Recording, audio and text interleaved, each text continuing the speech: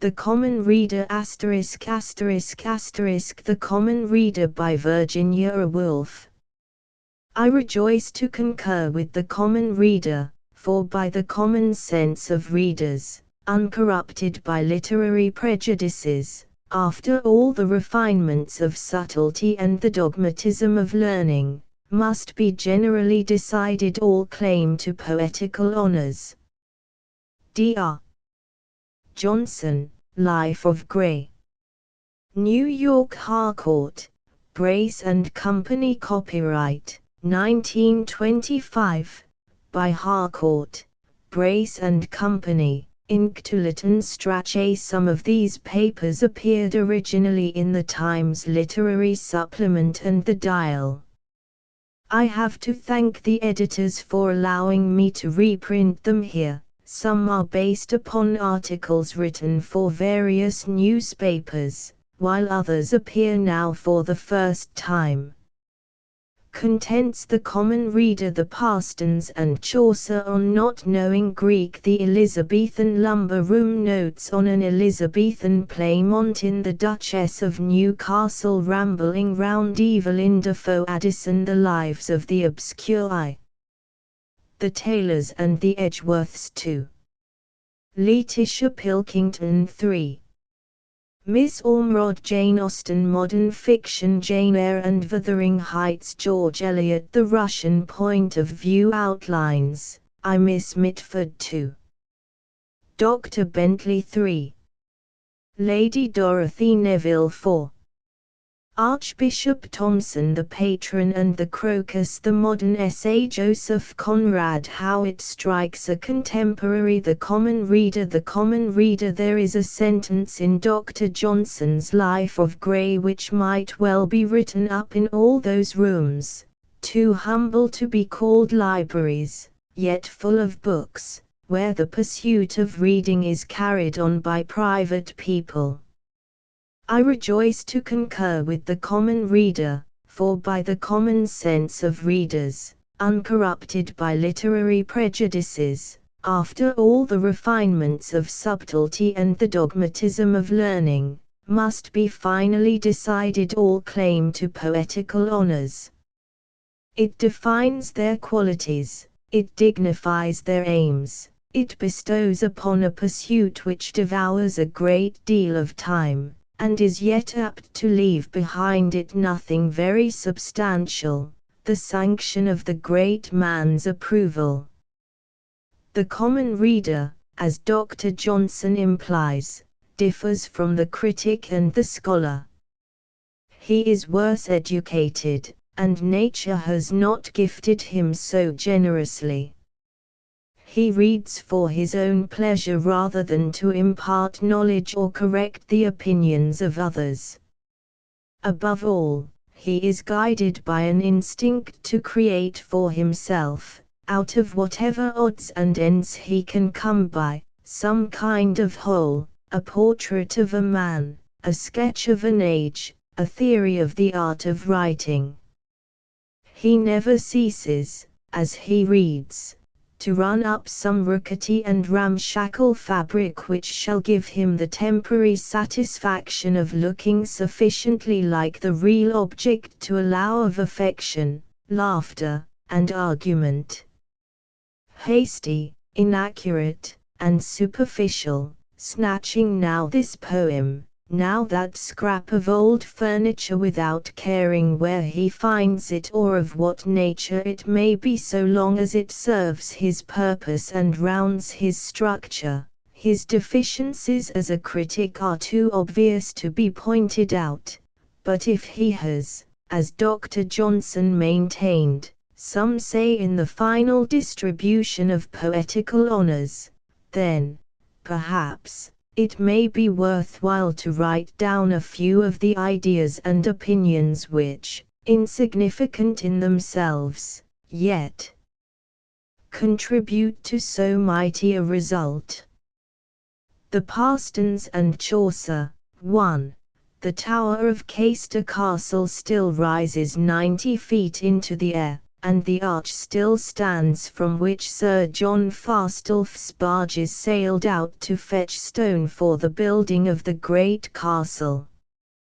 But now jackdaws nest on the tower, and of the castle, which once covered 6 acres of ground, only ruined walls remain, pierced by loopholes and surmounted by battlements, though there are neither archers within nor cannon without. As for the 7 religious men and the 7 poor folk who should, at this very moment, be praying for the souls of Sir John and his parents, there is no sign of them nor sound of their prayers. The place is a ruin.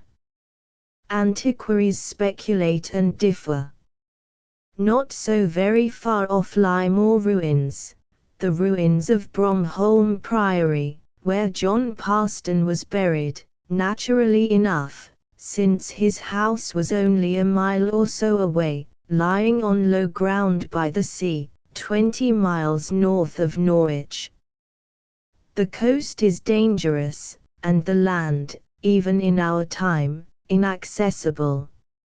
Nevertheless, the little bit of wood at Bromholm, the fragment of the true cross, brought pilgrims incessantly to the priory, and sent them away with eyes opened and limbs straightened. But some of them with their newly opened eyes saw a sight which shocked them, the grave of John Parston in Bromholm Priory without a tombstone. The news spread over the countryside. The Parstons had fallen, they that had been so powerful could no longer afford a stone to put above John Parston's head. Margaret, his widow, could not pay her debts. The eldest son, Sir John, wasted his property upon women and tournaments, while the younger, John also, though a man of greater parts, thought more of his hawks than of his harvests. The pilgrims of course were liars, as people whose eyes have just been opened by a piece of the true cross have every right to be, but their news, none the less, was welcome. The Parstons had risen in the world. People said even that they had been bondmen not so very long ago. At any rate, men still living could remember John's grandfather Clement tilling his own land, a hard-working peasant, and William, Clement's son, becoming a judge and buying land, and John, William's son, marrying well and buying more land and quite lately inheriting the vast new castle at Caister, and all Sir John's lands in Norfolk and Suffolk. People said that he had forged the old knight's will. What wonder, then, that he lacked a tombstone?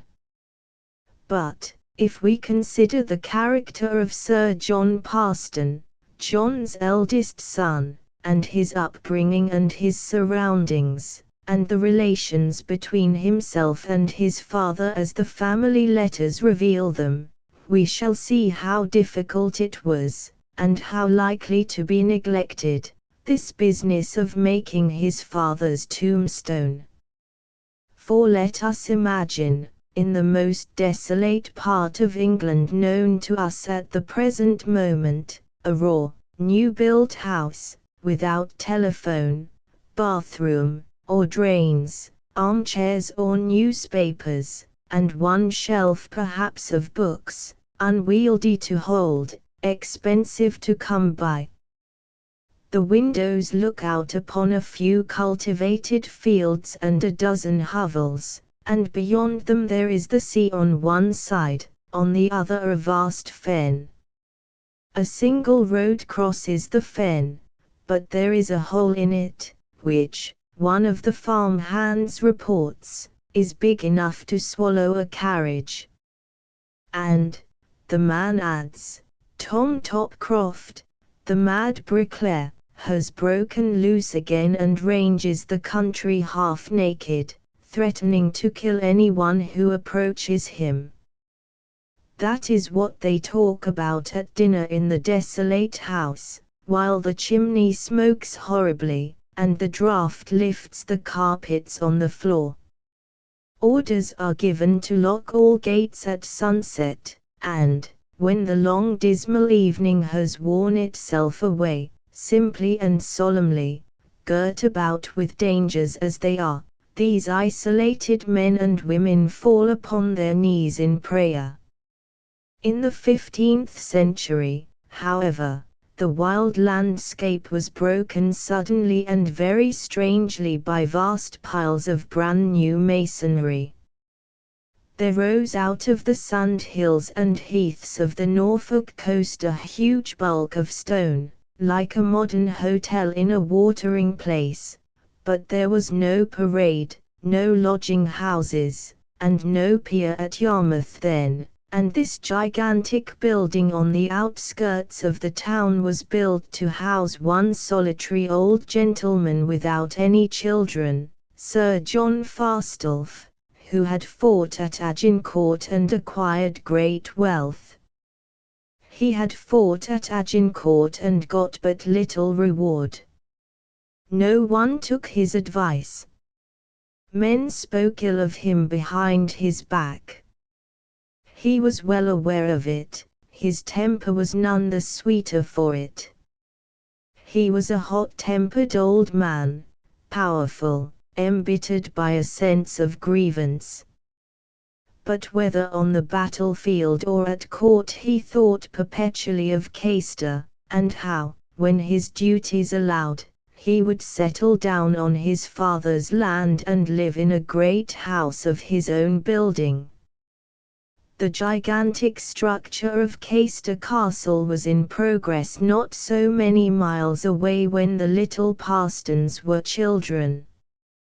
John Parston, the father, had charge of some part of the business, and the children listened, as soon as they could listen at all, to talk of stone and building, of barges gone to London and not yet returned, of the 26 private chambers, of the hall and chapel, of foundations, measurements, and rascally work-people.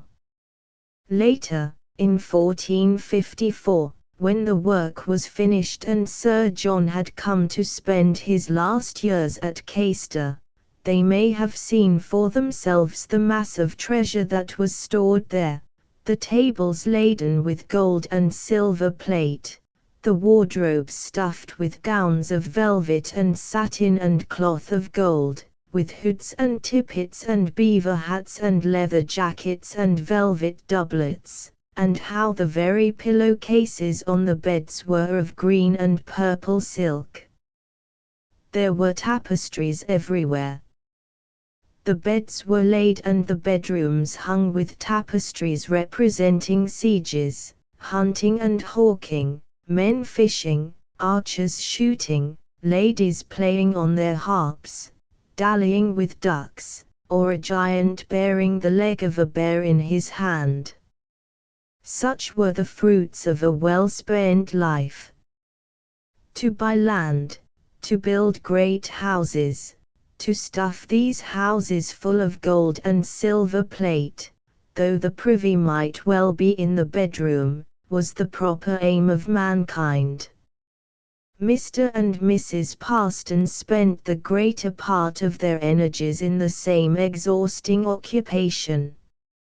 For since the passion to acquire was universal, one could never rest secure in one's possessions for long.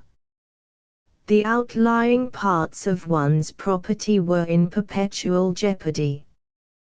The Duke of Norfolk might covet this manor, the Duke of Suffolk that. Some trumped-up excuse, as for instance that the Parstons were bondmen, gave them the right to seize the house and batter down the lodges in the owner's absence. And how could the owner of Parston and Mortby and Drayton and Gresham be in 5 or 6 places at once, especially now that Caister Castle was his, and he must be in London trying to get his rights recognized by the king. The king was mad too, they said, did not know his own child, they said, or the king was in flight, or there was civil war in the land. Norfolk was always the most distressed of counties and its country gentlemen the most quarrelsome of mankind. Indeed, had Mrs. Parston chosen, she could have told her children how when she was a young woman 1,000 men with bows and arrows and pans of burning fire had marched upon Gresham and broken the gates and mined the walls of the room where she sat alone. But much worse things than that had happened to women.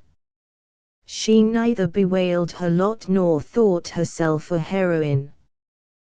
The long letters which she wrote so laboriously in her clear cramped hand to her husband, who was, as usual, away, make no mention of herself. The sheep had wasted the hay. Hayden's and Tuddenham's men were out. A dike had been broken and a bullock stolen. They needed treacle badly, and really she must have stuff for a dress. But Mrs. Parston did not talk about herself. Thus the little Parstons would see their mother writing or dictating page after page, hour after hour, long letters, but to interrupt a parent who writes so laboriously of such important matters would have been a sin. The prattle of children, the lore of the nursery or schoolroom, did not find its way into these elaborate communications. For the most part her letters are the letters of an honest bailiff to his master, explaining, asking advice, giving news, rendering accounts. There was robbery and manslaughter, it was difficult to get in the rents, Richard Call had gathered but little money, and what with one thing and another Margaret had not had time to make out, as she should have done, the inventory of the goods which her husband desired. Well might old Agnes, surveying her son's affairs rather grimly from a distance, counsel him to contrive it so that ye may have less to do in the world, your father said. In little business lieth much rest. This world is but a thoroughfare, and full of woe, and when we depart therefrom, right naught bear with us but our good deeds and ill. The thought of death would thus come upon them in a clap. Old Fastolf, cumbered with wealth and property, had his vision at the end of hell-fire, and shrieked aloud to his executors to distribute alms, and see that prayers were said in perpetuum, so that his soul might escape the agonies of purgatory. William Parston, the judge, was urgent too that the monks of Norwich should be retained to pray for his soul forever. The soul was no wisp of air, but a solid body capable of eternal suffering, and the fire that destroyed it was as fierce as any that burnt on mortal grates. Forever there would be monks and the town of Norwich, and forever the chapel of Our Lady in the town of Norwich. There was something matter-of-fact, positive, and enduring in their conception both of life and of death. With the plan of existence so vigorously marked out, children of course were well beaten, and boys and girls taught to know their places. They must acquire land, but they must obey their parents. A mother would clout her daughter's head 3 times a week and break the skin if she did not conform to the laws of behavior. Agnes Parston, a lady of birth and breeding, beat her daughter Elizabeth. Margaret Parston, a softer-hearted woman, turned her daughter out of the house for loving the honest bailiff Richard Call. Brothers would not suffer their sisters to marry beneath them, and sell candle and mustard in Framlingham.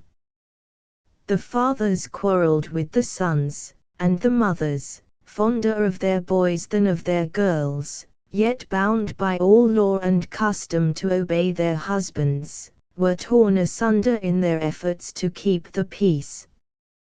With all her pains, Margaret failed to prevent rash acts on the part of her eldest son John, or the bitter words with which his father denounced him. "He was a drone among bees," the father burst out, "which labour for gathering honey in the fields, and the drone doth naught but taketh his part of it. He treated his parents with insolence, and yet was fit for no charge of responsibility abroad." But the quarrel was ended, very shortly, by the death, the 22nd of May, 1466, of John Parston, the father, in London. The body was brought down to Bromholm to be buried. 12 poor men trudged all the way bearing torches beside it. Alms were distributed, masses and dirges were said. Bells were rung. Great quantities of fowls, sheep, pigs, eggs, bread, and cream were devoured, ale and wine drunk, and candles burnt. 2 panes were taken from the church windows to let out the reek of the torches. Black cloth was distributed, and a light set burning on the grave. But John Parston, the heir, delayed to make his father's tombstone. He was a young man, something over 24 years of age. The discipline and the drudgery of a country life bored him. When he ran away from home, it was, apparently, to attempt to enter the king's household. Whatever doubts, indeed, might be cast by their enemies on the blood of the Parstons, Sir John was unmistakably a gentleman. He had inherited his lands. The honey was his that the bees had gathered with so much labor.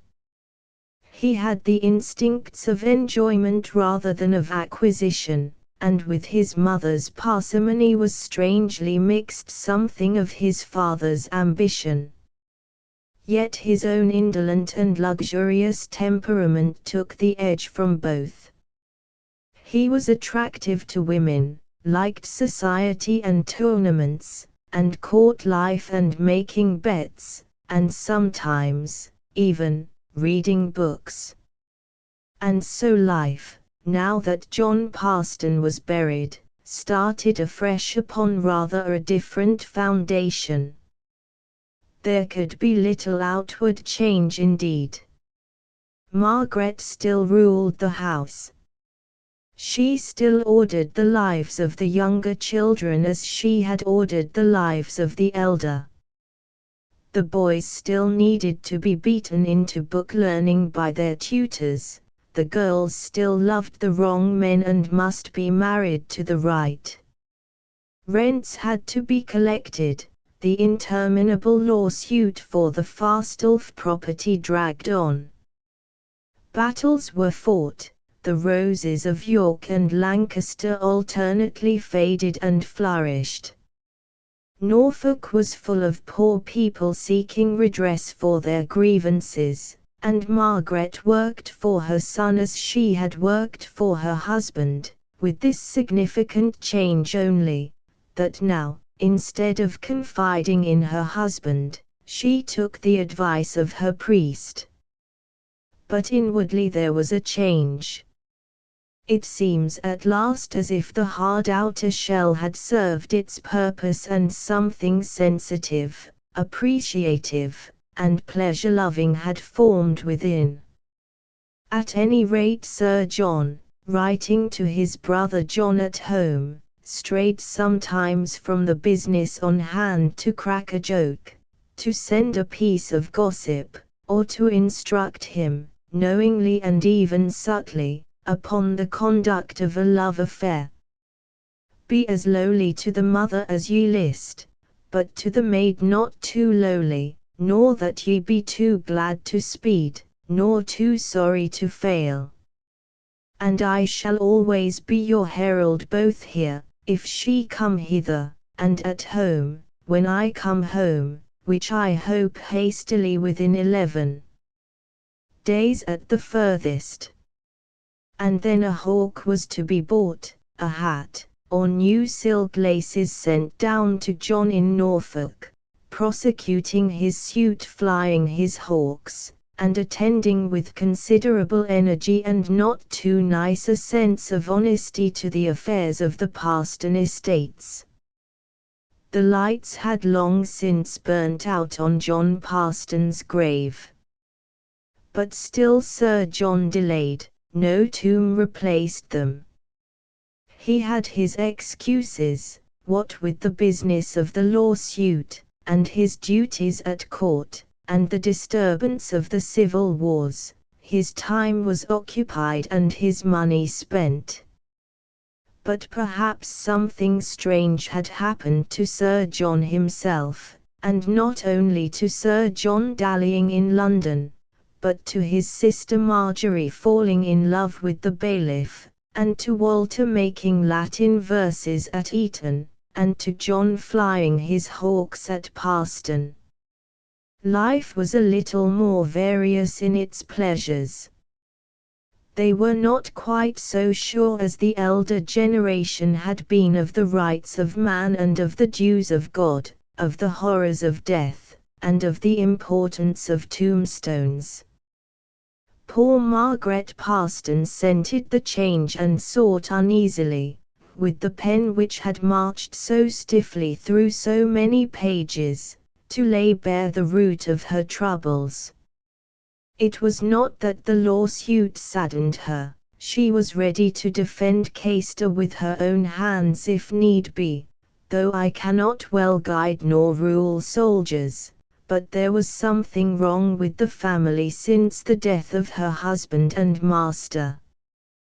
Perhaps her son had failed in his service to God, he had been too proud or too lavish in his expenditure, or perhaps he had shown too little mercy to the poor. Whatever the fault might be, she only knew that Sir John spent twice as much money as his father for less result, that they could scarcely pay their debts without selling land, wood, or household stuff. It is a death to me to think of it, while everyday people spoke ill of them in the country because they left John Parston to lie without a tombstone. The money that might have bought it, or more land, and more goblets and more tapestry, was spent by Sir John on clocks and trinkets, and upon paying a clerk to copy out treatises upon knighthood and other such stuff. There they stood at Parston, 11 volumes, with the poems of Lygate and Chaucer among them, diffusing a strange air into the gaunt, comfortless house, inviting men to indolence and vanity, distracting their thoughts from business, and leading them not only to neglect their own profit but to think lightly of the sacred dues of the dead. For sometimes, instead of riding off on his horse to inspect his crops or bargain with his tenants, Sir John would sit, in broad daylight, reading. There, on the hard chair in the comfortless room with the wind lifting the carpet and the smoke stinging his eyes, he would sit reading Chaucer, wasting his time, dreaming, or what strange intoxication was it that he drew from books? Life was rough, cheerless, and disappointing. A whole year of days would pass fruitlessly in dreary business, like dashes of rain on the window pane. There was no reason in it as there had been for his father, no imperative need to establish a family and acquire an important position for children who were not born, or if born, had no right to bear their father's name. But like Yeats' poems or Chaucer's, like a mirror in which figures move brightly, silently, and compactly, showed him the very skies, fields, and people whom he knew, but rounded and complete. Instead of waiting listlessly for news from London or piecing out from his mother's gossip some country tragedy of love and jealousy, here, in a few pages, the whole story was laid before him. And then as he rode or sat at table he would remember some description or saying which bore upon the present moment and fixed it, or some string of words would charm him, and putting aside the pressure of the moment, he would hasten home to sit in his chair and learn the end of the story. To learn the end of the story, Chaucer can still make us wish to do that. He has preeminently that storyteller's gift, which is almost the rarest gift among writers at the present day.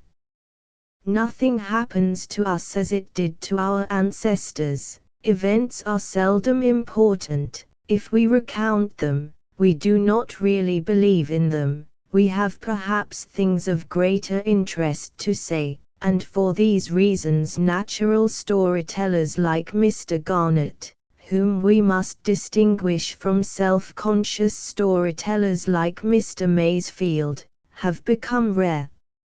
For the storyteller, besides his indescribable zest for facts, must tell his story craftily, without undue stress or excitement, or we shall swallow it whole and jumble the parts together. He must let us stop, give us time to think and look about us, yet always be persuading us to move on. Chaucer was helped to this to some extent by the time of his birth, and in addition he had another advantage over the moderns which will never come the way of English poets again. England was an unspoiled country. His eyes rested on a virgin land, all unbroken grass and wood except for the small towns and an occasional castle in the building. No villa roofs peered through Kentish tree-tops, no factory chimney smoked on the hillside. The state of the country, considering how poets go to nature, how they use her for their images and their contrasts even when they do not describe her directly, is a matter of some importance. Her cultivation or her savagery influences the poet far more profoundly than the prose writer. To the modern poet, with Birmingham, Manchester, and London the size they are, the country is the sanctuary of moral excellence in contrast with the town which is the sink of vice. It is a retreat, the haunt of modesty and virtue, where men go to hide and moralize. There is something morbid, as if shrinking from human contact, in the nature worship of Wordsworth, still more in the microscopic devotion which Tennyson lavished upon the petals of roses and the buds of lime trees. But these were great poets. In their hands, the country was no mere jeweller's shop, or museum of curious objects to be described, even more curiously, in words.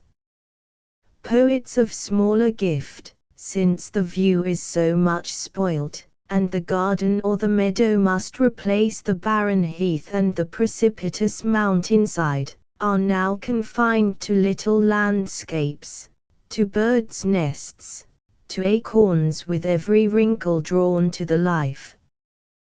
The wider landscape is lost. But to Chaucer the country was too large and too wild to be altogether agreeable. He turned instinctively, as if he had painful experience of their nature, from tempests and rocks to the bright May day and the jocund landscape, from the harsh and mysterious to the gay and definite. Without possessing a tithe of the virtuosity in word painting which is the modern inheritance, he could give, in a few words, or even, when we come to look, without a single word of direct description, the sense of the open air. And see the fresh flowers how they springe, that is enough. Nature, uncompromising, untamed, was no looking-glass for happy faces, or confessor of unhappy souls. She was herself, sometimes, therefore, disagreeable enough and plain, but always in Chaucer's pages with the hardness and the freshness of an actual presence. Soon, however, we notice something of greater importance than the gay and picturesque appearance of the medieval world, the solidity which plumps it out, the conviction which animates the characters. There is immense variety in the Canterbury Tales, and yet, persisting underneath, one consistent type. Chaucer has his world, he has his young men, he has his young women. If one met them straying in Shakespeare's world, one would know them to be Chaucer's, not Shakespeare's.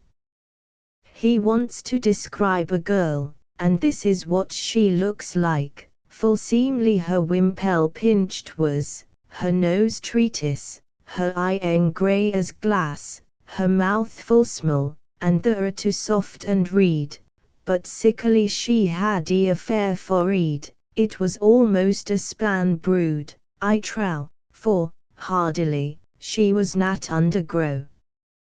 Then he goes on to develop her: she was a girl, a virgin, cold in her virginity, I am, thou woost, yet of thy company, a maid, and love hunting and venery, and for to walken in the wodes wild, and not to been a wife and be with child. Next he bethinks him how discreet she was in answering alway, and though she had been as wise as Pallas, no counterfeited terms had she to seem wis, but after her degree she spake, and all her words more and less sounding in virtue and in gentillesse.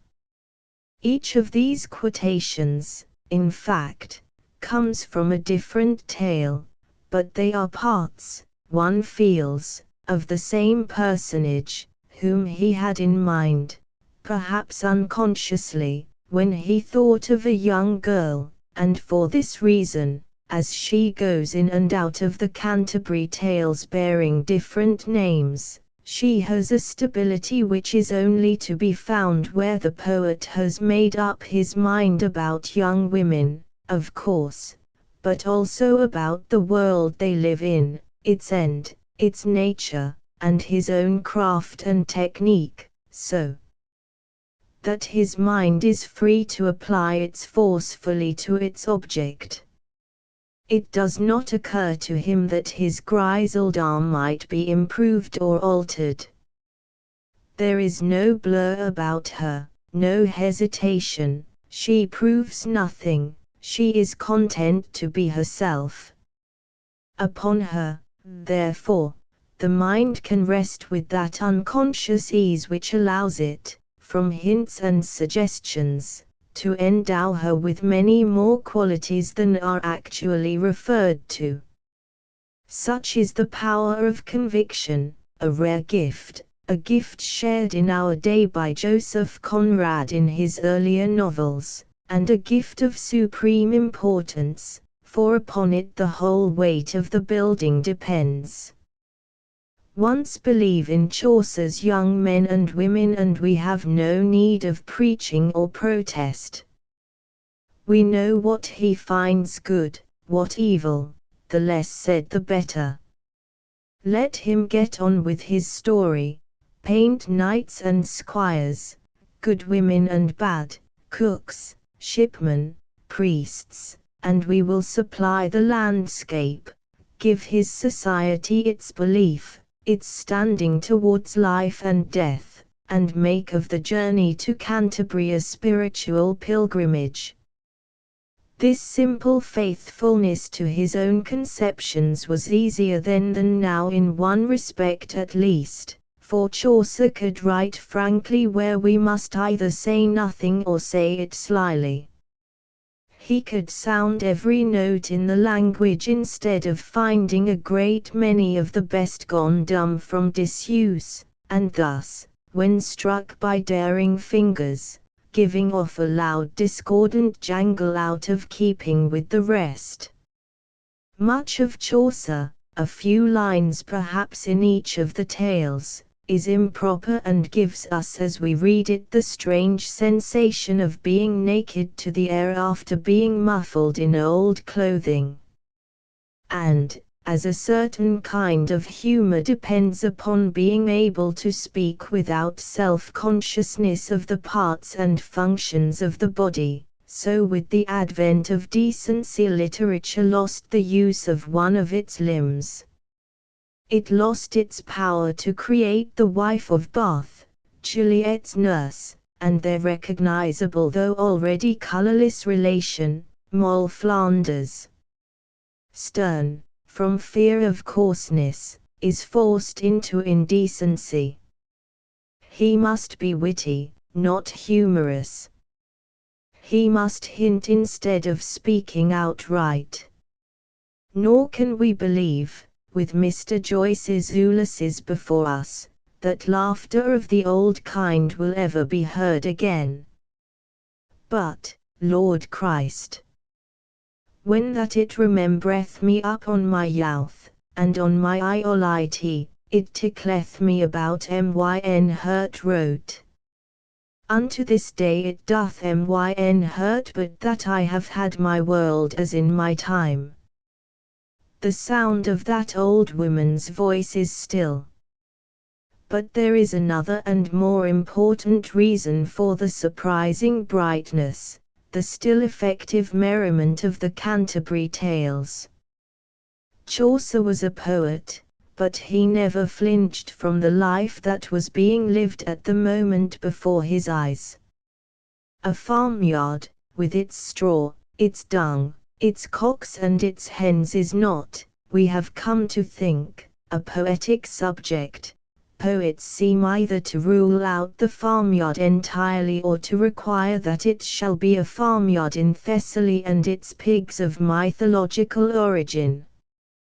But Chaucer says outright, 3 large sows had she, and Namo, 3 kyn, and eke a sheep that hight mal, or again, a yard she had enclosed all about with stick-keys, and a dry ditch without. He is unabashed and unafraid. He will always get close up to his object, an old man's chin, with thick bristles of his bird unsifted, like to the skin of houndfish, sharp as briar, or an old man's neck. The slack skin about his neck shaketh whyl that he sang, and he will tell you what his characters wore, how they looked, what they ate and drank, as if poetry could handle the common facts of this very moment of Tuesday, the 16th day of April, 1387, without dirtying her hands. If he withdraws to the time of the Greeks or the Romans, it is only that his story leads him there. He has no desire to wrap himself round in antiquity, to take refuge in age, or to shirk the associations of common grocer's English. Therefore when we say that we know the end of the journey, it is hard to quote the particular lines from which we take our knowledge. He fixed his eyes upon the road before him, not upon the world to come. He was little given to abstract contemplation. He deprecated, with peculiar archness, any competition with the scholars and divines. The answer of this I let to divinize, but well I woot, that in this world grey pine is. What is this world? What asketh men to have? Now with his love, now in the cold grave ayone, without any company, he asks, or ponders, O cruel gods, that govern this world with binding of your word etern, and written in the table of Athamaunt your parliament, and your etern graunt, what is mankind more you enter you hold than is the sheep, that rooketh in the fold. Questions press upon him, he asks questions, but he is too true a poet to answer them, he leaves them unsolved, uncrammed by the solution of the moment, thus fresh for the generations that come after him. In his life, too, it would be impossible to write him down a man of this party or of that, a democrat or an aristocrat. He was a staunch churchman, but he laughed at priests. He was an able public servant and a courtier, but his views upon sexual morality were extremely lax. He sympathized with poverty, but did nothing to improve the lot of the poor. It is safe to say that not a single law has been framed or one stone set upon another because of anything that Chaucer said or wrote, and yet, as we read him, we are of course absorbing morality at every pore. For among writers there are two kinds. There are the priests who take you by the hand and lead you straight up to the mystery. There are the laymen who imbibe their doctrines in flesh and blood and make a complete model of the world without excluding the bad or laying stress upon the good. Wordsworth, Coleridge, and Shelley are among the priests. They give us text after text to be hung upon the wall, saying after saying to be laid upon the heart like an amulet against disaster. Farewell, farewell, the heart that lives alone he prayeth best that loveth best all things both great and small. Such lines of exhortation and command spring to memory instantly. But Chaucer lets us go our ways doing the ordinary things with the ordinary people. His morality lies in the way men and women behave to each other. We see them eating, drinking, laughing, and making love, and come to feel without a word being said what their standards are, and so are steeped through and through with their morality. There can be no more forcible preaching than this, where all actions and passions are represented, and instead of being solemnly exhorted we are left to stray and stare and make out a meaning for ourselves. It is the morality of ordinary intercourse, the morality of the novel, which parents and librarians rightly judge to be far more persuasive than the morality of poetry. And so, when we shut Chaucer, we feel that without a word being said the criticism is complete. What we are saying, thinking, reading, doing has been commented upon.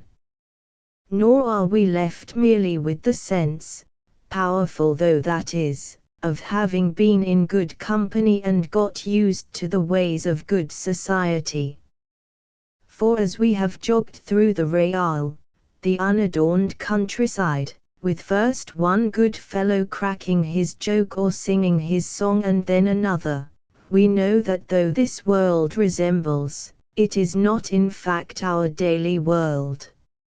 It is the world of poetry. Everything happens here more quickly and more intensely, and with better order than in life or in prose. There is a formal elevated dullness which is part of the incantation of poetry, There are lines speaking half a second in advance what we were about to say, as if we read our thoughts before words cumbered them, and lines which we go back to read again with that heightened quality, that enchantment which keeps them glittering in the mind long afterwards. And the whole is held in its place, and its variety and divagations ordered by the power which is among the most impressive of all, the shaping power, the architect's power. It is the peculiarity of Chaucer, however, that though we feel at once this quickening, this enchantment, we cannot prove it by quotation.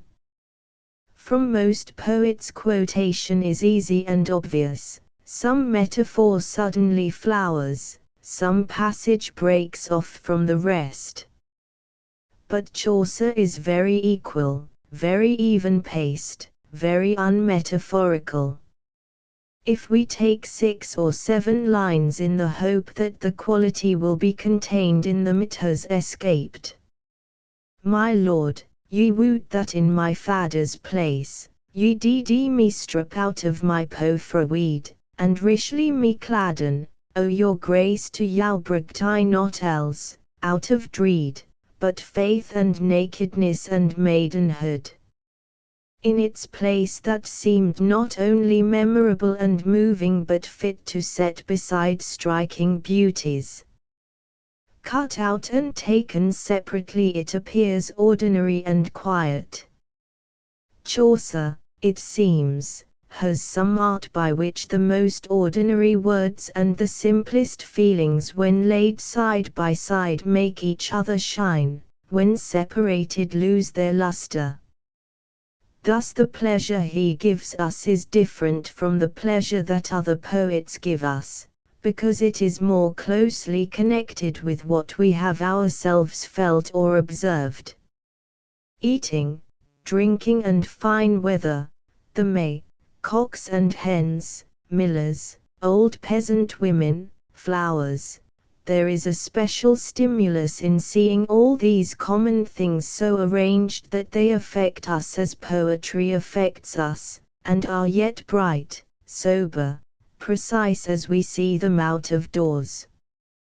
There is a pungency in this unfigurative language, a stately and memorable beauty in the undraped sentences which follow each other like women so slightly veiled that you see the lines of their bodies as they go, and she set down her water pot anon beside the threshold in an ox stall. And then, as the procession takes its way, tranquilly, beautifully, out from behind peeps the face of Chaucer, grinning, malicious, in league with all foxes, donkeys, and hens, to mock the pomp and ceremonies of life, witty, intellectual, French, at the same time based upon a broad bottom of English humour. So Sir John read his Chaucer in the comfortless room with the wind blowing and the smoke stinging, and left his father's tombstone unmade. But no book, no tomb, had power to hold him long. He was one of those ambiguous characters who haunt the boundary line where one age merges in another and are not able to inhabit either. At one moment he was all for buying books cheap, next he was off to France and told his mother, "My mind is now not most upon books." In his own house, where his mother Margaret was perpetually making out inventories or confiding in Gloys the priest, he had no peace or comfort. There was always reason on her side. She was a brave woman, for whose sake one must put up with the priest's insolence and choke down one's rage when the grumbling broke into open abuse, and thou proud priest and thou proud squire were bandied angrily about the room. All this, with the discomforts of life and the weakness of his own character, drove him to loiter in pleasanter places, to put off coming, to put off writing, to put off, year after year, the making of his father's tombstone. Yet John Parston had now lain for 12 years under the bare ground. The prior of Bromholm sent word that the grave cloth was in tatters, and he had tried to patch it himself. Worse still, for a proud woman like Margaret Parston, the country people murmured at the Parston's lack of piety, and other families she heard, of no greater standing than theirs, spent money in pious restoration in the very church where her husband lay unremembered. At last, turning from tournaments and Chaucer and Mistress Anne Hold, Sir John bethought him of a piece of cloth of gold which had been used to cover his father's hearse and might now be sold to defray the expenses of his tomb. Margaret had it in safe keeping, she had hoarded it and cared for it, and spent 20 marks on its repair. She grudged it, but there was no help for it. She sent it him, still distrusting his intentions or his power to put them into effect. "If you sell it to any other use," she wrote, "by my troth I shall never trust you while I live." But this final act, like so many that Sir John had undertaken in the course of his life, was left undone. A dispute with the Duke of Suffolk in the year 1479 made it necessary for him to visit London in spite of the epidemic of sickness that was abroad, and there, in dirty lodgings, alone, busy to the end with quarrels, clamorous to the end for money. Sir John died and was buried at Whitefriars in London. He left a natural daughter, he left a considerable number of books, but his father's tomb was still unmade. The 4 thick volumes of the Parston Letters, however, swallow up this frustrated man as the sea absorbs a raindrop. For, like all collections of letters, they seem to hint that we need not care overmuch for the fortunes of individuals. The family will go on whether Sir John lives or dies. It is their method to heap up in mounds of insignificant and often dismal dust the innumerable trivialities of daily life, as it grinds itself out, year after year. And then suddenly they blaze up. The day shines out, complete, alive, before our eyes. It is early morning and strange men have been whispering among the women as they milk. It is evening, and there in the churchyard Warren's wife bursts out against old Agnes Parston, "All the devils of hell draw her soul to hell." Now it is the autumn in Norfolk and Cecily Dawn comes whining to Sir John for clothing. "Moreover, sir, liketh it your mastership to understand that winter and cold weather draweth nigh and I have few clothes but of your gift. There is the ancient day, spread out before us, hour by hour. But in all this there is no writing for writing's sake, no use of the pen to convey pleasure or amusement or any of the million shades of endearment and intimacy which have filled so many English letters since. Only occasionally, under stress of anger for the most part, does Margaret Parston quicken into some shrewd saw or solemn curse. Men cut large thongs here out of other men's leather. We beat the bushes and other men have the birds. Haste reweth which is to my heart a very spear. That is her eloquence and that her anguish. Her sons, it is true, bend their pens more easily to their will. They jest rather stiffly, they hint rather clumsily, they make a little scene like a rough puppet show of the old priest's anger and give a phrase or two directly as they were spoken in person. But when Chaucer lived he must have heard this very language, matter of fact, unmetaphorical, far better fitted for narrative than for analysis, capable of religious solemnity or of broad humor, but very stiff material to put on the lips of men and women accosting each other face to face. In short, it is easy to see, from the Paston Letters, why Chaucer wrote not Lear or Romeo and Juliet, but the Canterbury Tales. Sir John was buried, and John the younger brother succeeded in his turn. The Paston Letters go on. Life at Paston continues much the same as before.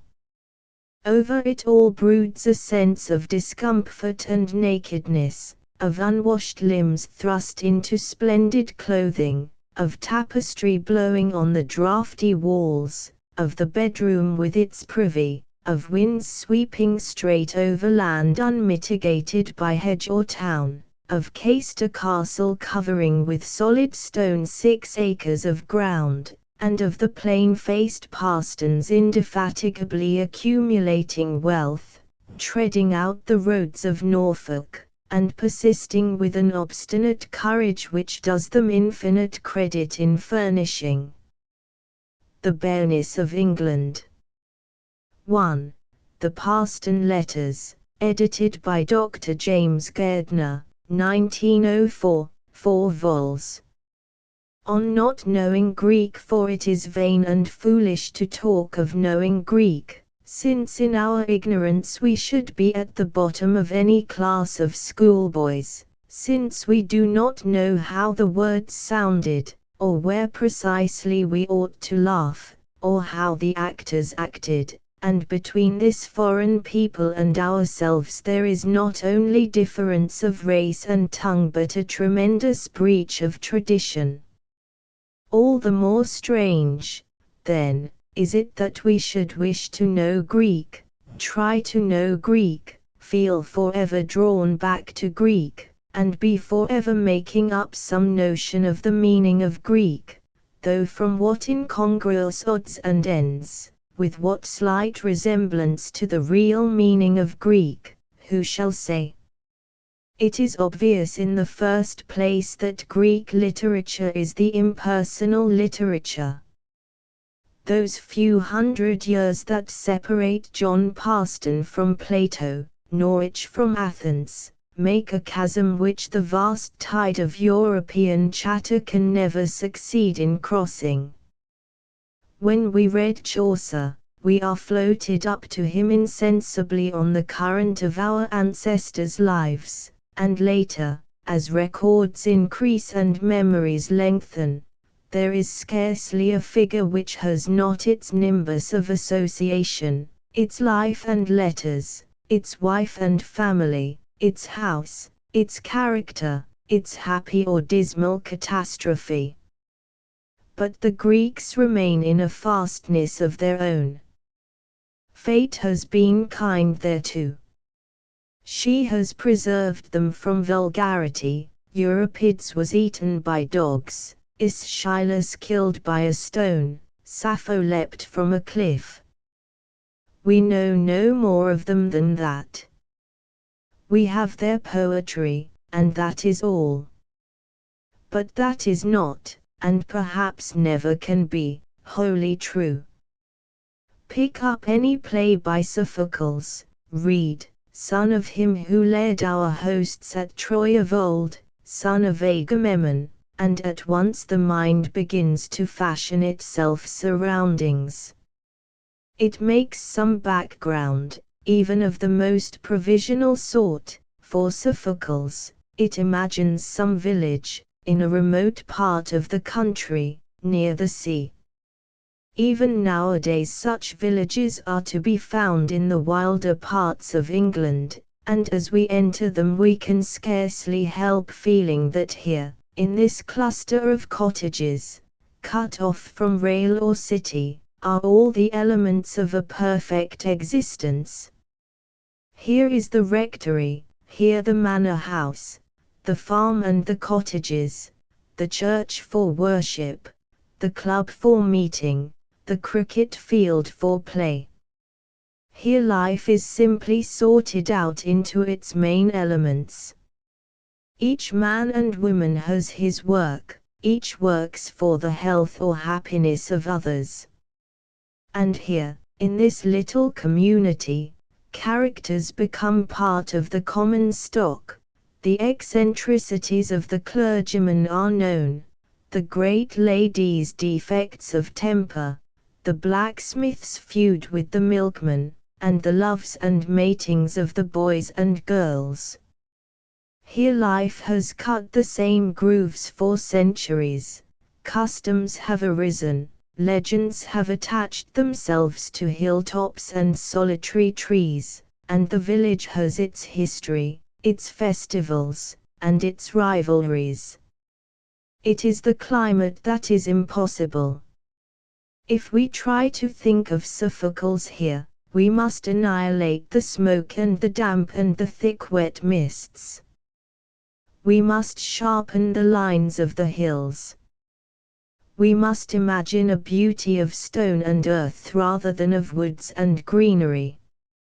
With warmth and sunshine and months of brilliant, fine weather, life of course is instantly changed, it is transacted out of doors, with the result, known to all who visit Italy, that small incidents are debated in the street, not in the sitting room, and become dramatic, make people voluble, inspire in them that sneering, laughing, nimbleness of wit and tongue peculiar to the southern races, which has nothing in common with the slow reserve, the low half-tones, the brooding introspective melancholy of people accustomed to live more than half the year indoors. That is the quality that first strikes us in Greek literature, the lightning-quick, sneering, out-of-doors manner. It is apparent in the most august as well as in the most trivial places. Queens and princesses in this very tragedy by Sophocles stand at the door bandying words like village women, with a tendency, as one might expect, to rejoice in language, to split phrases into slices, to be intent on verbal victory. The humor of the people was not good-natured like that of our postmen and cab drivers. The taunts of men lounging at the street corners had something cruel in them as well as witty.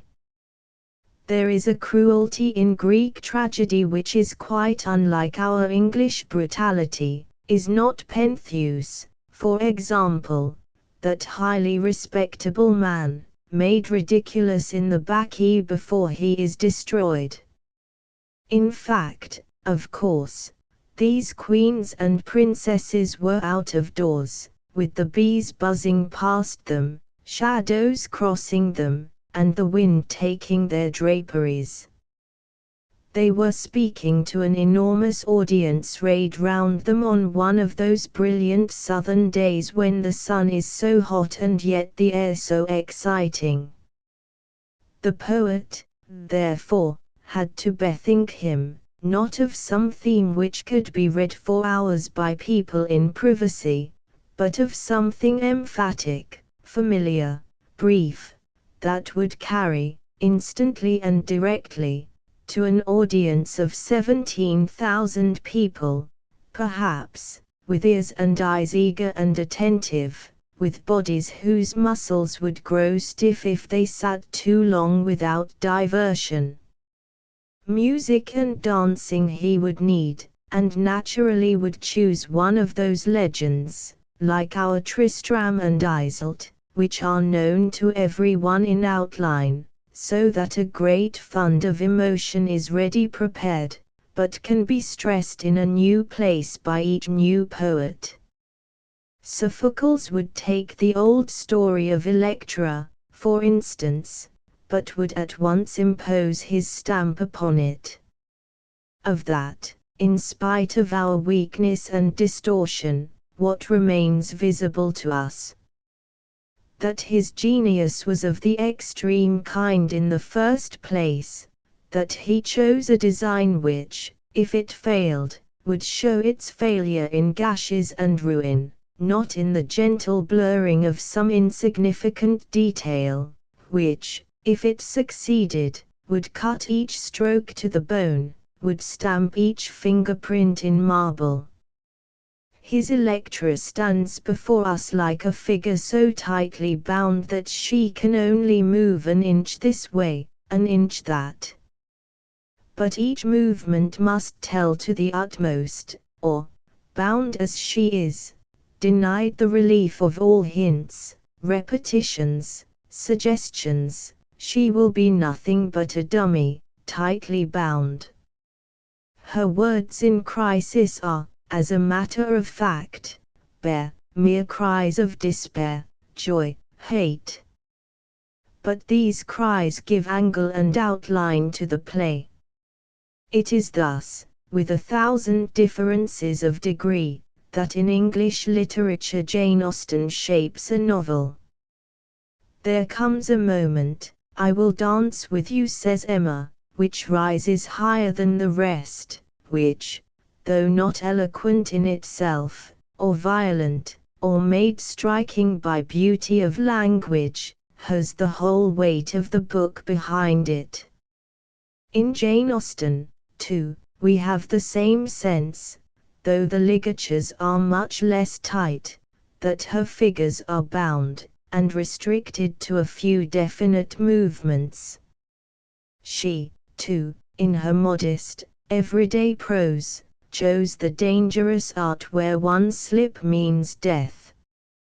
But it is not so easy to decide what it is that gives these cries of Electra in her anguish their power to cut and wound and excite. It is partly that we know her, that we have picked up from little turns and twists of the dialogue hints of her character, of her appearance, which, characteristically, she neglected, of something suffering in her, outraged and stimulated to its utmost stretch of capacity, yet, as she herself knows, my behavior is unseemly and becomes me ill, blunted and debased by the horror of her position, an unwed girl made to witness her mother's vileness and denounce it in loud, almost vulgar, clamor to the world at large. It is partly, too, that we know in the same way that Clytemnestra is no unmitigated villainess. She says, there is a strange power in motherhood. It is no murderess, violent and unredeemed, whom Orestes kills within the house, and Electra bids him utterly destroy, strike again. No, the men and women standing out in the sunlight before the audience on the hillside were alive enough, subtle enough, not mere figures, or plaster casts of human beings. Yet it is not because we can analyze them into feelings that they impress us. In 6 pages of Proust we can find more complicated and varied emotions than in the whole of the Electra. But in the Electra or in the Antigone we are impressed by something different, by something perhaps more impressive, by heroism itself, by fidelity itself.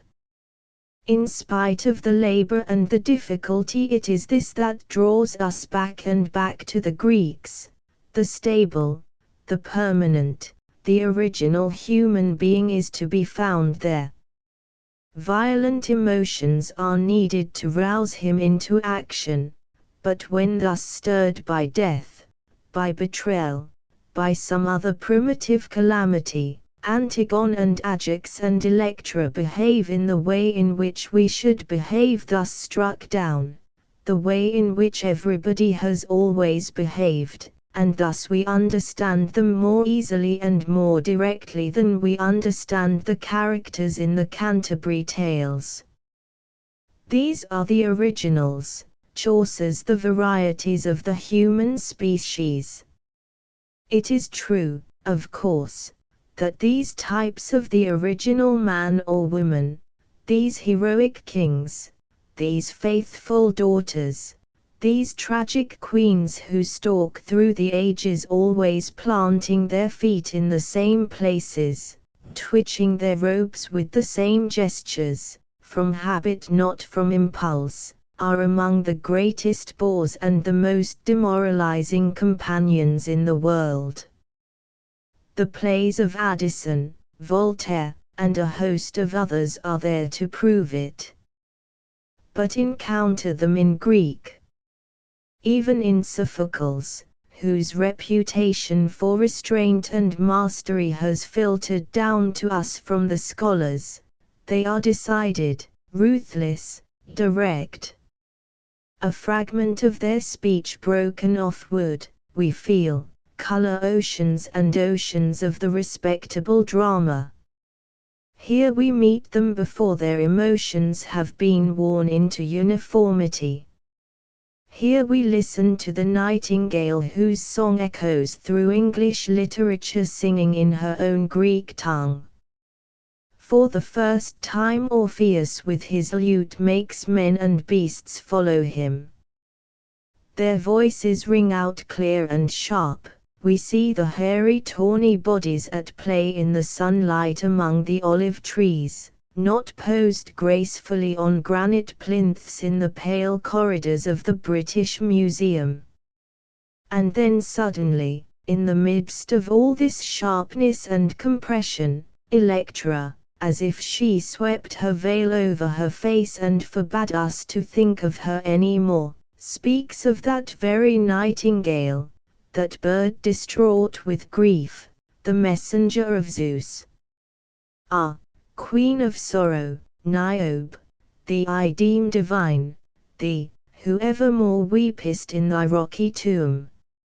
And as she silences her own complaint, she perplexes us again with the insoluble question of poetry and its nature, and why, as she speaks thus, her words put on the assurance of immortality. For they are Greek, we cannot tell how they sounded, they ignore the obvious sources of excitement, they owe nothing of their effect to any extravagance of expression, and certainly they throw no light upon the speaker's character or the writer's. But they remain, something that has been stated and must eternally endure. Yet in a play how dangerous this poetry, this lapse from the particular to the general must of necessity be, with the actors standing there in person, with their bodies and their faces passively waiting to be made use of. For this reason the later plays of Shakespeare, where there is more of poetry than of action, are better read than seen, better understood by leaving out the actual body than by having the body, with all its associations and movements, visible to the eye. The intolerable restrictions of the drama could be loosened, however, if a means could be found by which what was general and poetic, comment, not action, could be freed without interrupting the movement of the whole. It is this that the choruses supply, the old men or women who take no active part in the drama, the undifferentiated voices who sing like birds in the pauses of the wind, who can comment, or sum up, or allow the poet to speak himself or supply, by contrast, another side to his conception. Always in imaginative literature, where characters speak for themselves and the author has no part, the need of that voice is making itself felt. For though Shakespeare, unless we consider that his fools and madmen supply the part, dispensed with the chorus, Novelists are always devising some substitute, Thackeray speaking in his own person, Fielding coming out and addressing the world before his curtain rises. So to grasp the meaning of the play, the chorus is of the utmost importance. One must be able to pass easily into those ecstasies, those wild and apparently irrelevant utterances, those sometimes obvious and commonplace statements, to decide their relevance or irrelevance, and give them their relation to the play as a whole. We must be able to pass easily, but that of course is exactly what we cannot do. For the most part the choruses, with all their obscurities, must be spelt out and their symmetry mauled. But we can guess that Sophocles used them not to express something outside the action of the play, but to sing the praises of some virtue, or the beauties of some place mentioned in it. He selects what he wishes to emphasize and sings of white Colonus and its nightingale, or of love unconquered in fight. Lovely, lofty, and serene his choruses grow naturally out of his situations, and change, not the point of view, but the mood. In Euripides, however, the situations are not contained within themselves, they give off an atmosphere of doubt, of suggestion, of questioning, but if we look to the choruses to make this plain we are often baffled rather than instructed. At once in the Bacchae we are in the world of psychology and doubt, the world where the mind twists facts and changes them and makes the familiar aspects of life appear new and questionable. What is Bacchus, and who are the gods, and what is man's duty to them, and what the rights of his subtle brain? To these questions the chorus makes no reply, or replies mockingly, or speaks darkly as if the straightness of the dramatic form had tempted Euripides to violate it in order to relieve his mind of its weight. Time is so short and I have so much to say, that unless you will allow me to place together two apparently unrelated statements and trust to you to pull them together, you must be content with a mere skeleton of the play I might have given you. Such is the argument. Euripides therefore suffers less than Sophocles and less than Aeschylus from being read privately in a room, and not seen on a hillside in the sunshine. He can be acted in the mind, he can comment upon the questions of the moment, more than the others he will vary in popularity from age to age. If then in Sophocles the play is concentrated in the figures themselves, and in Euripides is to be retrieved from flashes of poetry and questions far-flung and unanswered, Aeschylus makes these little dramas. The Agamemnon has 1,663 lines, Lear about 2,600. Tremendous by stretching every phrase to the utmost, by sending them floating forth in metaphors, by bidding them rise up and stalk eyeless and majestic through the scene. To understand him it is not so necessary to understand Greek as to understand poetry. It is necessary to take that dangerous leap through the air without the support of words which Shakespeare also asks of us. For words, when opposed to such a blast of meaning, must give out, must be blown astray, and only by collecting in companies convey the meaning which each one separately is too weak to express. Connecting them in a rapid flight of the mind we know instantly and instinctively what they mean, but could not decant that meaning afresh into any other words. There is an ambiguity which is the mark of the highest poetry, we cannot know exactly what it means. Take this from the Agamemnon for instance. The meaning is just on the far side of language. It is the meaning which in moments of astonishing excitement and stress we perceive in our minds without words. It is the meaning that Dostoevsky, hampered as he was by prose and as we are by translation, leads us to by some astonishing run up the scale of emotions and points at but cannot indicate, the meaning that Shakespeare succeeds in snaring. Aeschylus thus will not give, as Sophocles gives, the very words that people might have spoken, only so arranged that they have in some mysterious way a general force, a symbolic power, nor like Euripides will he combine incongruities and thus enlarge his little space, as a small room is enlarged by mirrors in odd corners. By the bold and running use of metaphor he will amplify and give us, not the thing itself, but the reverberation and reflection which, taken into his mind, the thing has made, close enough to the original to illustrate it, remote enough to heighten, enlarge, and make splendid. For none of these dramatists had the license which belongs to the novelist, and, in some degree, to all writers of printed books, of modeling their meaning with an infinity of slight touches which can only be properly applied by reading quietly, carefully, and sometimes 2 or 3 times over.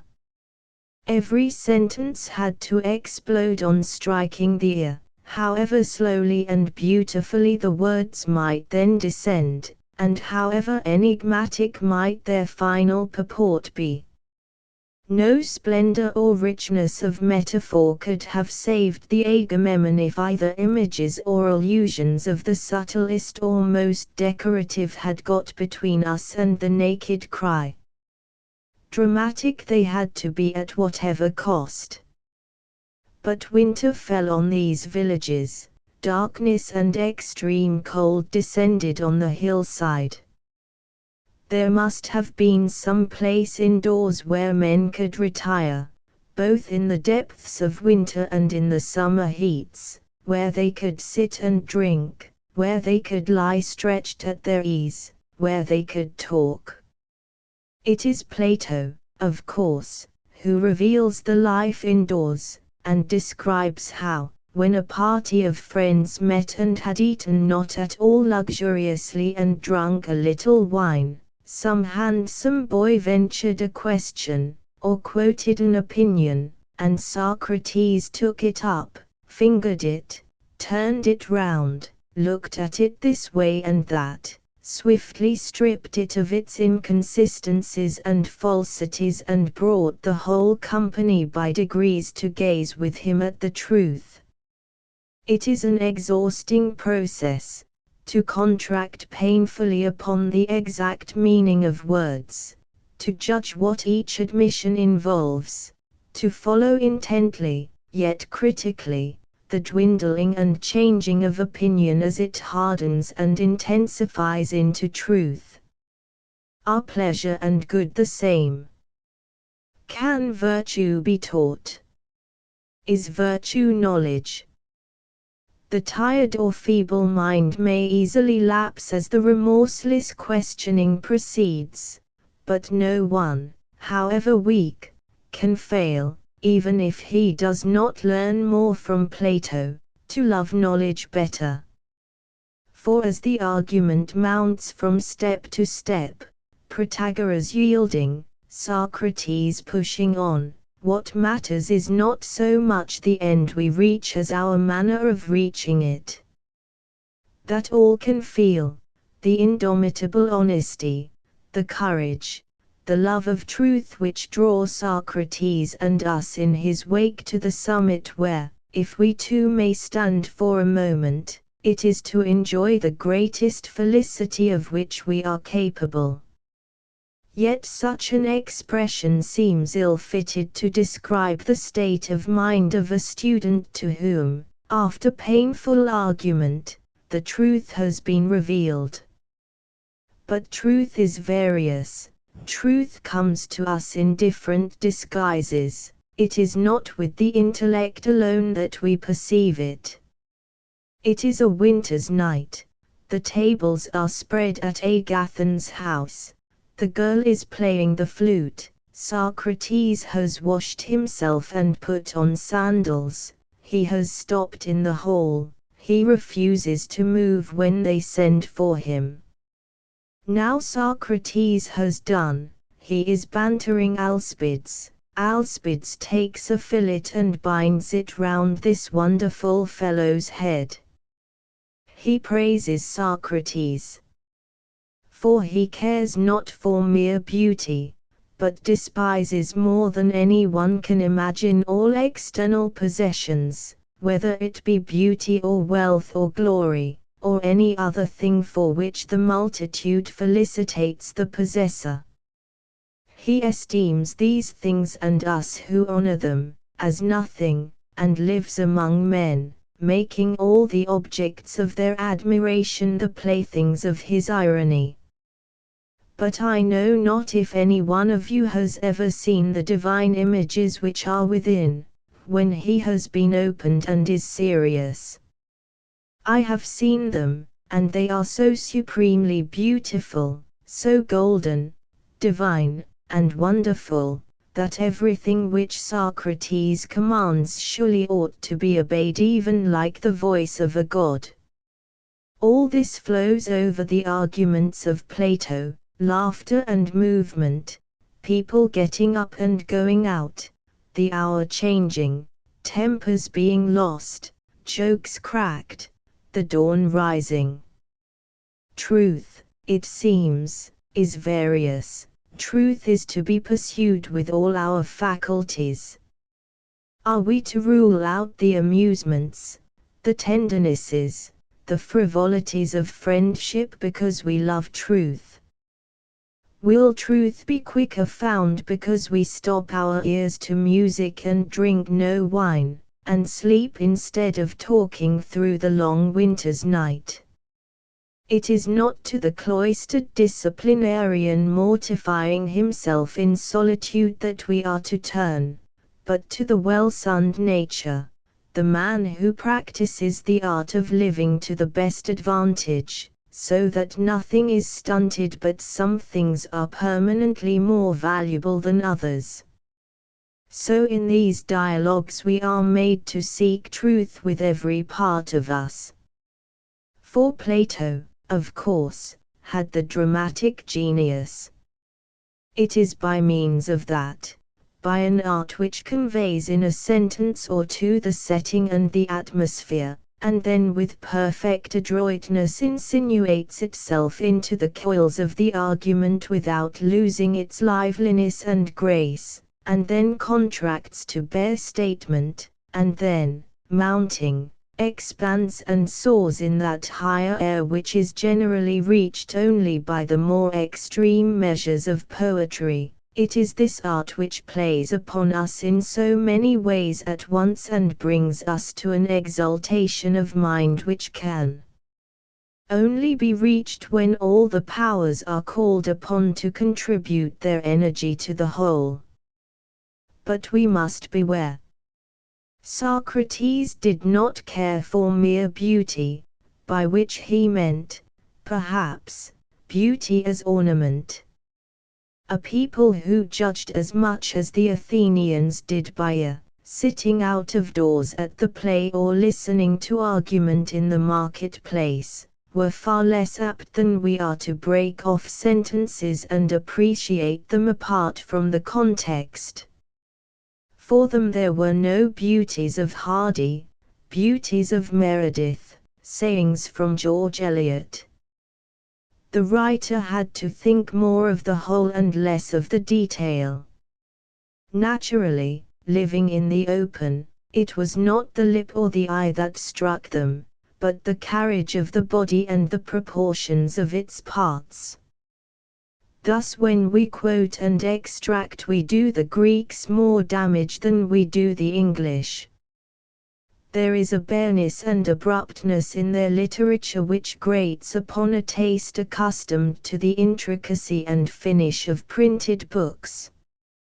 We have to stretch our minds to grasp a whole devoid of the prettiness of detail or the emphasis of eloquence. Accustomed to look directly and largely rather than minutely and aislent, it was safe for them to step into the thick of emotions which blind and bewilder an age like our own. In the vast catastrophe of the European war our emotions had to be broken up for us, and put at an angle from us, before we could allow ourselves to feel them in poetry or fiction. The only poets who spoke to the purpose spoke in the sidelong, satiric manner of Wilfred Owen and Siegfried Sassoon. It was not possible for them to be direct without being clumsy, or to speak simply of emotion without being sentimental. But the Greeks could say, as if for the first time, yet being dead they have not died. They could say, if to die nobly is the chief part of excellence, to us out of all men fortune gave this lot, for hastening to set a crown of freedom on Greece we lie possessed of praise that grows not old. They could march straight up, with their eyes open, and thus fearlessly approached, emotions stand still and suffer themselves to be looked at. But again, the question comes back and back, are we reading Greek as it was written when we say this?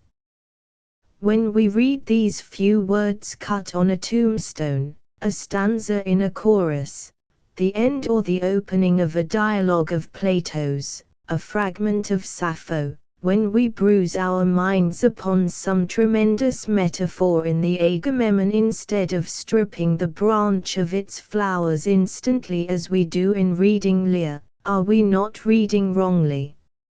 Losing our sharp sight in the haze of associations. Reading into Greek poetry not what they have but what we lack. Does not the whole of Greece heap itself behind every line of its literature? They admit us to a vision of the earth unravaged, the sea unpolluted, the maturity, tried but unbroken, of mankind. Every word is reinforced by a vigor which pours out of olive tree and temple and the bodies of the young. The nightingale has only to be named by Sophocles and she sings, the grove has only to be called, untrodden, and we imagine the twisted branches and the purple violets. Back and back we are drawn to steep ourselves in what, perhaps, is only an image of the reality, not the reality itself, a summer's day imagined in the heart of a northern winter. Chief among these sources of glamour and perhaps misunderstanding is the language. We can never hope to get the whole fling of a sentence in Greek as we do in English. We cannot hear it, now dissonant, now harmonious, tossing sound from line to line across a page. We cannot pick up infallibly one by one all those minute signals by which a phrase is made to hint, to turn, to live. Nevertheless it is the language that has us most in bondage, the desire for that which perpetually lures us back. First there is the compactness of the expression. Shelley takes 21 words in English to translate 13 words of Greek. For every one, even if before he were ever so undisciplined, becomes a poet as soon as he is touched by love.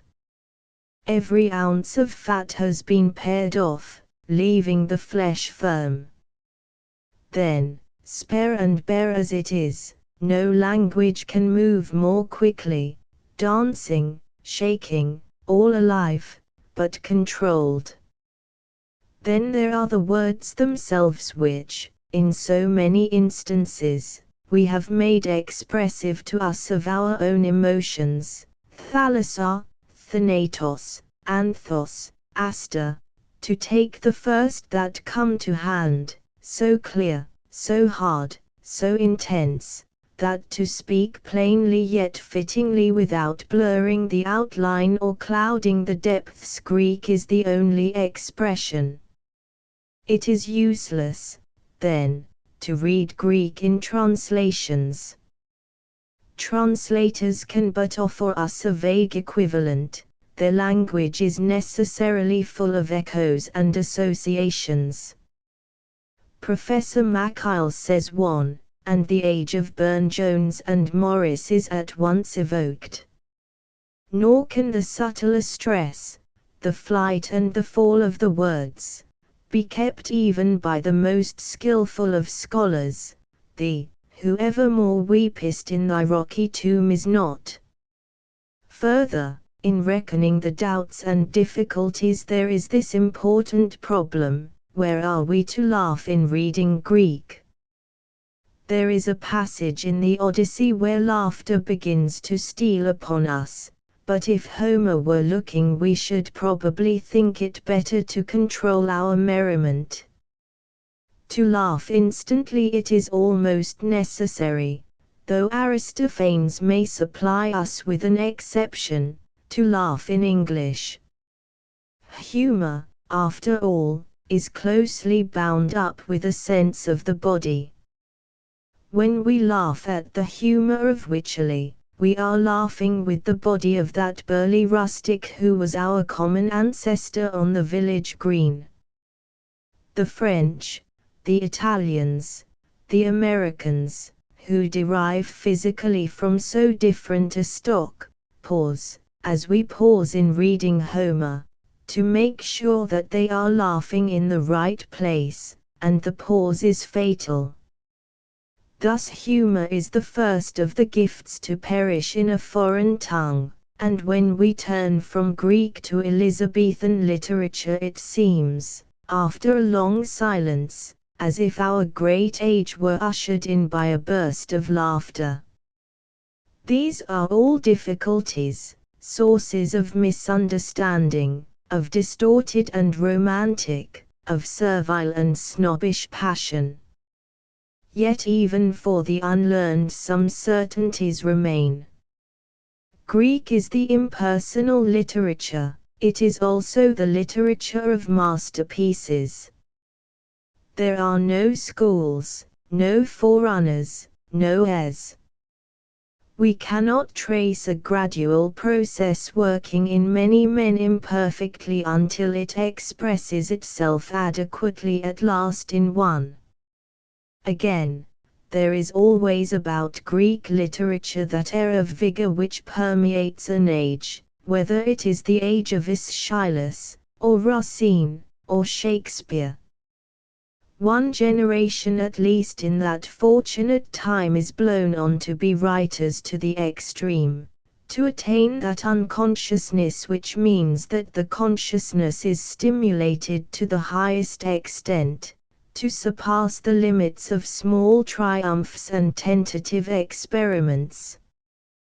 Thus we have Sappho with her constellations of adjectives, Plato daring extravagant flights of poetry in the midst of prose, Thucydides, constricted and contracted, Sophocles gliding like a shoal of trout smoothly and quietly, apparently motionless, and then with a flicker of fins off and away, while in the Odyssey we have what remains the triumph of narrative, the clearest and at the same time the most romantic story of the fortunes of men and women.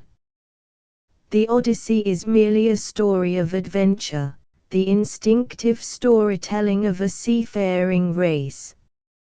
So we may begin it, reading quickly in the spirit of children wanting amusement to find out what happens next. But here is nothing immature, here are full-grown people, crafty, subtle, and passionate. Nor is the world itself a small one, since the sea which separates island from island has to be crossed by little handmade boats and is measured by the flight of the seagulls. It is true that the islands are not thickly populated, and the people, though everything is made by hand, are not closely kept at work. They have had time to develop a very dignified, a very stately society, with an ancient tradition of manners behind it, which makes every relation at once orderly, natural, and full of reserve. Penelope crosses the room, Telemachus goes to bed, Nausicaa washes her linen, and their actions seem laden with beauty because they do not know that they are beautiful, have been born to their possessions, are no more self-conscious than children, and yet, all those thousands of years ago, in their little islands, know all that is to be known. With the sound of the sea in their ears, vines, meadows, rivulets about them, they are even more aware than we are of a ruthless fate. There is a sadness at the back of life which they do not attempt to mitigate. Entirely aware of their own standing in the shadow, and yet alive to every tremor and gleam of existence, there they endure, and it is to the Greeks that we turn when we are sick of the vagueness, of the confusion, of the Christianity and its consolations, of our own age.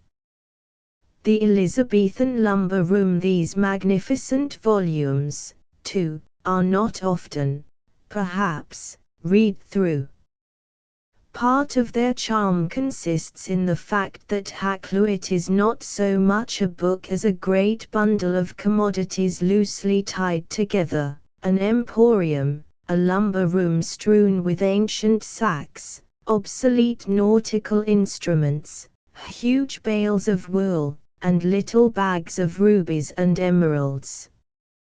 One is forever emptying this packet here, sampling that heap over there, wiping the dust off some vast map of the world, and sitting down in semi-darkness to snuff the strange smells of silks and leathers and ambergris, while outside tumble the huge waves of the uncharted Elizabethan sea. For this jumble of seeds, silks, unicorns' horns, elephants' teeth, wool, common stones, turbans, and bars of gold, these odds and ends of priceless value and complete worthlessness, were the fruit of innumerable voyages, traffics, and discoveries to unknown lands in the reign of Queen Elizabeth. The expeditions were manned by apt young men from the West Country, and financed in part by the great Queen herself. The ships, says Froude, were no bigger than modern yachts. There in the river by Greenwich the fleet lay gathered, close to the palace. The Privy Council looked out of the windows of the court. The ships thereupon discharged their ordnance, and the mariners they shouted in such sort that the sky rang again with the noise thereof. Then, as the ships swung down the tide, one sailor after another walked the hatches, climbed the shrouds, stood upon the mainyards to wave his friends a last farewell. Many would come back no more. For directly England and the coast of France were beneath the horizon, the ships sailed into the unfamiliar, the air had its voices, the sea its lions and serpents, its evaporations of fire and tumultuous whirlpools. But God too was very close, the clouds but sparely hid the divinity himself, the limbs of Satan were almost visible. Familiarly the English sailors pitted their God against the God of the Turks, who can speak never a word for dulness, much less can he help them in such an extremity. But howsoever their God behaved himself, our God showed himself a God indeed. God was as near by sea as by land, said Sir Humphrey Gilbert, riding through the storm. Suddenly one light disappeared. Sir Humphrey Gilbert had gone beneath the waves. When morning came, they sought his ship in vain. Sir Hugh Willoughby sailed to discover the Northwest Passage and made no return. The Earl of Cumberland's men, hung up by adverse winds off the coast of Cornwall for a fortnight, licked the muddy water off the deck in agony.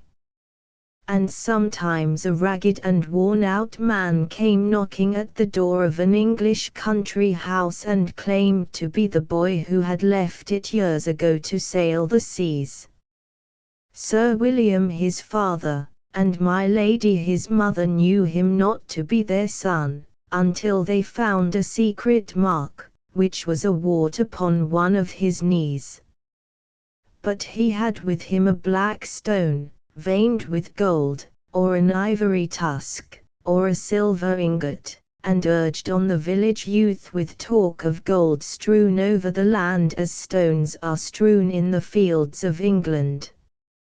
One expedition might fail, but what if the passage to the fabled land of uncounted riches lay only a little further up the coast? What if the known world was only the prelude to some more splendid panorama? When, after the long voyage, the ships dropped anchor in the great river of the Plate and the men went exploring through the undulating lands, startling grazing herds of deer, seeing the limbs of savages between the trees, they filled their pockets with pebbles that might be emeralds or sand that might be gold, or sometimes, rounding a headland, they saw, far off, a string of savages slowly descending to the beach bearing on their heads and linking their shoulders together with heavy burdens. For the Spanish king. These are the fine stories used effectively all through the West Country to decoy the apt young men lounging by the harbour side to leave their nets and fish for gold. But the voyagers were sober merchants into the bargain, citizens with the good of English trade and the welfare of English work-people at heart. The captains are reminded how necessary it is to find a market abroad for English wool, to discover the herb from which blue dyes are made, above all to make inquiry as to the methods of producing oil, since all attempts to make it from radish seed have failed. They are reminded of the misery of the English poor, whose crimes, brought about by poverty, make them daily consumed by the gallows. They are reminded how the soil of England had been enriched by the discoveries of travellers in the past, how Dr. Linacre brought seeds of the damask rose and tulipes, and how beasts and plants and herbs, without which our life were to be said barbarous, have all come to England gradually from abroad.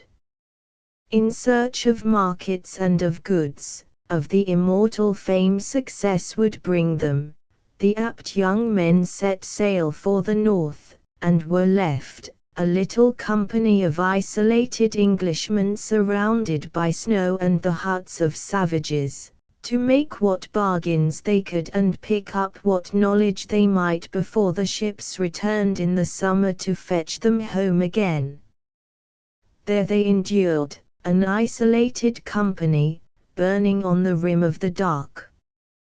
One of them, carrying a charter from his company in London, went inland as far as Moscow, and there saw the emperor sitting in his chair of estate with his crown on his head, and a staff of goldsmith's work in his left hand.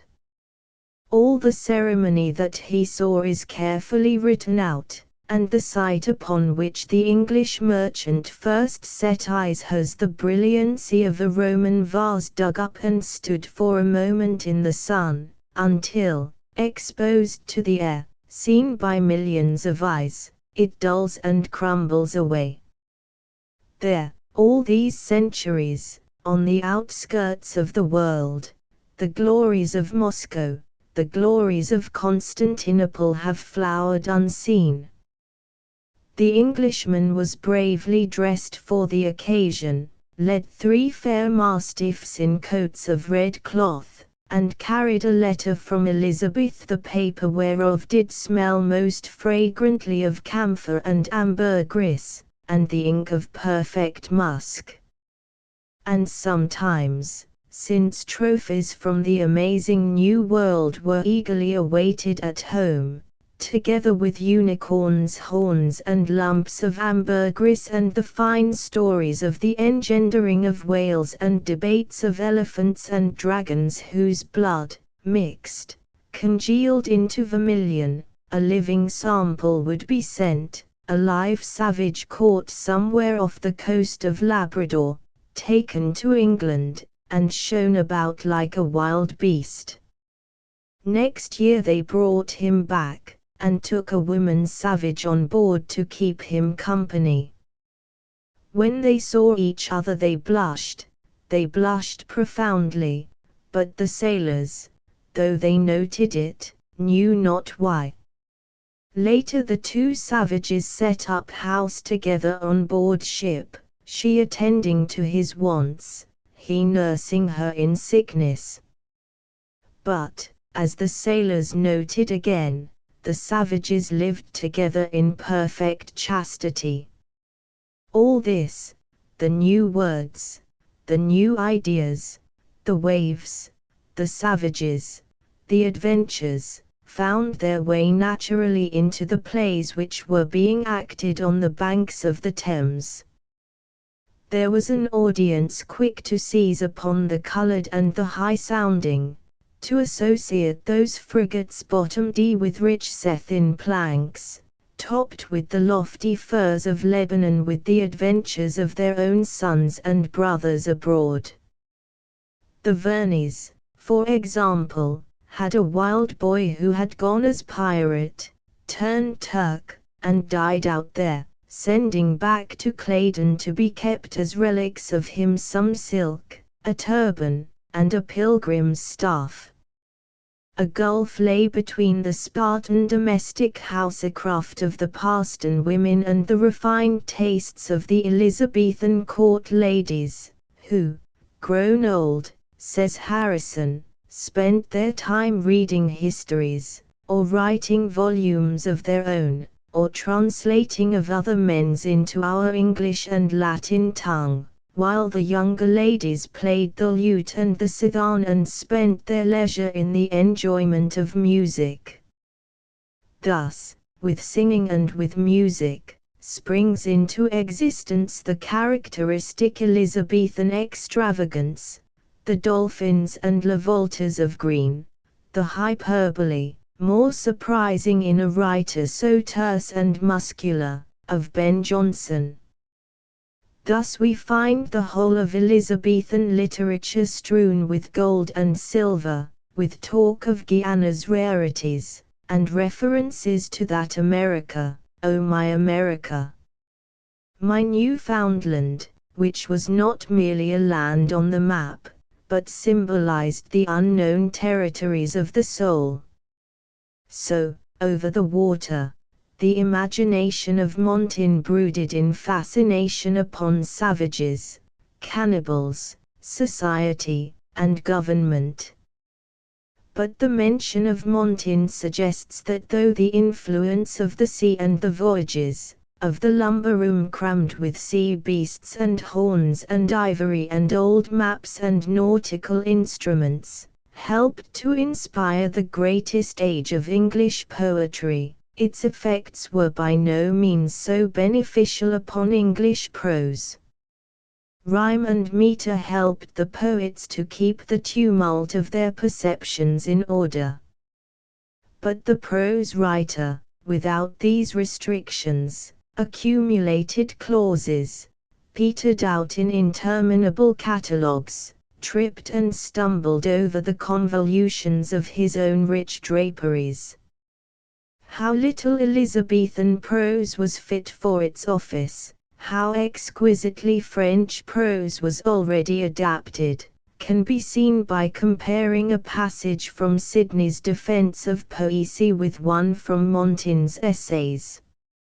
He beginneth not with obscure definitions, which must blur the margent with interpretations, and load the memory with doubtfulness, but he cometh to you with words set in delightful proportion, either accompanied with, or prepared for the well-enchanting skill of music, and with a tale, forsooth, he cometh unto you, with a tale which holdeth children from play, and old men from the chimney corner, and pretending no more, doth intend the winning of the mind from wickedness to virtue, even as the child is often brought to take most wholesome things by hiding them in such other as have a pleasant taste, which if one should begin to tell them the nature of the aloes or rhubarbarum they should receive, would sooner take their physic at their ears than at their mouth.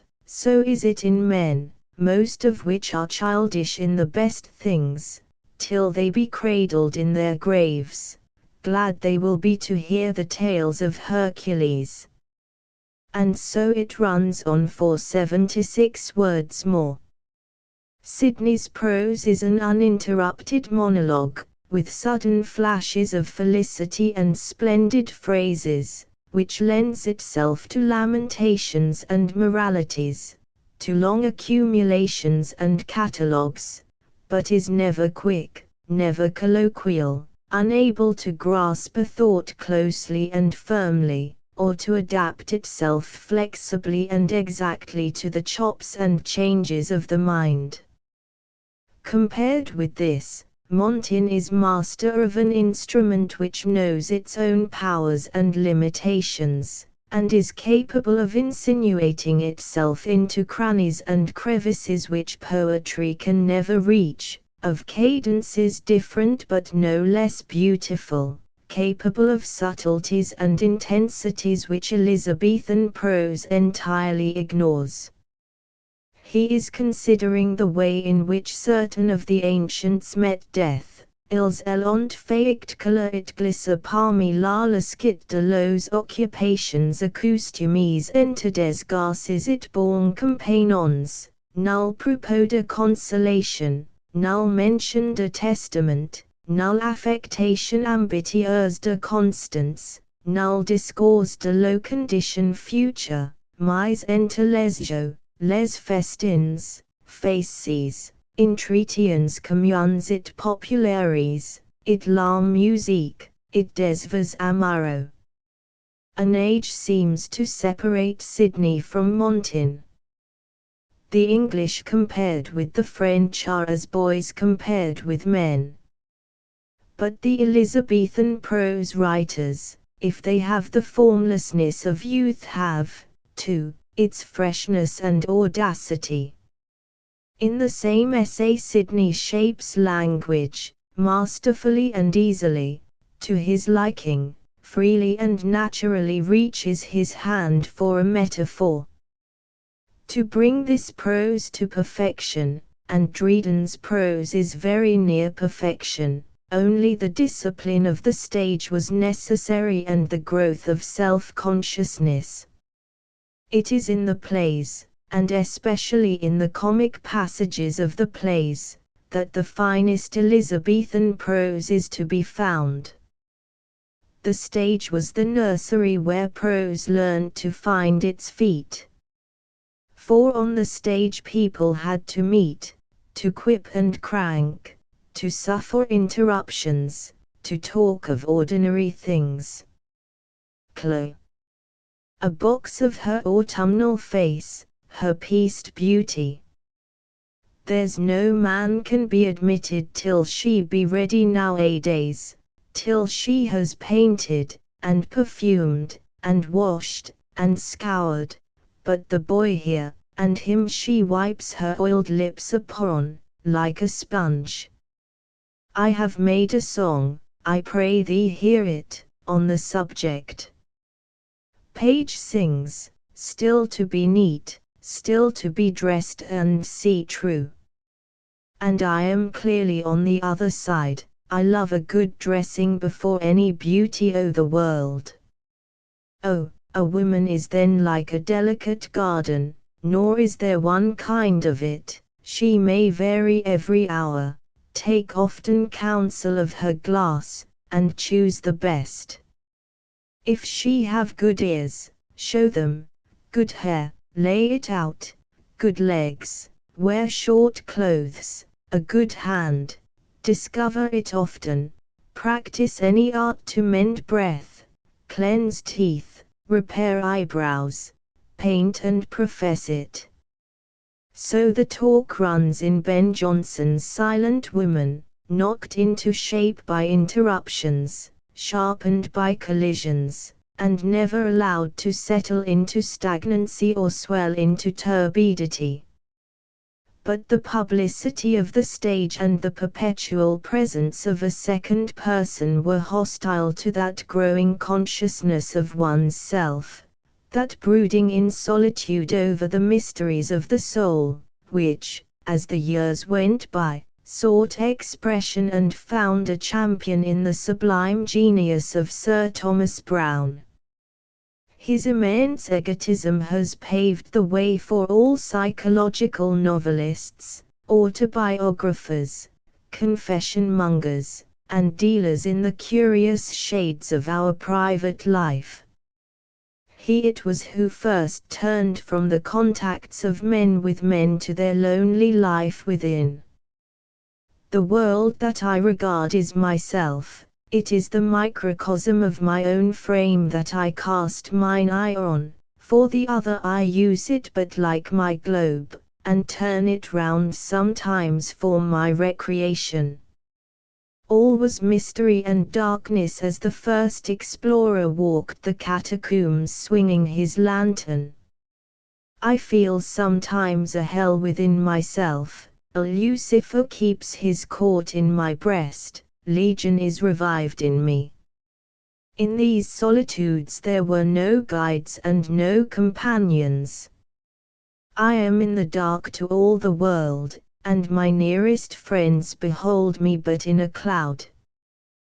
The strangest thoughts and imaginings have play with him as he goes about his work, outwardly the most sober of mankind and esteemed the greatest physician in Norwich. He has wished for death. He has doubted all things. What if we are asleep in this world and the conceits of life are as mere dreams? The tavern music, the Ave Mary bell, the broken pot that the workman has dug out of the field, at the sight and sound of them he stops dead, as if transfixed by the astonishing vista that opens before his imagination. We carry with us the wonders we seek without us, there is all Africa and her prodigies in us. A halo of wonder encircles everything that he sees. He turns his light gradually upon the flowers and insects and grasses at his feet so as to disturb nothing in the mysterious processes of their existence. With the same awe, mixed with a sublime complacency, he records the discovery of his own qualities and attainments. He was charitable and brave and averse from nothing. He was full of feeling for others and merciless upon himself. For my conversation, it is like the sun's, with all men, and with a friendly aspect to good and bad. He knows 6 languages, the laws, the customs and policies of several states, the names of all the constellations and most of the plants of his country, and yet, so sweeping is his imagination, so large the horizon in which he sees this little figure walking that methinks I do not know so many as when I did but know 100, and had scarcely ever simpled further than Cheapside. He is the first of the autobiographers. Swooping and soaring at the highest altitudes, he stoops suddenly with loving particularity upon the details of his own body. His height was moderate, he tells us, his eyes large and luminous, his skin dark but constantly suffused with blushes. He dressed very plainly. He seldom laughed. He collected coins, kept maggots in boxes, dissected the lungs of frogs, braved the stench of the spermaceti whale, tolerated Jews, had a good word for the deformity of the toad, and combined a scientific and skeptical attitude towards most things with an unfortunate belief in witches. In short, as we say when we cannot help laughing at the oddities of people we admire most, he was a character, and the first to make us feel that the most sublime speculations of the human imagination are issued from a particular man, whom we can love. In the midst of the solemnities of the urn burial we smile when he remarks that afflictions induce callosities. The smile broadens to laughter as we mouth out the splendid pomposities, the astonishing conjectures of the Religio Medici. Whatever he writes is stamped with his own idiosyncrasy, and we first become conscious of impurities which hereafter stain literature with so many freakish colors that, however hard we try, make it difficult to be certain whether we are looking at a man or his writing. Now we are in the presence of sublime imagination, now rambling through one of the finest lumber rooms in the world, a chamber stuffed from floor to ceiling with ivory, old iron, broken pots, urns, unicorns' horns, and magic glasses full of emerald lights and blue mystery. 2. Hakluyt's collection of the early voyages, travels, and discoveries of the English nation, 5 volumes, 4 to 1810. Notes on an Elizabethan play. There are, it must be admitted, some highly formidable tracts in English literature, and chief among them that jungle, forest, and wilderness which is the Elizabethan drama. For many reasons, not here to be examined, Shakespeare stands out, Shakespeare who has had the light on him from his day to ours, Shakespeare who towers highest when looked at from the level of his own contemporaries. But the plays of the lesser Elizabethans, Greene, Dekker, Peele, Chapman, Beaumont and Fletcher, to adventure into that wilderness is for the ordinary reader an ordeal, an upsetting experience which plies him with questions, harries him with doubts, alternately delights and vexes him with pleasures and pains. For we are apt to forget, reading, as we tend to do, only the masterpieces of a bygone age, how great a power the body of a literature possesses to impose itself, how it will not suffer itself to be read passively, but takes us and reads us, flouts our preconceptions, questions principles which we had got into the habit of taking for granted, and, in fact, splits us into 2 parts as we read, making us, even as we enjoy, yield our ground or stick to our guns. At the outset in reading an Elizabethan play we are overcome by the extraordinary discrepancy between the Elizabethan view of reality and our own. The reality to which we have grown accustomed, is, speaking roughly, based upon the life and death of some knight called Smith, who succeeded his father in the family business of pitwood importers, timber merchants and coal exporters, was well known in political, temperance, and church circles, did much for the poor of Liverpool, and died last Wednesday of pneumonia while on a visit to his son at Muswell Hill. That is the world we know. That is the reality which our poets and novelists have to expound and illuminate. Then we open the first Elizabethan play that comes to hand and read how I once did see in my young travels through Armenia an angry unicorn in his full career charge with too swift a foot a jeweler that watched him for the treasure of his brow, and ere he could get shelter of a tree nail him with his rich antlers to the earth. Where is Smith, we ask, where is Liverpool? And the groves of Elizabethan drama echo where.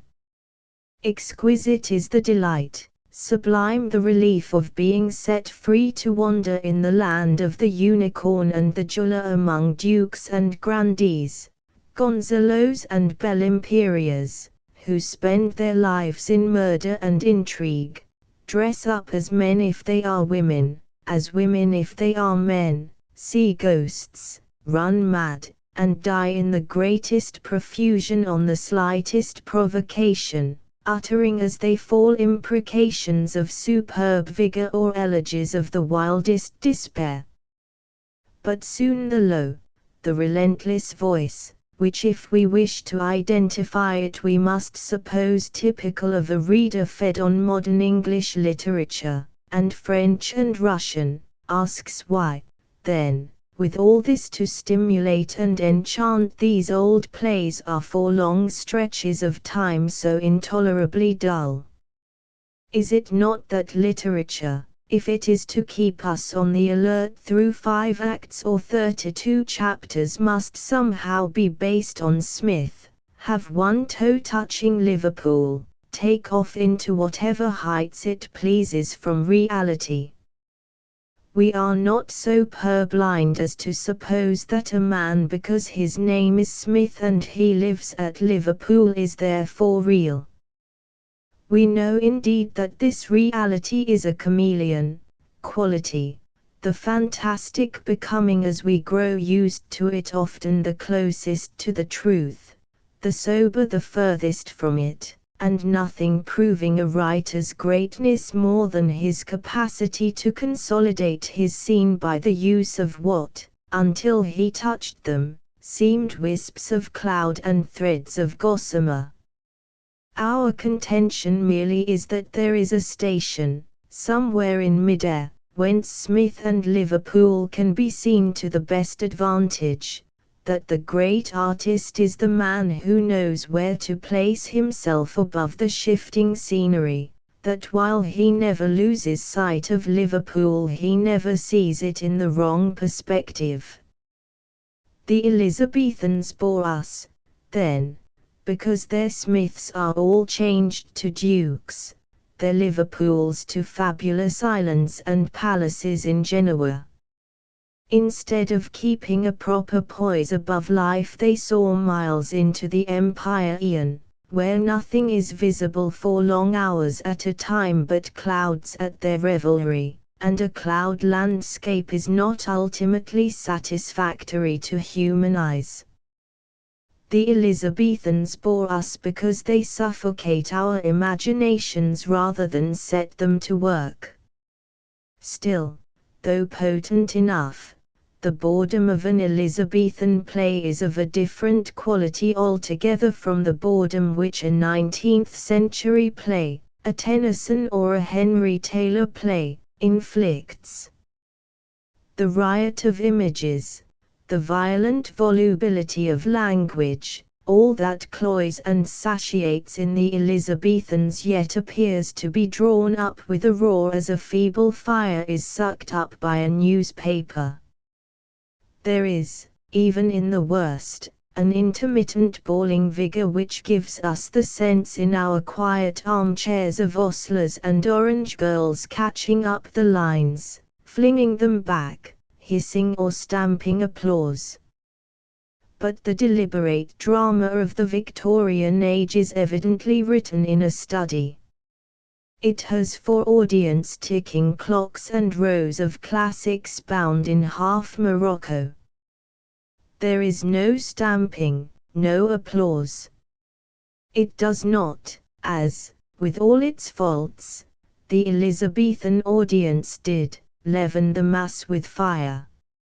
Rhetorical and bombastic, the lines are flung and hurried into existence and reach the same impromptu felicities, have the same lip-molded profusion and unexpectedness, which speech sometimes achieves, but seldom in our day the deliberate, solitary pen. Indeed, half the work of the dramatists one feels was done in the Elizabethan age by the public. Against that, however, is to be set the fact that the influence of the public was in many respects detestable. To its door we must lay the greatest infliction that Elizabethan drama puts upon us, the plot, the incessant, improbable, almost unintelligible convolutions which presumably gratified the spirit of an excitable and unlettered public actually in the playhouse, but only confuse and fatigue a reader with the book before him.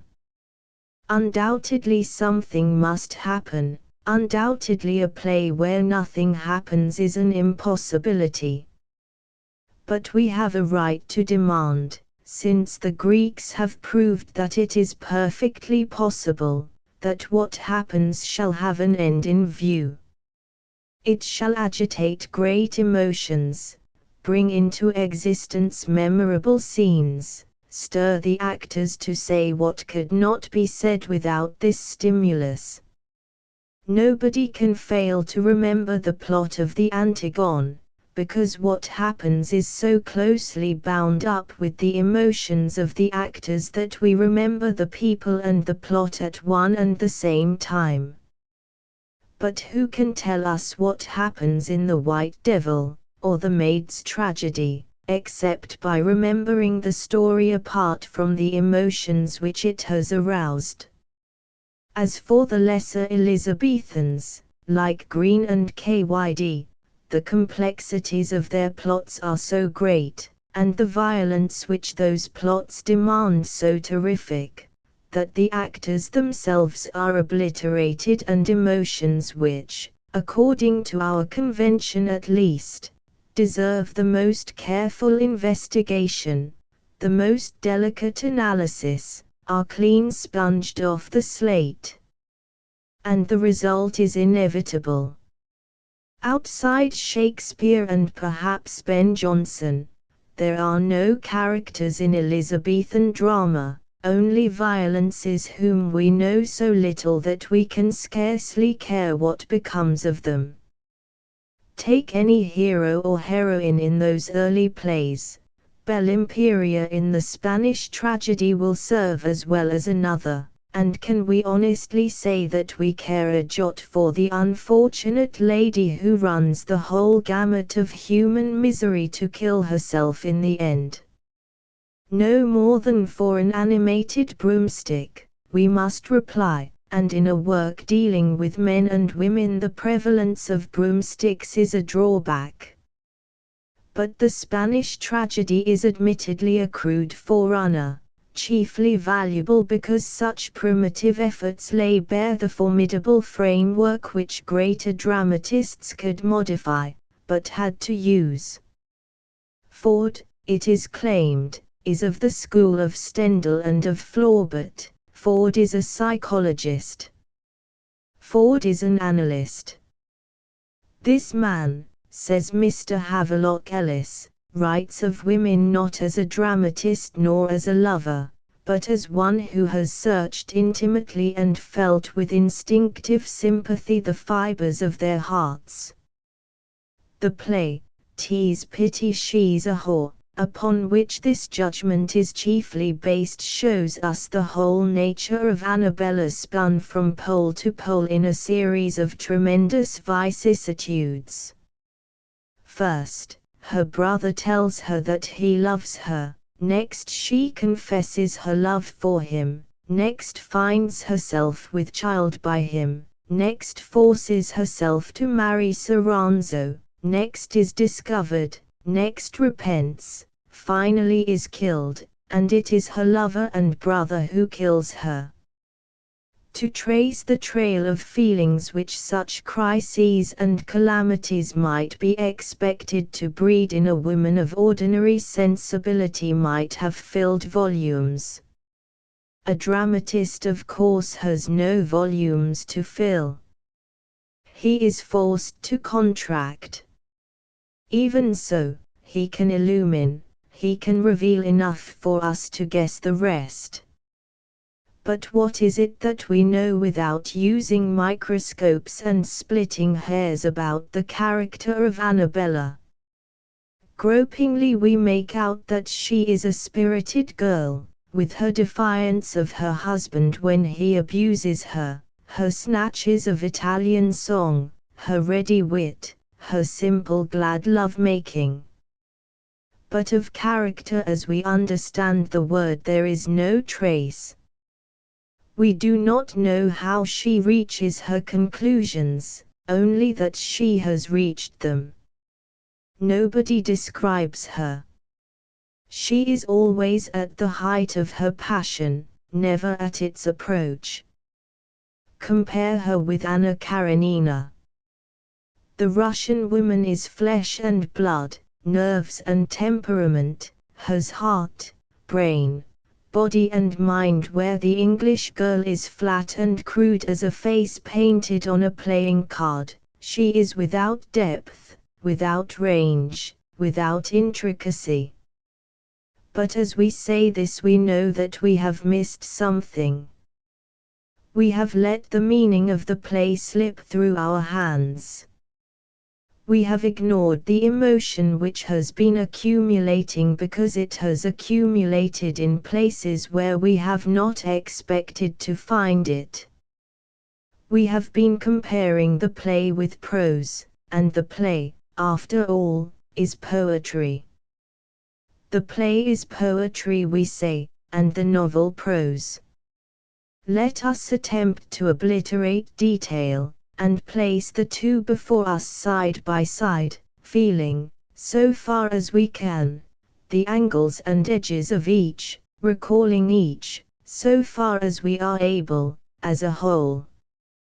Then, at once, the prime differences emerge: the long leisurely accumulated novel, the little contracted play, the emotion all split up, dissipated and then woven together, slowly and gradually massed into a whole, in the novel, the emotion concentrated, generalized, heightened in the play. What moments of intensity, what phrases of astonishing beauty the play shot at us! Oh, my lords, I but deceived your eyes with antic gesture, when one news straight came huddling on another of death. And death. And death. Still I danced forward.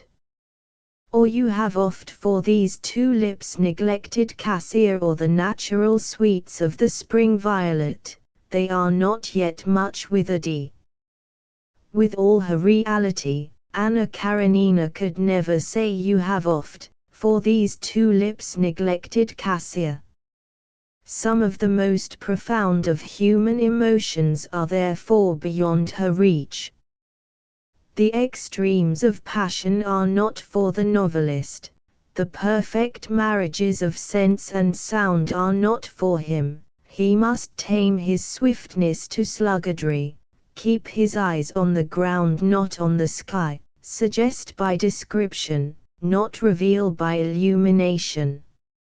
Instead of singing lay a garland on my hearse of the dismal yew, maidens, willow branches bare, say I died true, he must enumerate the chrysanthemums fading on the grave and the undertaker's men snuffling past in their four-wheelers.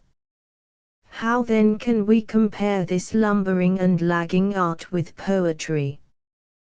Granted all the little dexterities by which the novelist makes us know the individual and recognize the real, the dramatist goes beyond the single and the separate, shows us not Annabella in love, but love itself, not Anna Karenina throwing herself under the train, but ruin and death and the soul, like a ship in a black storm, driven, I know not whither.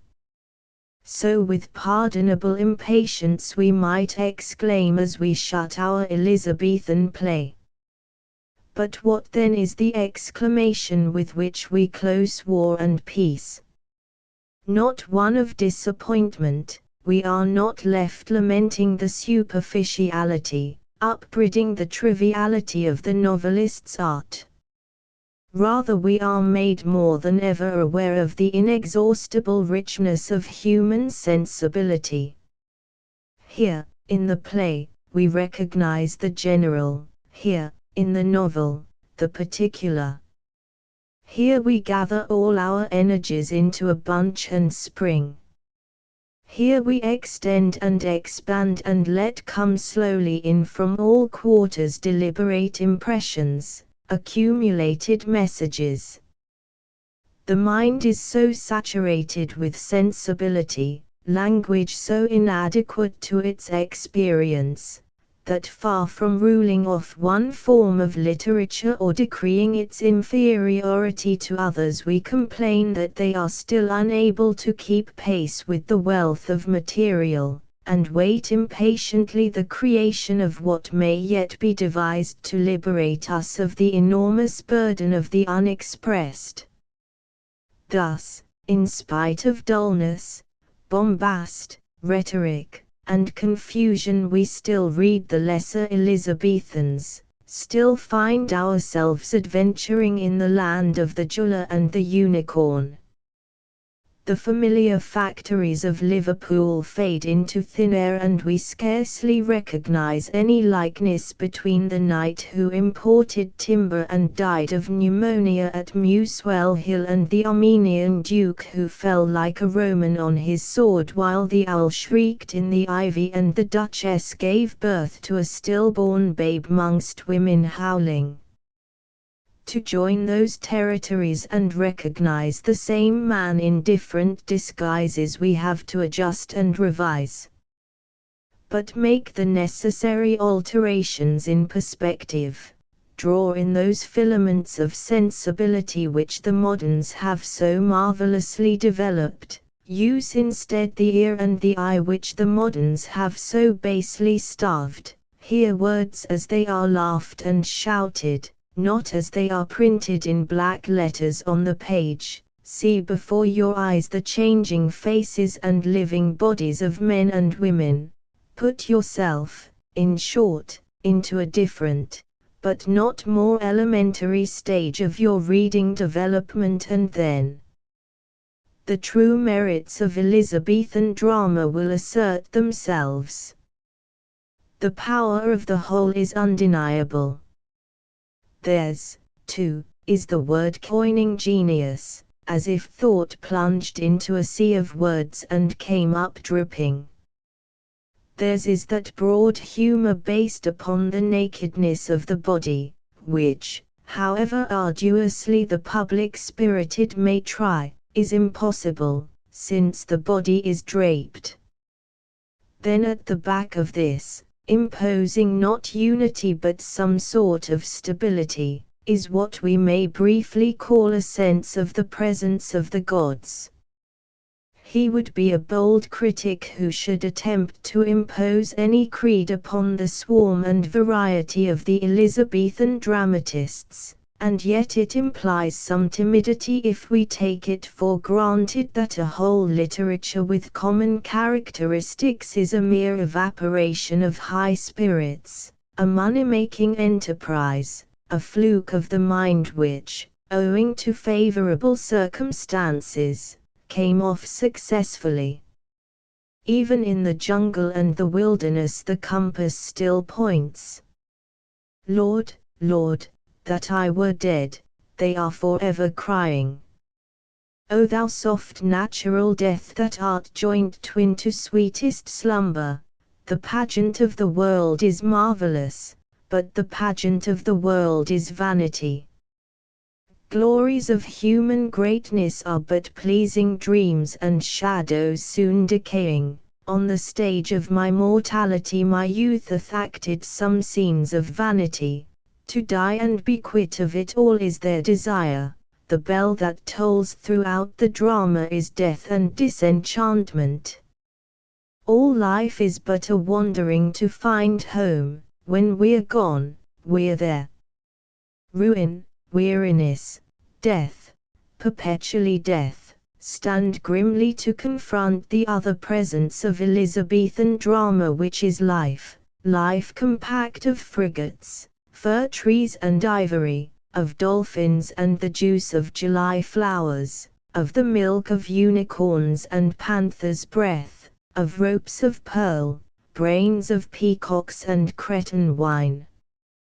To this, life at its most reckless and abundant, they reply man is a tree that hath no top in cares, no root in comforts, all his power to live is given to no end but he have power to grieve.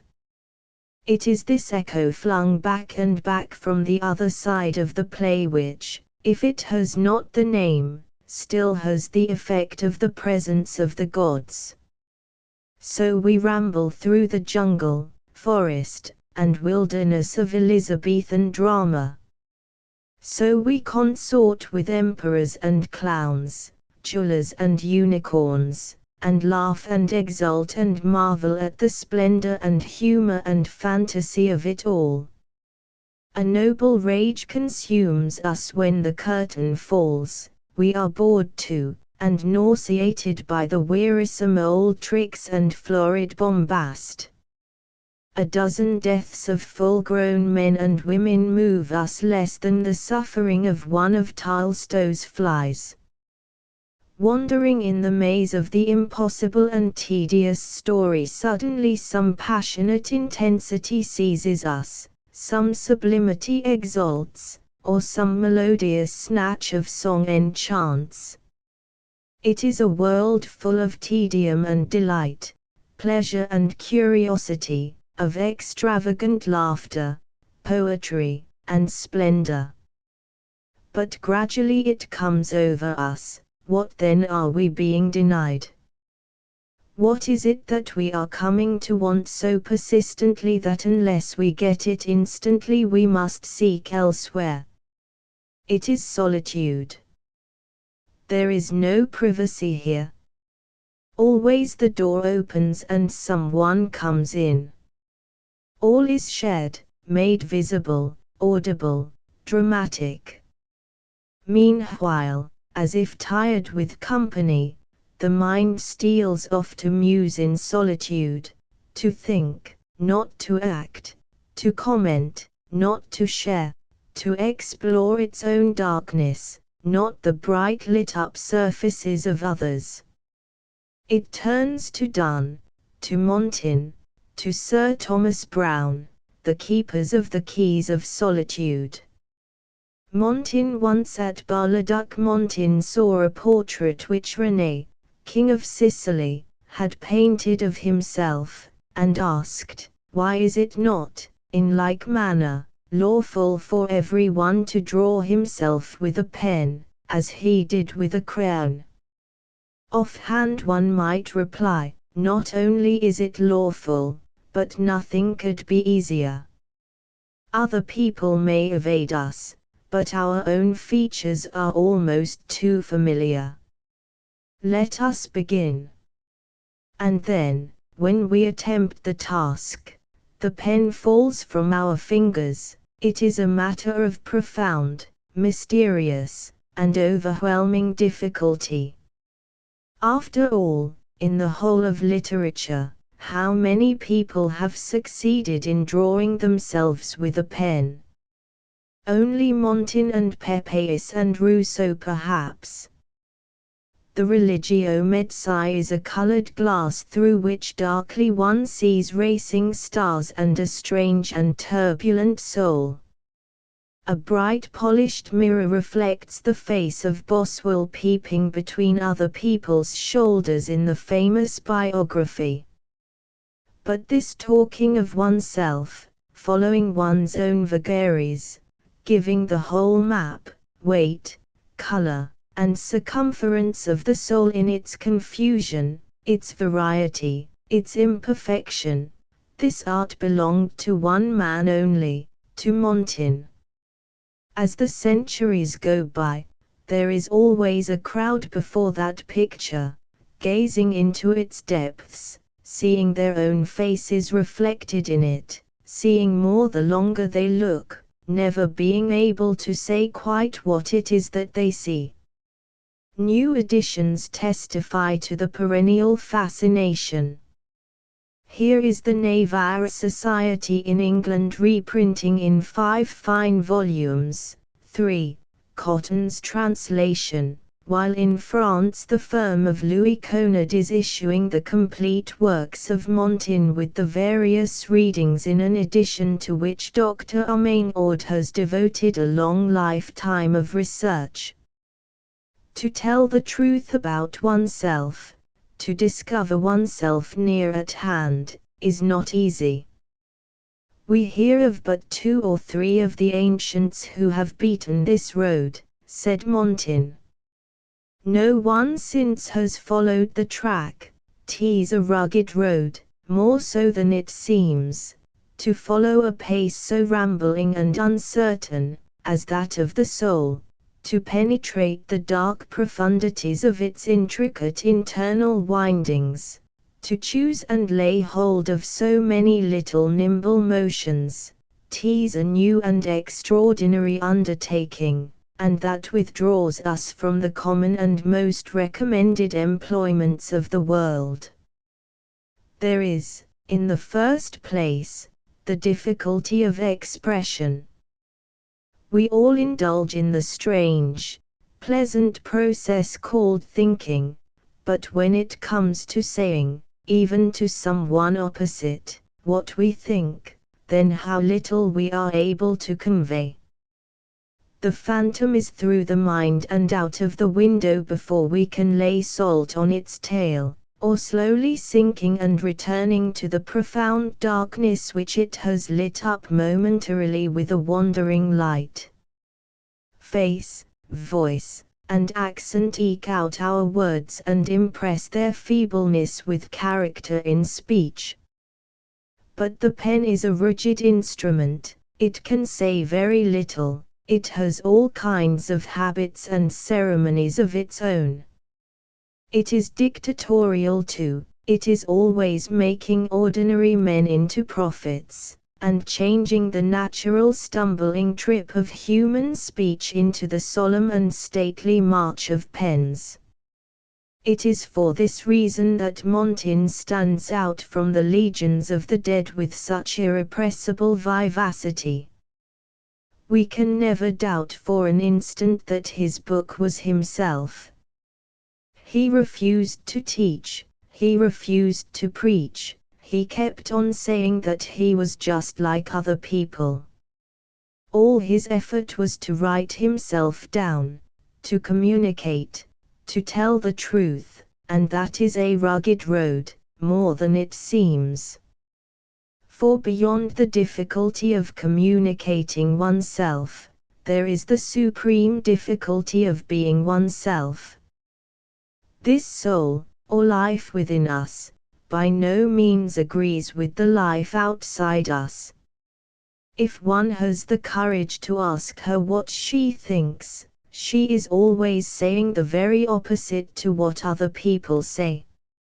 Other people, for instance, long ago made up their minds that old invalidish gentlemen ought to stay at home and edify the rest of us by the spectacle of their connubial fidelity.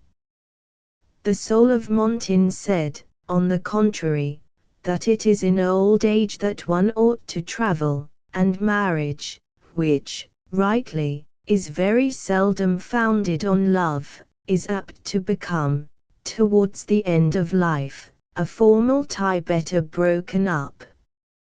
Again with politics, statesmen are always praising the greatness of empire, and preaching the moral duty of civilizing the savage. "But look at the Spanish in Mexico," cried Montin in a burst of rage. "So many cities leveled with the ground, so many nations exterminated, and the richest and most beautiful part of the world turned upside down for the traffic of pearl and pepper. Mechanic victories. And then when the peasants came and told him that they had found a man dying of wounds and deserted him for fear lest justice might incriminate them, Montin asked, what could I have said to these people?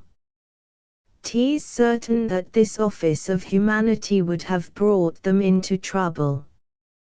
There is nothing so much, nor so grossly, nor so ordinarily faulty as the laws. Here the soul, getting restive, is lashing out at the more palpable forms of Montin's great bugbears, convention and ceremony. But watch her as she broods over the fire in the inner room of that tower which, though detached from the main building, has so wide a view over the estate. Really she is the strangest creature in the world, far from heroic, variable as a weathercock, bashful, insolent, chaste, lustful, prating, silent, laborious, delicate, ingenious, heavy, melancholic, pleasant, lying, true, knowing, ignorant, liberal, covetous, and prodigal, in short, so complex, so indefinite, corresponding so little to the version which does duty for her in public, that a man might spend his life merely in trying to run her to earth. The pleasure of the pursuit more than rewards one for any damage that it may inflict upon one's worldly prospects. The man who is aware of himself is henceforward independent, and he is never bored, and life is only too short, and he is steeped through and through with a profound yet temperate happiness. He alone lives, while other people, slaves of ceremony, let life slip past them in a kind of dream. Once conform, once do what other people do because they do it, and a lethargy steals over all the finer nerves and faculties of the soul. She becomes all outer show and inward emptiness, dull, callous, and indifferent.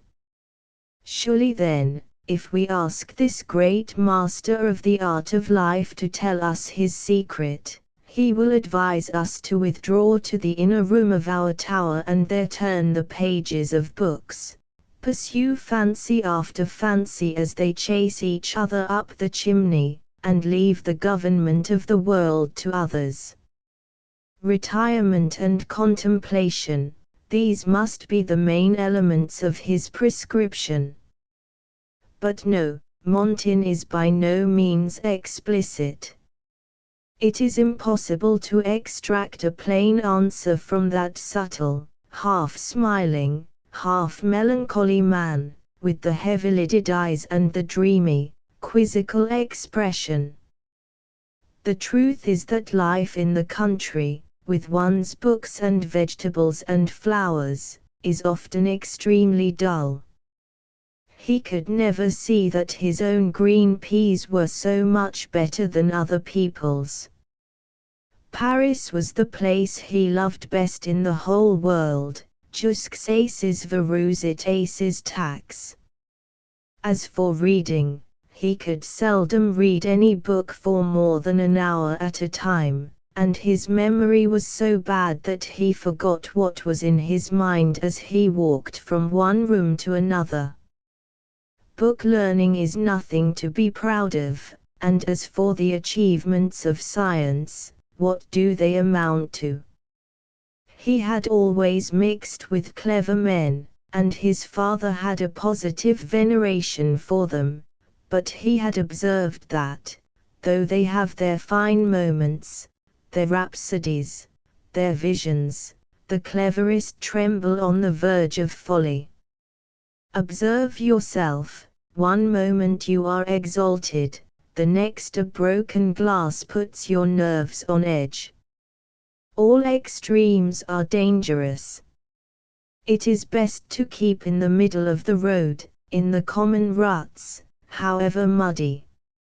In writing choose the common words, avoid rhapsody and eloquence, yet, it is true, poetry is delicious.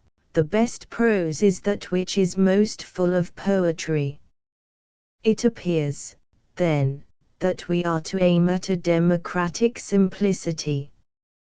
We may enjoy our room in the tower, with the painted walls and the commodious bookcases, but down in the garden there is a man digging who buried his father this morning, and it is he and his like who live the real life and speak the real language. There is certainly an element of truth in that. Things are said very finely at the lower end of the table. There are perhaps more of the qualities that matter among the ignorant than among the learned. But again, what a vile thing the rabble is! The mother of ignorance, injustice, and inconstancy. Is it reasonable that the life of a wise man should depend upon the judgment of fools? Their minds are weak, soft and without power of resistance. They must be told what it is expedient for them to know. It is not for them to face facts as they are. The truth can only be known by the well-born soul, Lamebne. Who, then, are these well-born souls, whom we would imitate, if only Montaigne would enlighten us more precisely? But no. Jen insane point, recant.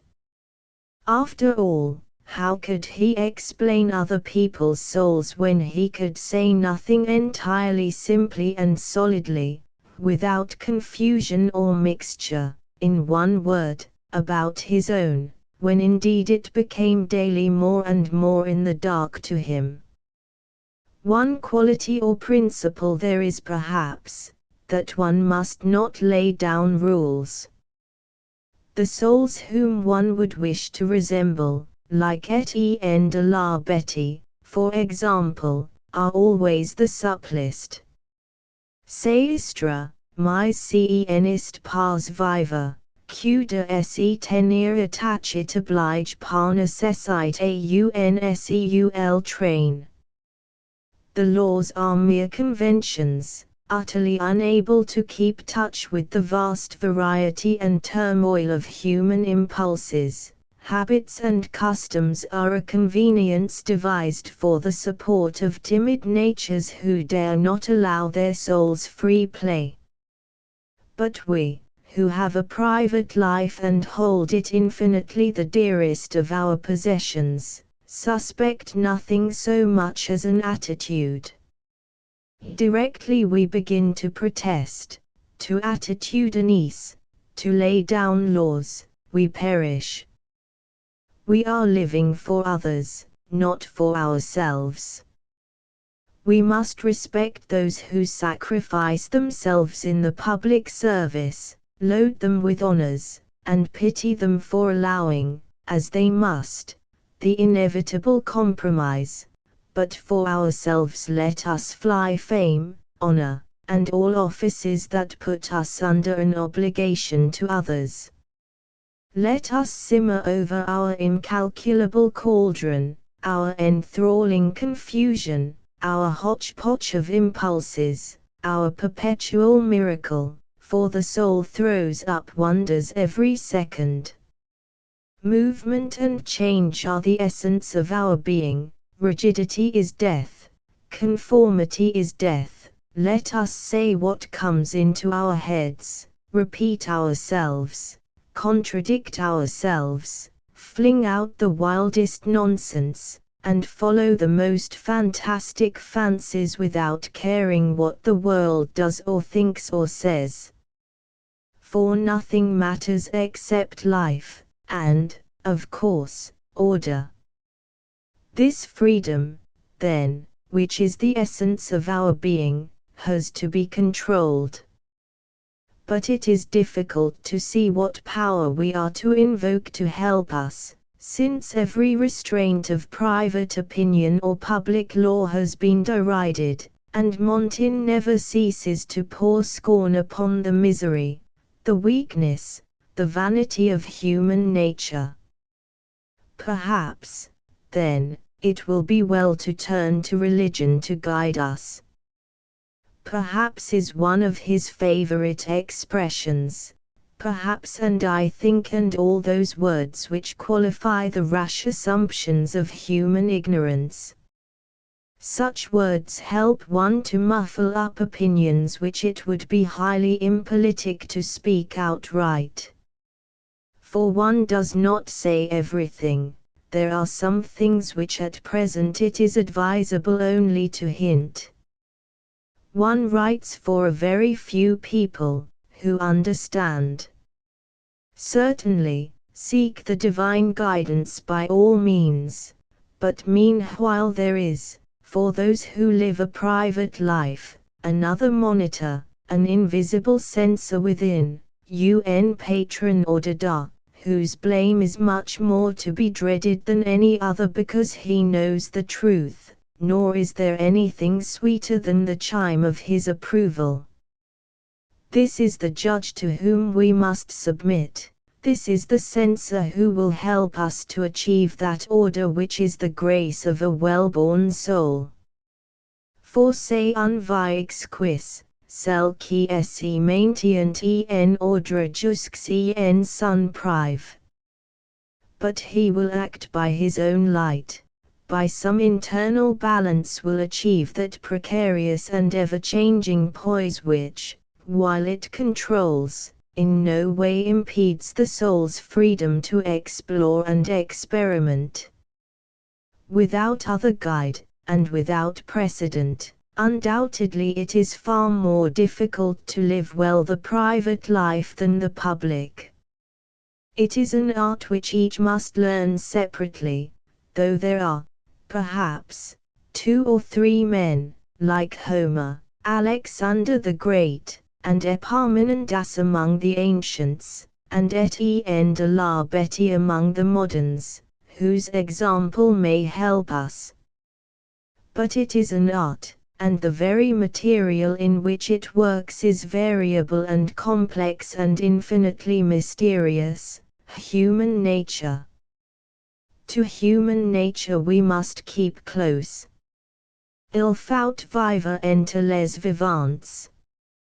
We must dread any eccentricity or refinement which cuts us off from our fellow beings. Blessed are those who chat easily with their neighbors about their sport or their buildings or their quarrels, and honestly enjoy the talk of carpenters and gardeners. To communicate is our chief business, society and friendship our chief delights, and reading, not to acquire knowledge, not to earn a living, but to extend our intercourse beyond our own time and province. Such wonders there are in the world, halcyons and undiscovered lands, men with dogs' heads and eyes in their chests, and laws and customs, it may well be, far superior to our own. Possibly we are asleep in this world, possibly there is some other which is apparent to beings with a sense which we now lack. Here then, in spite of all contradictions and of all qualifications, is something definite. These essays are an attempt to communicate a soul. On this point at least he is explicit. It is not fame that he wants, it is not that men shall quote him in years to come, he is setting up no statue in the marketplace, he wishes only to communicate his soul. Communication is health, communication is truth, communication is happiness. To share is our duty, to go down boldly and bring to light those hidden thoughts which are the most diseased, to conceal nothing, to pretend nothing, if we are ignorant to say so, if we love our friends to let them know it. Com ski par untrope certain experience, Illenist or qu'une side aus consolation en la pied de numbers amis que celle que now support la science de en avoir renoublié le dia et d'avoir eu avec eux un parfait et entier communication. There are people who, when they travel, wrap themselves up se defendants de la contagion d'un air incognu in silence and suspicion. When they dine they must have the same food they get at home. Every sight and custom is bad unless it resembles those of their own village. They travel only to return. That is entirely the wrong way to set about it. We should start without any fixed idea where we are going to spend the night, or when we propose to come back. The journey is everything. Most necessary of all, but rarest good fortune, we should try to find before we start some man of our own sort who will go with us and to whom we can say the first thing that comes into our heads. For pleasure has no relish unless we share it. As for the risks, that we may catch cold or get a headache, it is always worthwhile to risk a little illness for the sake of pleasure. Le plaisir est des principaux auspices du profit. Besides, if we do what we like, we always do what is good for us. Doctors and wise men may object, but let us leave doctors and wise men to their own dismal philosophy. For ourselves, who are ordinary men and women, let us return thanks to nature for her bounty by using every one of the senses she has given us, vary our state as much as possible, turn now this side, now that, to the warmth, and relish to the full before the sun goes down the kisses of youth and the echoes of a beautiful voice singing catch us. Every season is likable, and wet days and fine, red wine and white, company and solitude. Even sleep, that deplorable curtailment of the joy of life, can be full of dreams, and the most common actions, a walk, a talk, solitude in one's own orchard, can be enhanced and lit up by the association of the mind. Beauty is everywhere, and beauty is only 2 fingers' breadth from goodness. So, in the name of health and sanity, let us not dwell on the end of the journey. Let death come upon us planting our cabbages, or on horseback, or let us steal away to some cottage and there let strangers close our eyes, for a servant sobbing or the touch of a hand would break us down. Best of all, let death find us at our usual occupations, among girls and good fellows who make no protests, no lamentations. Let him find us parmi les jeux, les festins, facéties, entretiens communs et populaires, et la musique, et des vers amoureux. But enough of death, it is life that matters. It is life that emerges more and more clearly as these essays reach not their end, but their suspension in full career. It is life that becomes more and more absorbing as death draws near. One's self, one's soul, every fact of existence, that one wears silk stockings summer and winter, puts water in one's wine, has one's hair cut after dinner, must have glass to drink from, has never worn spectacles, has a loud voice, carries a switch in one's hand, bites one's tongue, fidgets with one's feet, is apt to scratch one's ears, likes meat to be high, rubs one's teeth with a napkin, thank God, they are good, must have curtains to one's bed, and, what is rather curious, began by liking radishes, then disliked them, and now likes them again. No fact is too little to let it slip through one's fingers, and besides the interest of facts themselves, there is the strange power we have of changing facts by the force of the imagination. Observe how the soul is always casting her own lights and shadows, makes the substantial hollow and the frail substantial, fills broad daylight with dreams, is as much excited by phantoms as by reality, and in the moment of death sports with a trifle. Observe, too, her duplicity, her complexity. She hears of a friend's loss and sympathizes, and yet has a bittersweet malicious pleasure in the sorrows of others. She believes, at the same time she does not believe. Observe her extraordinary susceptibility to impressions, especially in youth. A rich man steals because his father kept him short of money as a boy. This wall one builds not for oneself, but because one's father loved building. In short, the soul is all laced about with nerves and sympathies which affect her every action, and yet, even now in 1580, no one has any clear knowledge, such cowards we are, such lovers of the smooth conventional ways, how she works or what she is, except that of all things she is the most mysterious, and one's self the greatest monster and miracle in the world.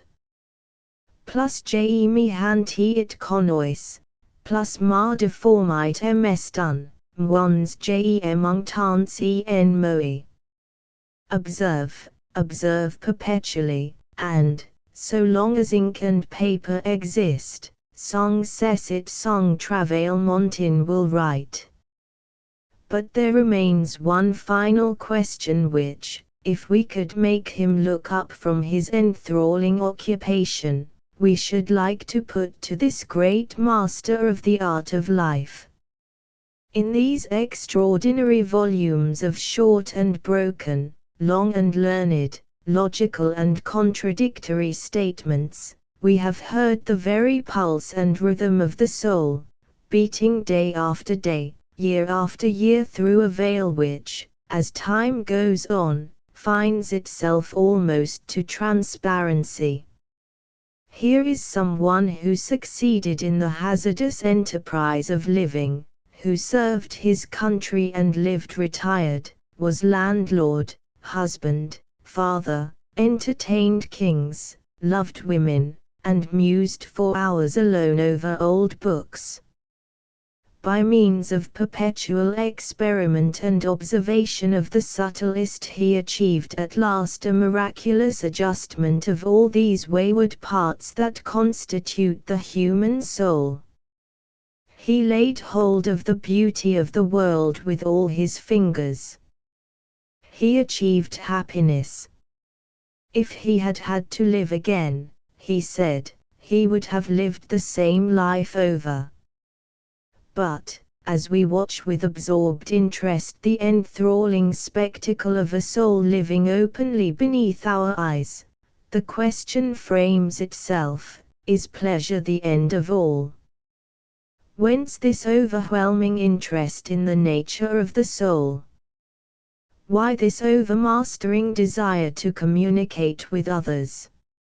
Is the beauty of this world enough, or is there, elsewhere, some explanation of the mystery? To this what answer can there be? There is none. There is only one more question, Qscache. 3. Essays of Montin, translated by Charles Cotton, 5 vols. The Navarre Society, £6, 6s. Net the Duchess of Newcastle, 4. All I desire is fame, wrote Margaret Cavendish, Duchess of Newcastle. And while she lived her wish was granted. Garish in her dress, eccentric in her habits, chaste in her conduct, coarse in her speech, she succeeded during her lifetime in drawing upon herself the ridicule of the great and the applause of the learned.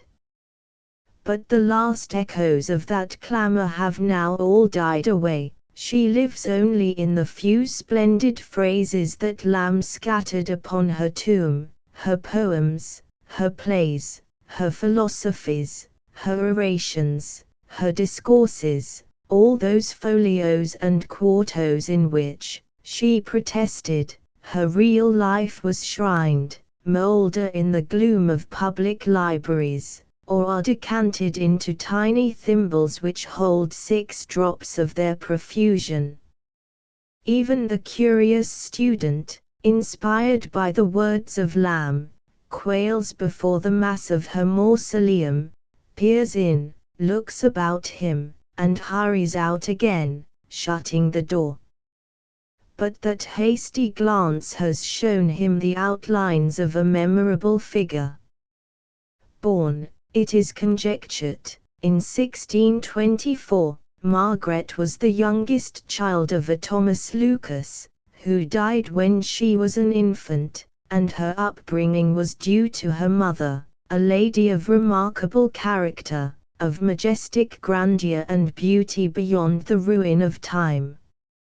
She was very skilful in leases, and setting of lands and court keeping, ordering of stewards, and the like affairs.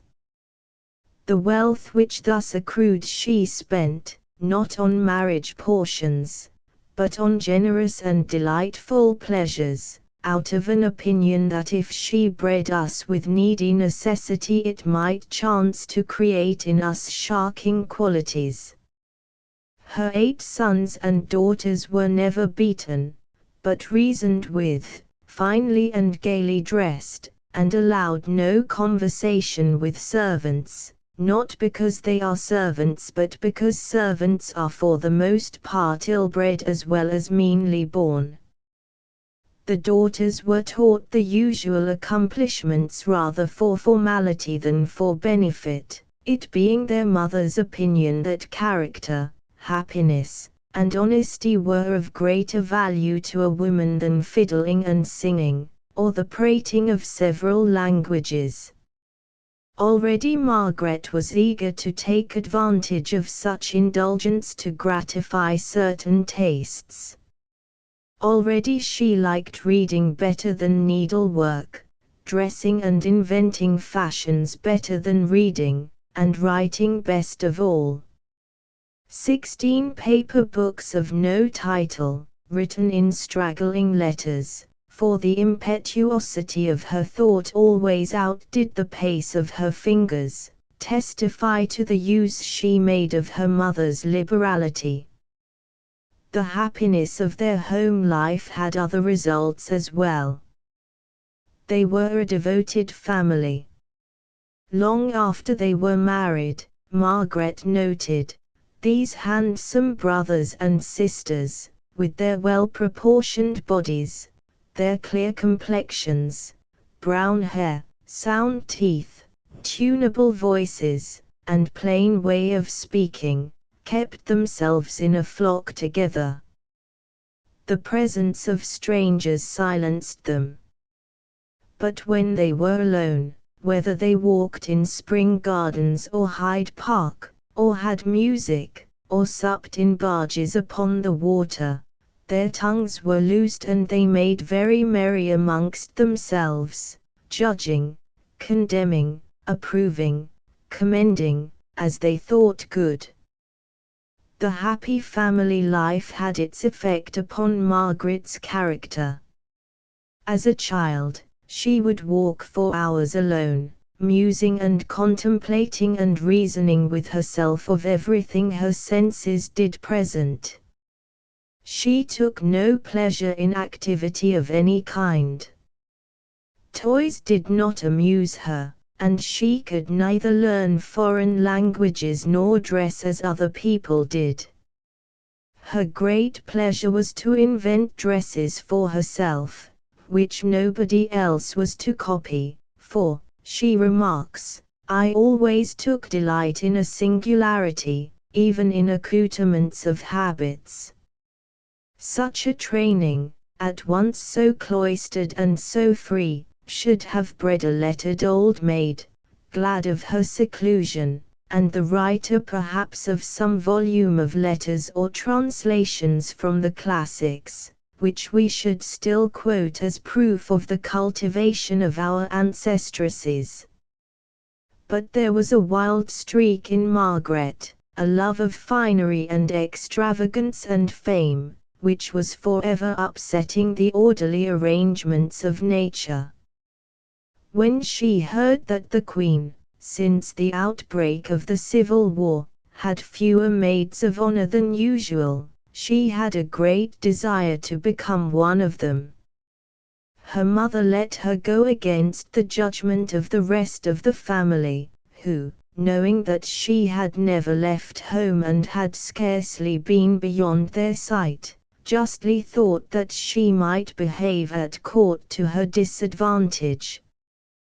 Which indeed I did, Margaret confessed, for I was so bashful when I was out of my mother's, brothers, and sisters' sight that I durst neither look up with my eyes, nor speak, nor be any way sociable, insomuch as I was thought a natural fool. The courtiers laughed at her, and she retaliated in the obvious way. People were censorious, men were jealous of brains in a woman, women suspected intellect in their own sex, and what other lady, she might justly ask, pondered as she walked on the nature of matter and whether snails have teeth. But the laughter galled her, and she begged her mother to let her come home. This being refused, wisely as the event turned out, she stayed on for 2 years, 1643 to 45, finally going with the Queen to Paris, and there, among the exiles who came to pay their respects to the court, was the Marquis of Newcastle. To the general amazement, the princely nobleman, who had led the king's forces to disaster with indomitable courage but little skill, fell in love with the shy, silent, strangely dressed maid of honor. It was not amorous love, but honest, honorable love, according to Margaret. She was no brilliant match, she had gained a reputation for prudery and eccentricity. What, then, could have made so great a nobleman fall at her feet? The onlookers were full of derision, disparagement, and slander. I fear, Margaret wrote to the Marquis, others foresee we shall be unfortunate, though we see it not ourselves, or else there would not be such pains to untie the knot of our affections. Again, Saint Germain's is a place of much slander, and thinks I send too often to you. Pray consider, she warned him, that I have enemies. But the match was evidently perfect. The Duke, with his love of poetry and music and playwriting, his interest in philosophy, his belief that nobody knew or could know the cause of anything, his romantic and generous temperament, was naturally drawn to a woman who wrote poetry herself, was also a philosopher of the same way of thinking, and lavished upon him not only the admiration of a fellow artist, but the gratitude of a sensitive creature who had been shielded and succored by his extraordinary magnanimity.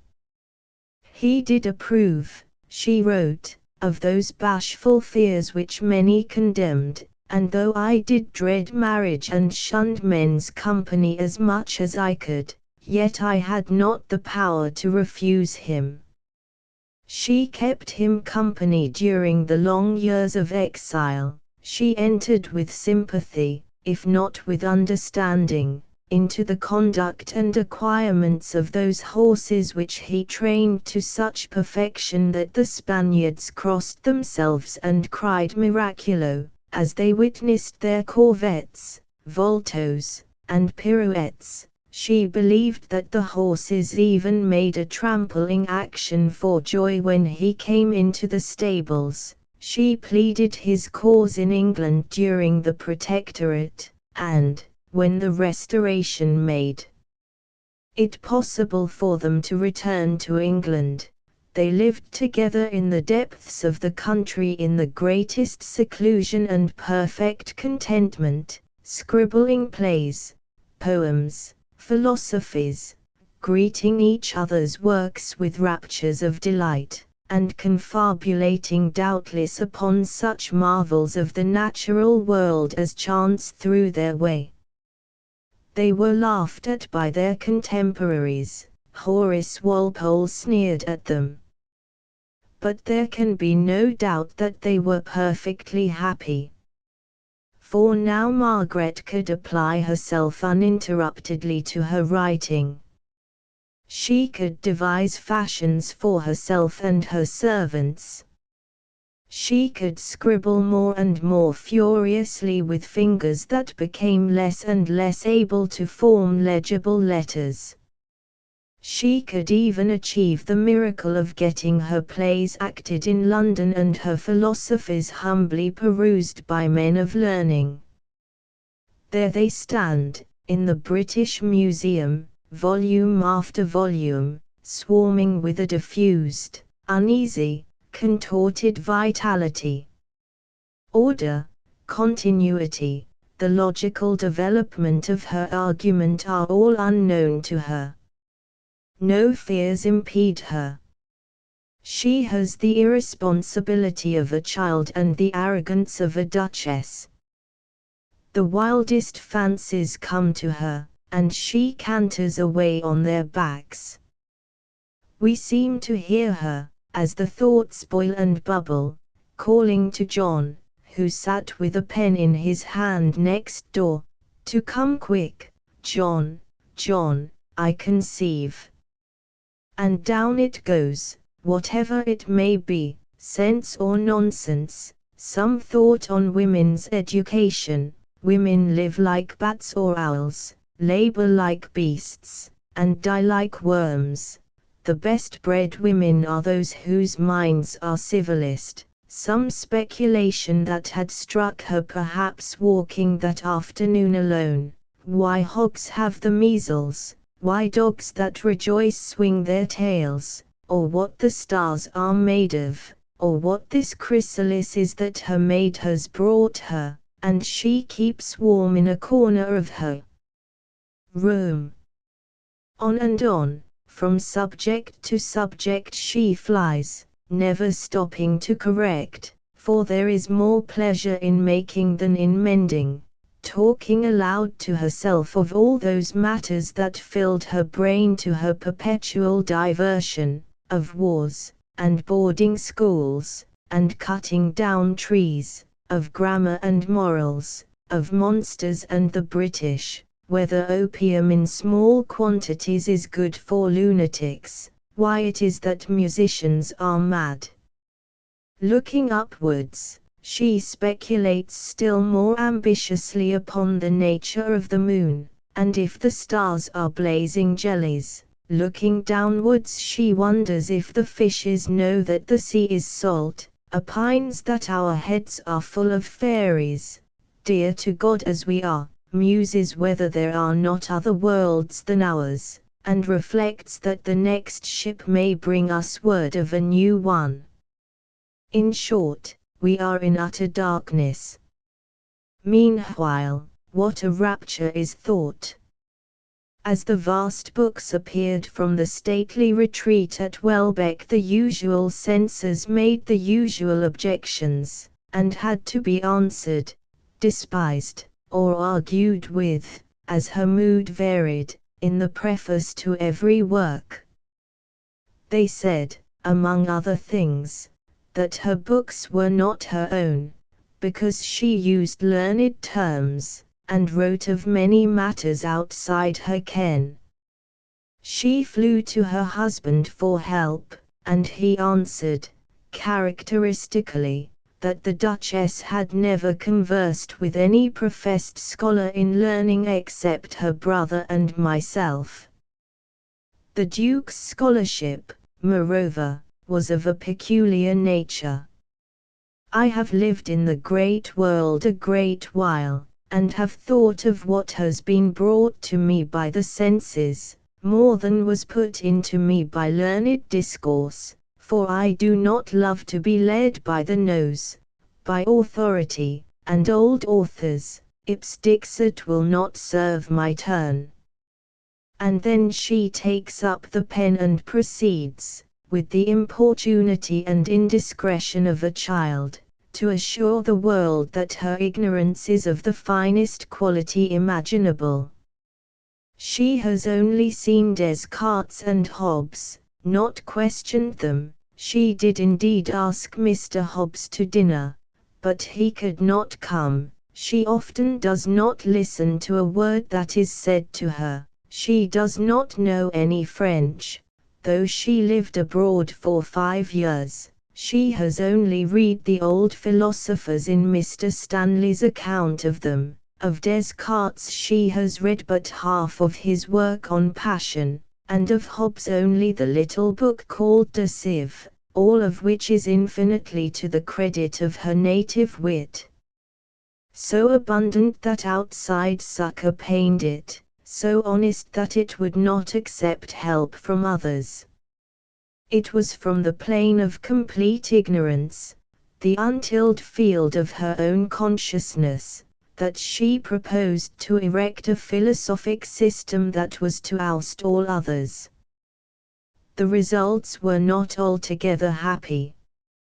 Under the pressure of such vast structures, her natural gift, the fresh and delicate fancy which had led her in her first volume to write charmingly of Queen Mab and Fairyland, was crushed out of existence.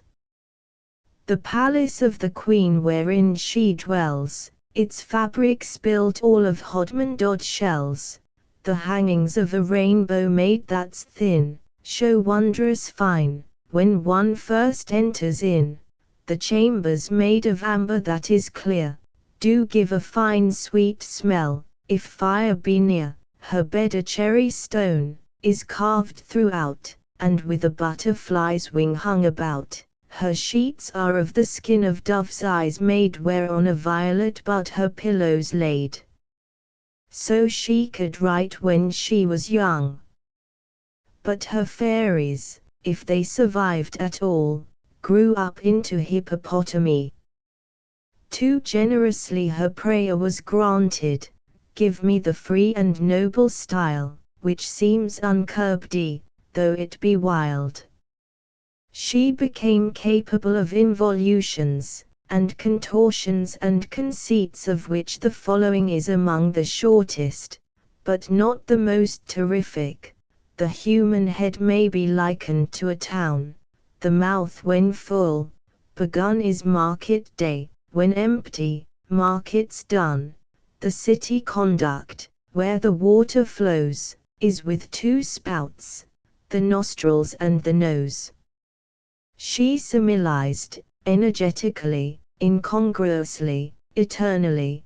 The sea became a meadow, the sailors shepherds, the master maypole. The fly was the bird of summer, trees were senators, houses ships, and even the fairies, whom she loved better than any earthly thing, except the Duke, are changed into blunt atoms and sharp atoms, and take part in some of those horrible maneuvers in which she delighted to marshal the universe. Truly, my Lady Song sparileth a strange spreading wit. Worse still, without an atom of dramatic power, she turned to playwriting. It was a simple process. The unwieldy thoughts which turned and tumbled within her were christened Sir Golden Riches, Moll Meanbread, Sir Puppy Dogman, and the rest, and sent revolving in tedious debate upon the parts of the soul, or whether virtue is better than riches, round a wise and learned lady who answered their questions and corrected their fallacies at considerable length in tones which we seem to have heard before. Sometimes, however, the Duchess walked abroad. She would issue out in her own proper person, dressed in 1,000 gems and furbelows, to visit the houses of the neighboring gentry. Her pen made instant report of these excursions. She recorded how Lady C.R. did beat her husband in a public assembly. Sir F. Omicron, I am sorry to hear, hath undervalued himself so much below his birth and wealth as to marry his kitchen maid. Miss P.I. has become a sanctified soul, a spiritual sister. She has left curling her hair. Black patches are become abominable to her. Laced shoes and galosh shoes are steps to pride. She asked me what posture I thought was the best to be used in prayer. Her answer was probably unacceptable. I shall not rashly go there again, she says of one such gossip-making. She was not, we may hazard, a welcome guest or an altogether hospitable hostess. She had a way of bragging of myself which frightened visitors so that they left, nor was she sorry to see them go. Indeed, Welbeck was the best place for her, and her own company the most congenial, with the amiable Duke wandering in and out, with his plays and his speculations, always ready to answer a question or refute a slander. Perhaps it was this solitude that led her, chaste as she was in conduct, to use language which in time to come much perturbed Sir Egerton Brydges. She used, he complained, expressions and images of extraordinary coarseness as flowing from a female of high rank brought up in courts. He forgot that this particular female had long ceased to frequent the court. She consorted chiefly with fairies, and her friends were among the dead.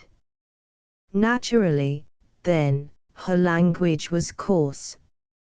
Nevertheless, though her philosophies are futile, and her plays intolerable, and her verses mainly dull, the vast bulk of the Duchess is leavened by a vein of authentic fire. One cannot help following the lure of her erratic and lovable personality as it meanders and twinkles through page after page. There is something noble and quixotic and high-spirited, as well as crack-brained and bird-witted, about her. Her simplicity is so open, her intelligence so active, her sympathy with fairies and animals so true and tender. She has the freakishness of an elf, the irresponsibility of some non-human creature, its heartlessness, and its charm. And although those terrible critics who had sneered and jeered at her ever since, as a shy girl, she had not dared look her tormentors in the face at court, continued to mock. Few of her critics, after all, had the wit to trouble about the nature of the universe, or cared a straw for the sufferings of the hunted hare, or longed, as she did, to talk to some one of Shakespeare's fools. Now, at any rate, the laugh is not all on their side. But laugh they did.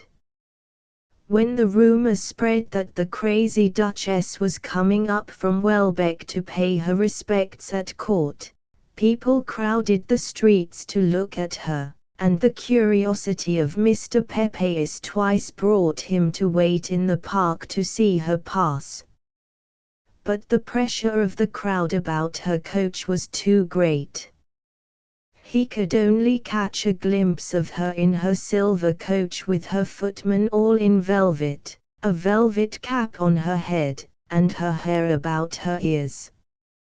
He could only see for a moment between the white curtains the face of a very comely woman, and on she drove through the crowd of staring cockneys, all pressing to catch a glimpse of that romantic lady, who stands in the picture at Welbeck, with large melancholy eyes, and something fastidious and fantastic in her bearing, touching a table with the tips of long pointed fingers in the calm assurance of immortal fame. 4. The Life of William Cavendish, Duke of Newcastle, etc., edited by C. H. Firth, Poems and Fancies, by the Duchess of Newcastle, the world's olio, orations of divers sorts accommodated to divers places, female orations, plays, philosophical letters, etc., etc.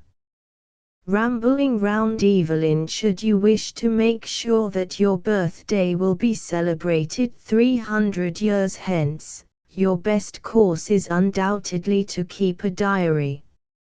Only first be certain that you have the courage to lock your genius in a private book and the humor to gloat over a fame that will be yours only in the grave. For the good diarist writes either for himself alone or for a posterity so distant that it can safely hear every secret and justly weigh every motive. For such an audience there is need neither of affectation nor of restraint.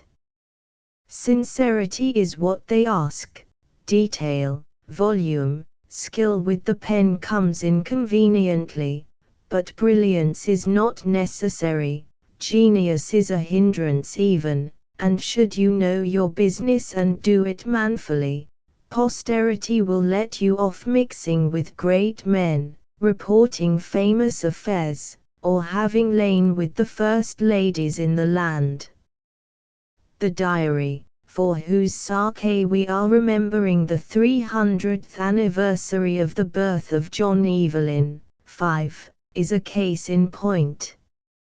It is sometimes composed like a memoir, sometimes jotted down like a calendar, but he never used its pages to reveal the secrets of his heart, and all that he wrote might have been read aloud in the evening with a calm conscience to his children.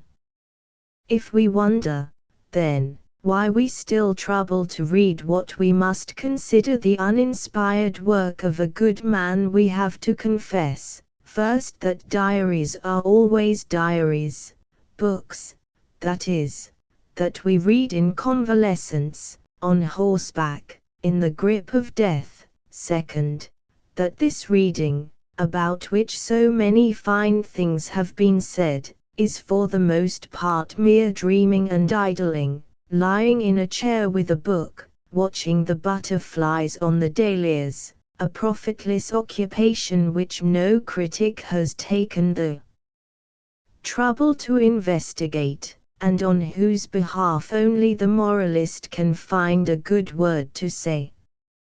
For he will allow it to be an innocent employment, and happiness, he will add, though derived from trivial sources, has probably done more to prevent human beings from changing their religions and killing their kings than either philosophy or the pulpit. It may be well, indeed, before reading much further in Evelyn's book, to decide where it is that our modern view of happiness differs from his. Ignorance, surely, ignorance is at the bottom of it, his ignorance, and our comparative erudition. No one can read the story of Evelyn's foreign travels without envying in the first place his simplicity of mind, in the second his activity. To take a simple example of the difference between us, that butterfly will sit motionless on the dahlia while the gardener trundles his barrow past it, but let him flick the wings with the shadow of a rake, and off it flies. Up it goes, instantly on the alert.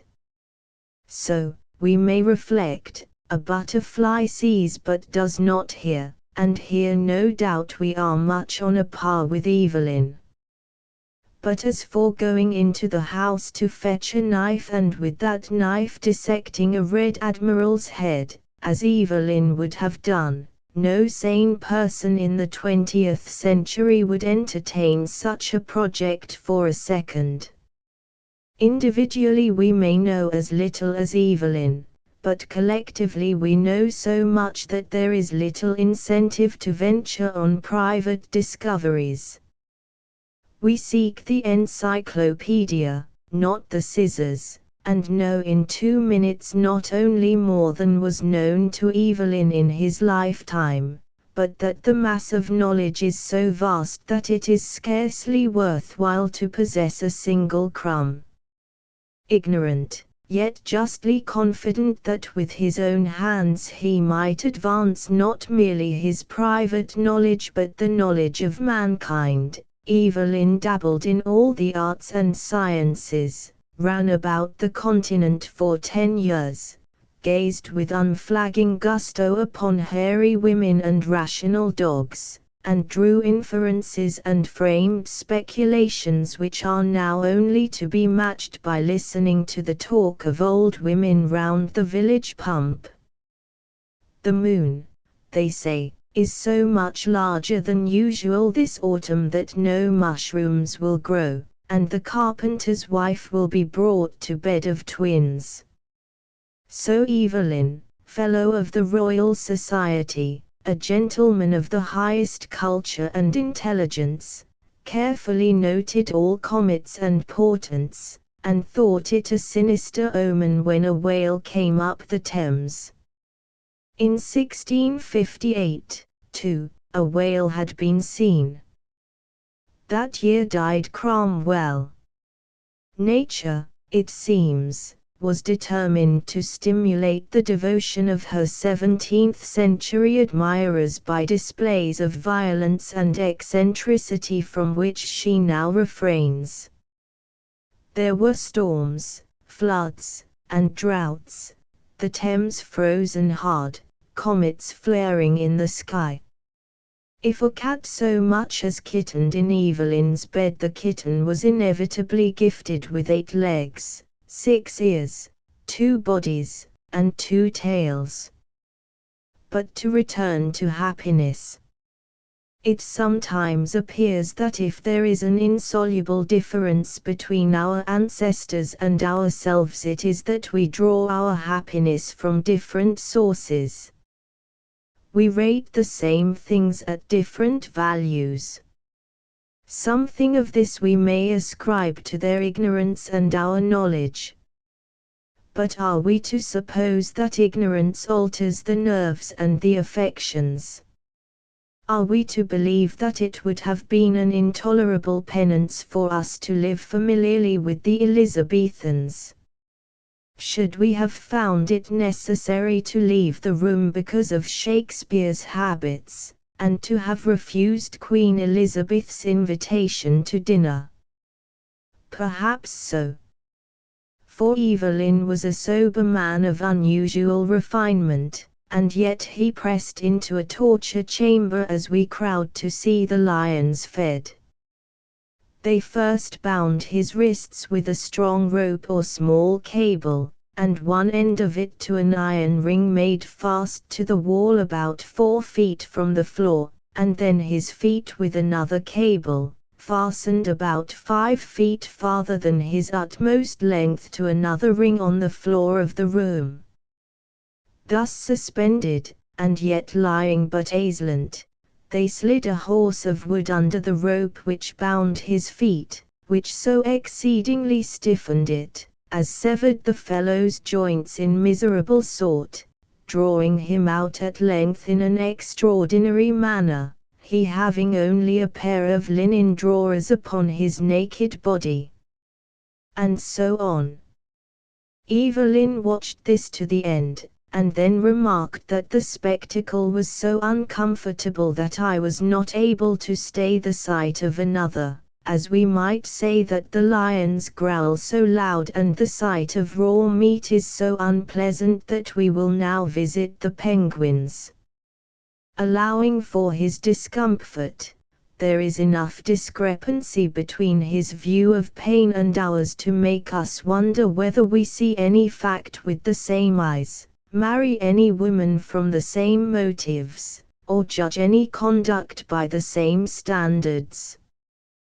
To sit passive when muscles tore and bones cracked, not to flinch when the wooden horse was raised higher and the executioner fetched a horn and poured 2 buckets of water down the man's throat, to suffer this iniquity on a suspicion of robbery which the man denied.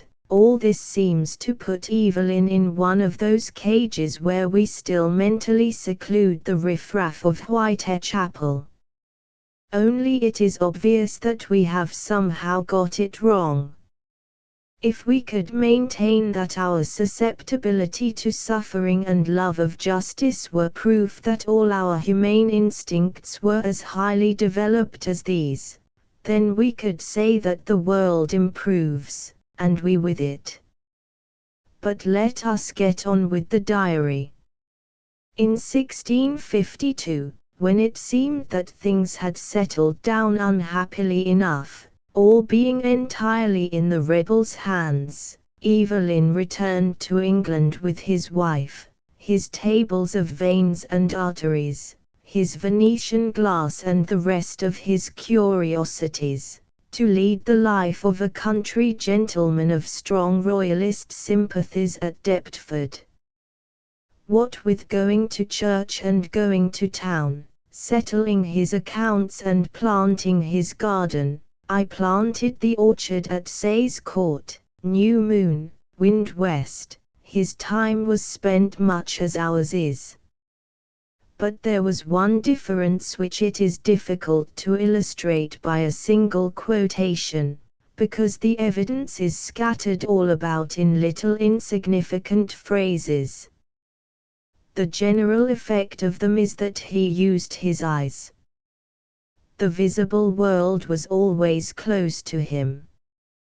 The visible world has receded so far from us that to hear all this talk of buildings and gardens, statues and carving, as if the look of things assailed one out of doors as well as in, and were not confined to a few small canvases hung upon the wall, seems strange. No doubt there are 1,000 excuses for us, but hitherto we have been finding excuses for him. Wherever there was a picture to be seen by Julio Romano, Polidor, Guido, Raphael, or Tintoretto, a finely built house, a prospect, or a garden nobly designed, Evelyn stopped his coach to look at it, and opened his diary to record his opinion. On the 27th of August Evelyn, with Dr. Wren and others, was in St. Paul's surveying the general decay of that ancient and venerable church, held with Dr. Wren another judgment from the rest, and had a mind to build it with a noble cupola, a form of church building not as yet known in England but of wonderful grace, in which Dr. Wren concurred. 6 days later the fire of London altered their plans. It was Evelyn again who, walking by himself, chanced to look in at the window of a poor solitary thatched house in a field in our parish. There saw a young man carving at a crucifix, was overcome with an enthusiasm which does him the utmost credit, and carried Grinling Gibbons and his carving to court. Indeed, it is all very well to be scrupulous about the sufferings of worms and sensitive to the dues of servant girls, but how pleasant also if, with shut eyes, one could call up street after street of beautiful houses. A flower is red, the apples rose-gilt in the afternoon sun, a picture has charm, especially as it displays the character of a grandfather and dignifies a family descended from such a school, but these are scattered fragments, little relics of beauty in a world that has grown indescribably drab. To our charge of cruelty Evelyn might well reply by pointing to Bayswater and the purlieus of Clapham, and if he should assert that nothing now has character or conviction, that no farmer in England sleeps with an open coffin at his bedside to remind him of death, we could not retort effectually offhand. True, we like the country. Evelyn never looked at the sky. But to return. After the Restoration Evelyn emerged in full possession of a variety of accomplishments which in our time of specialists seems remarkable enough. He was employed on public business, he was secretary to the Royal Society, he wrote plays and poems, he was the first authority upon trees and gardens in England, he submitted a design for the rebuilding of London.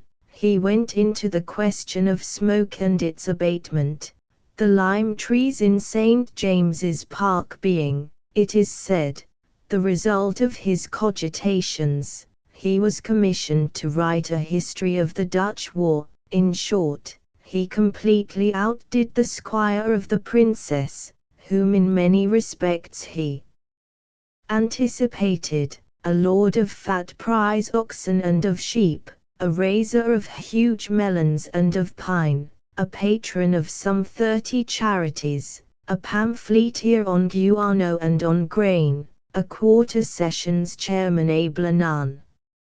All that he was, and shared with Sir Walter another characteristic which Tennyson does not mention. He was, we cannot help suspecting, something of a bore, a little censorious, a little patronizing, a little too sure of his own merits, and a little obtuse to those of other people. Or what is the quality, or absence of quality, that checks our sympathies? Partly, perhaps, it is due to some inconsistency which it would be harsh to call by so strong a name as hypocrisy. Though he deplored the vices of his age, he could never keep away from the center of them. The luxurious dallying and profaneness of the court, the sight of Mrs. Nelly looking over her garden wall and holding very familiar discourse with King Charles on the green walk below, caused him acute disgust. Yet he could never decide to break with the court and retire to my poor but quiet villa, which was of course the apple of his eye and one of the show places in England. Then, though he loved his daughter Mary, his grief at her death did not prevent him from counting the number of empty coaches drawn by 6 horses apiece that attended her funeral. His women friends combined virtue with beauty to such an extent that we can hardly credit them with wit into the bargain. Poor Mrs. Godolphin at least, whom he celebrated in a sincere and touching biography, loved to be at funerals and chose habitually the driest and leanest morsels of meat, which may be the habits of an angel but do not present her friendship with Evelyn in an alluring light.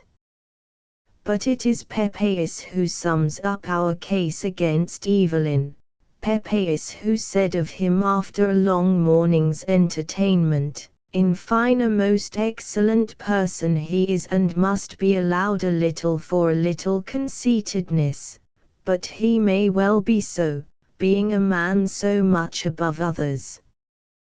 The words exactly hit the mark. A most excellent person he was, but a little conceited. Pepys it is who prompts us to another reflection, inevitable, unnecessary, perhaps unkind. Evelyn was no genius. His writing is opaque rather than transparent. We see no depths through it, nor any very secret movements of mind or heart. He can neither make us hate a regicide nor love Mrs. Godolphin beyond reason. But he writes a diary, and he writes it supremely well. Even as we drowse, somehow or other the bygone gentleman sets up, through 3 centuries, a perceptible tingle of communication, so that without laying stress on anything in particular, stopping to dream, stopping to laugh, stopping merely to look, we are yet taking notice all the time. His garden, for example, how delightful is his disparagement of it, and how acid his criticism of the gardens of others. Then, we may be sure, the hens at Sayes Court laid the very best eggs in England, and when the Tsar drove a wheelbarrow through his hedge what a catastrophe it was, and we can guess how Mrs. Evelyn dusted and polished, and how Evelyn himself grumbled, and how punctilious and efficient and trustworthy he was, how prone to give advice, how ready to read his own works aloud, and how affectionate, withal, lamenting bitterly but not effusively, for the man with the long-drawn sensitive face was. Never that. The death of the little prodigy Richard, and recording how after evening prayers was my child buried near the rest of his brothers, my very dear children. He was not an artist, no phrases linger in the mind, no paragraphs build themselves up in memory, but as an artistic method this of going on with the day's story circumstantially, bringing in people who will never be mentioned again, leading up to crises which never take place, introducing Sir Thomas Browne but never letting him speak, has its fascination. All through his pages good men, bad men, celebrities, nonentities are coming into the room and going out again. The greater number we scarcely notice, the door shuts upon them and they disappear. But now and again the sight of a vanishing coat-tail suggests more than a whole figure sitting still in a full light. They have struck no attitude, arranged no mantle. Little they think that for 300 years and more they will be looked at in the act of jumping a gate, or observing, like the old Marquise of Argyll, that the turtle doves in the aviary are owls. Our eyes wander from one to the other, our affections settle here or there, on hot-tempered Captain Ray, for instance, who was choleric, had a dog that killed a goat, was for shooting the goat's owner, was for shooting his horse when it fell down a precipice, on Mr. Saladin, on Mr. Saladin's beautiful daughter, on Captain Ray lingering at Geneva to make love to Mr. Saladin's daughter, on Evelyn himself most of all, grown old, walking in his garden at Wootton, his sorrows smoothed out, his grandson doing him credit, the Latin quotations falling pat from his lips, his trees flourishing, and the butterflies flying and flaunting on his dahlias too. 5. Written in 1920. Defoe. 6. The fear which attacks the recorder of centenaries lest he should find himself measuring a diminishing spectre and forced to foretell its approaching dissolution is not only absent in the case of Robinson Crusoe, but the mere thought of it is ridiculous. It may be true that Robinson Crusoe is 200 years of age upon the 25th of April, 1919. But far from raising the familiar speculations as to whether people now read it and will continue to read it, the effect of the bicentenary is to make us marvel that Robinson Crusoe, the perennial and immortal, should have been in existence so short a time as that. The book resembles one of the anonymous productions of the race itself rather than the effort of a single mind. And as for celebrating its centenary, we should as soon think of celebrating the centenaries of Stonehenge itself. Something of this we may attribute to the fact that we have all had Robinson Crusoe read aloud to us as children, and were thus much in the same state of mind towards Defoe and his story that the Greeks were in towards Homer. It never occurred to us that there was such a person as Defoe, and to have been told that Robinson Crusoe was the work of a man with a pen in his hand would either have disturbed us unpleasantly or meant nothing at all. The impressions of childhood are those that last longest and cut deepest.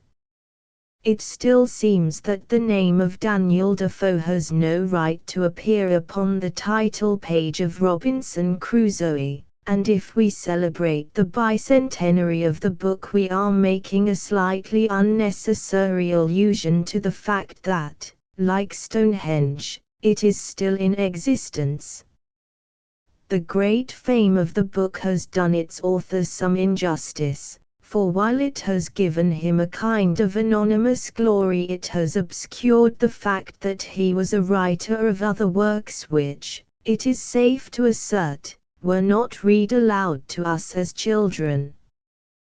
Thus when the editor of the Christian World in the year 1870 appealed to the boys and girls of England to erect a monument upon the grave of Defoe, which a stroke of lightning had mutilated, the marble was inscribed to the memory of the author of Robinson Crusoe.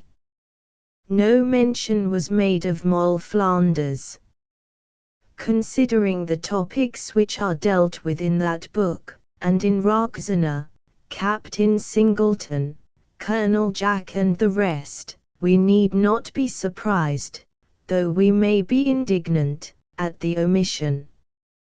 We may agree with Mr. Wright, the biographer of Defoe, that these are not works for the drawing-room table. But unless we consent to make that useful piece of furniture the final arbiter of taste, we must deplore the fact that their superficial coarseness, or the universal celebrity of Robinson Crusoe, has led them to be far less widely famed than they deserve. On any monument worthy of the name of monument, the names of Moll Flanders and Roxana, at least, should be carved as deeply as the name of Defoe. They stand among the few English novels which we can call indisputably great. The occasion of the bicentenary of their more famous companion may well lead us to consider in what their greatness, which has so much in common with his, may be found to consist. Defoe was an elderly man when he turned novelist, many years the predecessor of Richardson and Fielding, and one of the first indeed to shape the novel and launch it on its way. But it is unnecessary to labor the fact of his precedence, except that he came to his novel writing with certain conceptions about the art which he derived partly from being himself one of the first to practice it.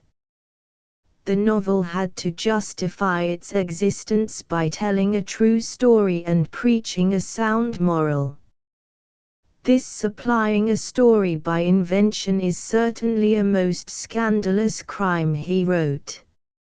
It is a sort of lying that makes a great hole in the heart, in which by degrees a habit of lying enters in. Either in the preface or in the text of each of his works, therefore, he takes pains to insist that he has not used his invention at all but has depended upon facts, and that his purpose has been the highly moral desire to convert the vicious or to warn the innocent. Happily these were principles that tallied very well with his natural disposition and endowments. Facts had been drilled into him by 60 years of varying fortunes before he turned his experience to account in fiction. I have some time ago summed up the scenes of my life in this distich, he wrote. No man has tasted differing fortunes more, and 13 times I have been rich and poor. He had spent 18 months in Newgate and talked with thieves, pirates, highwaymen, and coiners before he wrote the history of Moll Flanders. But to have facts thrust upon you by dint of living and accident is one thing, to swallow them voraciously and retain the imprint of them indelibly, is another. It is not merely that Defoe knew the stress of poverty and had talked with the victims of it, but that the unsheltered life, exposed to circumstances and forced to shift for itself, appealed to him imaginatively as the right matter for his art. In the first pages of each of his great novels he reduces his hero or heroine to such a state of unfriended misery that their existence must be a continued struggle, and their survival at all the result of luck and their own exertions. Moll Flanders was born in Newgate of a criminal mother. Captain Singleton was stolen as a child and sold to the gypsies. Colonel Jack, though born a gentleman, was put prentice to a pickpocket. Roxana starts under better auspices, but, having married at 15, she sees her husband go bankrupt and is left with 5 children in a condition the most deplorable that words can express. Thus each of these boys and girls has the world to begin and the battle to fight for himself. The situation thus created was entirely to Defoe's liking. From her very birth, or with half a year's respite at most, Moll Flanders, the most notable of them, is goaded by that worst of devils, poverty, forced to earn her living as soon as she can sew, driven from place to place, making no demands upon her creator for the subtle domestic atmosphere which he was unable to supply, but drawing upon him for all he knew of strange people and customs. From the outset the burden of proving her right to exist is laid upon her. She has to depend entirely upon her own wits and judgment, and to deal with each emergency as it arises by a rule of thumb morality which she has forged in her own head. The briskness of the story is due partly to the fact that having transgressed the accepted laws at a very early age she has henceforth the freedom of the outcast. The one impossible event is that she should settle down in comfort and security. But from the first the peculiar genius of the author asserts itself, and avoids the obvious danger of the novel of adventure. He makes us understand that Moll Flanders was a woman on her own account and not only material for a succession of adventures. In proof of this she begins, as Roxana also begins, by falling passionately, if unfortunately, in love. That she must rouse herself and marry someone else and look very closely to her settlements and prospects is no slight upon her passion, but to be laid to the charge of her birth, and, like all Defoe's women, she is a person of robust understanding. Since she makes no scruple of telling lies when they serve her purpose, there is something undeniable about her truth when she speaks it. She has no time to waste upon the refinements of personal affection. One tear is dropped, one moment of despair allowed, and then on with the story. She has a spirit that loves to breast the storm. She delights in the exercise of her own powers. When she discovers that the man she has married in Virginia is her own brother, she is violently disgusted. She insists upon leaving him, but as soon as she sets foot in Bristol, I took the diversion of going to Bath, for as I was still far from being old, so my humour, which was always gay, continued so to an extreme.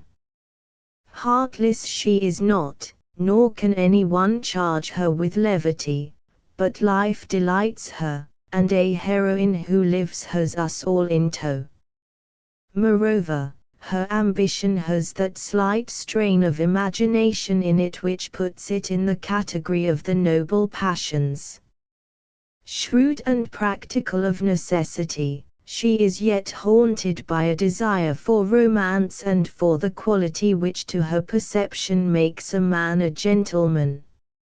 It was really a true gallant spirit he was of, and it was the more grievous to me. 'Tis something of relief even to be undone by a man of honor rather than by a scoundrel, she writes when she had misled a highwayman as to the extent of her fortune.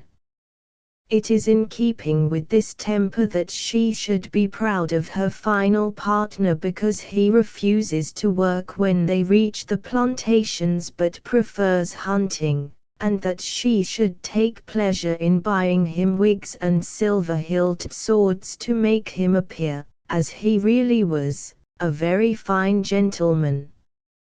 Her very love of hot weather is in keeping, and the passion with which she kissed the ground that her son had trod on, and her noble tolerance of every kind of fault so long as it is not complete baseness of spirit, imperious, cruel, and relentless when uppermost, abject and low-spirited when down.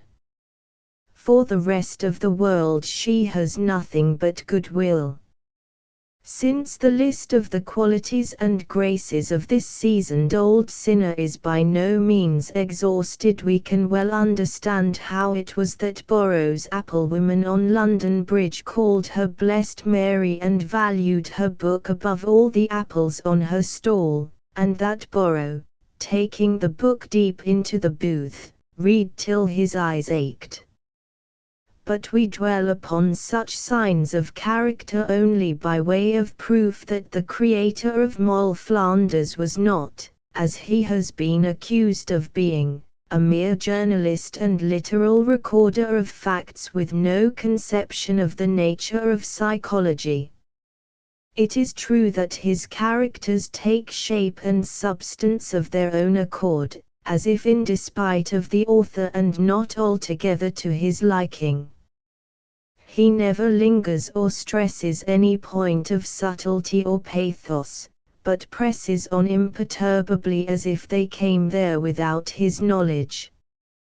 A touch of imagination, such as that when the prince sits by his son's cradle and Roxana observes how he loved to look at it when it was asleep, seems to mean much more to us than to him. After the curiously modern dissertation upon the need of communicating matters of importance to a second person lest, like the thief in Newgate, we should talk of it in our sleep, he apologizes for his digression. He seems to have taken his characters so deeply into his mind that he lived them without exactly knowing how, and, like all unconscious artists, he leaves more gold in his work than his own generation was able to bring to the surface. The interpretation that we put on his characters might therefore well have puzzled him. We find for ourselves meanings which he was careful to disguise even from himself. Thus it comes about that we admire Moll Flanders far more than we blame her. Nor can we believe that Defoe had made up his mind as to the precise degree of her guilt, or was unaware that in considering the lives of the abandoned he raised many deep questions and hinted, if he did not state, answers quite at variance with his professions of belief.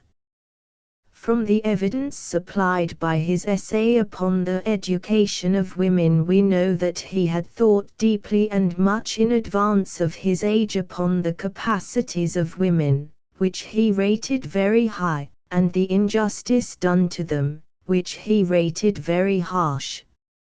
I have often thought of it as one of the most barbarous customs in the world, considering us as a civilized and a Christian country, that we deny the advantages of learning to women. We reproach the sex every day with folly and impertinence, which I am confident, had they the advantages of education equal to us, they would be guilty of less than ourselves. The advocates of women's rights would hardly care, perhaps, to claim Moll Flanders and Roxana among their patron saints, and yet it is clear that Defoe not only intended them to speak some very modern doctrines upon the subject, but placed them in circumstances where their peculiar hardships are displayed in such a way as to elicit our sympathy. Courage, said Moll Flanders, was what women needed, and the power to stand their ground, and at once gave practical demonstration of the benefits that would result. Roxana, a lady of the same profession, argues more subtly against the slavery of marriage. She had started a new thing in the world, the merchant told her. It was a way of arguing contrary to the general practice. But Defoe is the last writer to be guilty of bald preaching. Roxana keeps our attention because she is blessedly unconscious that she is in any good sense an example to her sex and is thus at liberty to own that part of her argument is of an elevated strain which was really not in my thoughts at first, at all. The knowledge of her own frailties and the honest questioning of her own motives, which that knowledge begets, have the happy result of keeping her fresh and human when the martyrs and pioneers of so many problem novels have shrunken and shriveled to the pegs and props of their respective creeds. But the claim of Defoe upon our admiration does not rest upon the fact that he can be shown to have anticipated some of the views of Meredith, or to have written scenes which, the odd suggestion occurs, might have been turned into plays by Ibsen. Whatever his ideas upon the position of women, they are an incidental result of his chief virtue, which is that he deals with the important and lasting side of things and not with the passing and trivial. He is often dull. He can imitate the matter-of-fact precision of a scientific traveler until we wonder that his pen could trace or his brain conceive what has not even the excuse of truth to soften its dryness. He leaves out the whole of vegetable nature, and a large part of human nature. All this we may admit, though we have to admit defects as grave in many writers whom we call great. But that does not impair the peculiar merit of what remains. Having at the outset limited his scope and confined his ambitions, he achieves a truth of insight which is far rarer and more enduring than the truth of fact which he professed to make his aim. Moll Flanders and her friends recommended themselves to him not because they were, as we should say, picturesque, nor, as he affirmed, because they were examples of evil living by which the public might profit. It was their natural veracity, bred in them by a life of hardship, that excited his interest. For them there were no excuses, no kindly shelter obscured their motives. Poverty was their taskmaster. Defoe did not pronounce more than a judgment of the lips upon their failings. But their courage and resource and tenacity delighted him. He found their society full of good talk, and pleasant stories, and faith in each other, and morality of a home-made kind. Their fortunes had that infinite variety which he praised and relished and beheld with wonder in his own life. These men and women, above all, were free to talk openly of the passions and desires which have moved men and women since the beginning of time, and thus even now they keep their vitality undiminished. There is a dignity in everything that is looked at openly. Even the sordid subject of money, which plays so large a part in their histories, becomes not sordid but tragic when it stands not for ease and consequence but for honor, honesty and life itself. You may object that Defoe is humdrum, but never that he is engrossed with petty things. He belongs, indeed, to the school of the great plain writers, whose work is founded upon a knowledge of what is most persistent, though not most seductive, in human nature. The view of London from Hungerford Bridge, grey, serious, massive, and full of the subdued stir of traffic and business, prosaic if it were not for the masts of the ships and the towers and domes of the city, brings him to mind. The tattered girls with violets in their hands at the street corners, and the old weather-beaten women patiently displaying their matches and bootlaces beneath the shelter of arches, seem like characters from his books. He is of the school of Crabbe, and of Gissing, and not merely a fellow pupil in the same stern place of learning, but its founder and master. 6. Written in 1919. Addison, 7. In July, 1843, Lord Macaulay pronounced the opinion that Joseph Addison had enriched our literature with compositions that will live as long as the English language. But when Lord Macaulay pronounced an opinion, it was not merely an opinion. Even now, at a distance of 76 years, the words seem to issue from the mouth of the chosen representative of the people.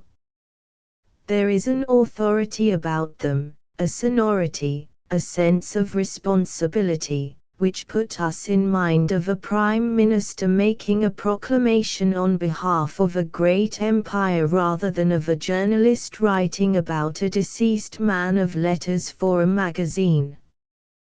The article upon Addison is, indeed, one of the most vigorous of the famous essays. Florid, and at the same time extremely solid, the phrases seem to build up a monument, at once square and lavishly festooned with ornament, which should serve Addison for shelter so long as one stone of Westminster Abbey stands upon another. Yet, though we may have read and admired this particular essay times out of number, as we say when we have read anything 3 times over, it has never occurred to us, strangely enough, to believe that it is true. That is apt to happen to the admiring reader of Macaulay's essays. While delighting in their richness, force, and variety, and finding every judgment, however emphatic, proper in its place, it seldom occurs to us to connect these sweeping assertions and undeniable convictions with anything so minute as a human being. So it is with Addison. If we wish, Macaulay writes, to find anything more vivid than Addison's best portraits, we must go either to Shakespeare or to Servants. We have not the least doubt that if Addison had written a novel on an extensive plan it would have been superior to any that we possess. His essays, again, fully entitle him to the rank of a great poet, and, to complete the edifice, we have Voltaire proclaimed the prince of buffoons, and together with Swift forced to stoop so low that Addison takes rank above them both as a humorist. Examined separately, such flourishes of ornament look grotesque enough, but in their place, such is the persuasive power of design, they are part of the decoration, they complete the monument. Whether Addison or another is interred within, it is a very fine tomb. But now that 2 centuries have passed since the real body of Addison was laid by night under the Abbey floor, we are, through no merit of our own, partially qualified to test the first of the flourishes on that fictitious tombstone to which, though it may be empty, we have done homage, in a formal kind of way, these 67 years. The compositions of Addison will live as long as the English language. Since every moment brings proof that our mother tongue is more lusty and lively than sorts with complete sedateness or chastity, we need only concern ourselves with the vitality of Addison. Neither lusty nor lively is the adjective we should apply to the present condition of the Tatler and the Spectator. To take a rough test, it is possible to discover how many people in the course of a year borrow Addison's works from the public library, and a particular instance affords us the not very encouraging information that during 9 years 2 people yearly take out the first volume of The Spectator. The second volume is less in request than the first. The inquiry is not a cheerful one. From certain marginal comments and pencil marks it seems that these rare devotees seek out only the famous passages and, as their habit is, score what we are bold enough to consider the least admirable phrases. No, if Addison lives at all, it is not in the public libraries. It is in libraries that are markedly private, secluded, shaded by lilac trees and brown with folios, that he still draws his faint, regular breath. If any man or woman is going to solace himself with a page of Addison before the June sun is out of the sky today, it is in some such pleasant retreat as this. Yet all over England at intervals, perhaps wide ones, we may be sure that there are people engaged in reading Addison, whatever the year or season. For Addison is very well worth reading. The temptation to read Pope on Addison, Macaulay on Addison, Thackeray on Addison, Johnson on Addison rather than Addison himself is to be resisted, For you will find, if you study the Tatler and the Spectator, glance at Cato, and run through the remainder of the 6 moderate-sized volumes, that Addison is neither Pope's Addison nor anybody else's Addison, but a separate, independent individual still capable of casting a clear-cut shape of himself upon the consciousness, turbulent and distracted as it is, of 1919. It is true that the fate of the lesser shades is always a little precarious. They are so easily obscured or distorted. It seems so often scarcely worthwhile to go through the cherishing and humanizing process which is necessary to get into touch with a writer of the second class who may, after all, have little to give us. The earth is crusted over them, their features are obliterated, and perhaps it is not ahead of the best period that we rub clean in the end, but only the chip of an old pot. The chief difficulty with the lesser writers, however, is not only the effort. It is that our standards have changed.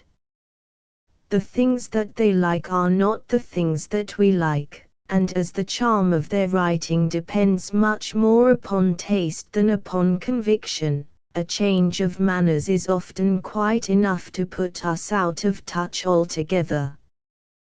That is one of the most troublesome barriers between ourselves and Addison. He attached great importance to certain qualities. He had a very precise notion of what we are used to call niceness in man or woman. He was extremely fond of saying that men ought not to be atheists, and that women ought not to wear large petticoats. This directly inspires in us not so much a sense of distaste as a sense of difference. Dutifully, if at all, we strain our imaginations to conceive the kind of audience to whom these precepts were addressed. The Tatler was published in 1709, the Spectator a year or two later. What was the state of England at that particular moment?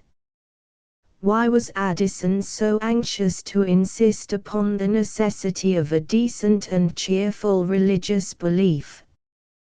Why did he so constantly, and in the main kindly, lay stress upon the foibles of women and their reform? Why was he so deeply impressed with the evils of party government? Any historian will explain, but it is always a misfortune to have to call in the services of any historian. A writer should give us direct certainty. Explanations are so much water poured into the wine. As it is, we can only feel that these counsels are addressed to ladies in hoops and gentlemen in wigs, a vanished audience which has learnt its lesson and gone its way, and the preacher with it. We can only smile and marvel and perhaps admire the clothes. And that is not the way to read. To be thinking that dead people deserved these censures and admired this morality, judged the eloquence, which we find so frigid, sublime, the philosophy to us so superficial, profound, to take a collector's joy in such signs of antiquity, is to treat literature as if it were a broken jar of undeniable age but doubtful beauty, to be stood in a cabinet behind glass doors. The charm which still makes Cato very readable is much of this nature. When Syphax exclaims, "So, where our wide Numidian wastes extend, sudden, impetuous hurricanes descend, wheel through the air, encircling eddies play, tear up the sands, and sweep whole plains away, the helpless traveller, with wild surprise, sees the dry desert all around him rise, and smothered in the dusty whirlwind dies, we cannot help imagining the thrill in the crowded theatre, the feathers nodding emphatically on the ladies' heads, the gentlemen leaning forward to tap their canes, and everyone exclaiming to his neighbor how vastly fine it is and crying bravo. But how can we be excited? And so with Bishop Hurd and his notes, his finely observed, his wonderfully exact, both in the sentiment and expression, his serene confidence that when the present humor of idolizing Shakespeare is over, the time will come when Cato is supremely admired by all candid and judicious critics. This is all very amusing and productive of pleasant fancies, both as to the faded frippery of our ancestors' minds and the bold opulence of our own. But it is not the intercourse of equals, let alone that other kind of intercourse, which as it makes us contemporary with the author, persuades us that his object is our own.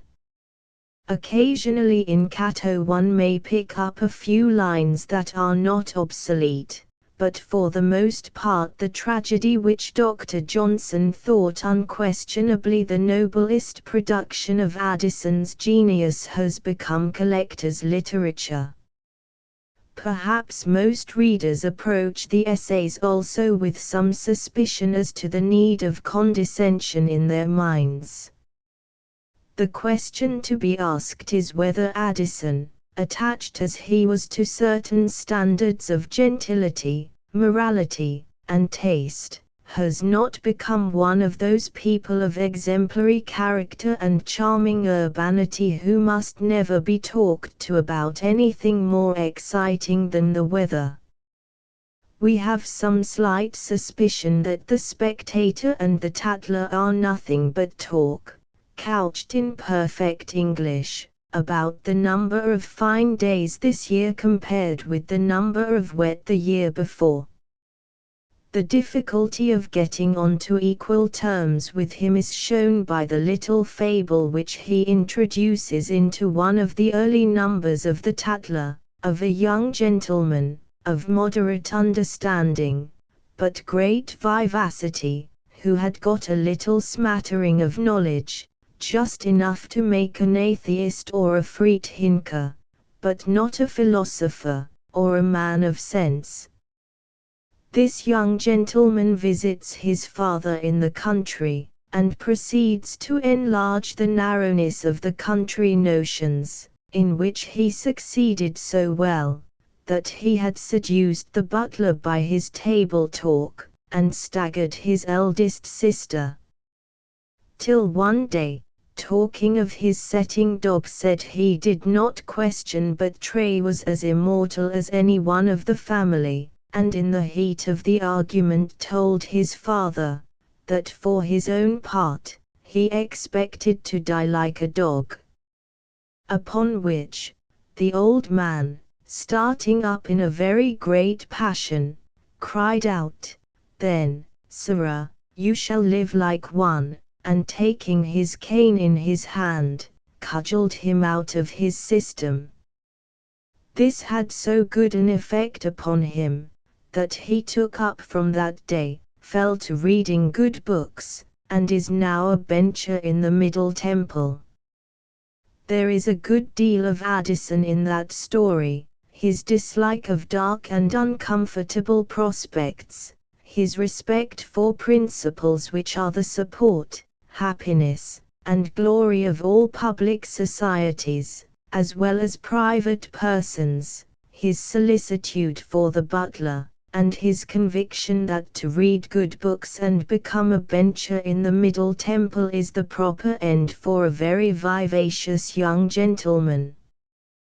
This Mr. Addison married a countess, gave his little Senate laws, and, sending for young Lord Warwick, made that famous remark about seeing how a Christian can die which has fallen upon such evil days that our sympathies are with the foolish, and perhaps fuddled, young peer rather than with the frigid gentleman, not too far gone for a last spasm of self-complacency, upon the bed.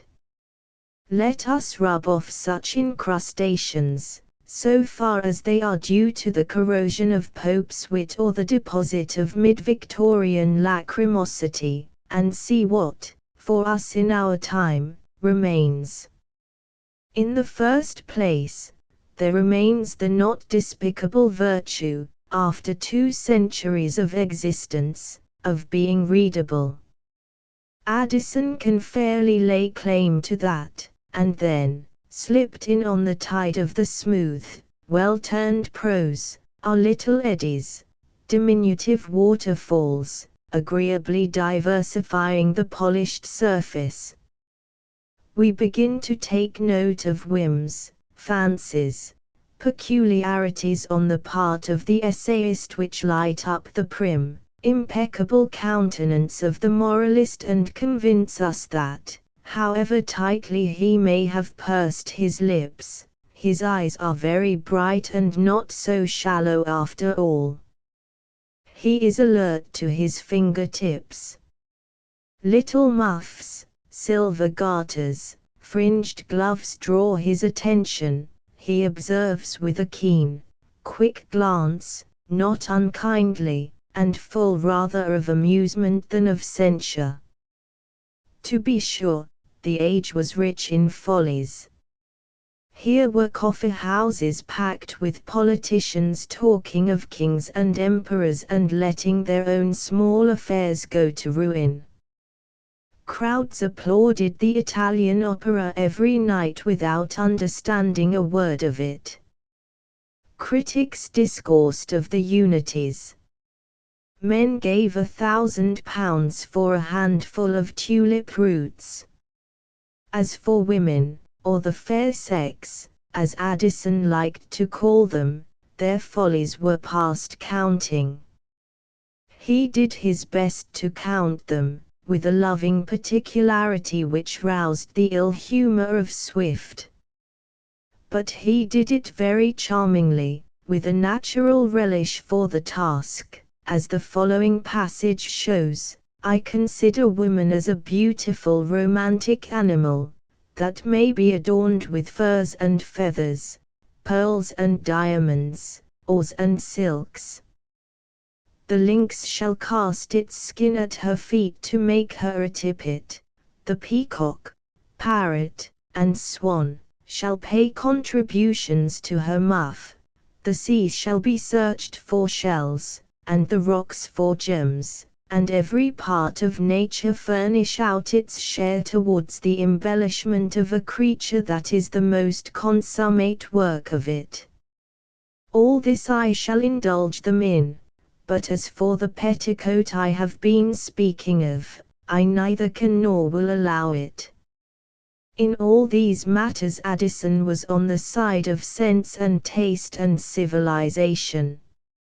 Of that little fraternity, often so obscure and yet so indispensable, who in every age keep themselves alive to the importance of art and letters and music, watching, discriminating, denouncing and delighting, Addison was one, distinguished and strangely contemporary with ourselves. It would have been, so one imagines, a great pleasure to take him a manuscript, a great enlightenment, as well as a great honor, to have his opinion.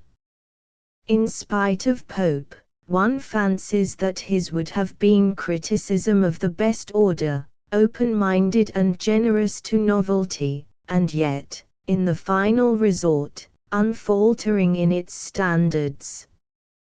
The boldness which is a proof of vigor is shown by his defense of Chevy Chase.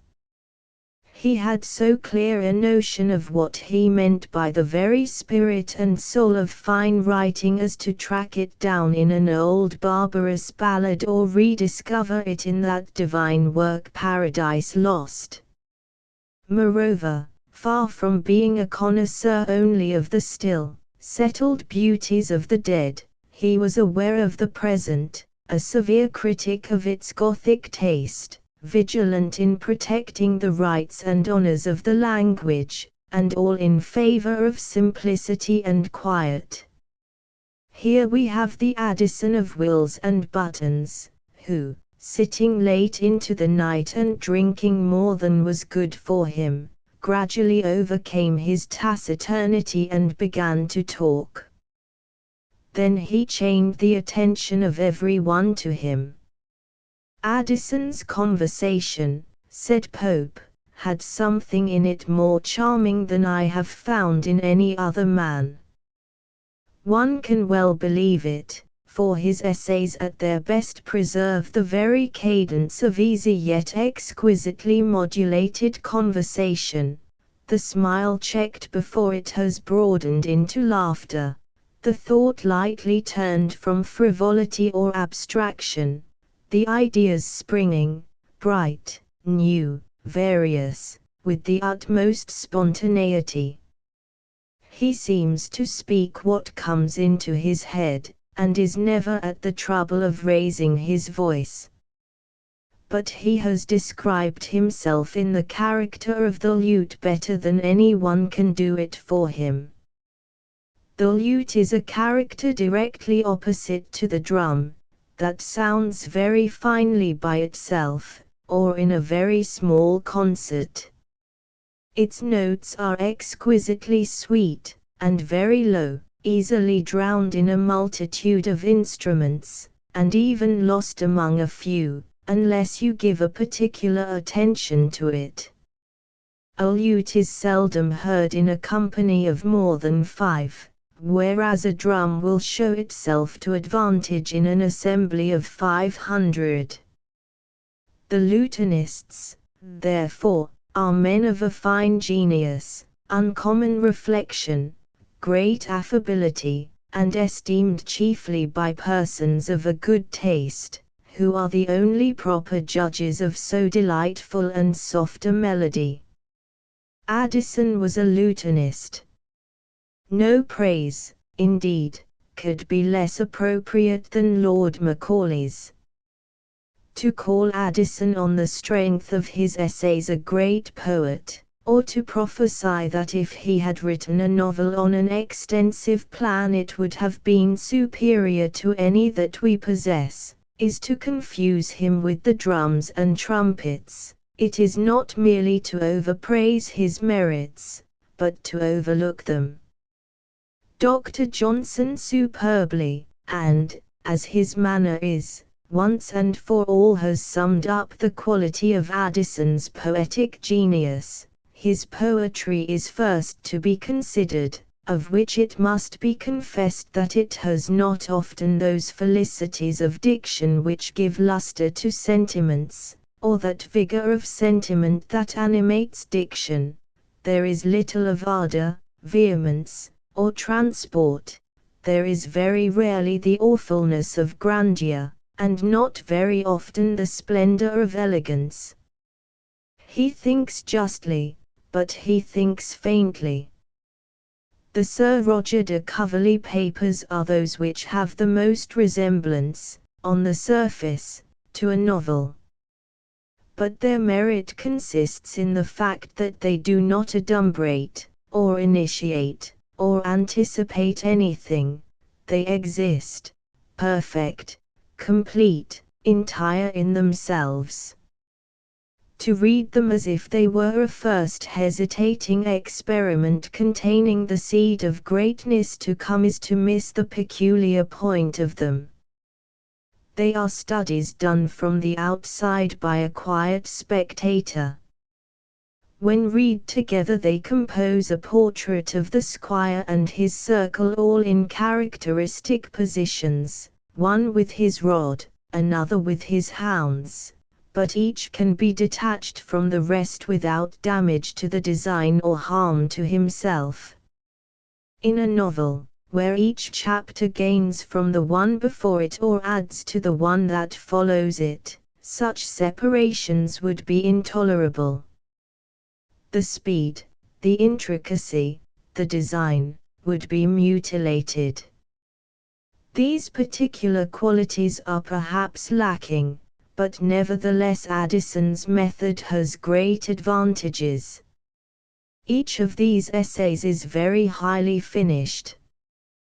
The characters are defined by a succession of extremely neat, clean strokes. Inevitably, where the sphere is so narrow, an essay is only 3 or 4 pages in length, there is not room for great depth or intricate subtlety. Here, from The Spectator, is a good example of the witty and decisive manner in which Addison strikes out a portrait to fill the little frame. Sombrius is one of these sons of sorrow. He thinks himself obliged in duty to be sad and disconsolate. He looks on a sudden fit of laughter as a breach of his baptismal vow. An innocent jest startles him like blasphemy. Tell him of one who is advanced to a title of honor, he lifts up his hands and eyes. Describe a public ceremony, he shakes his head. Show him a gay equipage, he blesses himself. All the little ornaments of life are pomps and vanities. Mirth is wanton, and wit profane. He is scandalized at youth for being lively, and at childhood for being playful. He sits at a christening, or at a marriage feast, as at a funeral, sighs at the conclusion of a merry story, and grows devout when the rest of the company grow pleasant. After all, Sombrius is a religious man, and would have behaved himself very properly, had he lived when Christianity was under a general persecution. The novel is not a development from that model, for the good reason that no development along these lines is possible. Of its kind, such a portrait is perfect, and when we find, scattered up and down The Spectator and The Tatler, numbers of such little masterpieces with fancies and anecdotes in the same style, some doubt as to the narrowness of such a sphere becomes inevitable. The form of the essay admits of its own particular perfection, and if anything is perfect, the exact dimensions of its perfection become immaterial. One can scarcely settle whether, on the whole, one prefers a raindrop to the River Thames. When we have said all that we can say against them, that many are dull, others superficial, the allegories faded, the piety conventional, the morality trite, there still remains the fact that the essays of Addison are perfect essays. Always at the highest point of any art there comes a moment when everything seems in a conspiracy to help the artist, and his achievement becomes a natural felicity on his part of which he seems, to a later age, half unconscious. So Addison, writing day after day, essay after essay, knew instinctively and exactly how to do it. Whether it was a high thing, or whether it was a low thing, whether an epic is more profound or a lyric more passionate, undoubtedly it is due to Addison that prose is now prosaic, the medium which makes it possible for people of ordinary intelligence to communicate their ideas to the world. Addison is the respectable ancestor of an innumerable progeny.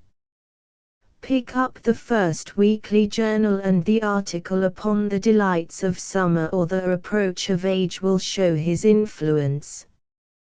But it will also show, unless the name of Mr. Max Beerbohm, our solitary essayist, is attached to it, that we have lost the art of writing essays.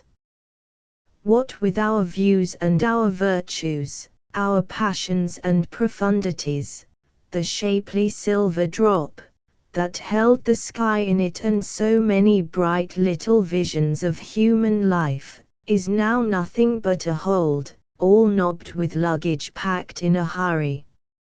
Even so, the essayist will make an effort, perhaps without knowing it, to write like Addison.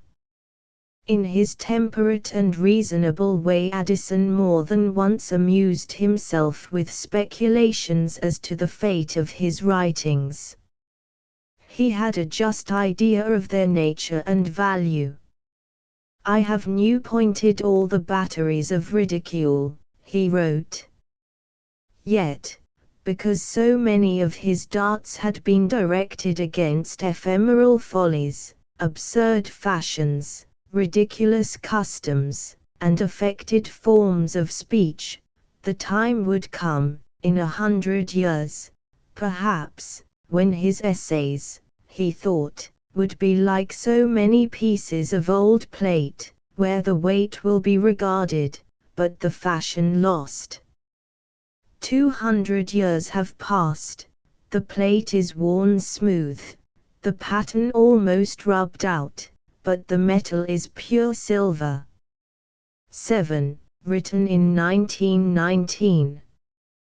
The Lives of the Obscure 5 shillings, perhaps, will secure a life subscription to this faded, out-of-date, obsolete library, which with a little help from the rates, is chiefly subsidized from the shelves of clergymen's widows, and country gentlemen inheriting more books than their wives like to dust. In the middle of the wide airy room, with windows that look to the sea and let in the shouts of men crying pilchards for sale on the cobbled street below, a row of vases stands, in which specimens of the local flowers droop, each with its name inscribed beneath. The elderly, the marooned, the bored, drift from newspaper to newspaper, or sit holding their heads over back numbers of the Illustrated London News and the Wesleyan Chronicle. No one has spoken aloud here since the room was opened in 1854. The obscure sleep on the walls, slouching against each other as if they were too drowsy to stand upright. Their backs are flaking off, their titles often vanished. Why disturb their sleep? Why reopen those peaceful graves? The librarian seems to ask, peering over his spectacles, and resenting the duty, which indeed has become laborious, of retrieving from among those nameless tombstones numbers 1763, 1080, and 606.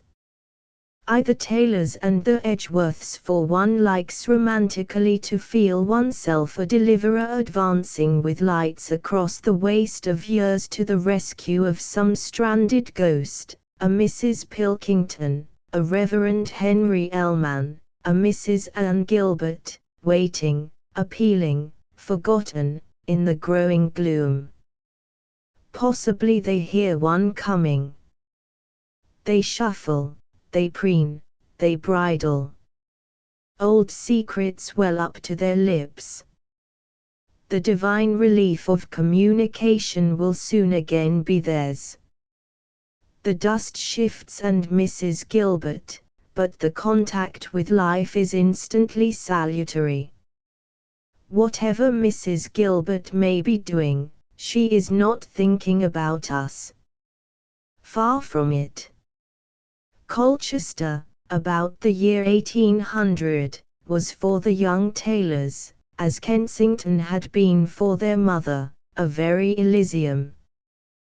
There were the Strutts, the Hills, the Stapletons, there was poetry, philosophy, engraving. For the young tailors were brought up to work hard, and if, after a long day's toil upon their father's pictures, they slipped round to dine with the Struts, they had a right to their pleasure. Already they had won prizes in Darton and Harvey's pocket book. One of the Struts knew James Montgomery, and there was talk, at those gay parties, with the Moorish decorations and all the cats, for old Ben Strutt was a bit of a character, did not communicate, would not let his daughters eat meat, so no wonder they died of consumption. There was talk of printing a joint volume to be called The Associate Minstrels, to which James, if not Robert himself, might contribute. The Stapletons were poetical, too. Moira and Bithia would wander over the old town wall at Borken Hill reading poetry by moonlight. Perhaps there was a little too much poetry in Colchester in 1800. Looking back in the middle of a prosperous and vigorous life, Anne had to lament many broken careers, much unfulfilled promise. The Stapletons died young, perverted, miserable. Jacob, with his dark, scorn-speaking countenance, who had vowed that he would spend the night looking for Anne's lost bracelet in the street, disappeared, and I last heard of him vegetating among the ruins of Rome, himself too much a ruin. As for the Hills, their fate was worst of all. To submit to public baptism was flighty, but to marry Captain M. Anybody could have warned pretty Fanny Hill against Captain M. Yet off she drove with him in his fine phaeton. For years nothing more was heard of her. Then one night, when the Taylors had moved to Ongar and old Mr. and Mrs. Taylor were sitting over the fire, thinking how, as it was 9 o'clock, and the moon was full, they ought, according to their promise, to look at it and think of their absent children, there came a knock at the door. Mrs. Taylor went down to open it. But who was this sad, shabby-looking woman outside? Oh, don't you remember the Struts and the Stapletons, and how you warned me against Captain M. cried Fanny Hill, for it was Fanny Hill. Poor Fanny Hill, all worn and sunk. Poor Fanny Hill, that used to be so sprightly. She was living in a lone house not far from the Taylors, forced to drudge for her husband's mistress, for Captain M had wasted all her fortune, ruined all her life. Anne married Mr. G, of course, of course. The words toll persistently through these obscure volumes. For in the vast world to which the memoir writers admit us there is a solemn sense of something unescapable, of a wave gathering beneath the frail flotilla and carrying it on. One thinks of Colchester in 1800. Scribbling verses, reading Montgomery, so they begin.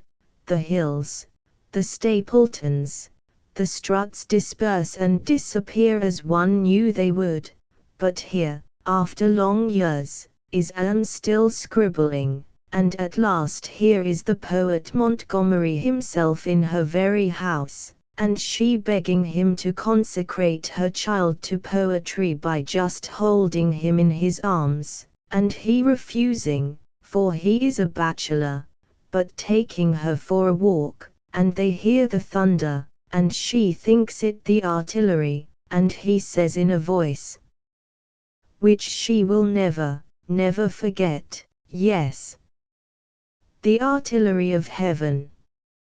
It is one of the attractions of the unknown, their multitude, their vastness, for, instead of keeping their identity separate, as remarkable people do, they seem to merge into one another, their very boards and title pages and frontispieces dissolving, and their innumerable pages melting into continuous years, so that we can lie back and look up into the fine mist-like substance of countless lives, and pass unhindered from century to century, from life to life. Scenes detach themselves. We watch groups. Here is young Mr. Ellman talking to Miss Biffin at Brighton. She has neither arms nor legs, a footman carries her in and out. She teaches miniature painting to his sister. Then he is in the stagecoach on the road to Oxford with Newman. Newman says nothing. Ellman nevertheless reflects that he has known all the great men of his time. And so back and so forwards, he paces eternally the fields of Sussex until, grown to an extreme old age, there he sits in his rectory thinking of Newman, thinking of Miss Biffin, and making, it is his great consolation, string bags for missionaries. And then go on looking. Nothing much happens. But the dim light is exquisitely refreshing to the eyes. Let us watch little Miss Friend trotting along the Strand with her father. They meet a man with very bright eyes. Mr. Blake says, "Mr. Friend." It is Mrs. Dyer who pours out tea for them in Clifford's Inn. Mr. Charles Lamb has just left the room. Mrs. Dyer says she married George because his washerwoman cheated him so. "What do you think George paid for his shirts?" she asks. Gently, beautifully, like the clouds of a balmy evening, obscurity once more traverses the sky, an obscurity which is not empty but thick with the stardust of innumerable lives. And suddenly there is a rift in it, and we see a wretched little packet boat pitching off the Irish coast in the middle of the 19th century. There is an unmistakable air of 1840 about the tarpaulins and the hairy monsters in sou'westers lurching and spitting over the sloping decks, yet treating the solitary young woman who stands in shawl and poke bonnet gazing, not without kindness. No, no, no. She will not leave the deck. She will stand there till it is quite dark, thank you. Her great love of the sea drew this exemplary wife and mother every now and then irresistibly away from home. No one but her husband knew where she had gone, and her children learnt only later in life that on these occasions, when suddenly she disappeared for a few days, she was taking short sea voyages, a crime which she expiated by months of work among the Midland poor. Then the craving would come upon her, would be confessed in private to her husband, and off she stole again, the mother of Sir George Newnes. One would conclude that human beings were happy, endowed with such blindness to fate, so indefatigable an interest in their own activities, were it not for those sudden and astonishing apparitions staring in at us, all taut and pale in their determination never to be forgotten, men who have just missed fame, men who have passionately desired redress, men like Haydon, and Mark Pattison, and the Reverend Blanco White.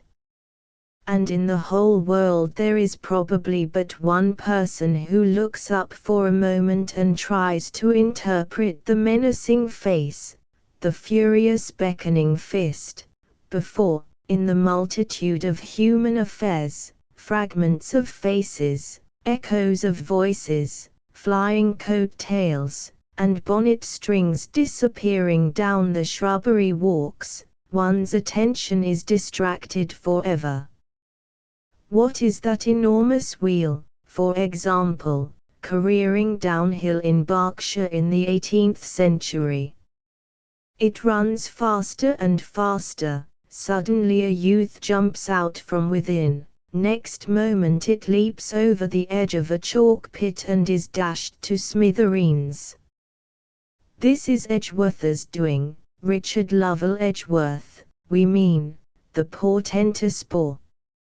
For that is the way he has come down to us in his 2 volumes of memoirs, Byron's bore, Day's friend, Maria's father, the man who almost invented the telegraph, and did, in fact, invent machines for cutting turnips, climbing walls, contracting on narrow bridges and lifting their wheels over obstacles, a man meritorious, industrious, advanced, but still, as we investigate his memoirs, mainly a bore. Nature endowed him with irrepressible energy. The blood coursed through his veins at least 20 times faster than the normal rate. His face was red, round, vivacious. His brain raced. His tongue never stopped talking. He had married 4 wives and had 19 children, including the novelist Maria. Moreover, he had known everyone and done everything. His energy burst open the most secret doors and penetrated to the most private apartments. His wife's grandmother, for instance, disappeared mysteriously every day. Edgeworth blundered in upon her and found her, with her white locks flowing and her eyes streaming, in prayer before a crucifix. She was a Roman Catholic then, but why a penitent? He found out somehow that her husband had been killed in a duel, and she had married the man who killed him. The consolations of religion are fully equal to its terrors, Dick Edgeworth reflected as he stumbled out again. Then there was the beautiful young woman in the castle among the forests of Dauphiné.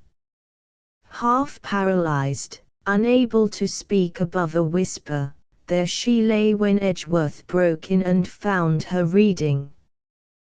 Tapestries flapped on the castle walls, 50,000 bats, odious animals whose stench is uncommonly noisome, hung in clusters in the caves beneath. None of the inhabitants understood a word she said. But to the Englishman she talked for hour after hour about books and politics and religion.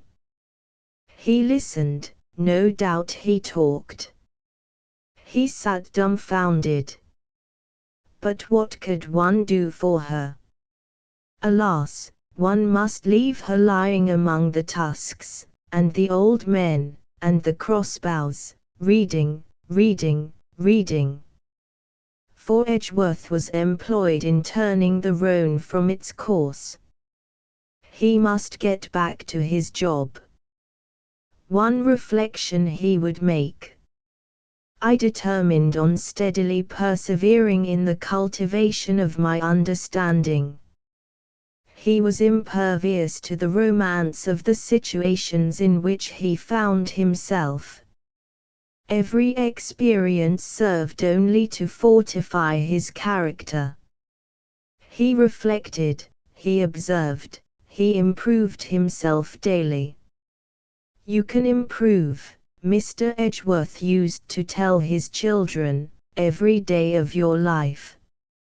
He used to say that with this power of improving they might in time be anything, and without it in time they would be nothing. Imperturbable, indefatigable, daily increasing in sturdy self-assurance, he has the gift of the egoist. He brings out, as he bustles and bangs on his way, the diffident, shrinking figures who would otherwise be drowned in darkness. The aged lady, whose private penance he disturbed, is only one of a series of figures who start up on either side of his progress, mute, astonished, showing us in a way that is even now unmistakable, their amazement at this well-meaning man who bursts in upon them at their studies and interrupts their prayers. We see him through their eyes, we see him as he does not dream of being seen. What a tyrant he was to his first wife! How intolerably she suffered! But she never utters a word. It is Dick Edgeworth who tells her story in complete ignorance that he is doing anything of the kind. It was a singular trait of character in my wife, he observes, who had never shown any uneasiness at my intimacy with Sir Francis de Laville, that she should take a strong dislike to Mr. Day. A more dangerous and seductive companion than the one, or a more moral and improving companion than the other, could not be found in England. It was, indeed, very singular. For the first Mrs. Edgeworth was a penniless girl, the daughter of a ruined country gentleman, who sat over his fire picking cinders from the hearth and throwing them into the grate, while from time to time he ejaculated "Hein!" Heing, as yet another scheme for making his fortune came into his head. She had had no education. An itinerant writing master had taught her to form a few words. When Dick Edgeworth was an undergraduate and rode over from Oxford, she fell in love with him and married him in order to escape the poverty and the mystery and the dirt, and to have a husband and children like other women. But with what result? Gigantic wheels ran downhill with the bricklayer's son inside them. Sailing carriages took flight and almost wrecked 4 stage-coaches. Machines did cut turnips, but not very efficiently. Her little boy was allowed to roam the country like a poor man's son, bare-legged, untaught. And Mr. Day, coming to breakfast and staying to dinner, argued incessantly about scientific principles and the laws of nature. But here we encounter one of the pitfalls of this nocturnal rambling among forgotten worthies. It is so difficult to keep, as we must with highly authenticated people, strictly to the facts. It is so difficult to refrain from making scenes which, if the past could be recalled, might perhaps be found lacking in accuracy. With a character like Thomas Day, in particular, whose history surpasses the bounds of the credible, we find ourselves oozing amazement, like a sponge which has absorbed so much that it can retain no more but fairly drips. Certain scenes have the fascination which belongs rather to the abundance of fiction than to the sobriety of fact. For instance, we conjure up all the drama of poor Mrs. Edgeworth's daily life, her bewilderment, her loneliness, her despair, how she must have wondered whether anyone really wanted machines to climb walls, and assured the gentleman that turnips were better cut simply with a knife, and so blundered and floundered and been snubbed that she dreaded the almost daily arrival of the tall young man with his pompous, melancholy face, marked by the smallpox, his profusion of uncombed black hair, and his finical cleanliness of hands and person. He talked fast, fluently, incessantly, for hours at a time about philosophy and nature, and M. Rousseau. Yet it was her house, she had to see to his meals, and, though he ate as though he were half asleep, his appetite was enormous. But it was no use complaining to her husband. Edgeworth said, she lamented about trifles. He went on to say, the lamenting of a female with whom we live does not render home delightful. And then, with his obtuse open-mindedness, he asked her what she had to complain of. Did he ever leave her alone? In the 5 or 6 years of their married life he had slept from home not more than 5 or 6 times. Mr. Day could corroborate that. Mr. Day corroborated everything that Mr. Edgeworth said. He egged him on with his experiments. He told him to leave his son without education. He did not care a rap what the people of Henley said. In short, he was at the bottom of all the absurdities and extravagances which made Mrs. Edgeworth's life a burden to her. Yet let us choose another scene, one of the last that poor Mrs. Edgeworth was to behold. She was returning from Lyons, and Mr. Day was her escort. A more singular figure, as he stood on the deck of the packet which took them to Dover, very tall, very upright, one finger in the breast of his coat, letting the wind blow his hair out, dressed absurdly, though in the height of fashion, wild, romantic, yet at the same time authoritative and pompous, could scarcely be imagined, and this strange creature, who loathed women, was in charge of a lady who was about to become a mother, had adopted 2 orphan girls, and had set himself to win the hand of Miss Elizabeth Snidd by standing between boards for 6 hours daily in order to learn to dance. Now and again he pointed his toe with rigid precision, then, waking from the congenial dream into which the dark clouds, the flying waters, and the shadow of England upon the horizon had thrown him, he rapped out an order in the smart, affected tones of a man of the world. The sailors stared, but they obeyed. There was something sincere about him, something proudly indifferent to what you thought, yes, something comforting and humane, too, so that Mrs. Edgeworth for her part was determined never to laugh at him again. But men were strange, life was difficult, and with a sigh of bewilderment, perhaps of relief, poor Mrs. Edgeworth landed at Dover, was brought to bed of a daughter, and died. Day meanwhile proceeded to Lichfield. Elizabeth Snidd, of course, refused him, gave a great cry, people said, exclaimed that she had loved Day the blackguard, but hated Day the gentleman, and rushed from the room. And then, they said, a terrible thing happened.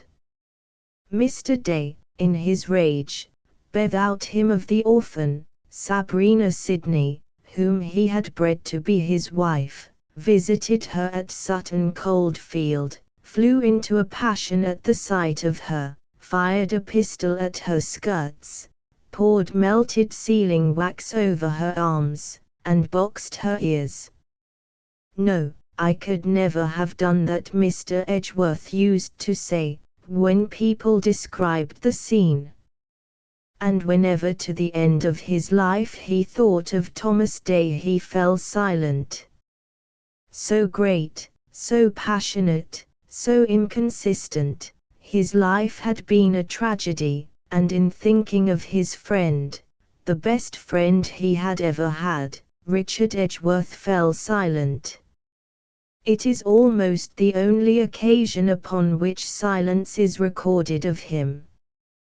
To muse, to repent, to contemplate were foreign to his nature. His wife and friends and children are silhouetted with extreme vividness upon a broad disk of interminable chatter. Upon no other background could we realize so clearly the sharp fragment of his first wife, or the shades and depths which make up the character, at once humane and brutal, advanced and hidebound of the inconsistent philosopher, Thomas Day. But his power is not limited to people, landscapes, groups, societies seem, even as he describes them, to split off from him, to be projected away, so that we are able to run just ahead of him and anticipate his coming. They are brought out all the more vividly by the extreme incongruity which so often marks his comment and stamps his presence. They live with a peculiar beauty, fantastic, solemn, mysterious, in contrast with Edgeworth, who is none of these things. In particular, he brings before us a garden in Cheshire, the garden of a parsonage, an ancient but commodious parsonage. One pushed through a white gate and found oneself in a grass court, small but well kept, with roses growing in the hedges and grapes hanging from the walls. But what, in the name of wonder, were those objects in the middle of the grass plot? Through the dusk of an autumn evening there shone out an enormous white globe. Round it at various distances were others of different sizes, the planets and their satellites, it seemed. But who could have placed them there, and why? The house was silent, the windows shut, nobody was stirring. Then, furtively peeping from behind a curtain, appeared for a second the face of an elderly man, handsome, disheveled, distraught. It vanished. In some mysterious way, human beings inflict their own vagaries upon nature. Moths and birds must have flitted more silently through the little garden. Over everything must have brooded the same fantastic peace. Then, red-faced, garrulous, inquisitive, in burst Richard Lovell Edgeworth. He looked at the globes, he satisfied himself that they were of accurate design and workman-like construction. He knocked at the door. He knocked and knocked. No one came.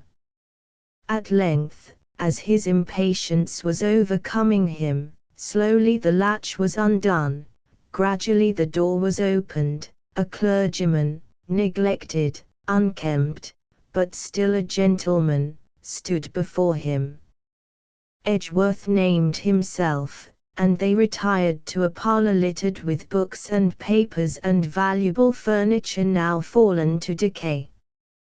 At last, unable to control his curiosity any longer, Edgeworth asked what were the globes in the garden. Instantly the clergyman displayed extreme agitation. It was his son who had made them, he exclaimed, a boy of genius, a boy of the greatest industry, and of virtue and acquirements far beyond his age. But he had died. His wife had died. Edgeworth tried to turn the conversation, but in vain. The poor man rushed on passionately, incoherently about his son, his genius, his death.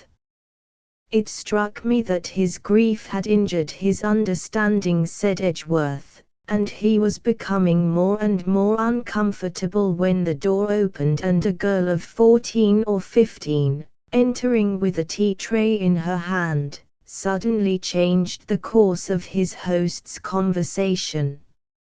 Indeed, she was beautiful, dressed in white, her nose a shade too prominent, perhaps, but no, her proportions were exquisitely right.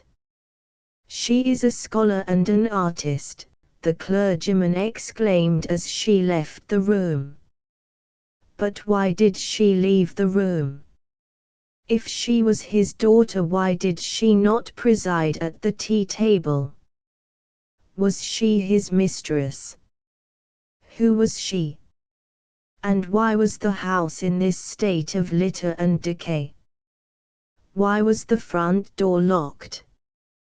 Why was the clergyman apparently a prisoner, and what was his secret story?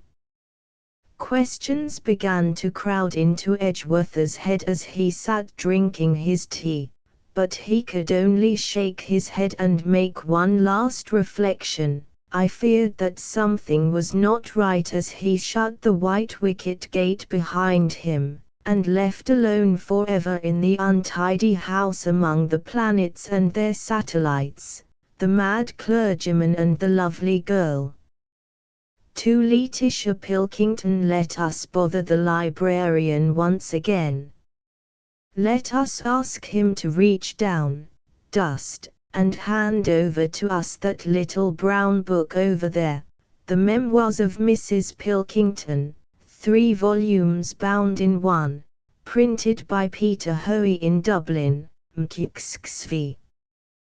The deepest obscurity shades her retreat, the dust lies heavy on her tomb, one board is loose, that is to say, and nobody has read her since early in the last century, when a reader, presumably a lady, whether disgusted by her obscenity or stricken by the hand of death, left off in the middle and marked her place with a faded list of goods and groceries. If ever a woman wanted a champion, it is obviously Letitia Pilkington. Who then was she? Can you imagine a very extraordinary cross between Moll Flanders and Lady Ritchie, between a rolling and rollicking woman of the town and a lady of breeding and refinement? Letitia Pilkington, 1712 to 1759, was something of the sort, shady, shifty, adventurous, and yet, like Thackeray's daughter, like Miss Mitford, like Madame de Savin and Jane Austen and Maria Edgeworth, so imbued with the old traditions of her sex that she wrote, as ladies talk, to give pleasure. Throughout her memoirs, we can never forget that it is her wish to entertain, her unhappy fate to sob. Dabbing her eyes and controlling her anguish, she begs us to forgive an odious breach of manners which only the suffering of a lifetime, the intolerable persecutions of Mr. P. N., the malignant, she must say the spite of Lady C. T. can excuse. For who should know better than the Earl of Kilmallock's great-granddaughter that it is the part of a lady to hide her sufferings? Thus Letitia is in the great tradition of English women of letters. It is her duty to entertain, it is her instinct to conceal. Still, though her room near the Royal Exchange is threadbare, and the table is spread with old playbills instead of a cloth, and the butter is served in a shoe, and Mr. Worsdale has used the teapot to fetch small beer that very morning, still she presides, still she entertains. Her language is a trifle coarse, perhaps. But who taught her English? The great Dr. Swift. In all her wanderings, which were many, and in her failings, which were great, she looked back to those early Irish days when Swift had pinched her into propriety of speech. He had beaten her for fumbling at a drawer, He had daubed her cheeks with burnt cork to try her temper. He had bade her pull off her shoes and stockings and stand against the wainscot and let him measure her. At first she had refused, then she had yielded.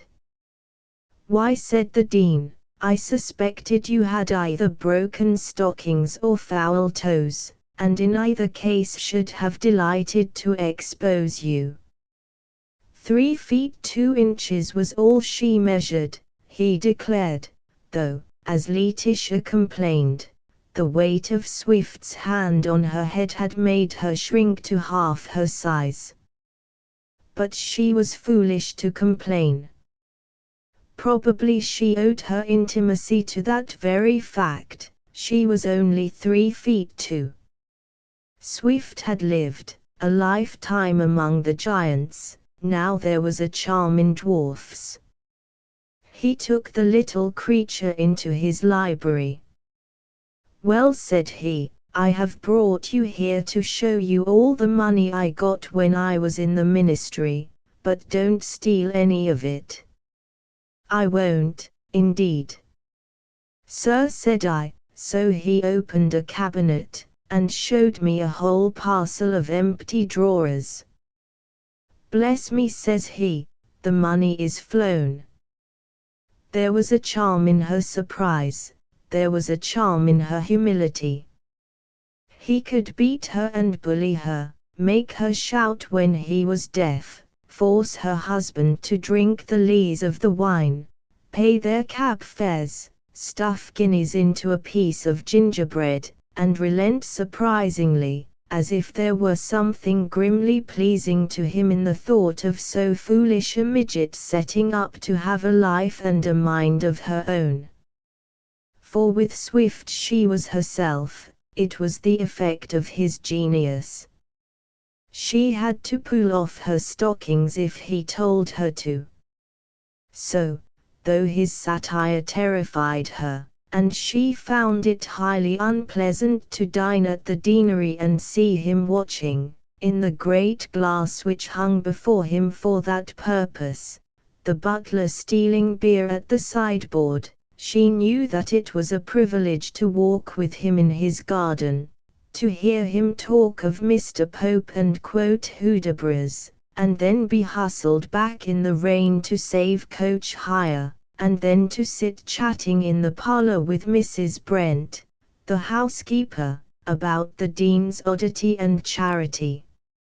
And how the sixpence he saved on the coach he gave to the lame old man who sold gingerbread at the corner, while the Dean dashed up the front stairs and down the back so violently that she was afraid he would fall and hurt himself. But memories of great men are no infallible specific. They fall upon the race of life like beams from a lighthouse. They flash, they shock, they reveal, they vanish. To remember Swift was of little avail to Letitia when the troubles of life came thick about her. Mr. Pilkington left her for Widow W.R.N. Her father, her dear father, died. The sheriff's officers insulted her.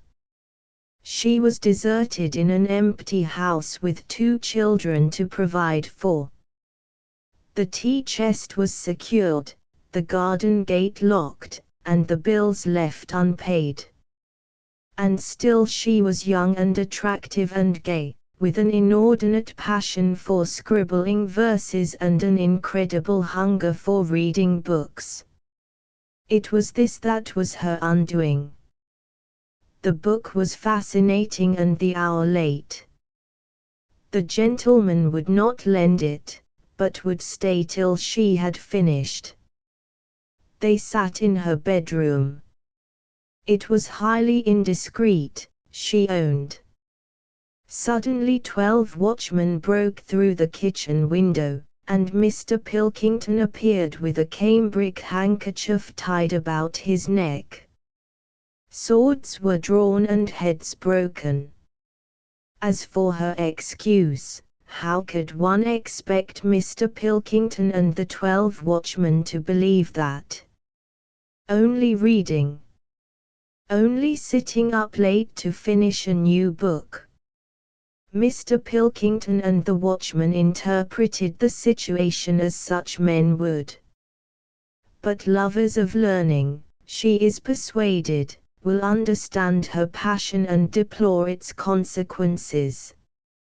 And now what was she to do?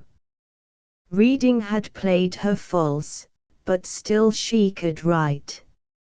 Ever since she could form her letters, indeed, she had written, with incredible speed and considerable grace, odes, addresses, apostrophes to Miss Hoadley, to the Recorder of Dublin, to Dr. Delville's place in the country. Hail, happy Delville, blissful seat! Is there a man whose fixed and steady gaze, the verses flowed without the slightest difficulty on the slightest occasion? Now, therefore, crossing to England, she set up, as her advertisement had it, to write letters upon any subject, except the law, for 12 pence ready money, and no trust given. She lodged opposite White's Chocolate House, and there, in the evening, as she watered her flowers on the leads, the noble gentleman in the window across the road drank her health, sent her over a bottle of Burgundy, and later she heard old Colonel, crying, "Poke after me, my lord, poke after me," as he shepherded the D. of M. Gh up her dark stairs. That lovely gentleman, who honored his title by wearing it, kissed her, complimented her, opened his pocket book, and left her with a banknote for £50 upon Sir Francis Child. Such tributes stimulated her pen to astonishing outbursts of impromptu gratitude. If, on the other hand, a gentleman refused to buy or a lady hinted impropriety, this same flowery pen writhed and twisted in agonies of hate and vituperation. Had I said that your F.R. died blaspheming the Almighty, one of her accusations begins, but the end is unprintable. Great ladies were accused of every depravity, and the clergy, unless their taste in poetry was above reproach, suffered an incessant castigation. Mr. Pilkington, she never forgot, was a clergyman.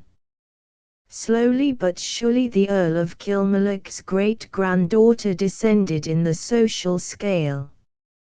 From St. James's Street and its noble benefactors she migrated to Green Street to lodge with Lord Stair's valet-de-chamber and his wife, who washed for persons of distinction. She, who had dallied with dukes, was glad for company's sake to take a hand at quadrille with footmen and laundresses and Grub Street writers, who, as they drank porter, sipped green tea, and smoked tobacco, told stories of the utmost scurrility about their masters and mistresses. The spiciness of their conversation made amends for the vulgarity of their manners. From them Letitia picked up those anecdotes of the great which sprinkled her pages with dashes and served her purpose when subscribers failed and landladies grew insolent. Indeed, it was a hard life, to trudge to Chelsea in the snow wearing nothing but a chintz gown and be put off with a beggarly half-crown by Sir Hans Sloane, next to tramp to Ormond Street and extract 2 guineas from the odious Dr. Mead, which, in her glee, she tossed in the air and lost in a crack of the floor, to be insulted by footmen, to sit down to a dish of boiling water because her landlady must not guess that a pinch of tea was beyond her means. Twice on moonlight nights, with the lime trees in flower, she wandered in St. James's Park and contemplated suicide in Rosamond's Pond. Once, musing among the tombs in Westminster Abbey, the door was locked on her, and she had to spend the night in the pulpit wrapped in a carpet from the communion table to protect herself from the assaults of rats. "I long to listen to the young cherubims," she exclaimed. But a very different fate was in store for her. In spite of Mr. Colley-Cibber, and Mr. Richardson, who supplied her first with gilt-edged notepaper and then with baby linen, those harpies, her landladies, after drinking her ale, devouring her lobsters, and failing often for years at a time to comb their hair, succeeded in driving Swift's friend, and the Earl's great-granddaughter, to be imprisoned with common debtors in the Marshalsea. Bitterly she cursed her husband who had made her a lady of adventure instead of what nature intended, a harmless household dove. More and more wildly she ransacked her brains for anecdotes, memories, scandals, views about the bottomless nature of the sea, the inflammable character of the earth, anything that would fill a page and earn her a guinea. She remembered that she had eaten plovers' eggs with Swift. "Here, hussy," said he, "is a plover's egg. King William used to give crowns apiece for them." Swift never laughed, she remembered. He used to suck in his cheeks instead of laughing. And what else could she remember? A great many gentlemen, a great many landladies, how the window was thrown up when her father died, and her sister came downstairs with the sugar basin, laughing. All had been bitterness and struggle, except that she had loved Shakespeare, known Swift, and kept through all the shifts and shades of an adventurous career a gay spirit, something of a lady's breeding, and the gallantry which, at the end of her short life, led her to crack her joke and enjoy her duck with death at her heart and duns at her pillow. 3 Miss Ormerod, 8. The trees stood massively in all their summer foliage, spotted and grouped upon a meadow which sloped gently down from the big white house. There were unmistakable signs of the year 1835 both in the trees and in the sky, for modern trees are not nearly so voluminous as these ones, and the sky of those days had a kind of pale diffusion in its texture which was different from the more concentrated tone of the skies we know. Mr. George Ormerod stepped from the drawing-room window of Sedberry House, Gloucestershire, wearing a tall furry hat and white trousers strapped under his instep. He was closely, though deferentially, followed by a lady wearing a yellow spotted dress over a crinoline, and behind her, singly and arm in arm, came 9 children in nankeen jackets and long white drawers. They were going to see the water let out of a pond.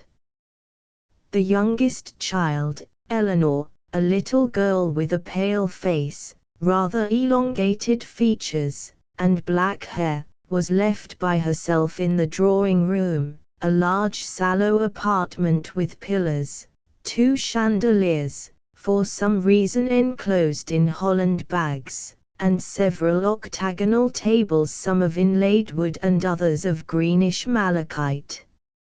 At one of these little Eleanor Ormerod was seated in a high chair. "Now, Eleanor," said her mother, as the party assembled for the expedition to the pond, "here are some pretty beetles. Don't touch the glass. Don't get down from your chair, and when we come back little George will tell you all about it."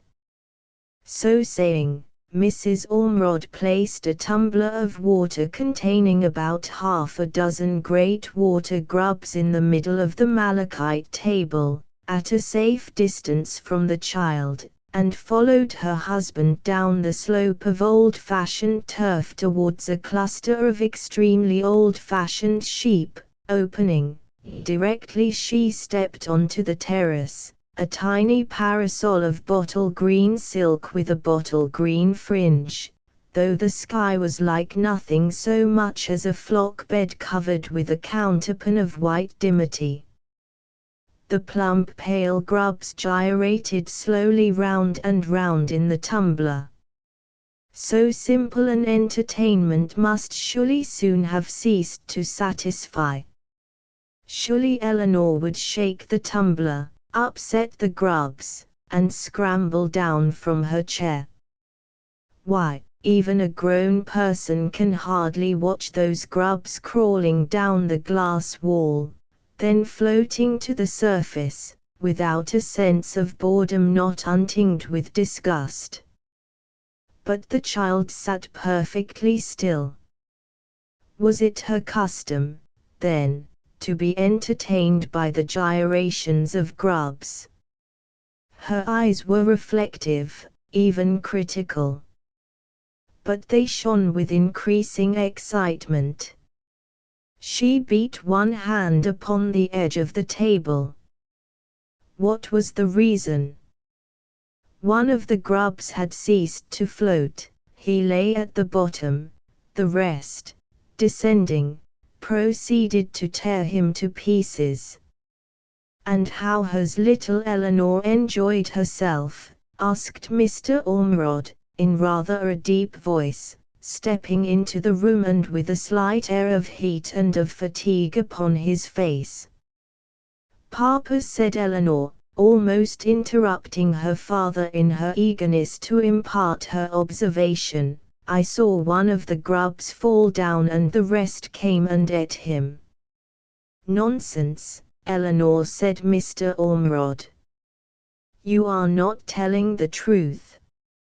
He looked severely at the tumbler in which the beetles were still gyrating as before. "Papa, it was true." "Eleanor, little girls are not allowed to contradict their fathers," said Mrs. Ormrod, coming in through the window, and closing her green parasol with a snap. "Let this be a lesson," Mr. Ormrod began, signing to the other children to approach, when the door opened, and the servant announced, "Captain Fenton." Captain Fenton was at times thought to be tedious in his recurrence to the charge of the Scots Greys in which he had served at the Battle of Waterloo. "But what is this crowd gathered round the door of the George Hotel in Chepstow?" A faint cheer rises from the bottom of the hill. Up comes the mail coach, horses steaming, panels mud-splashed. "Make way! Make way!" cries the ostler, and the vehicle dashes into the courtyard, pulls up sharp before the door.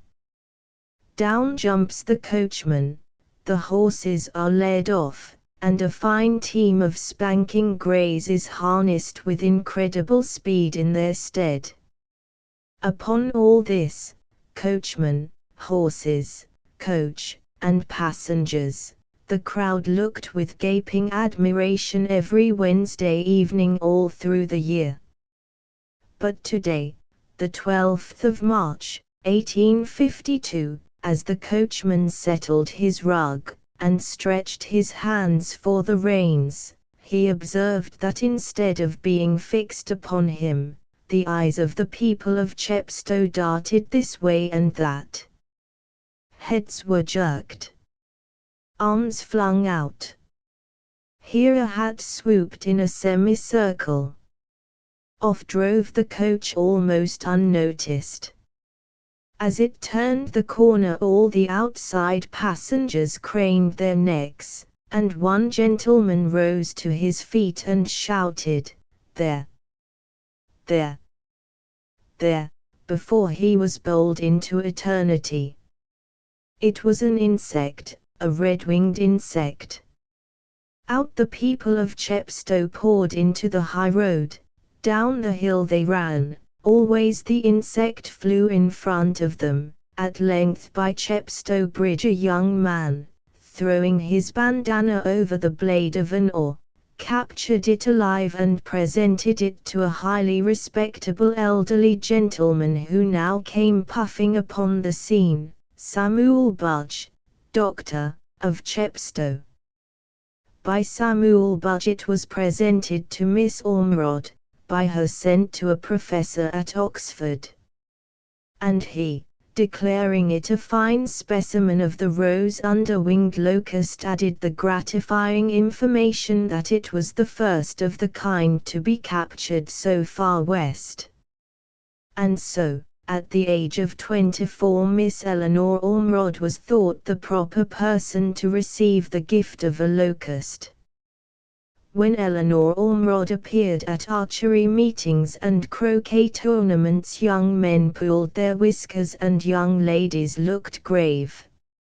It was so difficult to make friends with a girl who could talk of nothing but black beetles and earwigs. Yes, that's what she likes, isn't it queer? Why, the other day Ellen, Mamma's maid, heard from Jane, who's under kitchen maid at Sedberry House, that Eleanor tried to boil a beetle in the kitchen saucepan and he wouldn't die, and swam round and round, and she got into a terrible state and sent the groom all the way to Gloucester to fetch chloroform, all for an insect, my dear, and she gives the cottagers shillings to collect beetles for her. And she spends hours in her bedroom cutting them up, and she climbs trees like a boy to find wasps' nests. Oh, you can't think what they don't say about her in the village, for she does look so odd, dressed anyhow, with that great big nose and those bright little eyes, so like a caterpillar herself, I always think. But of course she's wonderfully clever and very good, too, both of them. Georgiana has a lending library for the cottagers, and Eleanor never misses a service. But there she is, that short pale girl in the large bonnet. Do go and talk to her, for I'm sure I'm too stupid, but you'd find plenty to say. But neither Fred nor Arthur, Henry nor William found anything to say. Probably the lecturer would have been equally well pleased had none of her own sex put in an appearance. This comment upon a lecture delivered in the year 1889 throws some light, perhaps, upon archery meetings in the 50s. It being 9 o'clock on a February night sometime about 1862, all the Ormerods were in the library, Mr. Ormerod making architectural designs at a table, Mrs. Ormerod lying on a sofa making pencil drawings upon grey paper, Eleanor making a model of a snake to serve as a paper weight, Georgiana making a copy of the font into Denham Church, some of the others examining books with beautiful illustrations, while at intervals someone rose, unlocked the wire bookcase, took down a volume for instruction or entertainment, and perused it beneath the chandelier. Mr. Ormerod required complete silence for his studies. His word was law, even to the dogs, who, in the absence of their master, instinctively obeyed the eldest male person in the room. Some whispered colloquy there might be between Mrs. Ormerod and her daughters. The draught under the pew was really worse than ever this morning, Mamma, and we could only unfasten the latch in the chancel because Eleanor happened to have her ruler with her. Dr. Armstrong, Anyhow, things aren't as bad with us as they are at Kinghampton.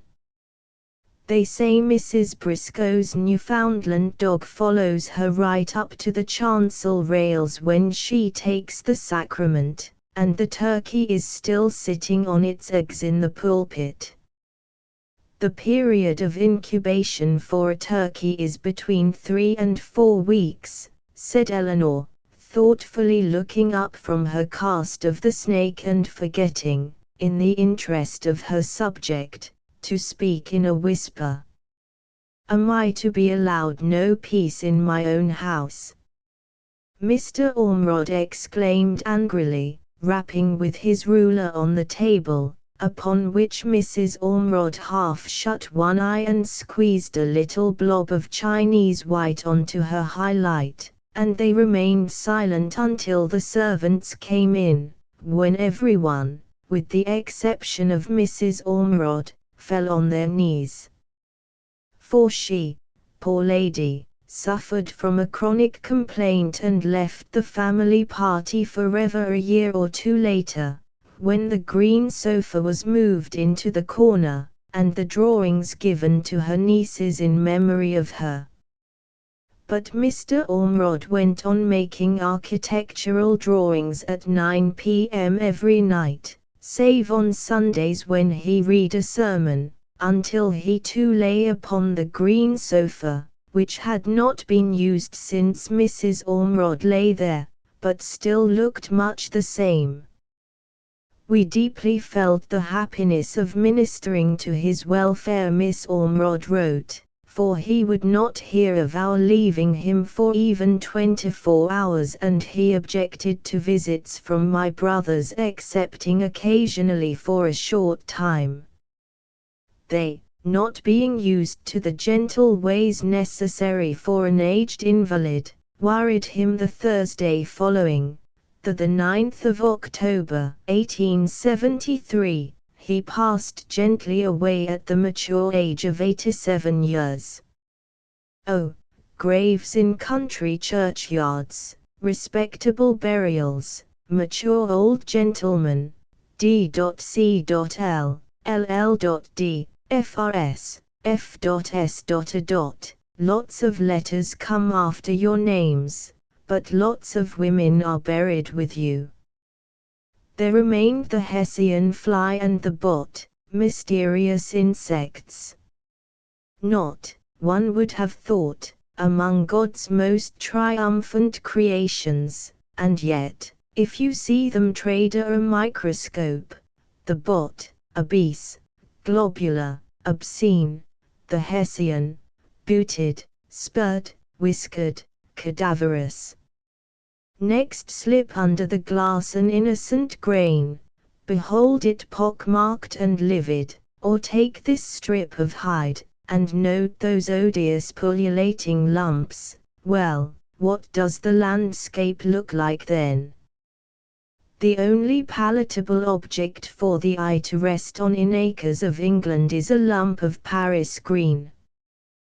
But English people won't use microscopes. You can't make them use Paris green either, or if they do, they let it drip. Dr. Ritzimer BOS is a great standby. For they won't take a woman's word. And indeed, though for the sake of the ox warble one must stretch a point, there are matters, questions of stock infestation, things one has to go into, things a lady doesn't even like to see, much less discuss, in print. These, I say, I intend to leave entirely to the veterinary surgeons. My brother, oh, he's dead now, a very good man, for whom I collected wasps' nests, lived at Brighton and wrote about wasps, he, I say, wouldn't let me learn anatomy, never liked me to do more than take sections of teeth. Ah, but Eleanor, the bot and the Hessian have more power over you than Mr. Edward Ormrod himself. Under the microscope you clearly perceive that these insects have organs, orifices, excrement, they do, most emphatically, copulate. Escorted on the one side by the bos or warble, on the other by the Hessian fly, Miss Ormerod advanced statelily, if slowly, into the open. Never did her features show more sublime than when lit up by the candor of her avowal. This is excrement, these, the rhizomer bos is positive to the contrary, are the generative organs of the male. I've proved it. Upon her head the hood of Edinburgh most fitly descended, pioneer of purity even more than of Paris green. If you're sure I'm not in your way, said Miss Lipscomb, unstrapping her paint box and planting her tripod firmly in the path, I'll try to get a picture of those lovely hydrangeas against the sky. What flowers you have in Penzance! The market gardener crossed his hands on his hoe, slowly twined a piece of base round his finger, looked at the sky, said something about the sun, also about the prevalence of lady artists, and then, with a nod of his head, observed sententiously that it was to a lady that he owed everything he had. Ah, said Miss Lipscomb, flattered, but already much occupied with her composition. A lady with a queer-sounding name, said Mr. Pascoe, but that's the lady I've called my little girl after. I don't think there's such another in Christendom. Of course it was Miss Ormerod. Equally of course Miss Lipscomb was the sister of Miss Ormerod's family doctor, and so she did no sketching that morning, but left with a handsome bunch of grapes instead, for every flower had drooped, ruin had stared him in the face. He had written, not believing one bit what they told him, to the lady with the queer name. Back there came a book in Duriaus Insects with the page turned down, perhaps by her very hand, also a letter which he kept at home under the clock, but he knew every word by heart, since it was due to what she said there that he wasn't a ruined man. And the tears ran down his face, and Miss Lipscomb, clearing a space on the lodging-house table, wrote the whole story to her brother. The prejudice against Paris green certainly seems to be dying down, said Miss Ormerod when she read it. But now she sighed rather heavily, being no longer young and much afflicted with the gout. Now it's the sparrows. One might have thought that they would have left her alone, innocent dirt-grey birds, taking more than their share of the breakfast crumbs, otherwise inoffensive. But once you look through a microscope, once you see the Hessian and the bot as they really are, there's no peace for an elderly lady pacing her terrace on a fine May morning. For example, why, when there are crumbs enough for all, do only the sparrows get them? Why not swallows or martins? Why, oh, here come the servants for prayers. Forgive us our trespasses as we forgive them that trespass against us. For thine is the kingdom and the power and the glory, forever and ever. Amen. The Times. Thank you, Dixon. The Queen's birthday. We must drink Her Majesty's health in the old white port, Dixon. Home Rule, tut, tut, tut. All that madman Gladstone. My father would have thought the world was coming to an end, and I'm not at all sure that it isn't. I must talk to Dr. Lipscomb, yet all the time in the tail of her eye she saw myriads of sparrows, and retiring to the study proclaimed in a pamphlet of which 36,000 copies were gratuitously distributed that the sparrow is a pest. When he eats an insect, she said to her sister Georgians, which isn't often, it's one of the few insects that one wants to keep, one of the very few, she added with a touch of acidity natural to one whose investigations have all tended to the discredit of the insect race. But there'll be some very unpleasant consequences to face, she concluded, very unpleasant indeed. Happily the port was now brought in, the servants assembled, and Miss Ormerod, rising to her feet, gave the toast Her Blessed Majesty. She was extremely loyal, and moreover she liked nothing better than a glass of her father's old white port. She kept his pigtail, too, in a box. Such being her disposition, it went hard with her to analyze the sparrow's crop, for the sparrow, she felt, symbolizes something of the homely virtue of English domestic life, and to proclaim it stuffed with deceit was disloyal to much that she, and her fathers before her, held dear. Sure enough, the clergy, the Reverend J. E. Walker, denounced her for her brutality. God save the sparrow, exclaimed the animal's friend, and Miss Carrington, of the Humanitarian League, replied in a leaflet described by Miss Ormerod as spirity, discourteous, and inaccurate.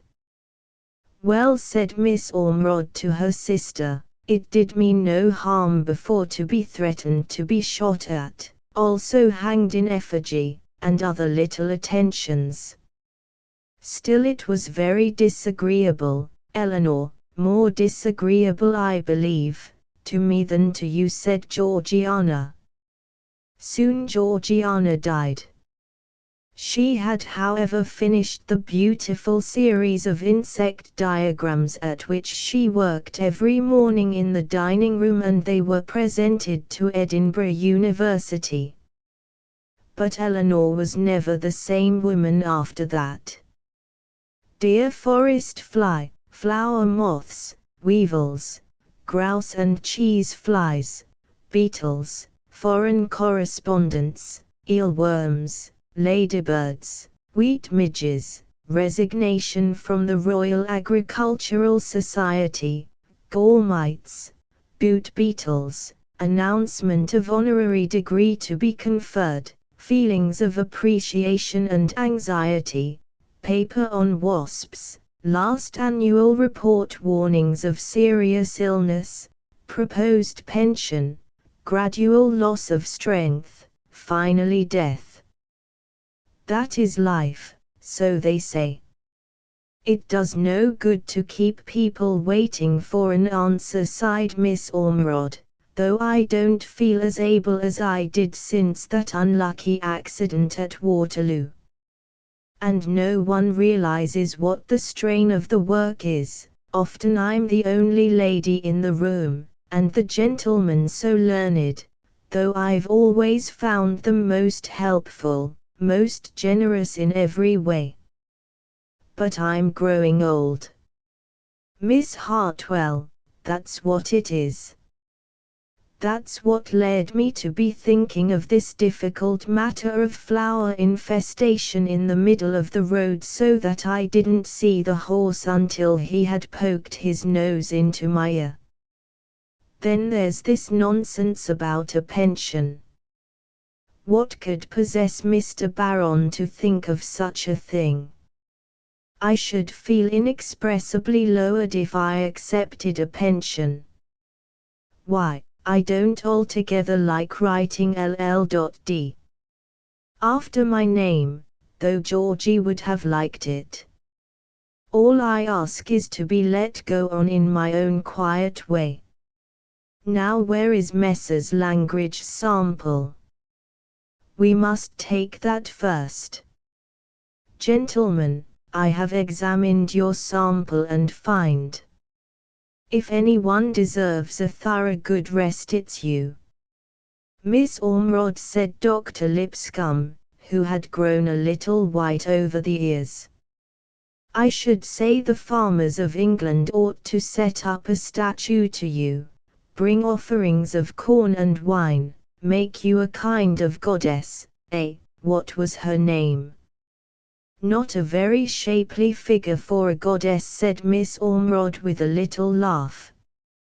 I should enjoy the wine though.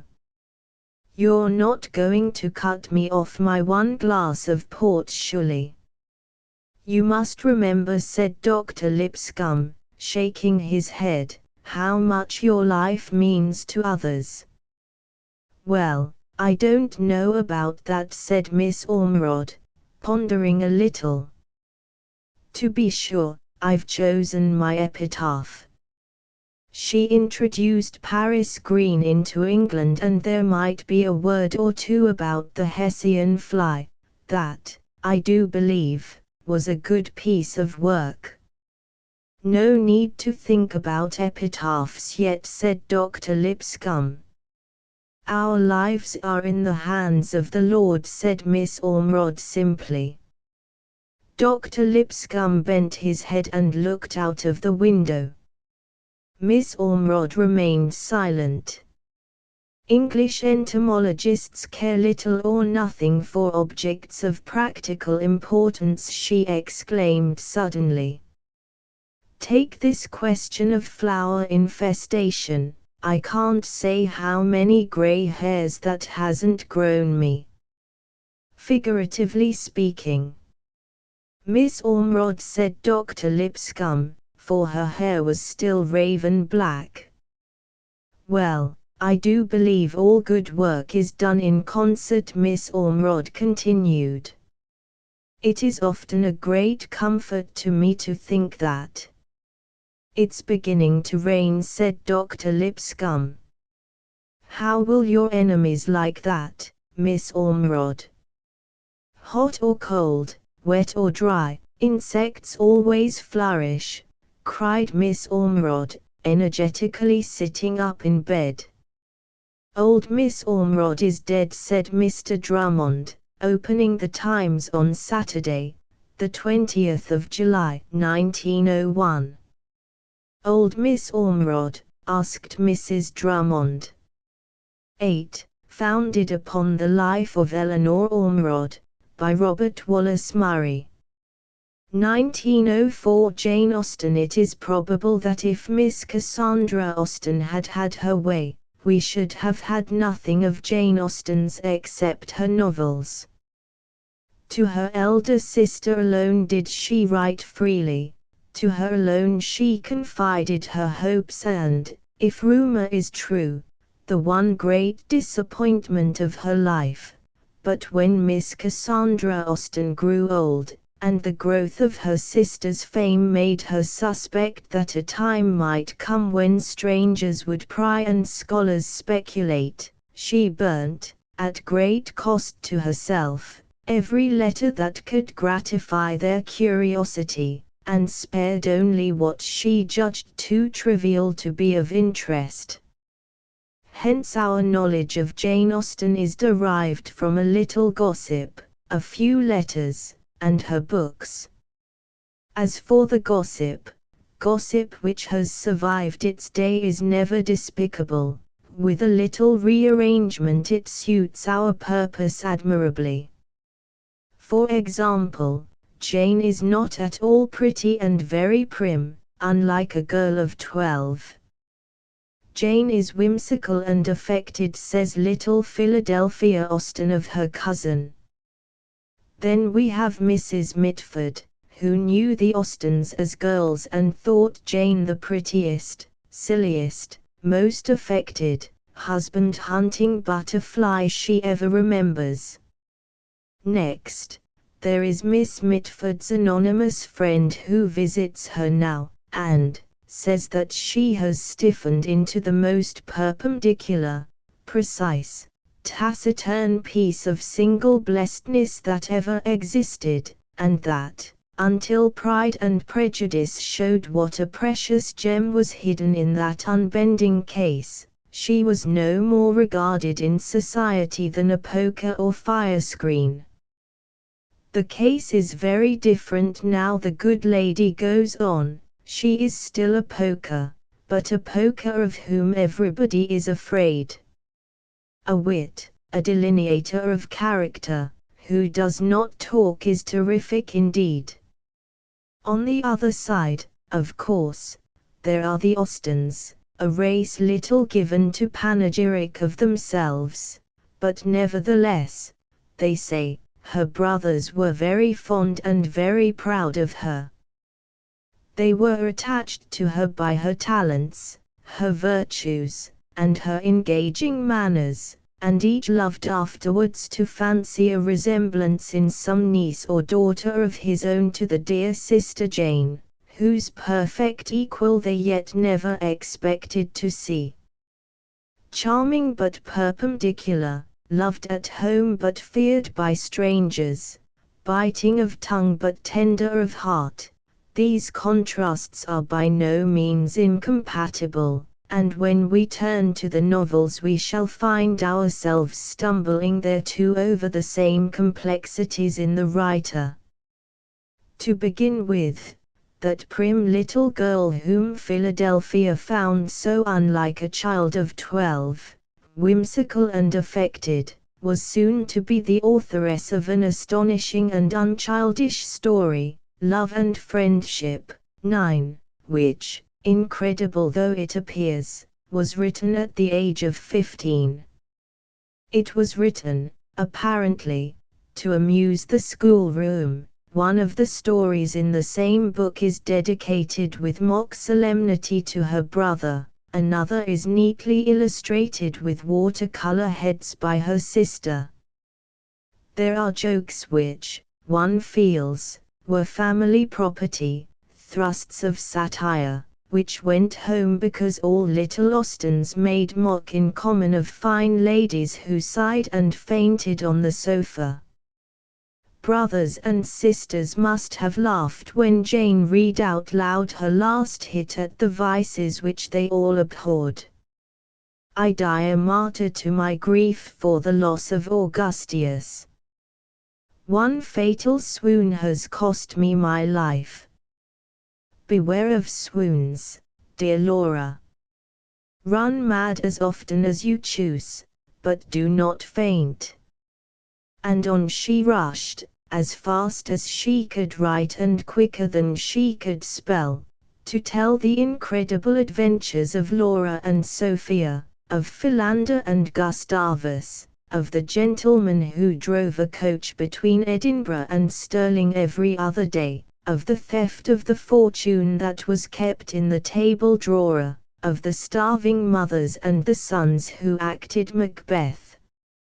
Undoubtedly, the story must have roused the schoolroom to uproarious laughter.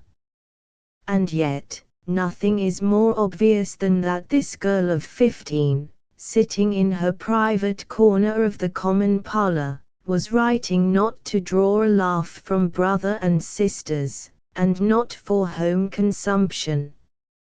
She was writing for everybody, for nobody, for our age, for her own. In other words, even at that early age Jane Austen was writing. One hears it in the rhythm and shapeliness and severity of the sentences. She was nothing more than a mere good-tempered, civil, and obliging young woman. As such we could scarcely dislike her. She was only an object of contempt. Such a sentence is meant to outlast the Christmas holidays. Spirited, easy, full of fun, verging with freedom upon sheer nonsense, love and friendship is all that. But what is this note which never merges in the rest, which sounds distinctly and penetratingly all through the volume? It is the sound of laughter. The girl of 15 is laughing, in her corner, at the world. Girls of 15 are always laughing. They laugh when Mr. Binney helps himself to salt instead of sugar. They almost die of laughing when old Mrs. Tomkins sits down upon the cat. But they are crying the moment after. They have no fixed abode from which they see that there is something eternally laughable in human nature, some quality in men and women that forever excites our satire. They do not know that Lady Greville who snubs, and poor Maria who is snubbed, are permanent features of every ballroom. But Jane Austen knew it from her birth upwards. One of those fairies who perch upon cradles must have taken her a flight through the world directly she was born. When she was laid in the cradle again, she knew not only what the world looked like, but had already chosen her kingdom. She had agreed that if she might rule over that territory, she would covet no other. Thus at 15 she had few illusions about other people and none about herself. Whatever she writes is finished and turned and set in its relation, not to the parsonage, but to the universe. She is impersonal, she is inscrutable. When the writer, Jane Austen, wrote down in the most remarkable sketch in the book a little of Lady Greville's conversation, there is no trace of anger at the snub which the clergyman's daughter, Jane Austen, once received. Her gaze passes straight to the mark, and we know precisely where, upon the map of human nature, that mark is. We know because Jane Austen kept to her compact, she never trespassed beyond her boundaries. Never, even at the emotional age of 15, did she round upon herself in shame, obliterate a sarcasm in a spasm of compassion, or blur an outline in a mist of rhapsody. Spasms and rhapsodies, she seems to have said, pointing with her stick, end there, and the boundary line is perfectly distinct.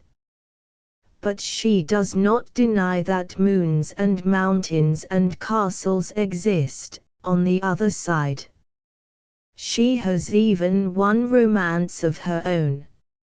It is for the Queen of Scots. She really admired her very much. One of the first characters in the world she called her, a bewitching princess whose only friend was then the Duke of Norfolk, and whose only ones now Mr. Whittaker, Mrs. Lefroy, Mrs. Knight and myself. With these words her passion is neatly circumscribed, and rounded with a laugh. It is amusing to remember in what terms the young Brontes wrote, not very much later, in their northern parsonage, about the Duke of Wellington. The prim little girl grew up. She became the prettiest, silliest, most affected husband-hunting butterfly Mrs. Mitford ever remembered, and, incidentally, the authoress of a novel called Pride and Prejudice, which, written stealthily under cover of a creaking door, lay for many years unpublished. A little later, it is thought, she began another story, The Watsons, and being for some reason dissatisfied with it, left it unfinished. Unfinished and unsuccessful, it may throw more light upon its writer's genius than the polished masterpiece blazing in universal fame. Her difficulties are more apparent in it, and the method she took to overcome them less artfully concealed. To begin with, the stiffness and the bareness of the first chapters prove that she was one of those writers who lay their facts out rather baldly in the first version and then go back and back and back and cover them with flesh and atmosphere. How it would have been done we cannot say, by what suppressions and insertions and artful devices. But the miracle would have been accomplished. The dull history of 14 years of family life would have been converted into another of those exquisite and apparently effortless introductions, and we should never have guessed what pages of preliminary drudgery Jane Austen forced her pen to go through. Here we perceive that she was no conjurer after all. Like other writers, she had to create the atmosphere in which her own peculiar genius could bear fruit. Here she fumbles, here she keeps us waiting. Suddenly, she has done it, now things can happen as she likes things to happen. The Edwards are going to the ball. The Tomlinsons' carriage is passing. She can tell us that Charles is being provided with his gloves and told to keep them on. Tom Musgrove retreats to a remote corner with a barrel of oysters and is famously snug. Her genius is freed and active. At once our senses quicken, we are possessed with the peculiar intensity which she alone can impart. But of what is it all composed? Of a ball in a country town, a few couples meeting and taking hands in an assembly room, a little eating and drinking, and for catastrophe, a boy being snubbed by one young lady and kindly treated by another. There is no tragedy and no heroism. Yet for some reason the little scene is moving out of all proportion to its surface solemnity. We have been made to see that if Emma acted so in the ballroom, how considerate, how tender, inspired by what sincerity of feeling she would have shown herself in those graver crises of life which, as we watch her, come inevitably before our eyes. Jane Austen is thus a mistress of much deeper emotion than appears upon the surface. She stimulates us to supply what is not there. What she offers is, apparently, a trifle, yet is composed of something that expands in the reader's mind and endows with the most enduring form of life scenes which are outwardly trivial. Always the stress is laid upon character. How, we are made to wonder, will Emma behave when Lord Osborne and Tom Musgrove make their call at 5 minutes before 3, just as Mary is bringing in the tray and the knife case? It is an extremely awkward situation. The young men are accustomed to much greater refinement. Emma may prove herself ill-bred, vulgar, and an entity. The turns and twists of the dialogue keep us on the tenterhooks of suspense. Our attention is half upon the present moment, half upon the future. And when, in the end, Emma behaves in such a way as to vindicate our highest hopes of her, we are moved as if we had been made witnesses of a matter of the highest importance. Here, indeed, in this unfinished and in the main inferior story are all the elements of Jane Austen's greatness. It has the permanent quality of literature. Think away the surface animation, the likeness to life, and there remains to provide a deeper pleasure, an exquisite discrimination of human values. Dismiss this too from the mind and one can dwell with extreme satisfaction upon the more abstract art which, in the ballroom scene, so varies the emotions and proportions the parts that it is possible to enjoy it, as one enjoys poetry, for itself, and not as a link which carries the story this way and that. But the gossip says of Jane Austen that she was perpendicular, precise, and taciturn, a poker of whom everybody is afraid. Of this too there are traces. She could be merciless enough. She is one of the most consistent satirists in the whole of literature. Those first angular chapters of the Watsons prove that hers was not a prolific genius. She had not, like Emily Bronte, merely to open the door to make herself felt. Humbly and gaily she collected the twigs and straws out of which the nest was to be made and placed them neatly together. The twigs and straws were a little dry and a little dusty in themselves.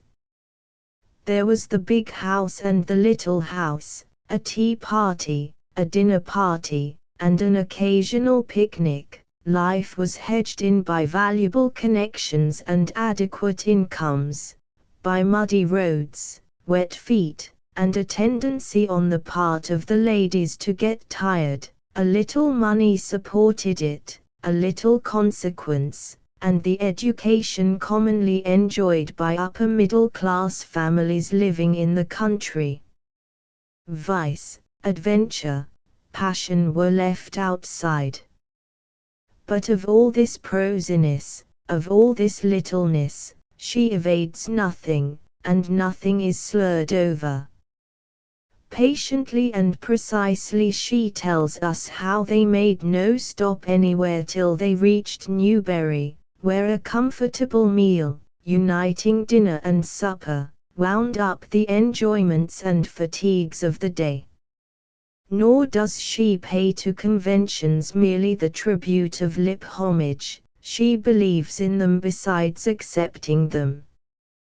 When she is describing a clergyman, like Edmund Bertram, or a sailor, in particular, she appears debarred by the sanctity of his office from the free use of her chief tool, the comic genius, and is apt therefore to lapse into decorous panegyric or matter-of-fact description. But these are exceptions. For the most part her attitude recalls the anonymous lady's ejaculation, a wit, a delineator of character, who does not talk is terrific indeed. She wishes neither to reform nor to annihilate, she is silent, and that is terrific indeed. One after another she creates her fools, her prigs, her worldlings, her Mr. Collins, her Sir Walter Elliots, her Mrs. Bennets. She encircles them with the lash of a whip-like phrase which, as it runs round them, cuts out their silhouettes forever. But there they remain, no excuse is found for them and no mercy shown them. Nothing remains of Julia and Maria Bertram when she has done with them. Lady Bertram is left sitting and calling to Pug and trying to keep him from the flower beds eternally. A divine justice is meted out. Dr. Grant, who begins by liking his goose tender, ends by bringing on apoplexy and death, by 3 great institutionary dinners in 1 week. Sometimes it seems as if her creatures were born merely to give Jane Austen the supreme delight of slicing their heads off. She is satisfied, she is content, she would not alter a hair on anybody's head, or move 1 brick or 1 blade of grass in a world which provides her with such exquisite delight. Nor, indeed, would we. For even if the pangs of outraged vanity, or the heat of moral wrath, urged us to improve away a world so full of spite, pettiness, and folly, the task is beyond our powers. People are like that. The girl of 15 knew it, the mature woman proves it. At this very moment some Lady Bertram finds it almost too trying to keep Pug from the flower beds. She sends Chapman to help Miss Fanny, a little late. The discrimination is so perfect, the satire so just that, consistent though it is, it almost escapes our notice. No touch of pettiness, no hint of spite, rouses us from our contemplation. Delight strangely mingles with our amusement. Beauty illumines these fools. That elusive quality is indeed often made up of very different parts, which it needs a peculiar genius to bring together. The wit of Jane Austen has for partner the perfection of her taste. Her fool is a fool, her snob is a snob, because he departs from the model of sanity and sense which she has in mind, and conveys to us unmistakably even while she makes us laugh. Never did any novelist make more use of an impeccable sense of human values. It is against the disc of an unerring heart, an unfailing good taste, an almost stern morality, that she shows up those deviations from kindness, truth, and sincerity which are among the most delightful things in English literature. She depicts a Mary Crawford in her mixture of good and bad entirely by this means. She lets her rattle on against the clergy, or in favor of a baronetage and 10,000 a year with all the ease and spirit possible, but now and again she strikes one note of her own, very quietly, but in perfect tune, and at once all Mary Crawford's chatter, though it continues to amuse, rings flat. Hence the depth, the beauty, the complexity of her scenes. From such contrasts there comes a beauty, a solemnity even which are not only as remarkable as her wit, but an inseparable part of it. In the Watsons she gives us a foretaste of this power. She makes us wonder why an ordinary act of kindness, as she describes it, becomes so full of meaning. In her masterpieces, the same gift is brought to perfection. Here is nothing out of the way. It is midday in Northamptonshire. A dull young man is talking to rather a weakly young woman on the stairs as they go up to dress for dinner, with housemaids passing. But, from triviality, from commonplace, their words become suddenly full of meaning, and the moment for both one of the most memorable in their lives. It fills itself, it shines, it glows, it hangs before us, deep, trembling, serene for a second. Next, the housemaid passes, and this drop in which all the happiness of life has collected gently subsides again to become part of the ebb and flow of ordinary existence.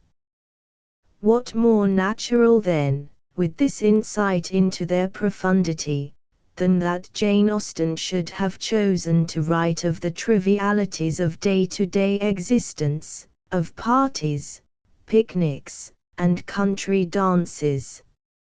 No suggestions to alter her style of writing from the Prince Regent or Mr. Clarke could tempt her, no romance, no adventure, no politics or intrigue could hold a candle to life on a country house staircase as she saw it.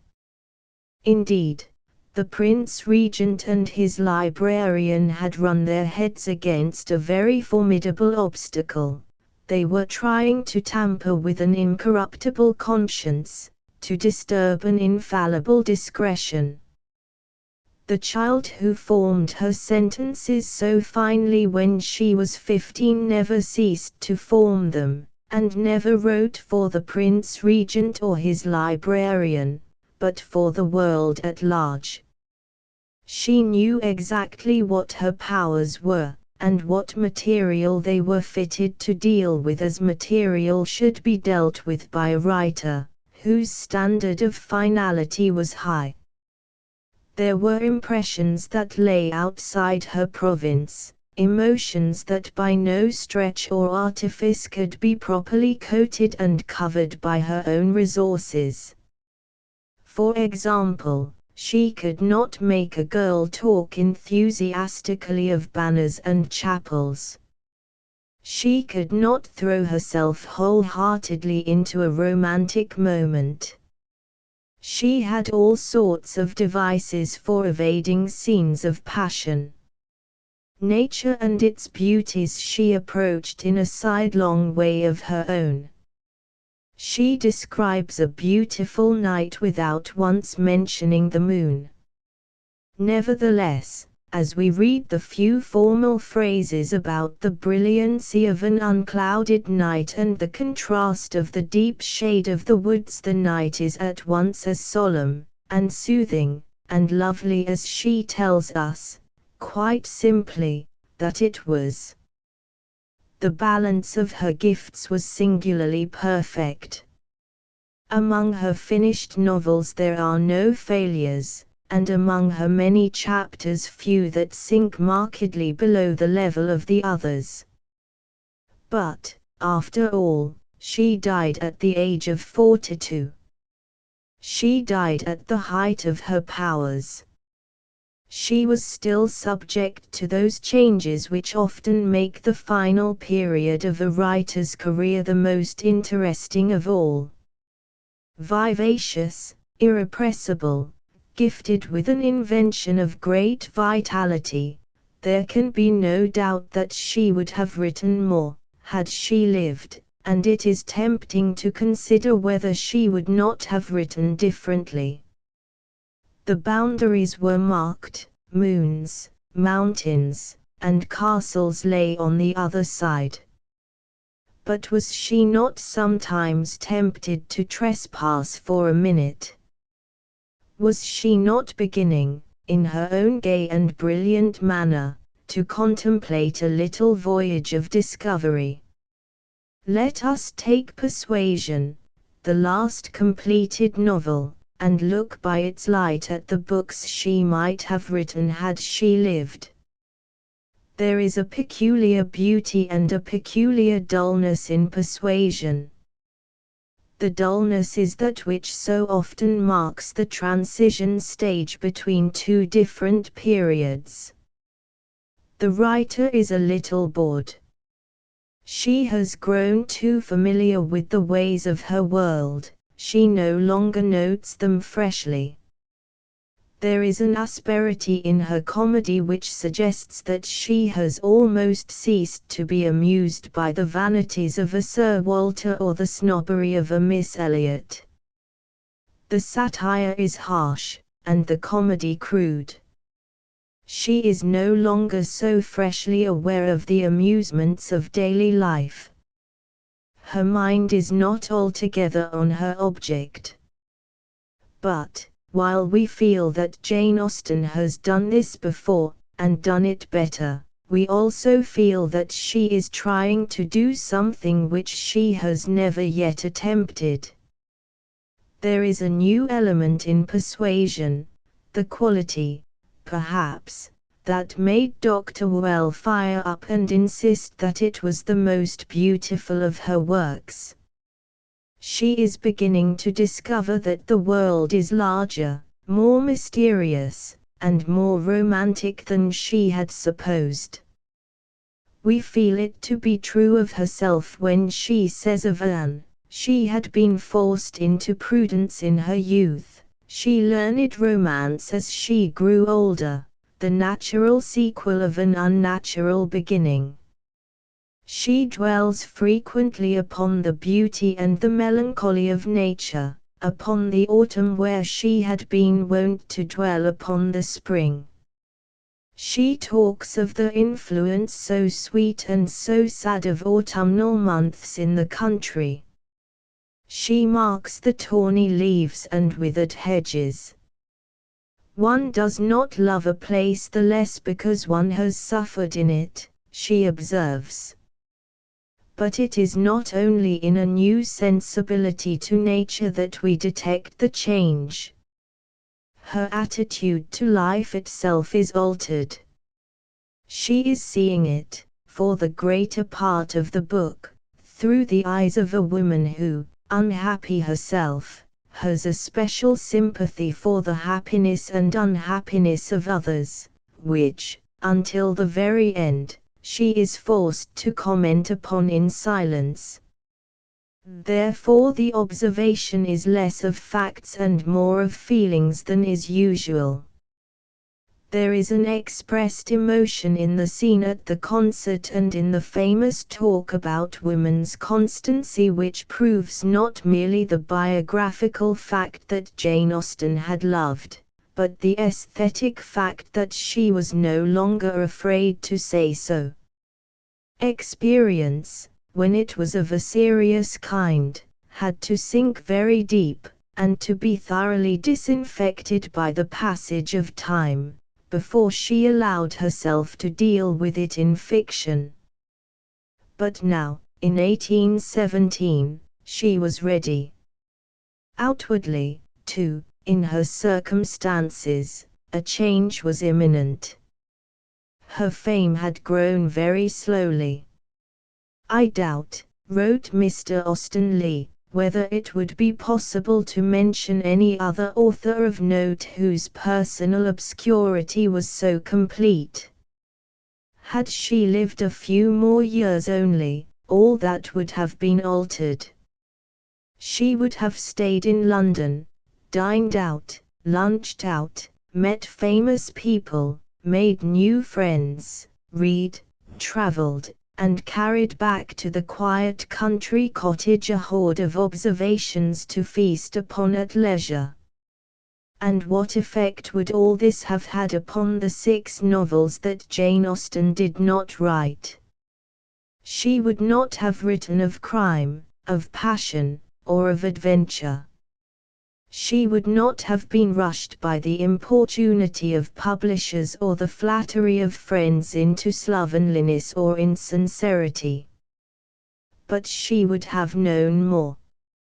Her sense of security would have been shaken. Her comedy would have suffered. She would have trusted less, this is already perceptible in Persuasion, to dialogue and more to reflection to give us a knowledge of her characters. Those marvelous little speeches which sum up, in a few minutes' chatter, all that we need in order to know an Admiral Croft or a Mrs. Musgrove forever, that shorthand, hit or miss method which contains chapters of analysis and psychology, would have become too crude to hold all that she now perceived of the complexity of human nature. She would have devised a method, clear and composed as ever, but deeper and more suggestive, for conveying not only what people say, but what they leave unsaid, not only what they are, but what life is.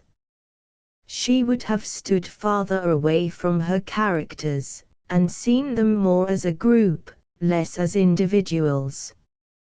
Her satire, while it played less incessantly, would have been more stringent and severe. She would have been the forerunner of Henry James and of Proust, but enough. Vain are these speculations. The most perfect artist among women, the writer whose books are immortal, died just as she was beginning to feel confidence in her own success. 9. Love and Friendship, Chatto and Windus. Modern fiction, in making any survey, even the freest and loosest, of modern fiction, it is difficult not to take it for granted that the modern practice of the art is somehow an improvement upon the old. With their simple tools and primitive materials, it might be said, Fielding did well and Jane Austen even better, but compare their opportunities with ours. Their masterpieces certainly have a strange air of simplicity. And yet the analogy between literature and the process, To choose an example of making motor cars scarcely holds good beyond the first glance. It is doubtful whether in the course of the centuries, though we have learned much about making machines, we have learned anything about making literature. We do not come to write better. All that we can be said to do is to keep moving, now a little in this direction, now in that, but with a circular tendency should the whole course of the track be viewed from a sufficiently lofty pinnacle. It need scarcely be said that we make no claim to stand, even momentarily, upon that vantage ground. On the flat, in the crowd, half blind with dust, we look back with envy to those happier warriors, whose battle is won and whose achievements wear so serene an air of accomplishment that we can scarcely refrain from whispering that the fight was not so fierce for them as for us. It is for the historian of literature to decide, for him to say if we are now beginning or ending or standing in the middle of a great period of prose fiction, for down in the plain little is visible. We only know that certain gratitudes and hostilities inspire us, that certain paths seem to lead to fertile land, others to the dust and the desert, and of this perhaps it may be worthwhile to attempt some account. Our quarrel, then, is not with the classics, and if we speak of quarrelling with Mr. Wells, Mr. Bennet, and Mr. Galsworthy, it is partly that by the mere fact of their existence in the flesh their work has a living, breathing, everyday imperfection which bids us take what liberties with it we choose.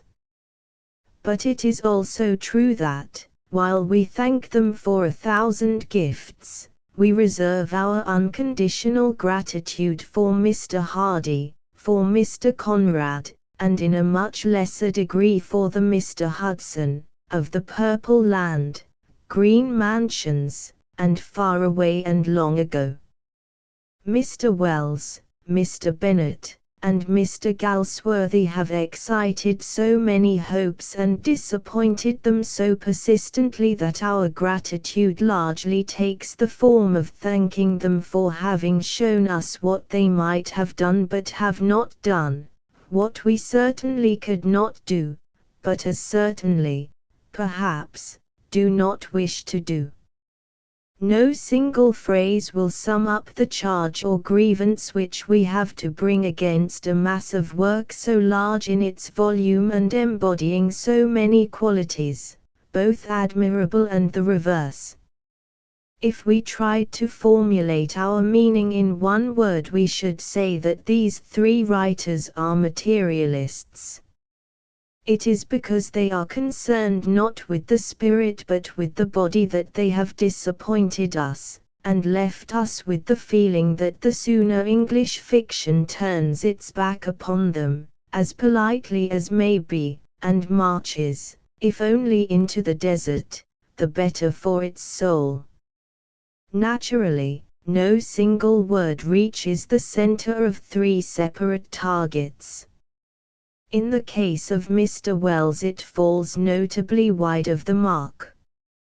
And yet even with him it indicates to our thinking the fatal alloy in his genius, the great clod of clay that has got itself mixed up with the purity of his inspiration. But Mr. Bennet is perhaps the worst culprit of the three, inasmuch as he is by far the best workman. He can make a book so well constructed and solid in its craftsmanship that it is difficult for the most exacting of critics to see through what chink or crevice decay can creep in. There is not so much as a draught between the frames of the windows, or a crack in the boards. And yet, if life should refuse to live there, that is a risk which the creator of The Old Wives' Tale, George Cannon, Edwin Clayhanger, and hosts of other figures, may well claim to have surmounted. His characters live abundantly, even unexpectedly, but it remains to ask how do they live, and what do they live for? More and more they seem to us, deserting even the well-built villa in the Five Towns, to spend their time in some softly padded first-class railway carriage, pressing bells and buttons innumerable, and the destiny to which they travel so luxuriously becomes more and more unquestionably an eternity of bliss spent in the very best hotel in Brighton. It can scarcely be said of Mr. Wells that he is a materialist in the sense that he takes too much delight in the solidity of his fabric. His mind is too generous in its sympathies to allow him to spend much time in making things shipshape and substantial. He is a materialist from sheer goodness of heart, taking upon his shoulders the work that ought to have been discharged by government officials, and in the plethora of his ideas and facts scarcely having leisure to realize, or forgetting to think important, the crudity and coarseness of his human beings. Yet what more damaging criticism can there be both of his earth and of his heaven than that they are to be inhabited here and hereafter by his Jones and his Peters? Does not the inferiority of their natures tarnish whatever institutions and ideals may be provided for them by the generosity of their Creator? Nor, profoundly though we respect the integrity and humanity of Mr. Galsworthy, shall we find what we seek in his pages. If we fasten, then, one label on all these books, on which is one word materialists, we mean by it that they write of unimportant things, that they spend immense skill and immense industry making the trivial and the transitory appear the true and the enduring. We have to admit that we are exacting, and, further, that we find it difficult to justify our discontent by explaining what it is that we exact. We frame our question differently at different times. But it reappears most persistently as we drop the finished novel on the crest of a sigh: is it worthwhile? What is the point of it all? Can it be that owing to one of those little deviations which the human spirit seems to make from time to time, Mr. Bennet has come down with his magnificent apparatus for catching life just an inch or two on the wrong side? Life escapes, and perhaps without life nothing else is worthwhile. It is a confession of vagueness to have to make use of such a figure as this, but we scarcely better the matter by speaking, as critics are prone to do, of reality. Admitting the vagueness which afflicts all criticism of novels, let us hazard the opinion that for us at this moment the form of fiction most in vogue more often misses than secures the thing we seek. Whether we call it life or spirit, truth or reality, this, the essential thing, has moved off, or on, and refuses to be contained any longer in such ill-fitting vestments as we provide. Nevertheless, we go on perseveringly, conscientiously, constructing our 32 chapters after a design which more and more ceases to resemble the vision in our minds. So much of the enormous labor of proving the solidity, the likeness to life, of the story is not merely labor thrown away but labor misplaced to the extent of obscuring and blotting out the light of the conception. The writer seems constrained, not by his own free will but by some powerful and unscrupulous tyrant who has him in thrall to provide a plot, to provide comedy, tragedy, love, interest, and an air of probability embalming the whole so impeccable that if all his figures were to come to life they would find themselves dressed down to the last button of their coats in the fashion of the hour. The tyrant is obeyed, the novel is done to a turn. But sometimes, more and more often as time goes by, we suspect a momentary doubt, a spasm of rebellion, as the pages fill themselves in the customary way. Is life like this? Must novels be like this? Look within and life, it seems, is very far from being like this. Examine for a moment an ordinary mind on an ordinary day. The mind receives a myriad impressions, trivial, fantastic, evanescent, or engraved with the sharpness of steel.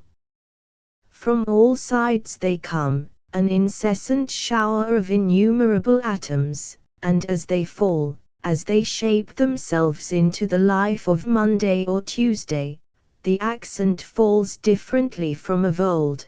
The moment of importance came not here but there, so that if a writer were a free man and not a slave, if he could write what he chose, not what he must, if he could base his work upon his own feeling and not upon convention, there would be no plot, no comedy, no tragedy, no love interest or catastrophe in the accepted style, and perhaps not a single button sewn on as the Bond Street tailors would have it.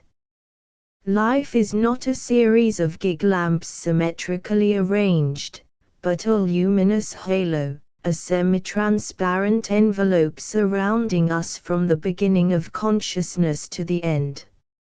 Is it not the task of the novelist to convey this varying, this unknown and uncircumscribed spirit, whatever aberration or complexity it may display, with as little mixture of the alien and external as possible? We are not pleading merely for courage and sincerity, we are suggesting that the proper stuff of fiction is a little other than custom would have us believe it. It is, at any rate, in some such fashion as this that we seek to define the quality which distinguishes the work of several young writers, among whom Mr. James Joyce is the most notable, from that of their predecessors. They attempt to come closer to life, and to preserve more sincerely and exactly what interests and moves them, even if to do so they must discard most of the conventions which are commonly observed by the novelist. Let us record the atoms as they fall upon the mind in the order in which they fall. Let us trace the pattern, however disconnected and incoherent in appearance, which each sight or incident scores upon the consciousness. Let us not take it for granted that life exists more fully in what is commonly thought big than in what is commonly thought small. Anyone who has read the portrait of the artist as a young man, or what promises to be a far more interesting work, Ulysses, 10, now appearing in the Little Review, will have hazarded some theory of this nature as to Mr. Joyce's intention.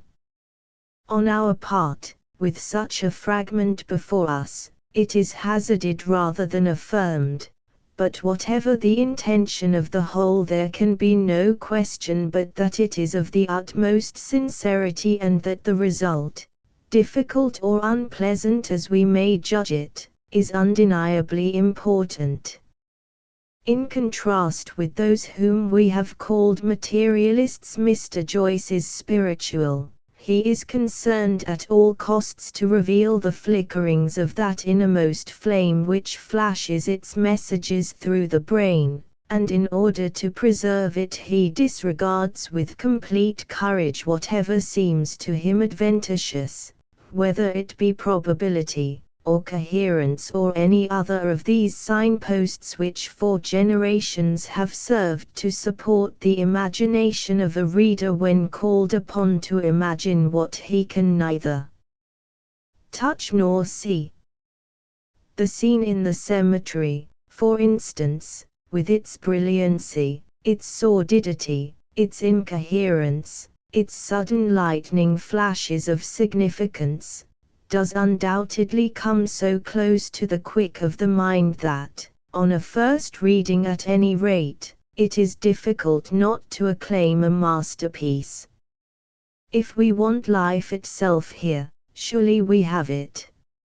Indeed, we find ourselves fumbling rather awkwardly if we try to say what else we wish, and for what reason a work of such originality yet fails to compare.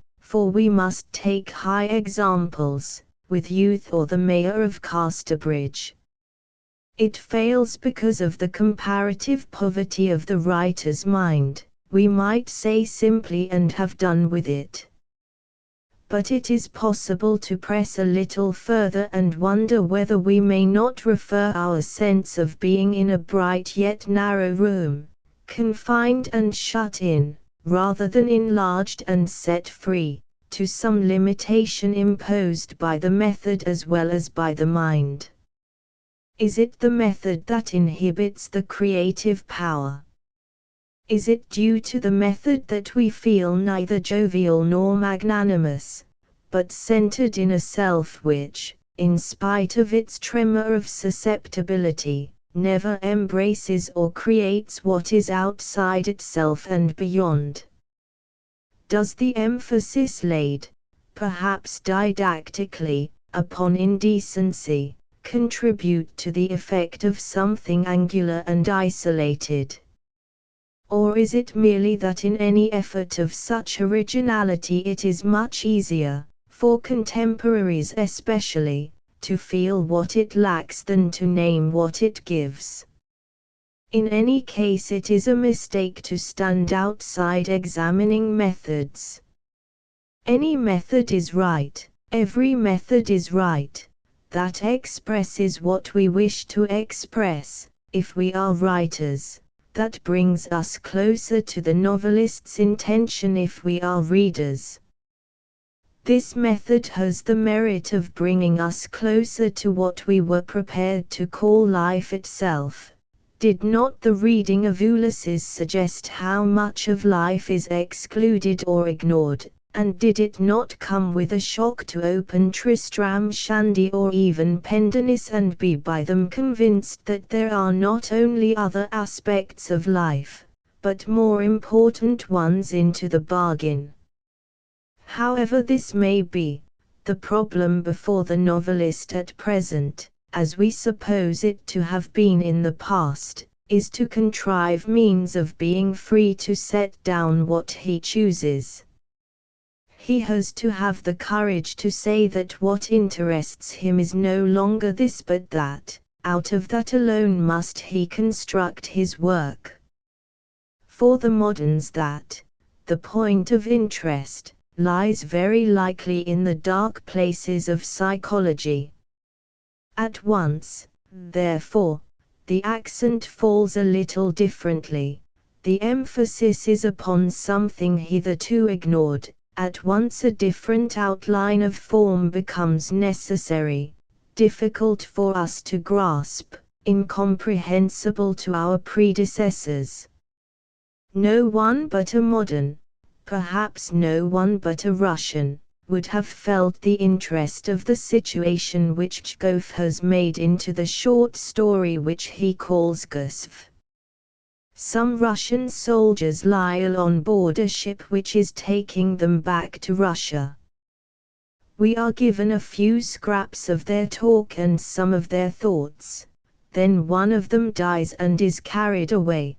The talk goes on among the others for a time, until Gusev himself dies, and looking like a carrot or a radish is thrown overboard. The emphasis is laid upon such unexpected places that at first it seems as if there were no emphasis at all, and then, as the eyes accustom themselves to twilight and discern the shapes of things in a room, we see how complete the story is, how profound, and how truly in obedience to his vision Chekhov has chosen this, that, and the other, and placed them together to compose something new. But it is impossible to say this is comic, or that is tragic, nor are we certain, since short stories, we have been taught, should be brief and conclusive, whether this, which is vague and inconclusive, should be called a short story at all. The most elementary remarks upon modern English fiction can hardly avoid some mention of the Russian influence, and if the Russians are mentioned, one runs the risk of feeling that to write of any fiction save theirs is waste of time. If we want understanding of the soul and heart, where else shall we find it of comparable profundity? If we are sick of our own materialism, the least considerable of their novelists has by right of birth a natural reverence for the human spirit. Learn to make yourself akin to people. But let this sympathy be not with the mind, for it is easy with the mind, but with the heart, with love towards them. In every great Russian writer we seem to discern the features of a saint, if sympathy for the sufferings of others, love towards them, endeavor to reach some goal worthy of the most exacting demands of the spirit constitute saintliness. It is the saint in them which confounds us with a feeling of our own irreligious triviality, and turns so many of our famous novels to tinsel and trickery. The conclusions of the Russian mind, thus comprehensive and compassionate, are inevitably, perhaps, of the utmost sadness. More accurately indeed we might speak of the inconclusiveness of the Russian mind. It is the sense that there is no answer, that if honestly examined life presents question after question which must be left to sound on and on after the story is over in hopeless interrogation that fills us with a deep, and finally it may be with a resentful, despair. They are right perhaps, unquestionably they see further than we do and without our gross impediments of vision. But perhaps we see something that escapes them, or why should this voice of protest mix itself with our gloom? The voice of protest is the voice of another and an ancient civilization which seems to have bred in us the instinct to enjoy and fight rather than to suffer and understand. English fiction from Sterne to Meredith bears witness to our natural delight in humor and comedy, in the beauty of earth, in the activities of the intellect, and in the splendor of the body. But any deductions that we may draw from the comparison of two fictions so immeasurably far apart are futile, save indeed as they flood us with a view of the infinite possibilities of the art and remind us that there is no limit to the horizon, and that nothing, no method, no experiment, even of the wildest, is forbidden, but only falsity and pretense. The proper stuff of fiction does not exist, everything is the proper stuff of fiction, every feeling, every thought, every quality of brain and spirit is drawn upon, no perception comes amiss. And if we can imagine the art of fiction come alive and standing in our midst, she would undoubtedly bid us break her and bully her, as well as honor and love her. For so her youth is renewed and her sovereignty assured. 10. Written April 1919. Jane Eyre and Wuthering Heights. 11. Of the 100 years that have passed since Charlotte Brontë was born, she, the centre now of so much legend, devotion, and literature, lived but 39. It is strange to reflect how different those legends might have been had her life reached the ordinary human span. She might have become, like some of her famous contemporaries, a figure familiarly met with in London and elsewhere, the subject of pictures and anecdotes innumerable, the writer of many novels, of memoirs possibly, removed from us well within the memory of the middle-aged in all the splendor of established fame. She might have been wealthy, she might have been prosperous. But it is not so. When we think of her, we have to imagine someone who had no lot in our modern world. We have to cast our minds back to the 50s of the last century, to a remote parsonage upon the wild Yorkshire moors. In that parsonage, and on those moors, unhappy and lonely, in her poverty and her exaltation, she remains forever. These circumstances, as they affected her character, may have left their traces on her work. A novelist, we reflect, is bound to build up his structure with much very perishable material which begins by lending it reality and ends by cumbering it with rubbish. As we open Jane Eyre once more, we cannot stifle the suspicion that we shall find her world of imagination as antiquated, mid-Victorian, and out of date as the parsonage on the moor, a place only to be visited by the curious, only preserved by the pious. So we open Jane Eyre, and in 2 pages every doubt is swept clean from our minds.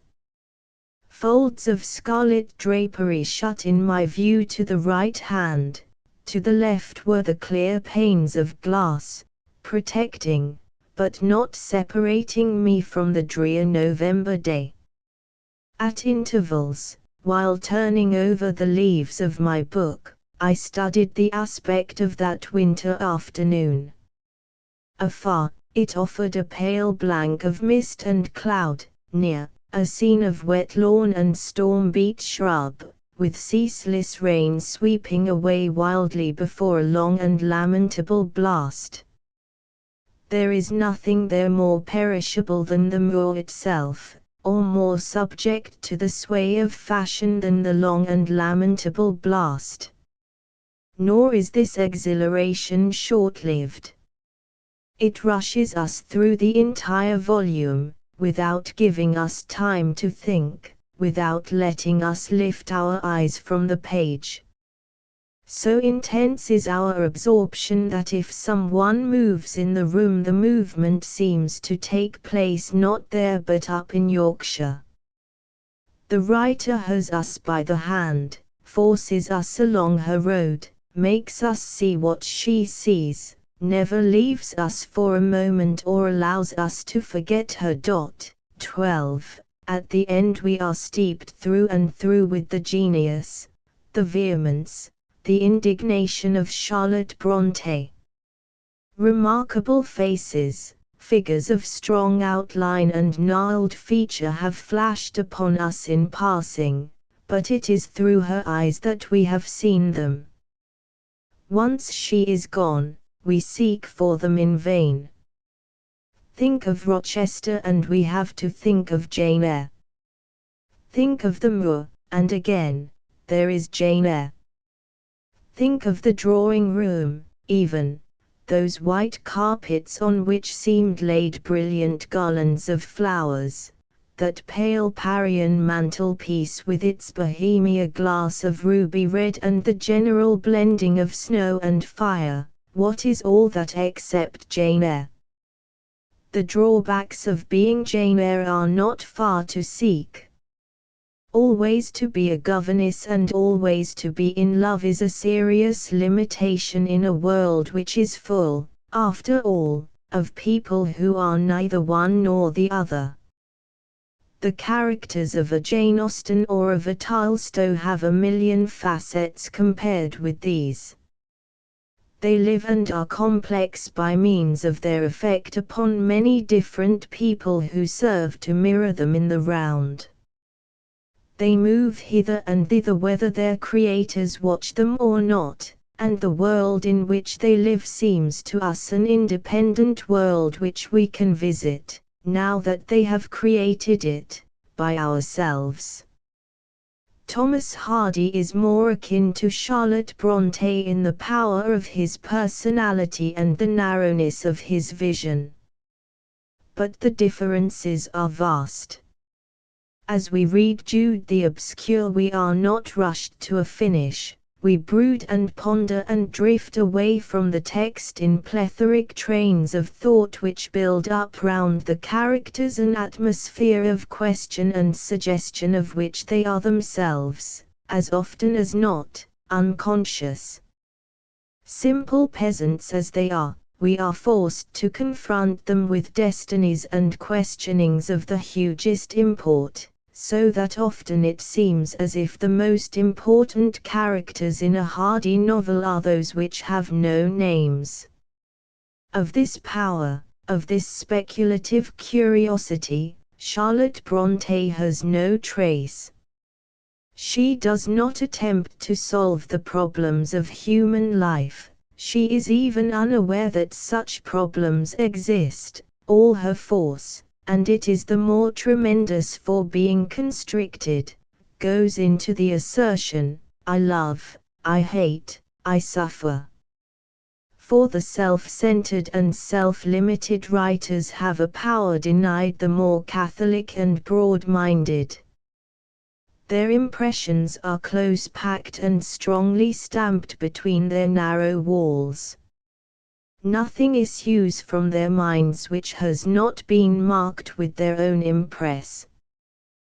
They learn little from other writers, and what they adopt they cannot assimilate. Both Hardy and Charlotte Brontë appear to have founded their styles upon a stiff and decorous journalism. The staple of their prose is awkward and unyielding. But both with labor and the most obstinate integrity, by thinking every thought until it has subdued words to itself, have forged for themselves a prose which takes the mold of their minds entire, which has, into the bargain, a beauty, a power, a swiftness of its own. Charlotte Brontë, at least, owed nothing to the reading of many books. She never learned the smoothness of the professional writer, or acquired his ability to stuff and sway his language as he chooses. I could never rest in communication with strong, discreet, and refined minds, whether male or female, she writes, as any leader writer in a provincial journal might have written. But gathering fire and speed goes on in her own authentic voice till I had passed the outworks of conventional reserve and crossed the threshold of confidence, and won a place by their heart's very hearthstone. It is there that she takes her seat, it is the red and fitful glow of the heart's fire which illumines her page. In other words, we read Charlotte Brontë not for exquisite observation of character, her characters are vigorous and elementary, not for comedy, hers is grim and crude, not for a philosophic view of life, hers is that of a country parson's daughter, but for her poetry. Probably that is so with all writers who have, as she has, an overpowering personality, who, as we should say in real life, have only to open the door to make themselves felt. There is in them some untamed ferocity perpetually at war with the accepted order of things which makes them desire to create instantly rather than to observe patiently. This very ardor, rejecting half-shades and other minor impediments, wings its way past the daily conduct of ordinary people and allies itself with their more inarticulate passions. It makes them poets, or, if they choose to write in prose, intolerant of its restrictions. Hence it is that both Emily and Charlotte are always invoking the help of nature. They both feel the need of some more powerful symbol of the vast and slumbering passions in human nature than words or actions can convey. It is with a description of a storm that Charlotte ends her finest novel Villette. The skies hang full and dark, a rack sails from the west, the clouds cast themselves into strange forms. So she calls in nature to describe a state of mind which could not otherwise be expressed. But neither of the sisters observed nature accurately as Dorothy Wordsworth observed it, or painted it minutely as Tennyson painted it. They seized those aspects of the earth which were most akin to what they themselves felt or imputed to their characters. And so their storms, their moors, their lovely spaces of summer weather are not ornaments applied to decorate a dull page or display the writer's powers of observation, they carry on the emotion and light up the meaning of the book. The meaning of a book, which lies so often apart from what happens and what is said and consists rather in some connection which things in themselves different have had for the writer, is necessarily hard to grasp. Especially this is so when, like the Brontes, the writer is poetic, and his meaning inseparable from his language, and itself rather a mood than a particular observation. Wuthering Heights is a more difficult book to understand than Jane Eyre, because Emily was a greater poet than Charlotte. When Charlotte wrote she said with eloquence and splendor and passion I love, I hate, I suffer. Her experience, though more intense, is on a level with our own. But there is no I in Wuthering Heights. There are no governesses. There are no employers. There is love, but it is not the love of men and women. Emily was inspired by some more general conception. The impulse which urged her to create was not her own suffering or her own injuries. She looked out upon a world cleft into gigantic disorder and felt within her the power to unite it in a book. That gigantic ambition is to be felt throughout the novel, a struggle, half-thwarted but of superb conviction, to say something through the mouths of her characters which is not merely I love or I hate, but we, the whole human race and you. The eternal powers. The sentence remains unfinished. It is not strange that it should be so, rather it is astonishing that she can make us feel what she had it in her to say at all. It surges up in the half-articulate words of Catherine Earnshaw, if all else perished and he remained, I should still continue to be. And if all else remained and he were annihilated, the universe would turn to a mighty stranger, I should not seem part of it. It breaks out again in the presence of the dead. I see a repose that neither earth nor hell can break, and I feel an assurance of the endless and shadowless hereafter, the eternity they have entered, where life is boundless in its duration, and love in its sympathy and joy in its fullness. It is this suggestion of power underlying the apparitions of human nature, and lifting them up into the presence of greatness that gives the book its huge stature among other novels. But it was not enough for Emily Brontë to write a few lyrics, to utter a cry, to express a creed. In her poems she did this once and for all, and her poems will perhaps outlast her novel. but she was novelist as well as poet. She must take upon herself a more laborious and a more ungrateful task. She must face the fact of other existences, grapple with the mechanism of external things, build up, in recognizable shape, farms and houses, and report the speeches of men and women who existed independently of herself. And so we reach these summits of emotion not by rant or rhapsody, but by hearing a girl sing old songs to herself as she rocks in the branches of a tree, by watching the moor sheep crop the turf, by listening to the soft wind breathing through the grass. The life at the farm with all its absurdities and its improbability is laid open to us. We are given every opportunity of comparing Wuthering Heights with a real farm and Heathcliff with a real man. How, we are allowed to ask, can there be truth or insight or the finer shades of emotion in men and women who so little resemble what we have seen ourselves? But even as we ask it, we see in Heathcliff the brother that a sister of genius might have seen. He is impossible, we say, but nevertheless no boy in literature has so vivid an existence as his. So it is with the two Catherines. Never could women feel as they do or act in their manner, we say. All the same, they are the most lovable women in English fiction.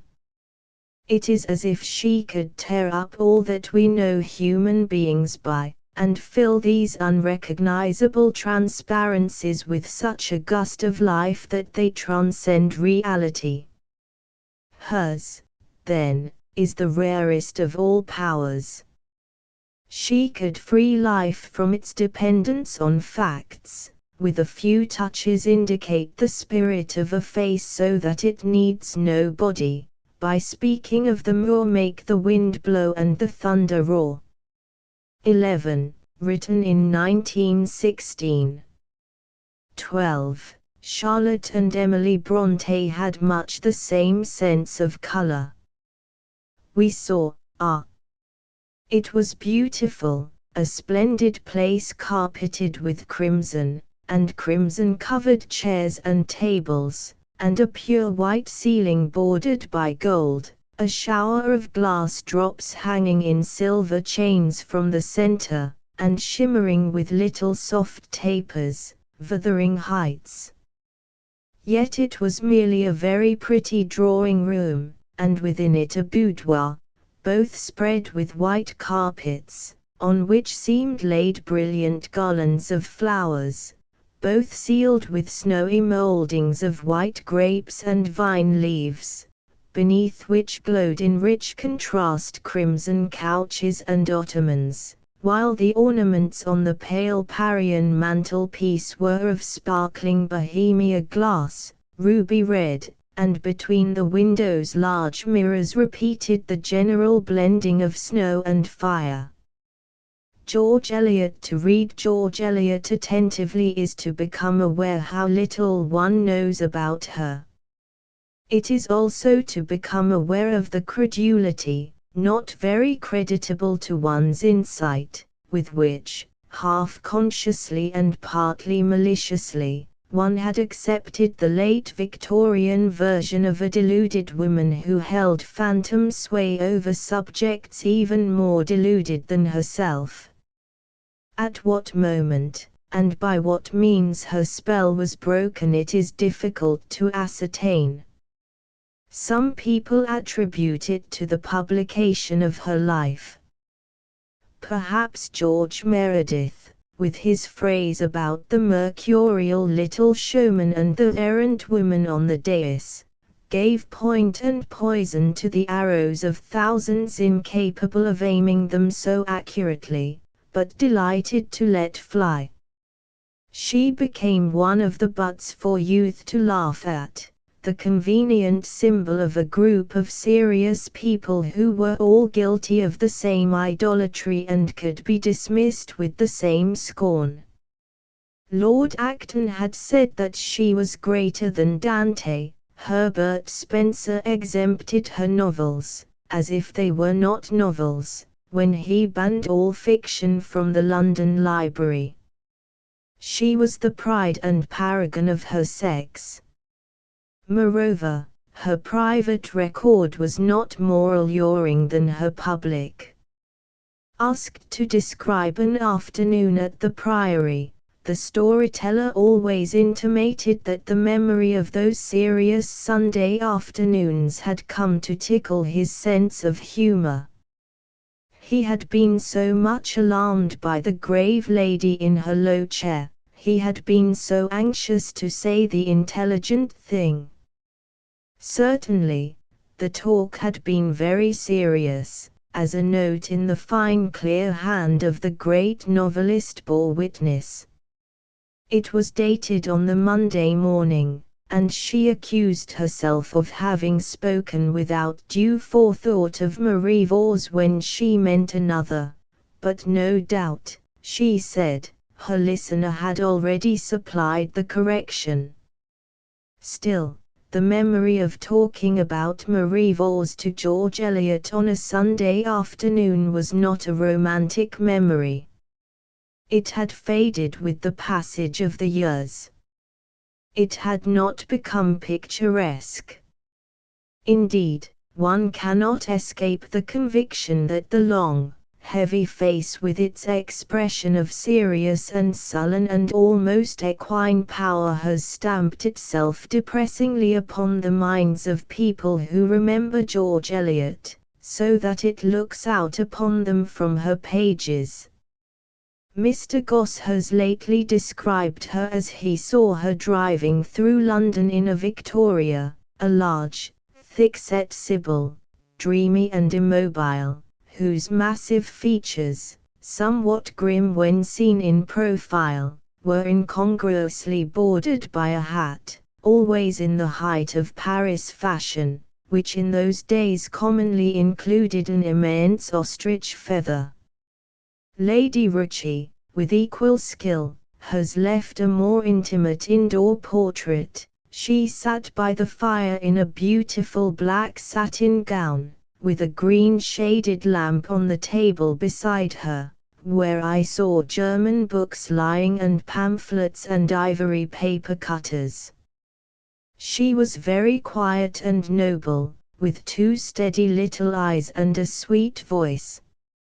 As I looked, I felt her to be a friend, not exactly a personal friend, but a good and benevolent impulse. A scrap of her talk is preserved. "We ought to respect our influence," she said. "We know by our own experience how very much others affect our lives, and we must remember that we in turn must have the same effect upon others." Jealously treasured, committed to memory, one can imagine recalling the scene, repeating the words, 30 years later and suddenly, for the first time, bursting into laughter. In all these records one feels that the recorder, even when he was in the actual presence, kept his distance and kept his head, and never read the novels in later years with the light of a vivid, or puzzling, or beautiful personality dazzling in his eyes. In fiction, where so much of personality is revealed, the absence of charm is a great lack, and her critics, who have been, of course, mostly of the opposite sex, have resented, half consciously perhaps, her deficiency in a quality which is held to be supremely desirable in women. George Eliot was not charming, she was not strongly feminine, she had none of those eccentricities and inequalities of temper which give to so many artists the endearing simplicity of children. One feels that to most people, as to Lady Rucci, she was not exactly a personal friend, but a good and benevolent impulse. But if we consider these portraits more closely, we shall find that they are all the portraits of an elderly celebrated woman, dressed in black satin, driving in her Victoria, a woman who has been through her struggle and issued from it with a profound desire to be of use to others, but with no wish for intimacy, save with the little circle who had known her in the days of her youth. We know very little about the days of her youth, but we do know that the culture, the philosophy, the fame, and the influence were all built upon a very humble foundation. She was the granddaughter of a carpenter. The first volume of her life is a singularly depressing record. In it we see her raising herself with groans and struggles from the intolerable boredom of petty provincial society. Her father had risen in the world and become more middle class, but less picturesque, to be the assistant editor of a highly intellectual London review, and the esteemed companion of Herbert Spencer. The stages are painful as she reveals them in the sad soliloquy in which Mr. Cross condemned her to tell the story of her life. Marked in early youth as one sure to get something up very soon in the way of a clothing club, she proceeded to raise funds for restoring a church by making a chart of ecclesiastical history, and that was followed by a loss of faith which so disturbed her father that he refused to live with her. Next came the struggle with the translation of Strauss, which, dismal and soul-stupefying in itself, can scarcely have been made less so by the usual feminine tasks of ordering a household and nursing a dying father, and the distressing conviction, to one so dependent upon affection, that by becoming a blue-stocking she was forfeiting her brother's respect. "I used to go about like an owl," she said, "to the great disgust of my brother." "Poor thing," wrote a friend who saw her toiling through Strauss with a statue of the risen Christ in front of her, "I do pity her sometimes, with her pale sickly face and dreadful headaches, and anxiety, too, about her father." Yet, though we cannot read the story without a strong desire that the stages of her pilgrimage might have been made, if not more easy, at least more beautiful, there is a dogged determination in her advance upon the citadel of culture which raises it above our pity. Her development was very slow and very awkward, but it had the irresistible impetus behind it of a deep-seated and noble ambition. Every obstacle at length was thrust from her path. She knew every one. She read everything. Her astonishing intellectual vitality had triumphed. Youth was over, but youth had been full of suffering.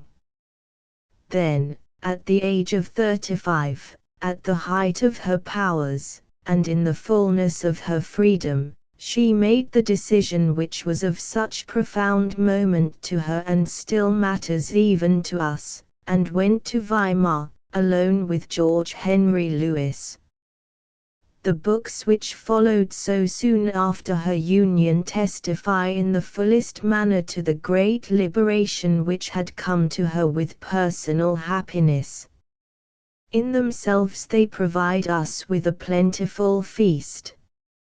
Yet at the threshold of her literary career one may find in some of the circumstances of her life influences that turned her mind to the past, to the country village, to the quiet and beauty and simplicity of childish memories and away from herself and the present. We understand how it was that her first book was Scenes of Clerical Life, and not Middlemarch. Her union with Lewes had surrounded her with affection, but in view of the circumstances and of the conventions it had also isolated her. "I wish it to be understood," she wrote in 1857, "that I should never invite anyone to come and see me who did not ask for the invitation." She had been cut off from what is called the world, she said later, but she did not regret it. By becoming thus marked, first by circumstances and later, inevitably, by her fame, she lost the power to move on equal terms unnoted among her kind, and the loss for a novelist was serious.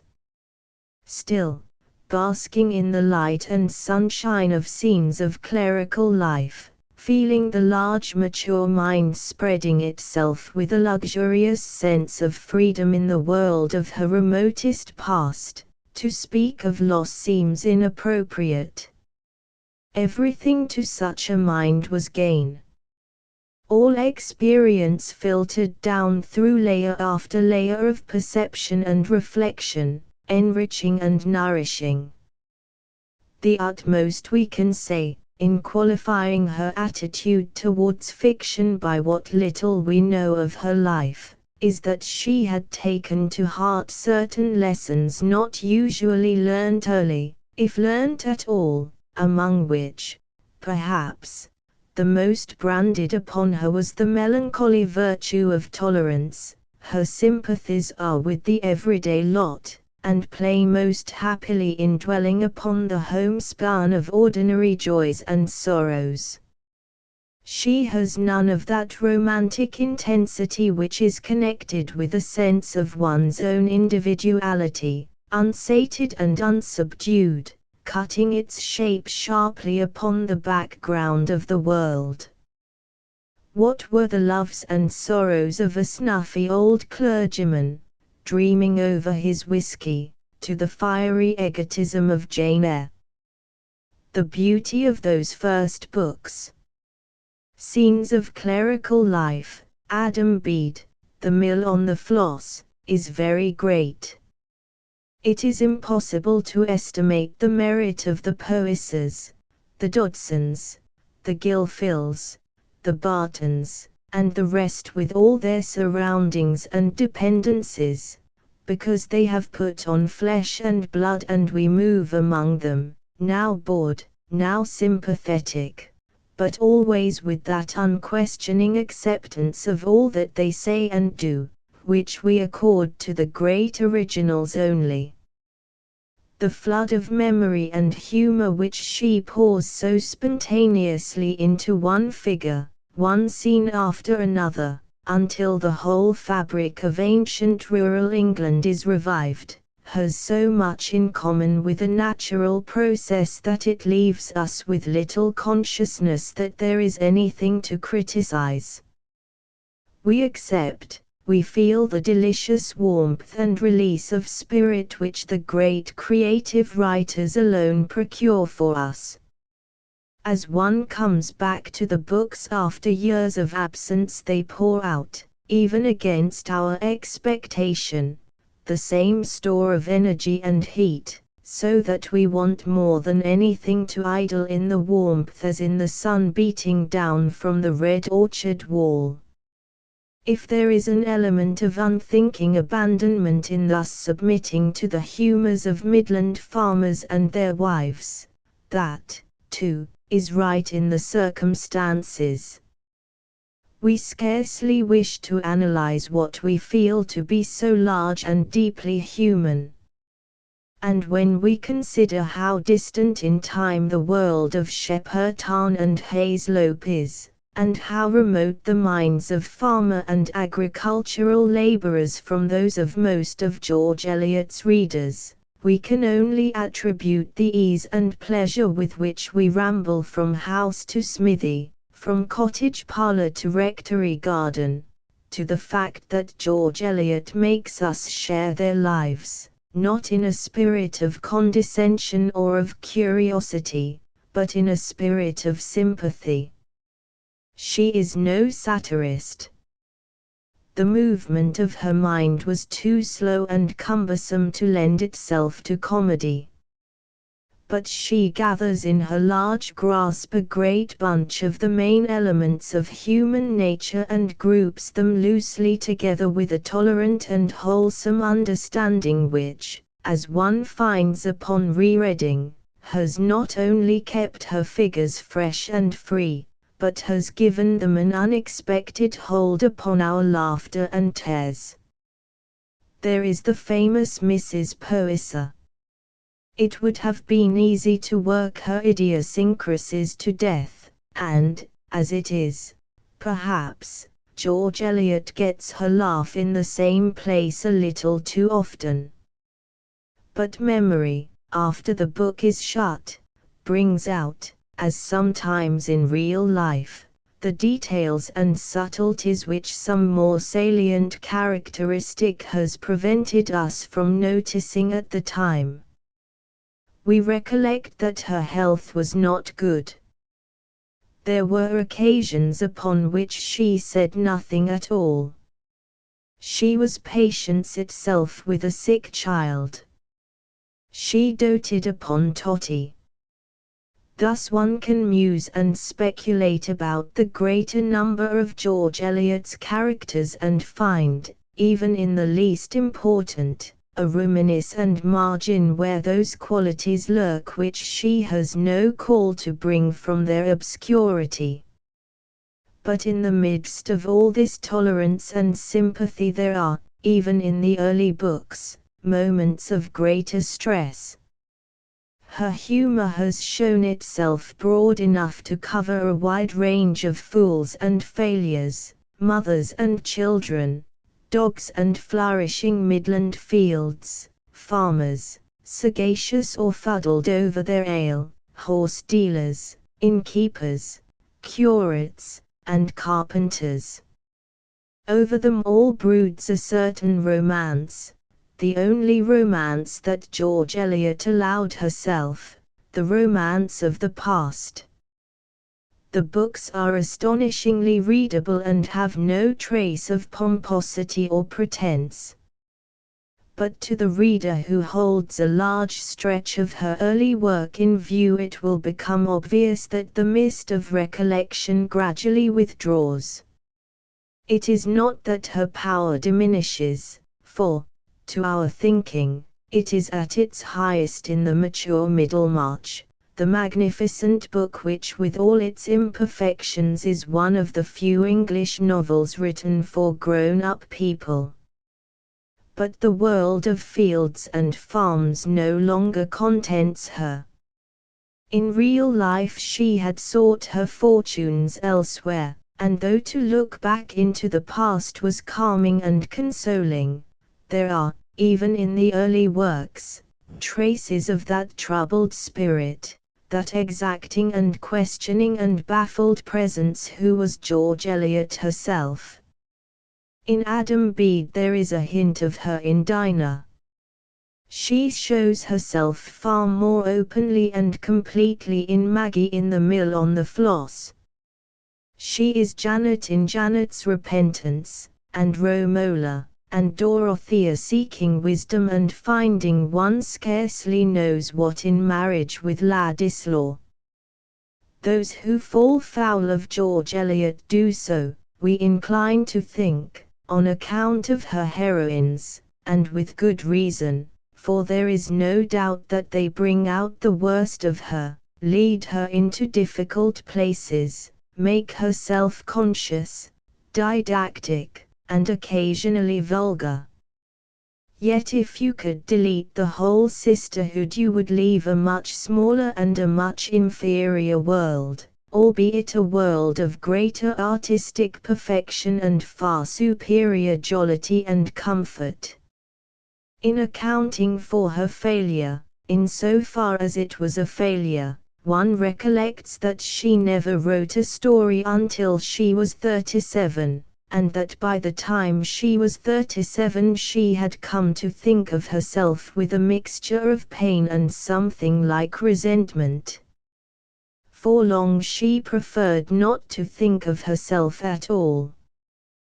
Then, When the first flush of creative energy was exhausted and self-confidence had come to her, she wrote more and more from the personal standpoint, but she did so without the unhesitating abandonment of the young. Her self-consciousness is always marked when her heroines say what she herself would have said. She disguised them in every possible way. She granted them beauty and wealth into the bargain. She invented, more improbably, a taste for brandy.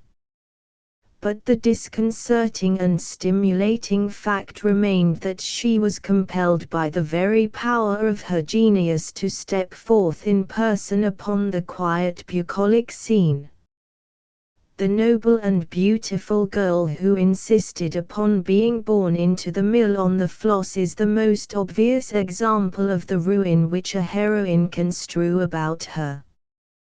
Humor controls her and keeps her lovable so long as she is small and can be satisfied by eloping with the gypsies or hammering nails into her doll, but she develops, and before George Eliot knows what has happened she has a full-grown woman on her hands demanding what neither gypsies nor dolls, nor St. Ogg's itself is capable of giving her.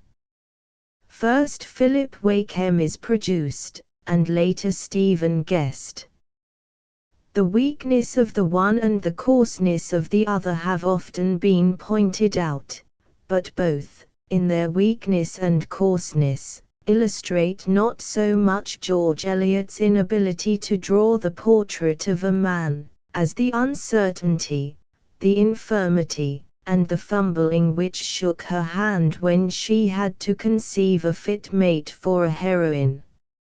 She is in the first place driven beyond the home world she knew and loved, and forced to set foot in middle-class drawing-rooms where young men sing all the summer morning and young women sit embroidering smoking caps for bazaars. She feels herself out of her element, as her clumsy satire of what she calls good society proves. Good society has its claret and its velvet carpets, its dinner engagements 6 weeks deep, its opera, and its Furry ballrooms, gets its science done by Faraday and its religion by the superior clergy who are to be met in the best houses. How should it have need of belief and emphasis? There is no trace of humor or insight there, but only the vindictiveness of a grudge which we feel to be personal in its origin. But terrible as the complexity of our social system is in its demands upon the sympathy and discernment of a novelist straying across the boundaries, Maggie Tulliver did worse than drag George Eliot from her natural surroundings. She insisted upon the introduction of the great emotional scene. She must love, she must despair, she must be drowned clasping her brother in her arms. The more one examines the great emotional scenes, the more nervously one anticipates the brewing and gathering and thickening of the cloud which will burst upon our heads at the moment of crisis in a shower of disillusionment and verbosity. It is partly that her hold upon dialogue, when it is not dialect, is slack, and partly that she seems to shrink with an elderly dread of fatigue from the effort of emotional concentration. She allows her heroines to talk too much. She has little verbal felicity. She lacks the unerring taste which chooses one sentence and compresses the heart of the scene within that. "Whom are you going to dance with?" asked Mr. Knightley, at the Westons' ball. "With you, if you will ask me," said Emma, "and she has said enough." Mrs. Casaubon would have talked for an hour and we should have looked out of the window. Yet, dismiss the heroines without sympathy, Confine George Eliot to the agricultural world of her remotest past, and you not only diminish her greatness but lose her true flavor. That greatness is here, we can have no doubt. The width of the prospect, the large strong outlines of the principal features, the ruddy light of the early books, the searching power and reflective richness of the later tempt us to linger and expatiate beyond our limits. But it is upon the heroines that we would cast a final glance. I have always been finding out my religion since I was a little girl, says Dorothea Casaubon. I used to pray so much, now I hardly ever pray. I try not to have desires merely for myself. She is speaking for them all. That is their problem. They cannot live without religion, and they start out on the search for one when they are little girls. Each has the deep feminine passion for goodness, which makes the place where she stands in aspiration and agony the heart of the book, still and cloistered like a place of worship, but that she no longer knows to whom to pray. In learning they seek their goal, in the ordinary tasks of womanhood, in the wider service of their kind. They do not find what they seek, and we cannot wonder. The ancient consciousness of women, charged with suffering and sensibility, and for so many ages dumb, seems in them to have brimmed and overflowed and uttered a demand for something, they scarcely know what, for something that is perhaps incompatible with the facts of human existence. George Eliot had far too strong an intelligence to tamper with those facts, and too broad a humor to mitigate the truth because it was a stern one. Save for the supreme courage of their endeavor, the struggle ends, for her heroines, in tragedy, or in a compromise that is even more melancholy. But their story is the incomplete version of the story of George Eliot herself. For her, too, the burden and the complexity of womanhood were not enough. She must reach beyond the sanctuary and pluck for herself the strange bright fruits of art and knowledge. Clasping them as few women have ever clasped them, she would not renounce her own inheritance, the difference of view, the difference of standard, nor accept an inappropriate reward.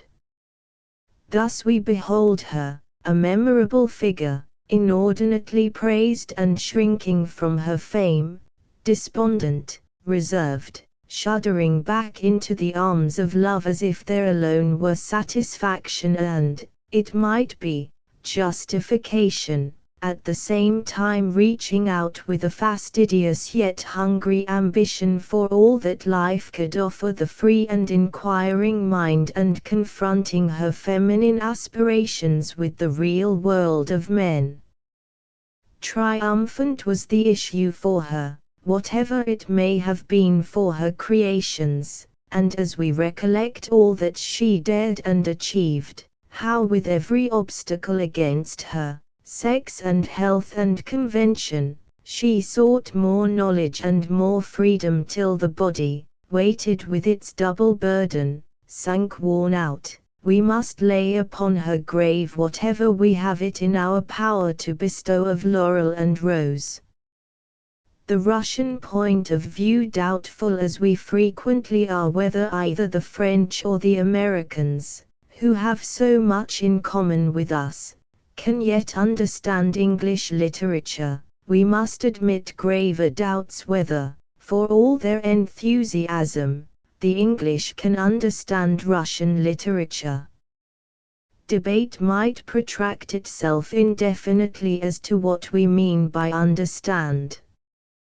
Instances will occur to everybody of American writers in particular who have written with the highest discrimination of our literature and of ourselves, who have lived a lifetime among us, and finally have taken legal steps to become subjects of King George. For all that, have they understood us, have they not remained to the end of their days foreigners?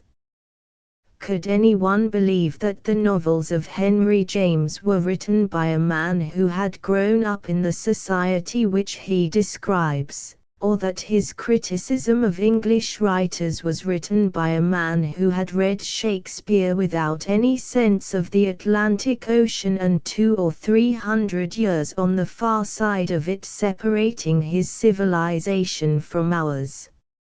A special acuteness and detachment, a sharp angle of vision the foreigner will often achieve, but not that absence of self-consciousness, that ease and fellowship and sense of common values which make for intimacy, and sanity, and the quick give and take of familiar intercourse. Not only have we all this to separate us from Russian literature, but a much more serious barrier, the difference of language.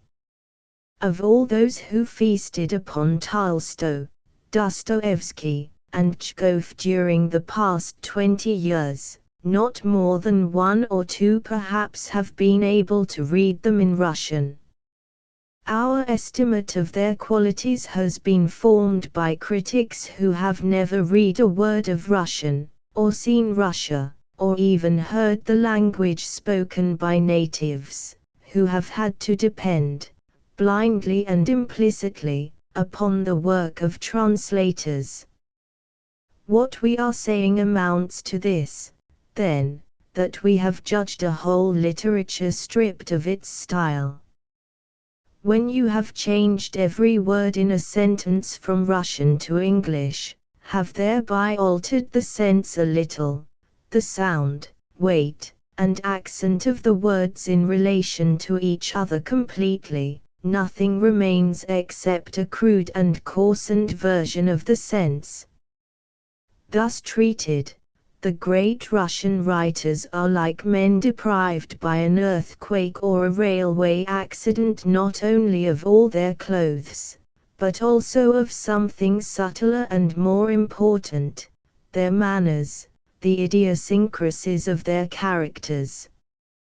What remains is, as the English have proved by the fanaticism of their admiration, something very powerful and very impressive, but it is difficult to feel sure, in view of these mutilations, how far we can trust ourselves not to impute, to distort, to read into them an emphasis which is false. They have lost their clothes, we say, in some terrible catastrophe, for some such figure as that describes the simplicity, the humanity, startled out of all effort to hide and disguise its instincts, which Russian literature, whether it is due to translation, or to some more profound cause, makes upon us. We find these qualities steeping it through, as obvious in the lesser writers as in the greater. Learn to make yourselves akin to people. I would even like to add, make yourself indispensable to them. But let this sympathy be not with the mind, for it is easy with the mind, but with the heart, with love towards them. From the Russian one would say instantly, wherever one chanced on that quotation.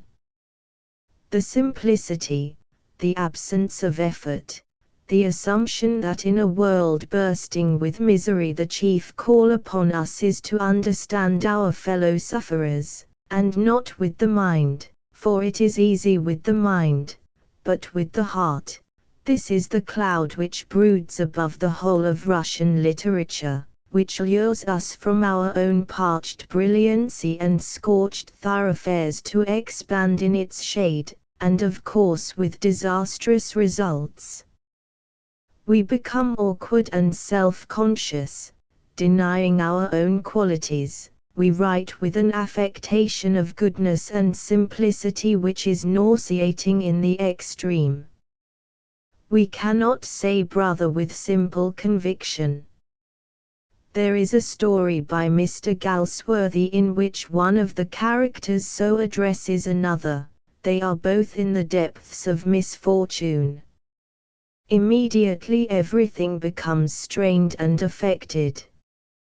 The English equivalent for brother is mate, a very different word, with something sardonic in it, an indefinable suggestion of humor. Met though they are in the depths of misfortune, the two Englishmen who thus accost each other will, we are sure, find a job, make their fortunes, spend the last years of their lives in luxury, and leave a sum of money to prevent poor devils from calling each other brother on the Embankment. But it is common suffering, rather than common happiness, effort, or desire that produces the sense of brotherhood. It is the deep sadness which Dr. Hagberg Wright finds typical of the Russian people that creates their literature. A generalization of this kind will, of course, even if it has some degree of truth when applied to the body of literature, be changed profoundly when a writer of genius sets to work on it. At once other questions arise. It is seen that an attitude is not simple, it is highly complex.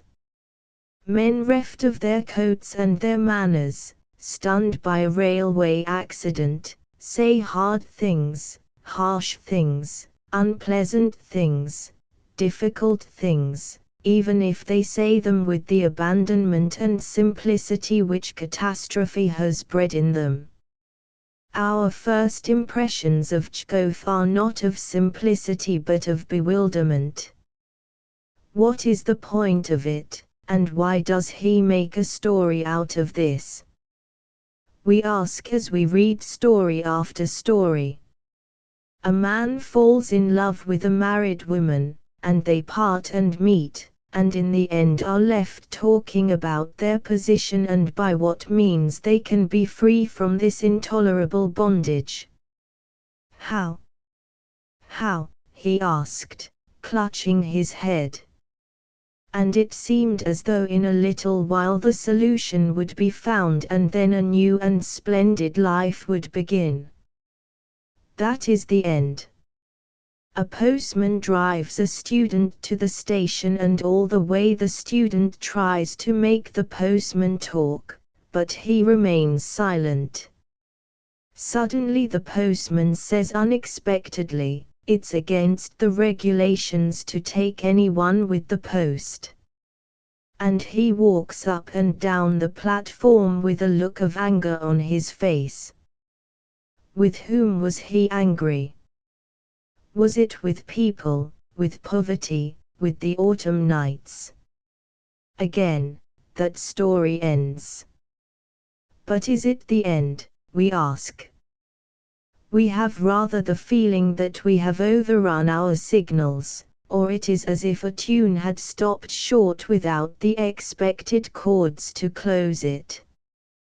These stories are inconclusive, we say, and proceed to frame a criticism based upon the assumption that stories ought to conclude in a way that we recognize. In so doing we raise the question of our own fitness as readers.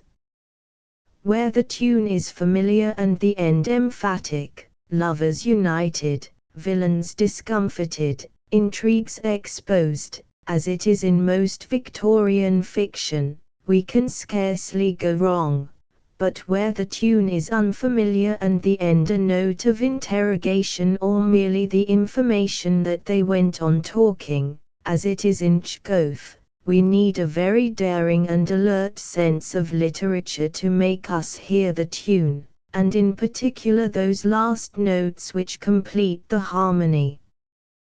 Probably we have to read a great many stories before we feel, and the feeling is essential to our satisfaction, that we hold the parts together, and that Chekhov was not merely rambling disconnectedly, but struck now this note, now that with intention, in order to complete his meaning. We have to cast about in order to discover where the emphasis in these strange stories rightly comes. Chekhov's own words give us a lead in the right direction. Such a conversation as this between us, he says, would have been unthinkable for our parents. At night they did not talk, but slept sound. We, our generation, sleep badly, are restless, but talk a great deal, and are always trying to settle whether we are right or not. Our literature of social satire and psychological finesse both sprang from that restless sleep, that incessant talking, but after all, there is an enormous difference between Chekhov and Henry James, between Chekhov and Bernard Shaw. Obviously, but where does it arise? Chekhov, too, is aware of the evils and injustices of the social state. The condition of the peasants appalls him, but the reformer's zeal is not his. That is not the signal for us to stop. The mind interests him enormously. He is a most subtle and delicate analyst of human relations. But again, no, the end is not there. Is it that he is primarily interested not in the soul's relation with other souls, but with the soul's relation to health, with the soul's relation to goodness? These stories are always showing us some affectation, pose, insincerity. Some woman has got into a false relation. Some man has been perverted by the inhumanity of his circumstances. The soul is ill, the soul is cured, the soul is not cured. Those are the emphatic points in his stories. Once the eye is used to these shades, half the conclusions of fiction fade into thin air. They show like transparencies with a light behind them. Gaudy, glaring, superficial. The general tidying up of the last chapter, the marriage, the death, the statement of values so sonorously trumpeted forth, so heavily underlined, become of the most rudimentary kind. Nothing is solved, we feel, nothing is rightly held together. On the other hand, the method which at first seemed so casual, inconclusive, and occupied with trifles, now appears the result of an exquisitely original and fastidious taste, choosing boldly, arranging infallibly, and controlled by an honesty for which we can find no match save among the Russians themselves. There may be no answer to these questions, but at the same time let us never manipulate the evidence so as to produce something fitting, decorous, agreeable to our vanity. This may not be the way to catch the ear of the public. After all, they are used to louder music, fiercer measures, but as the tune sounded, so he has written it. In consequence, as we read these little stories about nothing at all, the horizon widens, the soul gains an astonishing sense of freedom. In reading Chekhov we find ourselves repeating the word soul again and again. It sprinkles his pages. Old drunkards use it freely. You are high up in the service, beyond all reach, but haven't real soul, my dear boy. There's no strength in it. Indeed, it is the soul that is the chief character in Russian fiction. delicate and subtle inch-coaf, subject to an infinite number of humours and distempers. It is of greater depth and volume in Dostoevsky, liable to violent diseases and raging fevers, but still the predominant concern.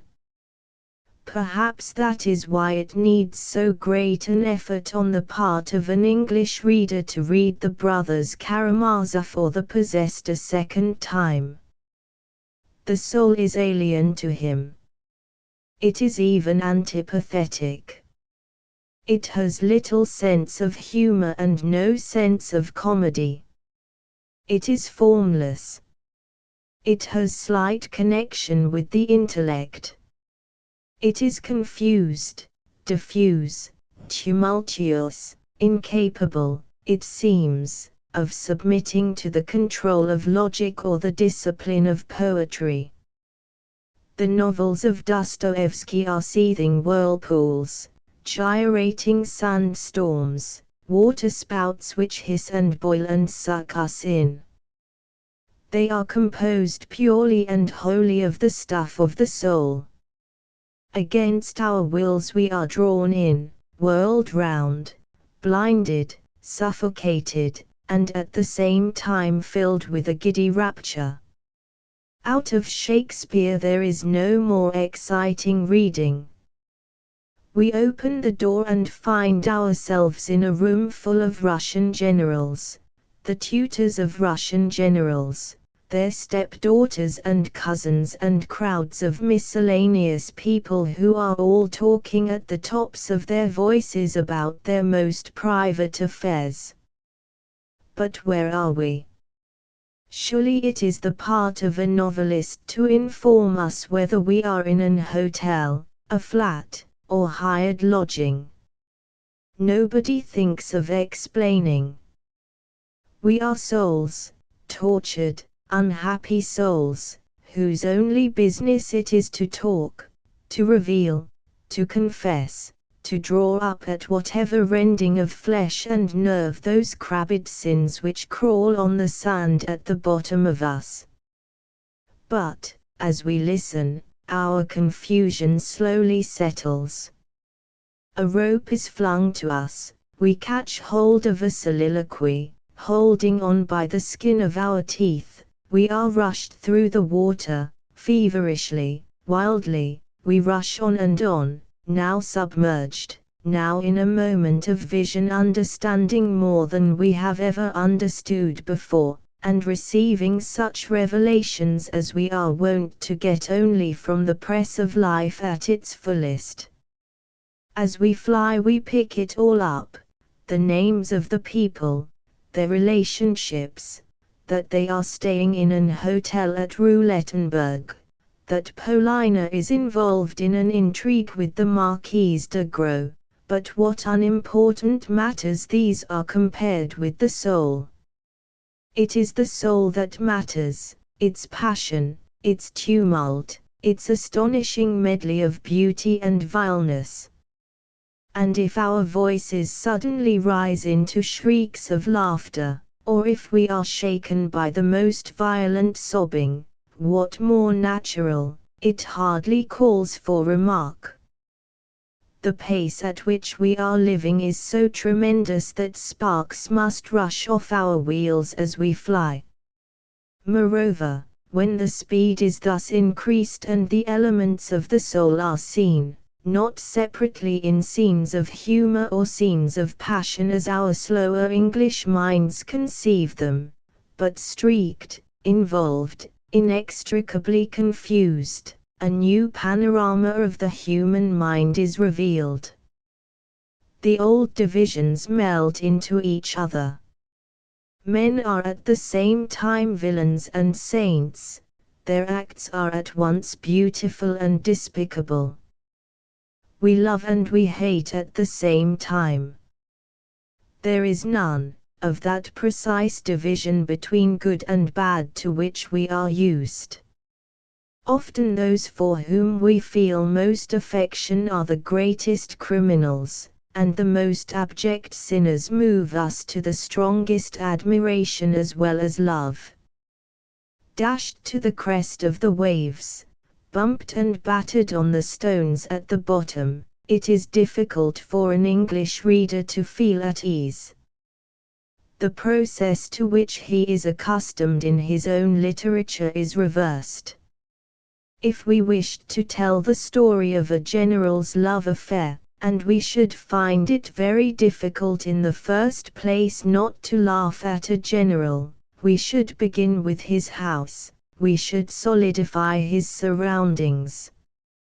Only when all was ready should we attempt to deal with the general himself. Moreover, it is not the samovar but the teapot that rules in England.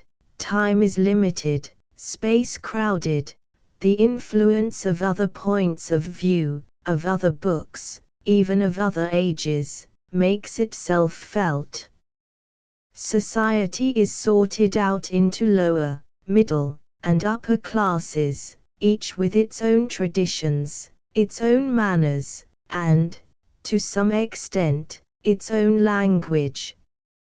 Whether he wishes it or not, there is a constant pressure upon an English novelist to recognize these barriers, and, in consequence, order is imposed on him and some kind of form. He is inclined to satire rather than to compassion, to scrutiny of society rather than understanding of individuals themselves. No such restraints were laid on Dostoevsky. It is all the same to him whether you are noble or simple, a tramp or a great lady.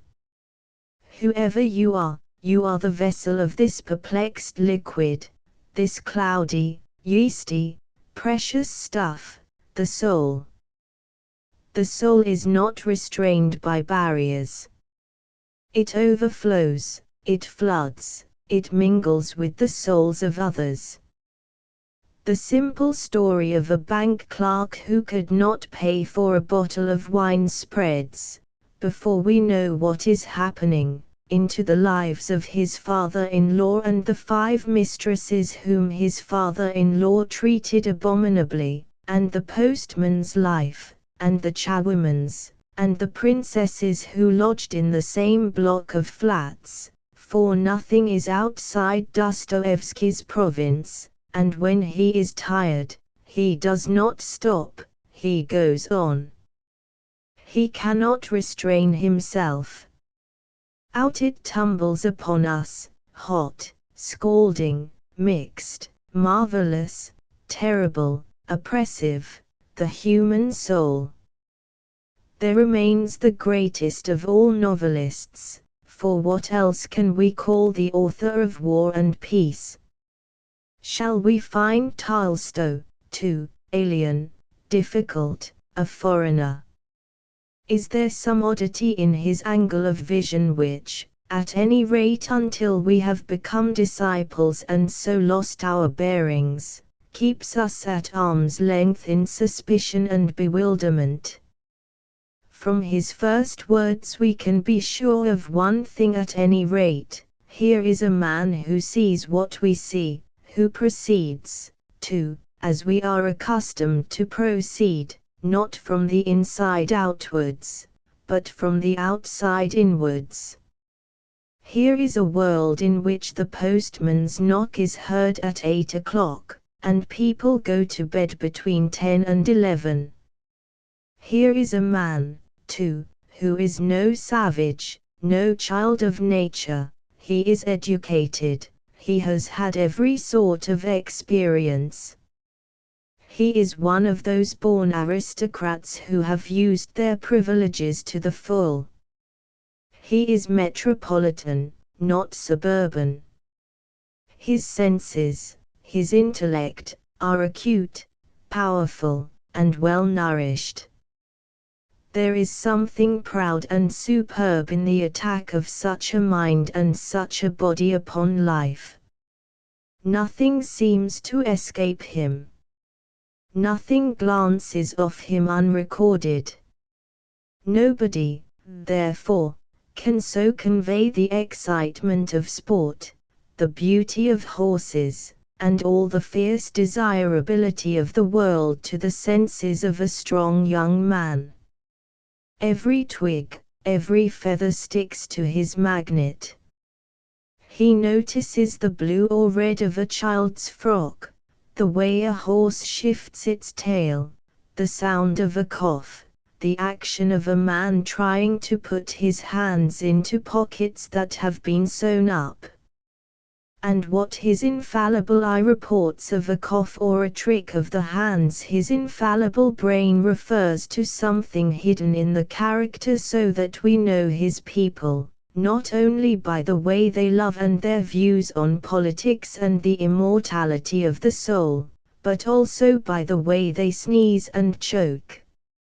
Even in a translation we feel that we have been set on a mountain top and had a telescope put into our hands. Everything is astonishingly clear and absolutely sharp.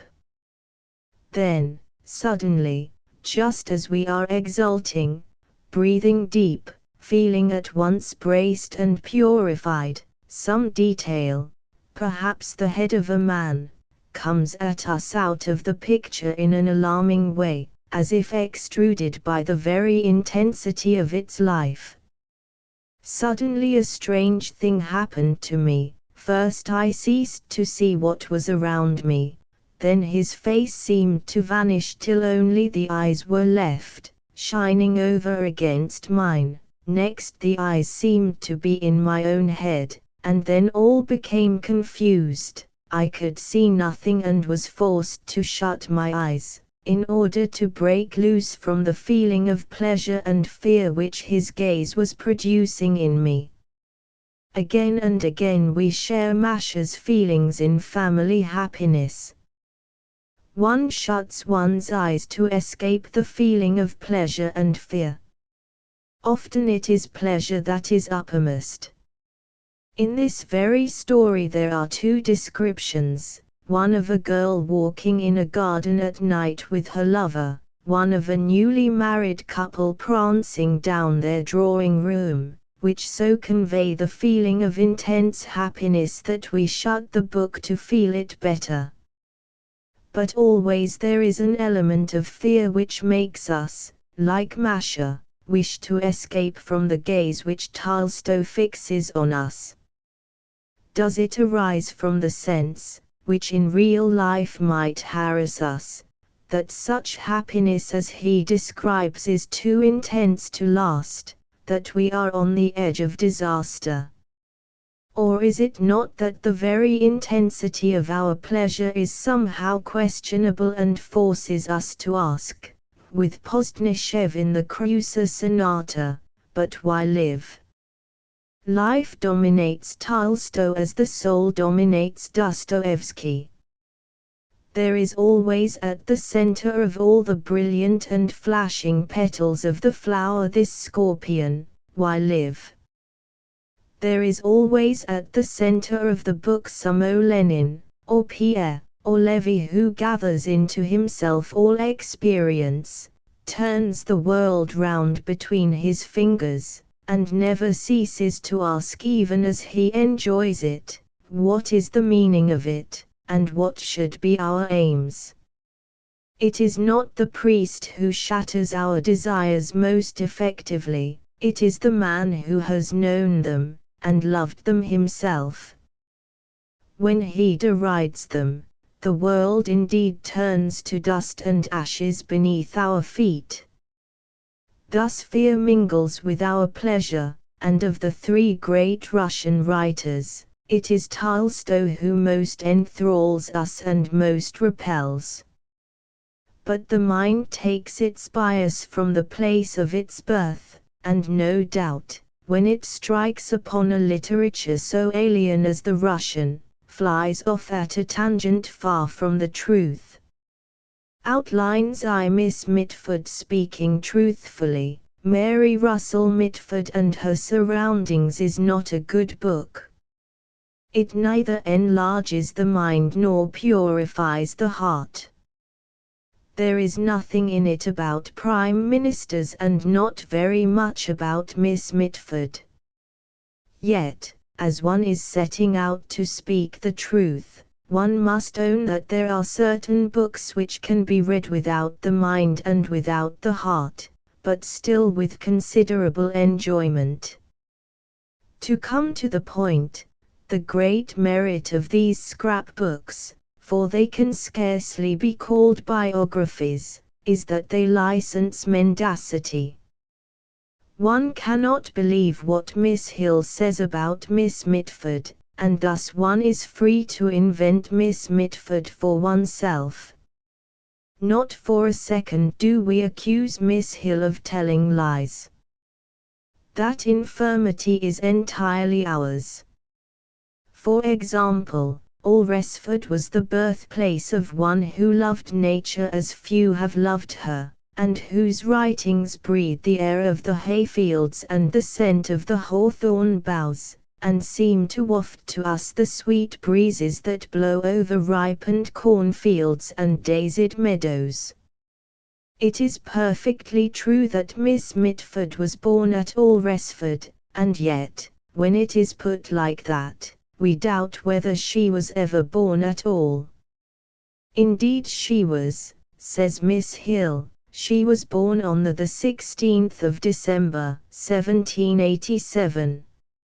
A pleasant house in truth it was, Miss Mitford writes. The breakfast room was a lofty and spacious apartment. So Miss Mitford was born in the breakfast room about 8:30 on a snowy morning between the doctor's second and third cups of tea. "Pardon me," said Mrs. Mitford, turning a little pale, but not omitting to add the right quantity of cream to her husband's tea, "I feel." That is the way in which mendacity begins. There is something plausible and even ingenious in her approaches. The touch about the cream, for instance, might be called historical, for it is well known that when Mary won £20,000 in the Irish lottery, the doctor spent it all upon Wedgwood china, the winning number being stamped upon the soup plates in the middle of an Irish harp, the whole being surmounted by the Mitford arms, and encircled by the motto of Sir John Bertram, one of William the Conqueror's knights, from whom the Mitfords claimed descent. "Observe," says mendacity, "with what an air the doctor drinks his tea, and how she, poor lady, contrives to curtsy as she leaves the room.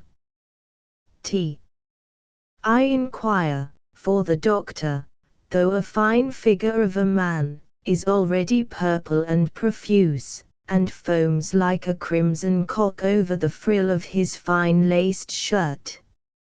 Since the ladies have left the room, mendacity begins, and goes on to make up a pack of lies with the sole object of proving that Dr. Mitford kept a mistress in the purlieus of reading and paid her money on the pretence that he was investing it in a new method of lighting and heating houses invented by the Marquise de Chavannes. It came to the same thing in the end, to the King's Bench prison, that is to say, but instead of allowing us to recall the literary and historical associations of the place, mendacity wanders off to the window and distracts us again by the platitudinous remark that it is still snowing. There is something very charming in an ancient snowstorm. The weather has varied almost as much in the course of generations as mankind. The snow of those days was more formally shaped and a good deal softer than the snow of ours, just as an 18th-century cow was no more like our cows than she was like the florid and fiery cows of Elizabethan pastures. Sufficient attention has scarcely been paid to this aspect of literature, which, it cannot be denied, has its importance. Our brilliant young men might do worse, when in search of a subject, than devote a year or two to cows in literature, snow in literature, the daisy in Chaucer and in Coventry Patmore. At any rate, the snow falls heavily. The Portsmouth mail coach has already lost its way, several ships have foundered, and Margate Pier has been totally destroyed. At Hatfield Peveril 20 sheep have been buried, and though one supports itself by gnawing wurzels which it has found near it, there is grave reason to fear that the French king's coach has been blocked on the road to Colchester. It is now the 16th of February, 1808. Poor Mrs. Mitford. 21 years ago she left the breakfast room, and no news has yet been received of her child. Even mendacity is a little ashamed of itself, and, picking up Mary Russell Mitford and her surroundings, assures us that everything will come right if we possess ourselves in patience. The French king's coach was on its way to Bocking. At Bocking lived Lord and Lady Charles Murray Ainslie, and Lord Charles was shy. Lord Charles had always been shy. Once when Mary Mitford was 5 years old, 16 years, that is, before the sheep were lost and the French king went to Bocking, Mary threw him into an agony of blushing by running up to his chair in mistake for that of my papa. He had indeed to leave the room. Miss Hill, who, somewhat strangely, finds the society of Lord and Lady Charles pleasant, does not wish to quit it without introducing an incident in connection with them which took place in the month of February, 1808. But is Miss Mitford concerned in it? We ask, for there must be an end of trifling. To some extent, that is to say, Lady Charles was a cousin of the Mitfords, and Lord Charles was shy. Mendacity is quite ready to deal with the incident even on these terms, but, we repeat, we have had enough of trifling. Miss Mitford may not be a great woman, for all we know she was not even a good one, but we have certain responsibilities as a reviewer which we are not going to evade. There is, to begin with, English literature. A sense of the beauty of nature has never been altogether absent, however much the cow may change from age to age, from English poetry. Nevertheless, the difference between Pope and Wordsworth in this respect is very considerable. Lyrical Ballads was published in 1798, Our Village in 1824. One being in verse and the other in prose, it is not necessary to labor a comparison which contains, however, not only the elements of justice, but the seeds of many volumes. Like her great predecessor, Miss Mitford much preferred the country to the town, and thus, perhaps, it may not be inopportune to dwell for a moment upon the King of Saxony, Mary Anning, and the Ichthyosaurus. Let alone the fact that Mary Anning and Mary Mitford had a Christian name in common, they are further connected by what can scarcely be called a fact, but may, without hazard, be called a probability. Miss Mitford was looking for fossils at Lyme Regis only 15 years before Mary Anning found one. The King of Saxony visited Lyme in 1844, and seeing the head of an ichthyosaurus in Mary Anning's window, asked her to drive to Piney and explore the rocks. While they were looking for fossils, an old woman seated herself in the king's coach. Was she Mary Mitford? Truth compels us to say that she was not, but there is no doubt, and we are not trifling when we say it, that Mary Mitford often expressed a wish that she had known Mary Anning, and it is singularly unfortunate to have to state that she never did. For we have reached the year 1844, Mary Mitford is 57 years of age, and so far, thanks to mendacity and its trifling ways, all we know of her is that she did not know Mary Anning, had not found an ichthyosaurus, had not been out in a snowstorm, and had not seen the King of France. It is time to wring the creature's neck, and begin again at the very beginning.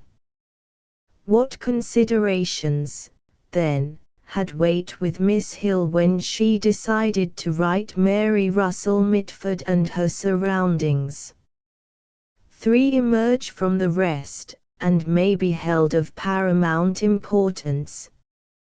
In the first place, Miss Mitford was a lady. In the second, she was born in the year 1787, and in the third, the stock of female characters who lend themselves to biographic treatment by their own sex is, for one reason or another, running short. For instance, little is known of Sappho, and that little is not wholly to her credit. Lady Jane Grey has merit, but is undeniably obscure. Of George Sand, the more we know the less we approve. George Eliot was led into evil ways which not all her philosophy can excuse.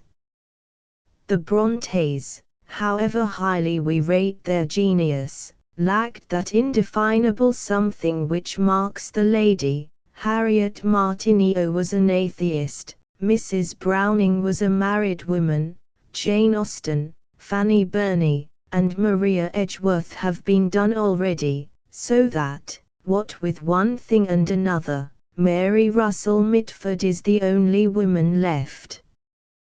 There is no need to labor the extreme importance of the date when we see the word surroundings on the back of a book.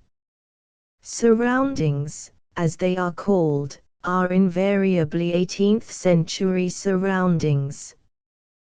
When we come, as of course we do, to that phrase which relates how as we looked upon the steps leading down from the upper room, we fancied we saw the tiny figure jumping from step to step, it would be the grossest outrage upon our sensibilities to be told that those steps were Athenian, Elizabethan, or Parisian.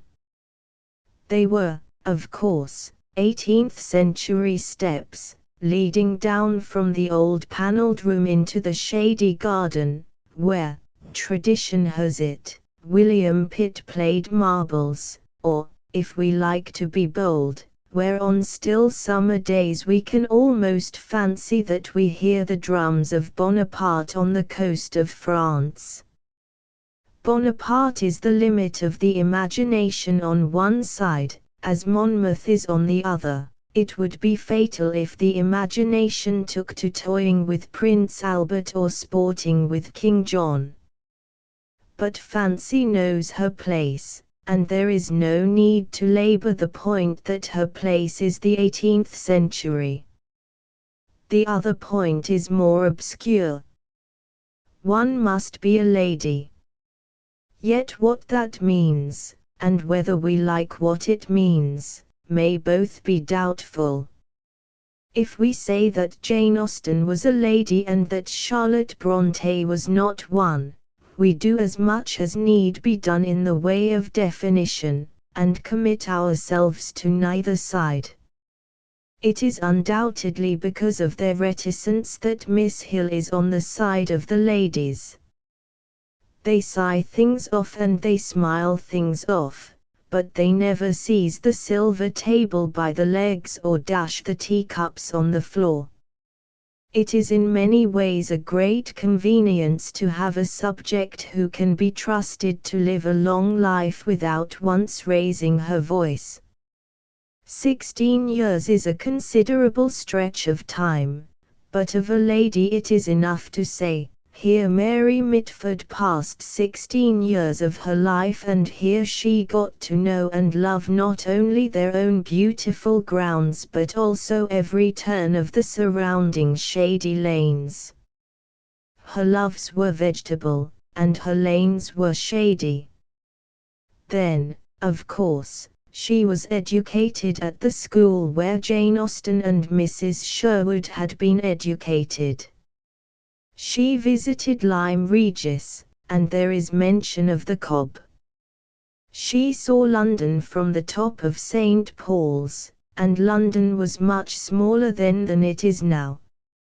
She changed from one charming house to another, and several distinguished literary gentlemen paid her compliments and came to tea.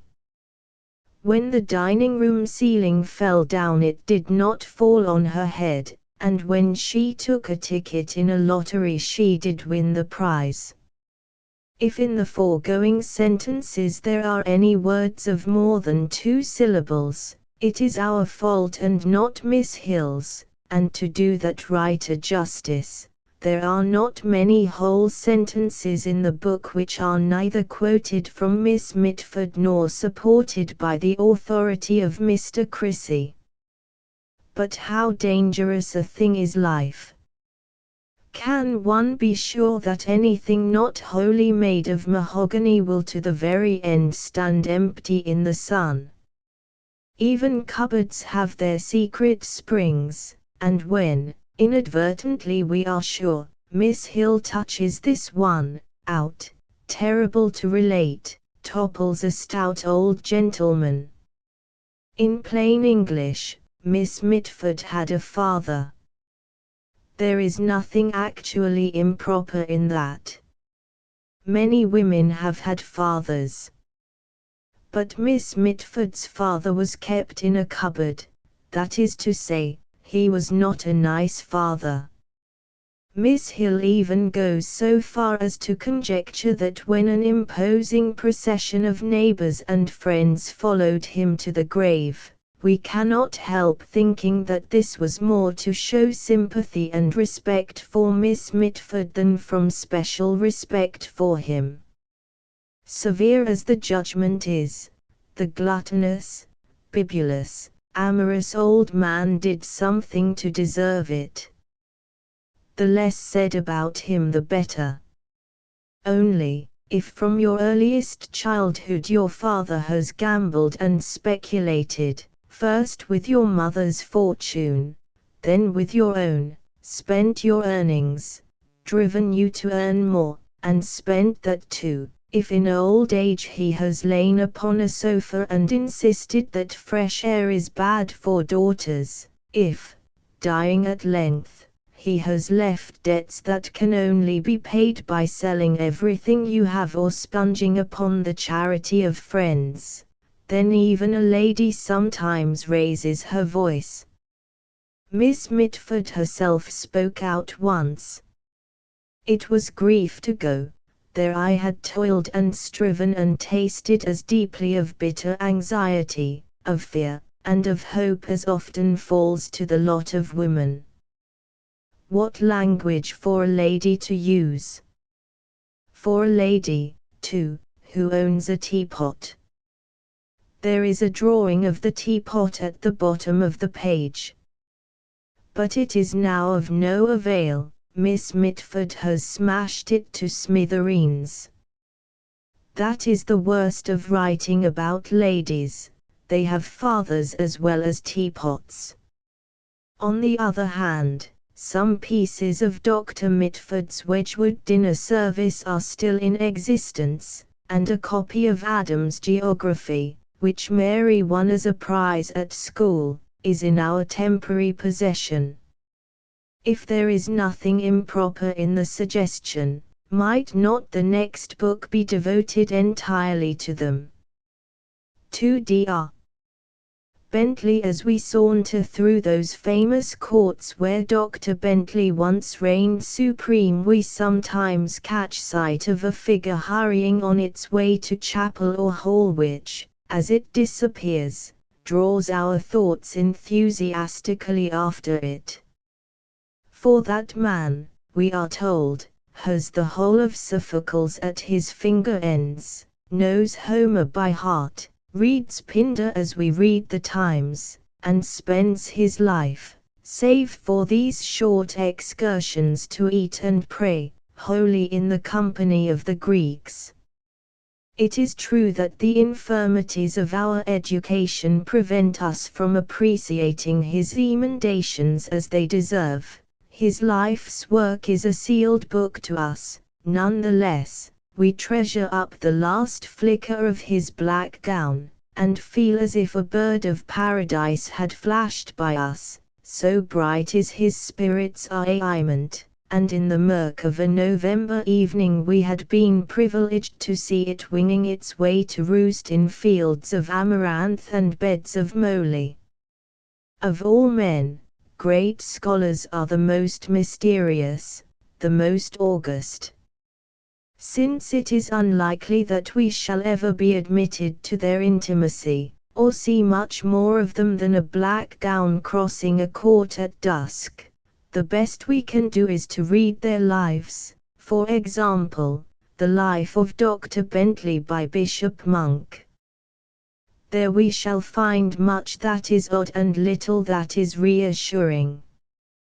The greatest of our scholars, the man who read Greek as the most expert of us, read English not merely with an accurate sense of meaning and grammar, but with a sensibility so subtle and widespread that he perceived relations and suggestions of language which enabled him to fetch up from oblivion lost lines and inspire new life into the little fragments that remained.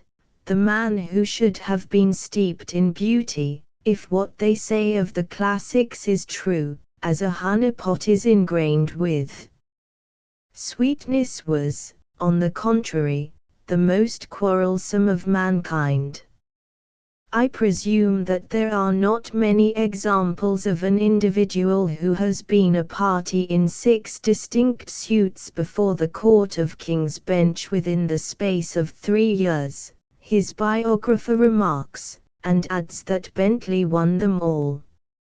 It is difficult to deny his conclusion that though Dr. Bentley might have been a first-rate lawyer or a great soldier, such a display suited any character rather than that of a learned and dignified clergyman. Not all these disputes, however, sprung from his love of literature. The charges against which he had to defend himself were directed against him as Master of Trinity College, Cambridge. He was habitually absent from chapel, his expenditure upon building and upon his household was excessive, he used the college seal at meetings which did not consist of the statutable number of 16, and so on.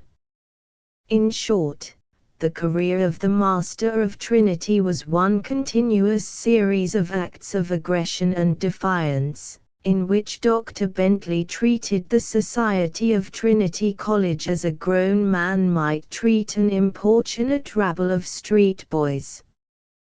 Did they dare to hint that the staircase at the lodge which admitted 4 persons abreast was quite wide enough? Did they refuse to sanction his expenditure upon a new one? Meeting them in the great court one evening after chapel, he proceeded urbanely to question them. They refused to budge. Whereupon, with a sudden alteration of color and voice, Bentley demanded whether they had forgotten his rusty sword. Mr. Michael Hutchinson and some others, upon whose backs the weight of that weapon would have first descended, brought pressure upon their seniors. The bill for £350 was paid and their preferment secured. But Bentley did not wait for this act of submission to finish his staircase. So it went on, year after year.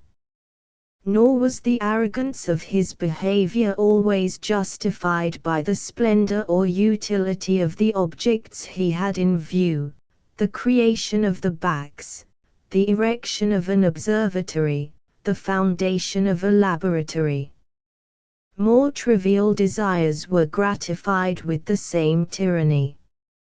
Sometimes he wanted coal, sometimes bread and ale, and then Madame Bentley, sending her servant with a snuff-box in token of authority, got from the butteries at the expense of the college a great deal more of these commodities than the college thought that Dr. Bentley ought to require. Again, when he had 4 pupils to lodge with him who paid him handsomely for their board, it was drawn from the college, at the command of the snuff-box, for nothing. The principles of delicacy and good feeling which the master might have been expected to observe, great scholar as he was, steeped in the wine of the classics, went for nothing.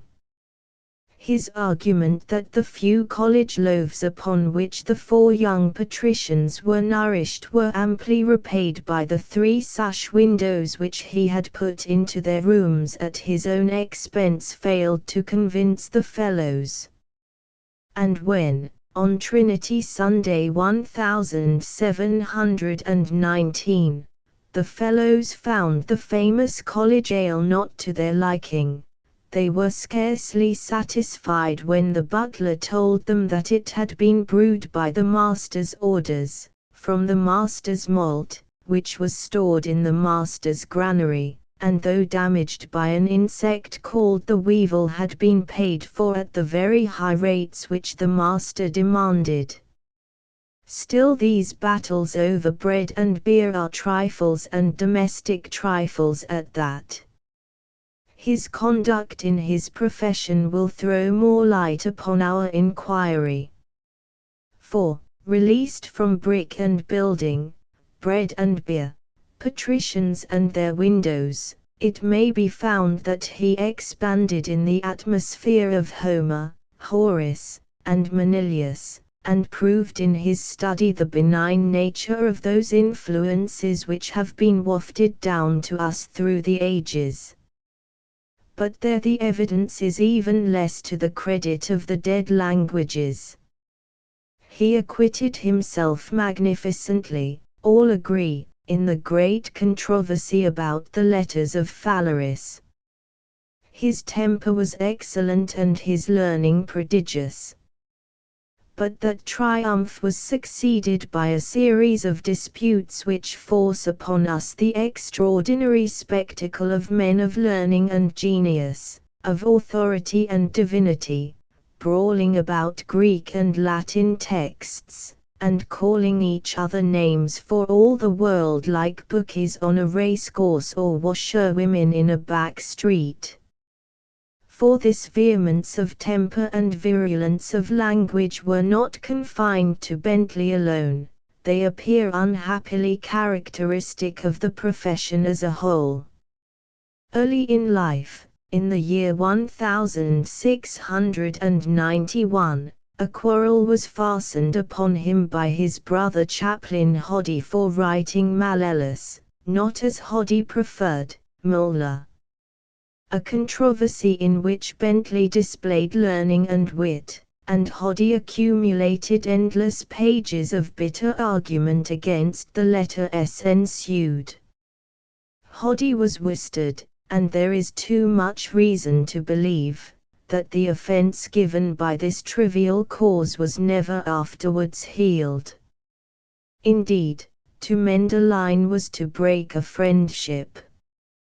James Gronovius of Lydon, homunculus erudition mediocre, ingenio nullo, as Bentley called him, attacked Bentley for 10 years because Bentley had succeeded in correcting a fragment of Callimachus where he had failed. But Gronovius was by no means the only scholar who resented the success of a rival with a rancor that grey hairs and 40 years spent in editing the classics failed to subdue. In all the chief towns of Europe lived men like the notorious de Poor of Utrecht, a person who has justly been considered the pest and disgrace of letters, who, when a new theory or new edition appeared, banded themselves together to deride and humiliate the scholar all his writings. Bishop Monk remarks of de Poor, prove him to be devoid of candour, good faith, good manners, and every gentlemanly feeling, and while he unites all the defects and bad qualities that were ever found in a critic or commentator, he adds one peculiar to himself, an incessant propensity to indecent allusions. With such tempers and such habits, it is not strange that the scholars of those days sometimes ended lives made intolerable by bitterness, poverty, and neglect by their own hands, like Johnson, who after a lifetime spent in the detection of minute errors of construction, went mad and drowned himself in the meadows near Nottingham.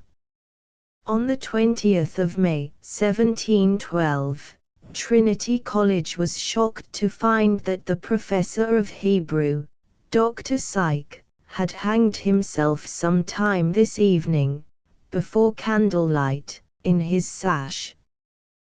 When Custard died, it was reported that he, too, had killed himself. And so, in a sense, he had. For when his body was opened there was found a cake of sand along the lower region of his belly. This, I take it, was occasioned by his sitting nearly double, and writing on a very low table, surrounded with 3 or 4 circles of books placed on the ground, which was the situation we usually found him in. The minds of poor schoolmasters, like John Kerr of the Dissenting Academy, who had had the high gratification of dining with Dr. Bentley at the lodge, when the talk fell upon the use of the word equidum, were so distorted by a lifetime of neglect and study that they went home, collected all uses of the word equidum which contradicted the doctor's opinion, returned to the lodge, anticipating in their simplicity a warm welcome, met the doctor issuing to dine with the Archbishop of Canterbury, followed him down the street in spite of his indifference and annoyance, and, being refused even a word of farewell, went home to brood over their injuries and wait the day of revenge. But the bickerings and animosities of the smaller fry were magnified, not obliterated, by the doctor himself in the conduct of his own affairs. The courtesy and good temper which he had shown in his early controversies had worn away. A course of violent animosities and the indulgence of unrestrained indignation for many years had impaired both his taste and judgment in controversy, and he condescended, though the subject in dispute was the Greek Testament, to call his antagonist maggot, vermin, gnawing rat, and cabbage head, to refer to the darkness of his complexion, and to insinuate that his wits were crazed, which charge he supported by dwelling on the fact that his brother, a clergyman, wore a beard to his girdle. Violent, pugnacious, and unscrupulous. Dr. Bentley survived these storms and agitations, and remained, though suspended from his degrees and deprived of his mastership, seated at the lodge imperturbably, wearing a broad-brimmed hat indoors to protect his eyes, smoking his pipe, enjoying his port, and expounding to his friends his doctrine of the Degema, Bentley lived those 80 years which, he said, were long enough to read everything which was worth reading. It tunc, he added, in his peculiar manner. It tunc magnami sub terris ibit imago. A small square stone marked his grave in Trinity College, but the fellows refused to record upon it the fact that he had been their master. But the strangest sentence in this strange story has yet to be written, and Bishop Monk writes it as if it were a commonplace requiring no comment. For a person who was neither a poet, nor possessed of poetical taste to venture upon such a task was no common presumption. The task was to detect every slip of language in Paradise Lost, and all instances of bad taste and incorrect imagery. The result was notoriously lamentable. Yet in what, we may ask, did it differ from those in which Bentley was held to have acquitted himself magnificently? And if Bentley was incapable of appreciating the poetry of Milton, how can we accept his verdict upon Horace and Homer? And if we cannot trust implicitly to scholars, and if the study of Greek is supposed to refine the manners and purify the soul, but enough. Our scholar has returned from hall, his lamp is lit, his studies are resumed, and it is time that our profane speculations should have an end. Besides, all this happened many, many years ago. 3 Lady Dorothy Neville she had stayed, in a humble capacity, for a week in the ducal household. She had seen the troops of highly decorated human beings descending in couples to eat, and ascending in couples to bed. She had, surreptitiously, from a gallery, observed the Duke himself dusting the miniatures in the glass cases, while the Duchess let her crochet fall from her hands as if in utter disbelief that the world had need of crochet. From an upper window she had seen, as far as I could reach, gravel paths swerving round aisles of greenery and losing themselves in little woods designed to shed the shade without the severity of forests. She had watched the ducal carriage bowling in and out of the prospect, and returning a different way from the way it went. And what was her verdict? A lunatic asylum. It is true that she was a lady's maid, and that Lady Dorothy Neville, had she encountered her on the stairs, would have made an opportunity to point out that that is a very different thing from being a lady. My mother never failed to point out the folly of workwomen, shop girls, and the like calling each other ladies. All this sort of thing seemed to her to be mere vulgar humbug, and she did not fail to say so. What can we point out to Lady Dorothy Neville? That with all her advantages she had never learned to spell. That she could not write a grammatical sentence. That she lived for 87 years and did nothing but put food into her mouth and slip gold through her fingers. But delightful though it is to indulge in righteous indignation, it is misplaced if we agree with the lady's maid that high birth is a form of congenital insanity, that the sufferer merely inherits the diseases of his ancestors, and endures them, for the most part very stoically, in one of those comfortably padded lunatic asylums which are known, euphemistically, as the stately homes of England. Moreover, the Walpoles are not ducal. Horace Walpole's mother was a Miss Shorter. There is no mention of Lady Dorothy's mother in the present volume, but her great-grandmother was Mrs. Oldfield the actress, and, to her credit, Lady Dorothy was exceedingly proud of the fact. Thus she was not an extreme case of aristocracy, she was confined rather to a bird cage than to an asylum. Through the bars she saw people walking at large, and once or twice she made a surprising little flight into the open air. A gayer, brighter, more vivacious specimen of the caged tribe can seldom have existed, so that one is forced at times to ask whether what we call living in a cage is not the fate that wise people, condemned to a single sojourn upon earth, would choose. To be at large is, after all, to be shut out, to waste most of life in accumulating the money to buy and the time to enjoy what the Lady Dorothys find clustering and glowing about their cradles when their eyes first open, as hers opened in the year 1826 at number 11 Berkeley Square. Horace Walpole had lived there. Her father, Lord Orford, gambled it away in one night's play the year after she was born.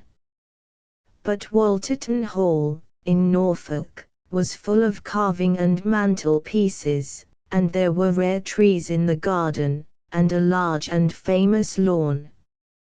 No novelist could wish a more charming and even romantic environment in which to set the story of two little girls, growing up, wild yet secluded, reading Bossuet with their governess, and riding out on their ponies at the head of the tenantry on polling day. Nor can one deny that to have had the author of the following letter among one's ancestors would have been a source of inordinate pride. It is addressed to the Norwich Bible Society, which had invited Lord Orford to become its president. I have long been addicted to the gaming table. I have lately taken to the turf. I fear I frequently blaspheme. But I have never distributed religious tracts. All this was known to you and your society. Notwithstanding which you think me a fit person to be your president. God forgive your hypocrisy. It was not Lord Orford who was in the cage on that occasion. But, alas! Lord Orford owned another country house, Ilsington Hall, in Dorsetshire, and there Lady Dorothy came in contact first with the mulberry tree, and later with Mr. Thomas Hardy, and we get our first glimpse of the buzz. We do not pretend to the ghost of an enthusiasm for sailors' homes in general. No doubt mulberry trees are much nicer to look at, but when it comes to calling people vandals who cut them down to build houses, and to having footstools made from the wood, and to carving upon those footstools inscriptions which testify that often and often has King George III taken his tea under this very footstool, then we want to protest, surely you must mean Shakespeare. But as her subsequent remarks upon Mr. Hardy tend to prove, Lady Dorothy does not mean Shakespeare. She warmly appreciated the works of Mr. Hardy, and used to complain that the county families were too stupid to appreciate his genius at its proper worth. George III drinking his tea, the county families failing to appreciate Mr. Hardy, Lady Dorothy is undoubtedly behind the buzz. Yet no story more aptly illustrates the barrier which we perceive hereafter between Lady Dorothy and the outer world than the story of Charles Darwin and the blankets. Among her recreations Lady Dorothy made a hobby of growing orchids, and thus got into touch with the great naturalist. Mrs. Darwin, inviting her to stay with them, remarked with apparent simplicity that she had heard that people who moved much in London society were fond of being tossed in blankets. I am afraid, her letter ended, we should hardly be able to offer you anything of that sort. Whether in fact the necessity of tossing Lady Dorothy in a blanket had been seriously debated at Down, or whether Mrs. Darwin obscurely hinted her sense of some incongruity between her husband and the Lady of the Orchids, we do not know. But we have a sense of two worlds in collision, and it is not the Darwin world that emerges in fragments.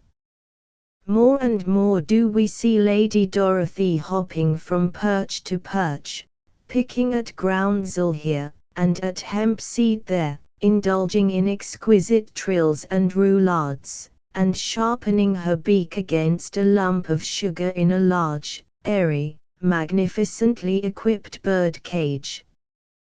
The cage was full of charming diversions.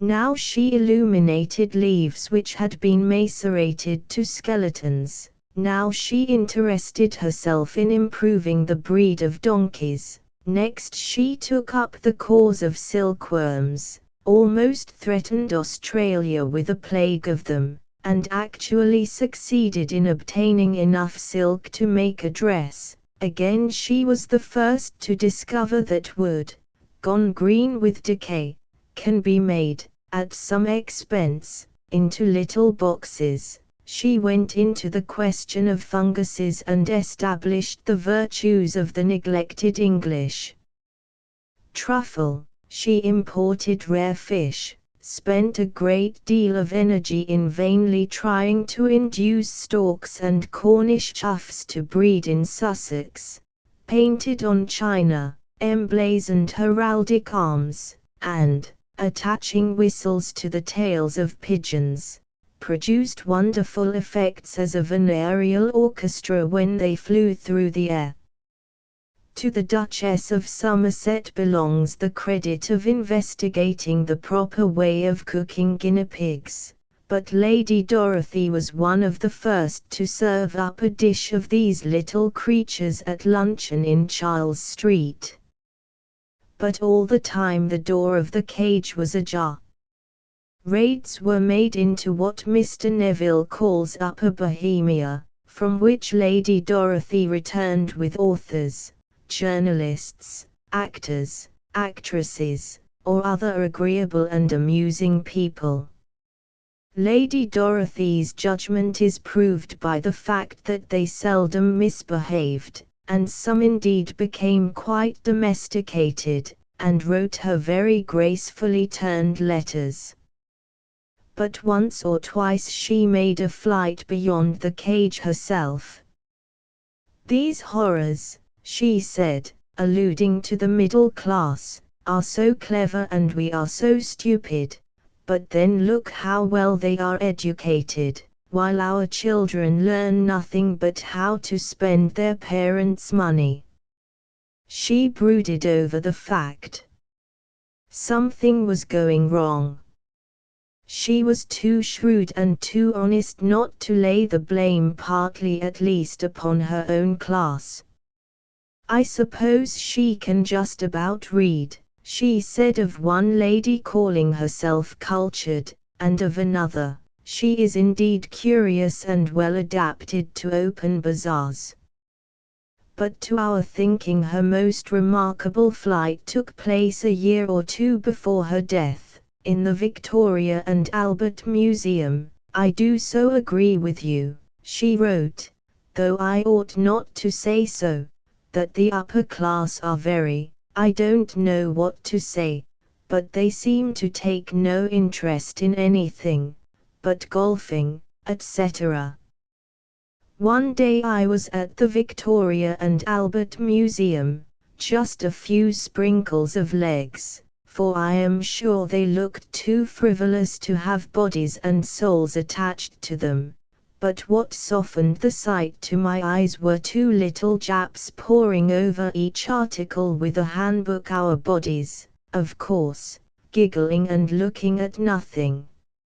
Still worse, not one soul of the higher class visible. In fact, I never heard of any one of them knowing of the place, and for this we are spending millions. It is all too painful.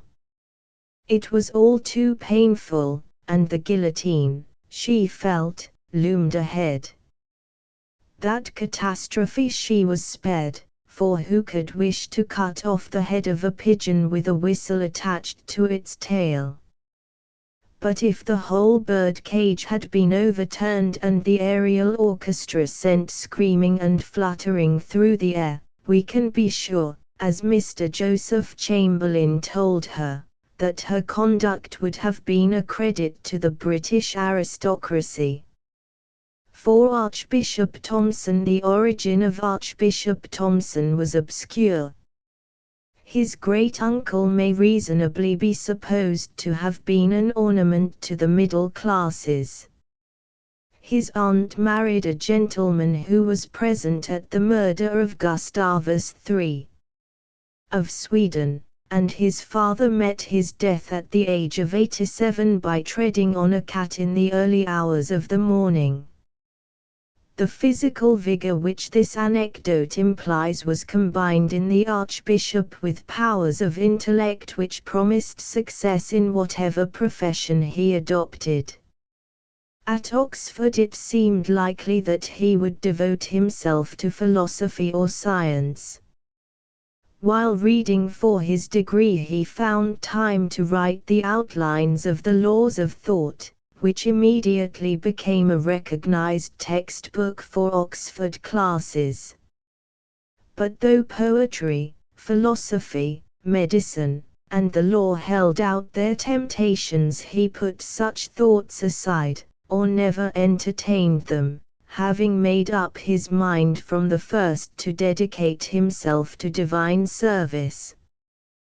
The measure of his success in the more exalted sphere is attested by the following facts. Ordained deacon in 1842 at the age of 23, he became Dean and Bursar of Queen's College, Oxford, in 1845, Provost in 1855, Bishop of Gloucester and Bristol in 1861, and Archbishop of York in 1862. Thus at the early age of 43 he stood next in rank to the Archbishop of Canterbury himself, and it was commonly though erroneously expected that he would in the end attain to that dignity also. It is a matter of temperament and belief whether you read this list with respect or with boredom, whether you look upon an archbishop's hat as a crown or as an extinguisher. If, like the present reviewer, you are ready to hold the simple faith that the outer order corresponds to the inner, that a vicar is a good man, a canon a better man, and an archbishop the best man of all, you will find the study of the archbishop's life one of extreme fascination. He has turned aside from poetry and philosophy and law, and specialized in virtue. He has dedicated himself to the service of the divine. His spiritual proficiency has been such that he has developed from deacon to dean, from dean to bishop, and from bishop to archbishop in the short space of 20 years. As there are only 2 archbishops in the whole of England, the inference seems to be that he is the second best man in England. His hat is the proof of it. Even in a material sense his hat was one of the largest. It was larger than Mr. Gladstone's, larger than Thackeray's, larger than Dickens. It was in fact, so his hatter told him, and we are inclined to agree, an 8 full. Yet he began much as other men begin. He struck an undergraduate in a fit of temper and was rusticated. He wrote a textbook of logic and wrote a very good or but after he was ordained his diary shows that the specializing process had begun. He thought a great deal about the state of his soul, about the monstrous tumor of simony, about church reform, and about the meaning of Christianity. Self-renunciation, he came to the conclusion, is the foundation of Christian religion and Christian morals. The highest wisdom is that which can enforce and cultivate this self-renunciation. Hence, against cousin, I hold that religion is higher far than philosophy. There is one mention of chemists and capillarity, but science and philosophy were, even at this early stage, in danger of being crowded out. Soon the diary takes a different tone.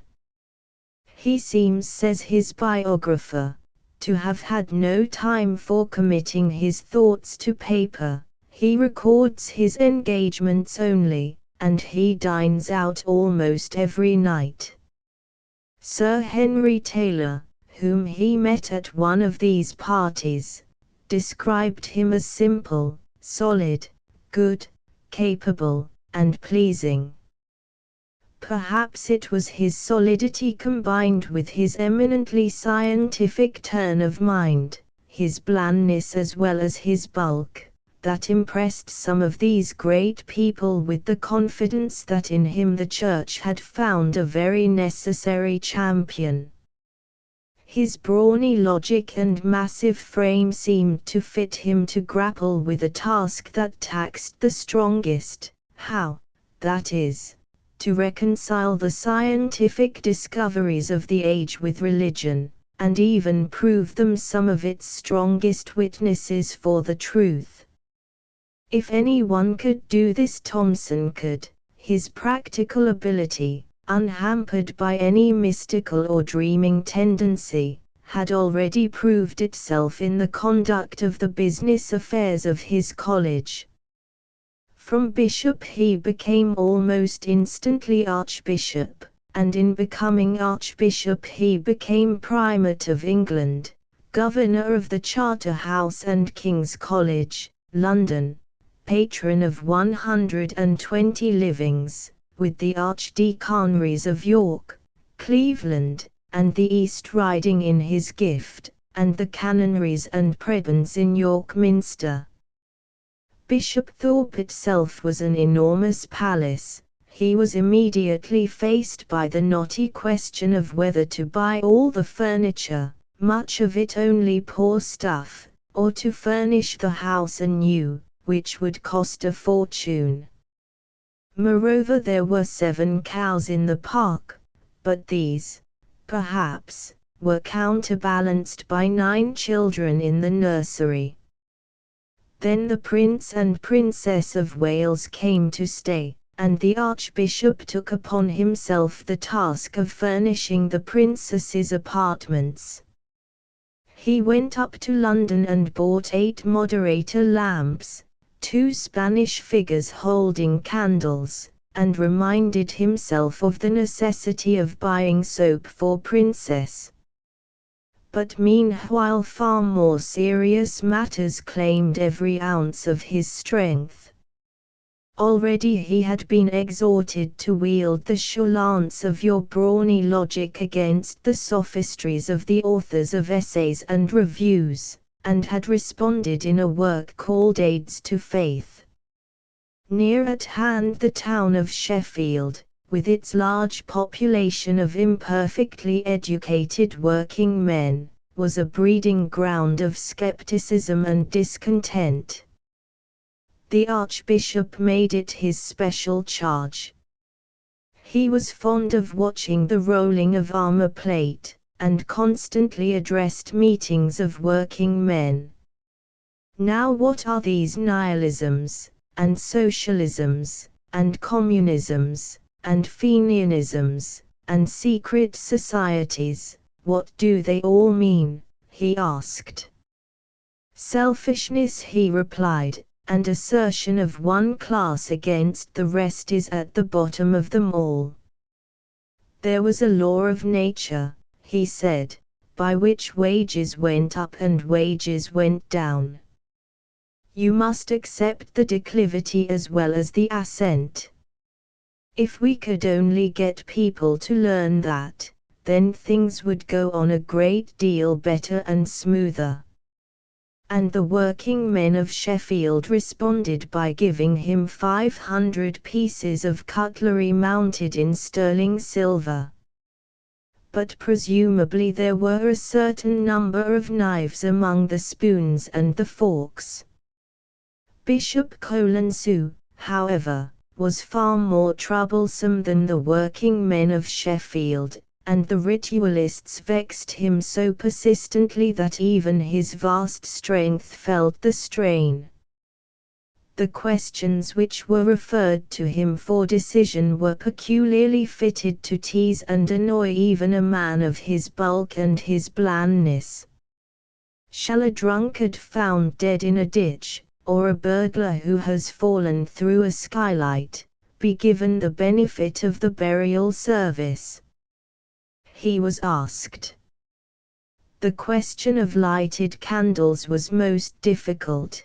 The wearing of colored stoles and the administration of the mixed chalice taxed him considerably, and finally there was the Reverend John Purchas, who, dressed in cope, alb, biretta and stole crosswise, lit candles and extinguished them for no special reason, filled a vessel with black powder and rubbed it into the foreheads of his congregation, and hung over the holy table a figure, image, or stuffed skin of a dove, in a flying attitude.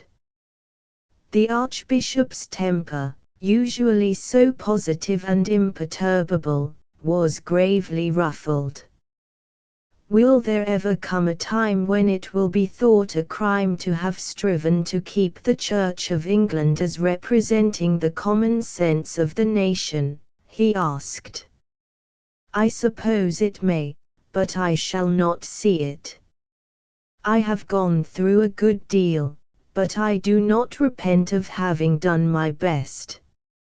If, for a moment, the Archbishop himself could ask such a question, we must confess to a state of complete bewilderment.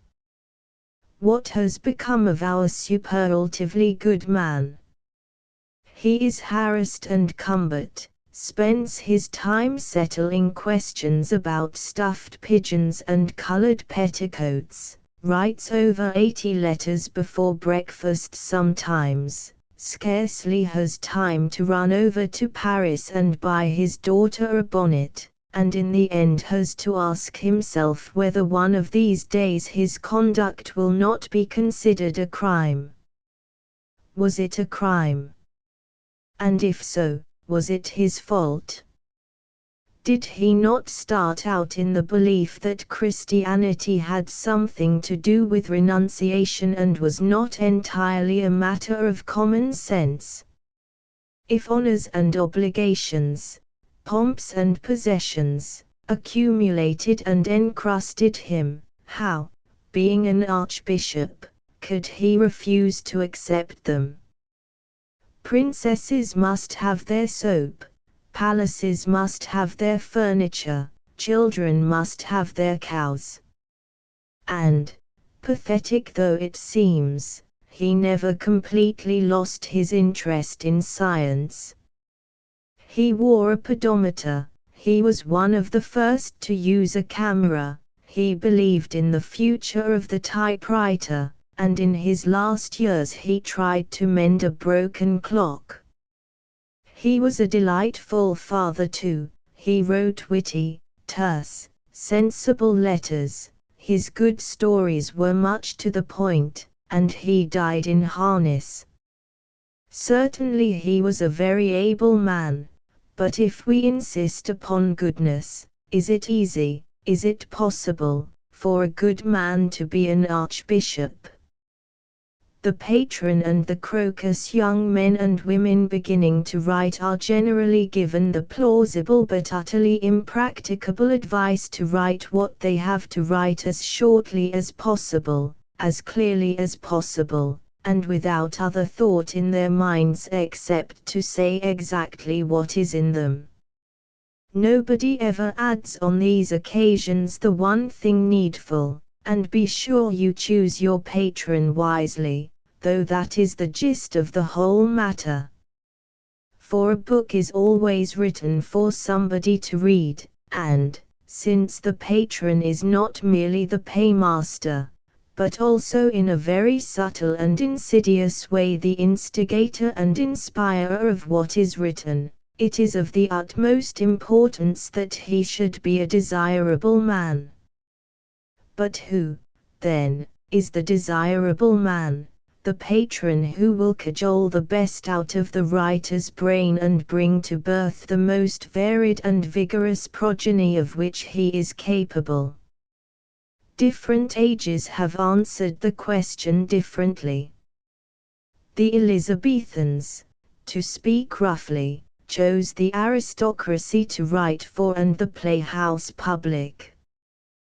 The 18th century patron was a combination of coffeehouse wit and Grub Street bookseller.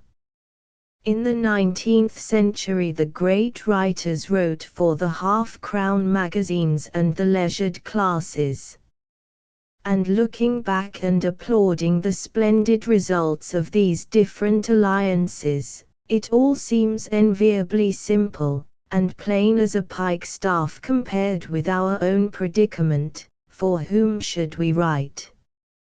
For the present supply of patrons is of unexampled and bewildering variety.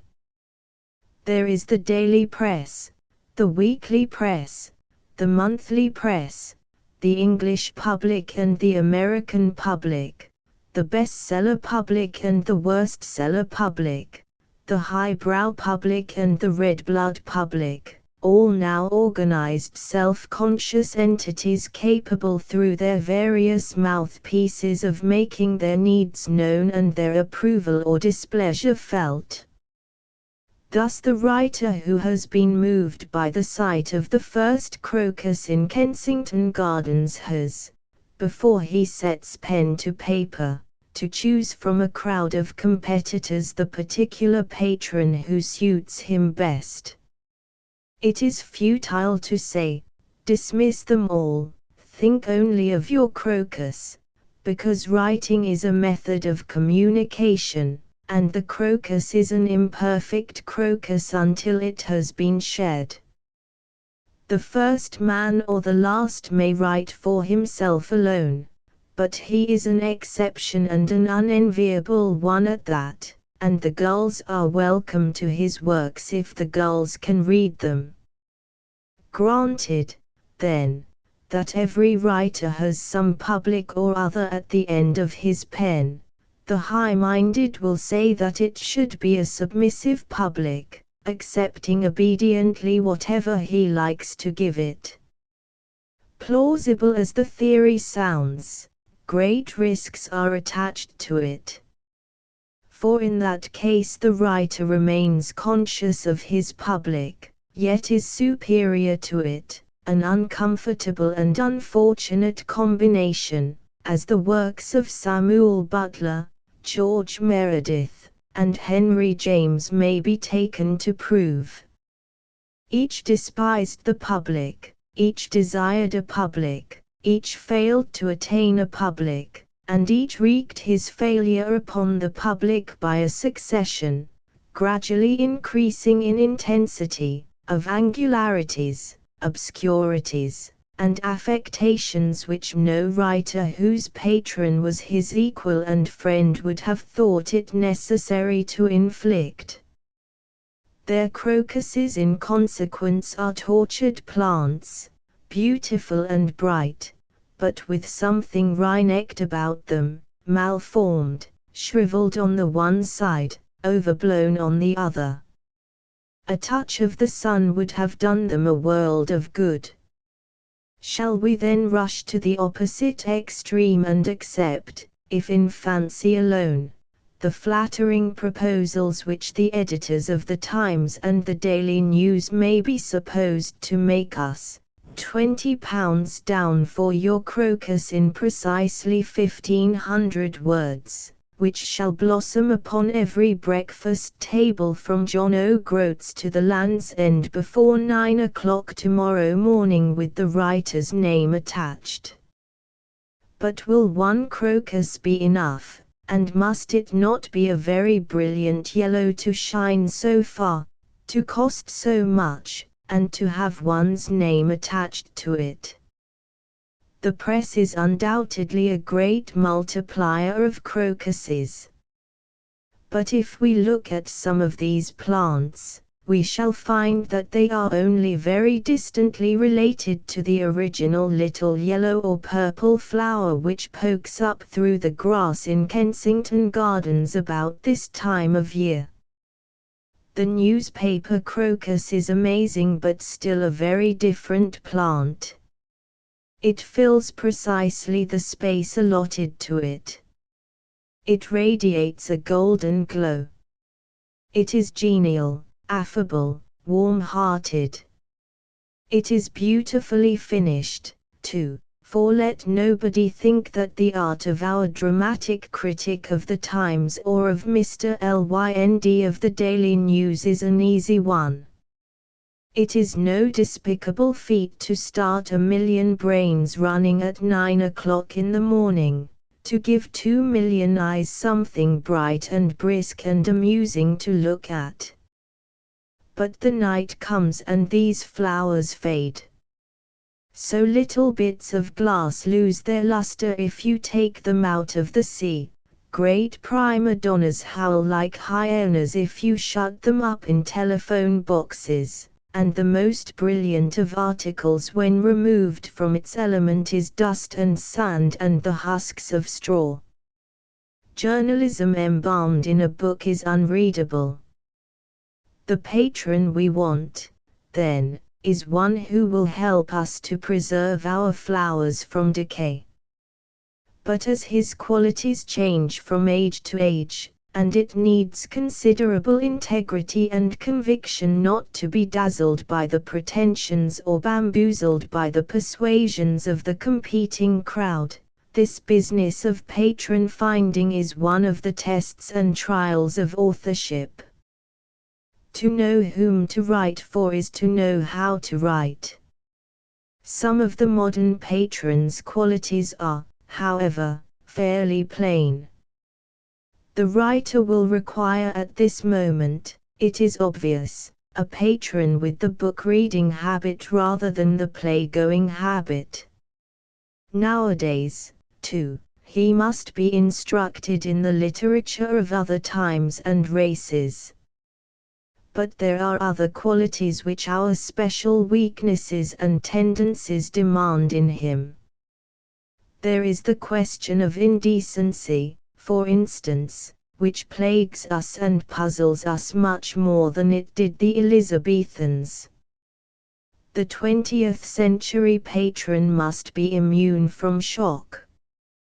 He must distinguish infallibly between the little clod of manure which sticks to the crocus of necessity, and that which is plastered to it out of bravado.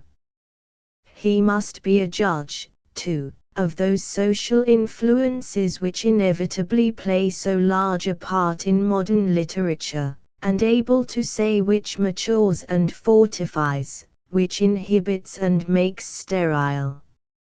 Further, there is emotion for him to pronounce on, and in no department can he do more useful work than in bracing a writer against sentimentality on the one hand and a craven fear of expressing his feeling on the other. It is worse, he will say, and perhaps more common, to be afraid of feeling than to feel too much. He will add, perhaps, something about language, and point out how many words Shakespeare used and how much grammar Shakespeare violated, while we, though we keep our fingers so demurely to the black notes on the piano, have not appreciably improved upon Antony and Cleopatra. And if you can forget your sex altogether, he will say, so much the better, a writer has none. But all this is, by the way, elementary and disputable. The patron's prime quality is something different, only to be expressed perhaps by the use of that convenient word which cloaks so much, atmosphere. It is necessary that the patron should shed and envelop the crocus in an atmosphere which makes it appear a plant of the very highest importance, so that to misrepresent it is the one outrage not to be forgiven this side of the grave. He must make us feel that a single crocus, if it be a real crocus, is enough for him, that he does not want to be lectured, elevated, instructed, or improved, that he is sorry that he bullied Carlyle into vociferation, Tennyson into idyllics, and Ruskin into insanity, that he is now ready to efface himself or assert himself as his writers require, that he is bound to them by a more than maternal tie, that they are twins indeed, one dying if the other dies, one flourishing if the other flourishes, that the fate of literature depends upon their happy alliance, all of which proves, as we began by saying, that the choice of a patron is of the highest importance. But how to choose rightly? How to write well? Those are the questions. The modern essay, as Mr. Rees truly says, it is unnecessary to go profoundly into the history and origin of the essay, whether it derives from Socrates or Cyrene the Persian, since, like all living things, its present is more important than its past. Moreover, the family is widely spread, and while some of its representatives have risen in the world and wear their coronets with the best, others pick up a precarious living in the gutter near Fleet Street. The form, too, admits variety. The essay can be short or long, serious or trifling, about God and Spinoza, or about turtles and Cheapside. But as we turn over the pages of these 5 little volumes, 13, containing essays written between 1870 and 1920, certain principles appear to control the chaos, and we detect in the short period under review something like the progress of history. Of all forms of literature, however, the essay is the one which least calls for the use of long words. The principle which controls it is simply that it should give pleasure. The desire which impels us when we take it from the shelf is simply to receive pleasure. Everything in an essay must be subdued to that end. It should lay us under a spell with its first word, and we should only wake, refreshed, with its last. In the interval we may pass through the most various experiences of amusement, surprise, interest, indignation. We may soar to the heights of fantasy with Lamb or plunge to the depths of wisdom with Bacon, but we must never be roused. The essay must lap us about and draw its curtain across the world. So great a feat is seldom accomplished, though the fault may well be as much on the reader's side as on the writer's. Habit and lethargy have dulled his palate. A novel has a story, a poem rhyme, but what art can the essayist use in these short lengths of prose to sting us wide awake and fix us in a trance which is not sleep but rather an intensification of life, a basking, with every faculty alert, in the sun of pleasure? He must know, that is the first essential, how to write. His learning may be as profound as Mark Pattison's, but in an essay it must be so fused by the magic of writing that not a fact juts out, not a dogma tears the surface of the texture.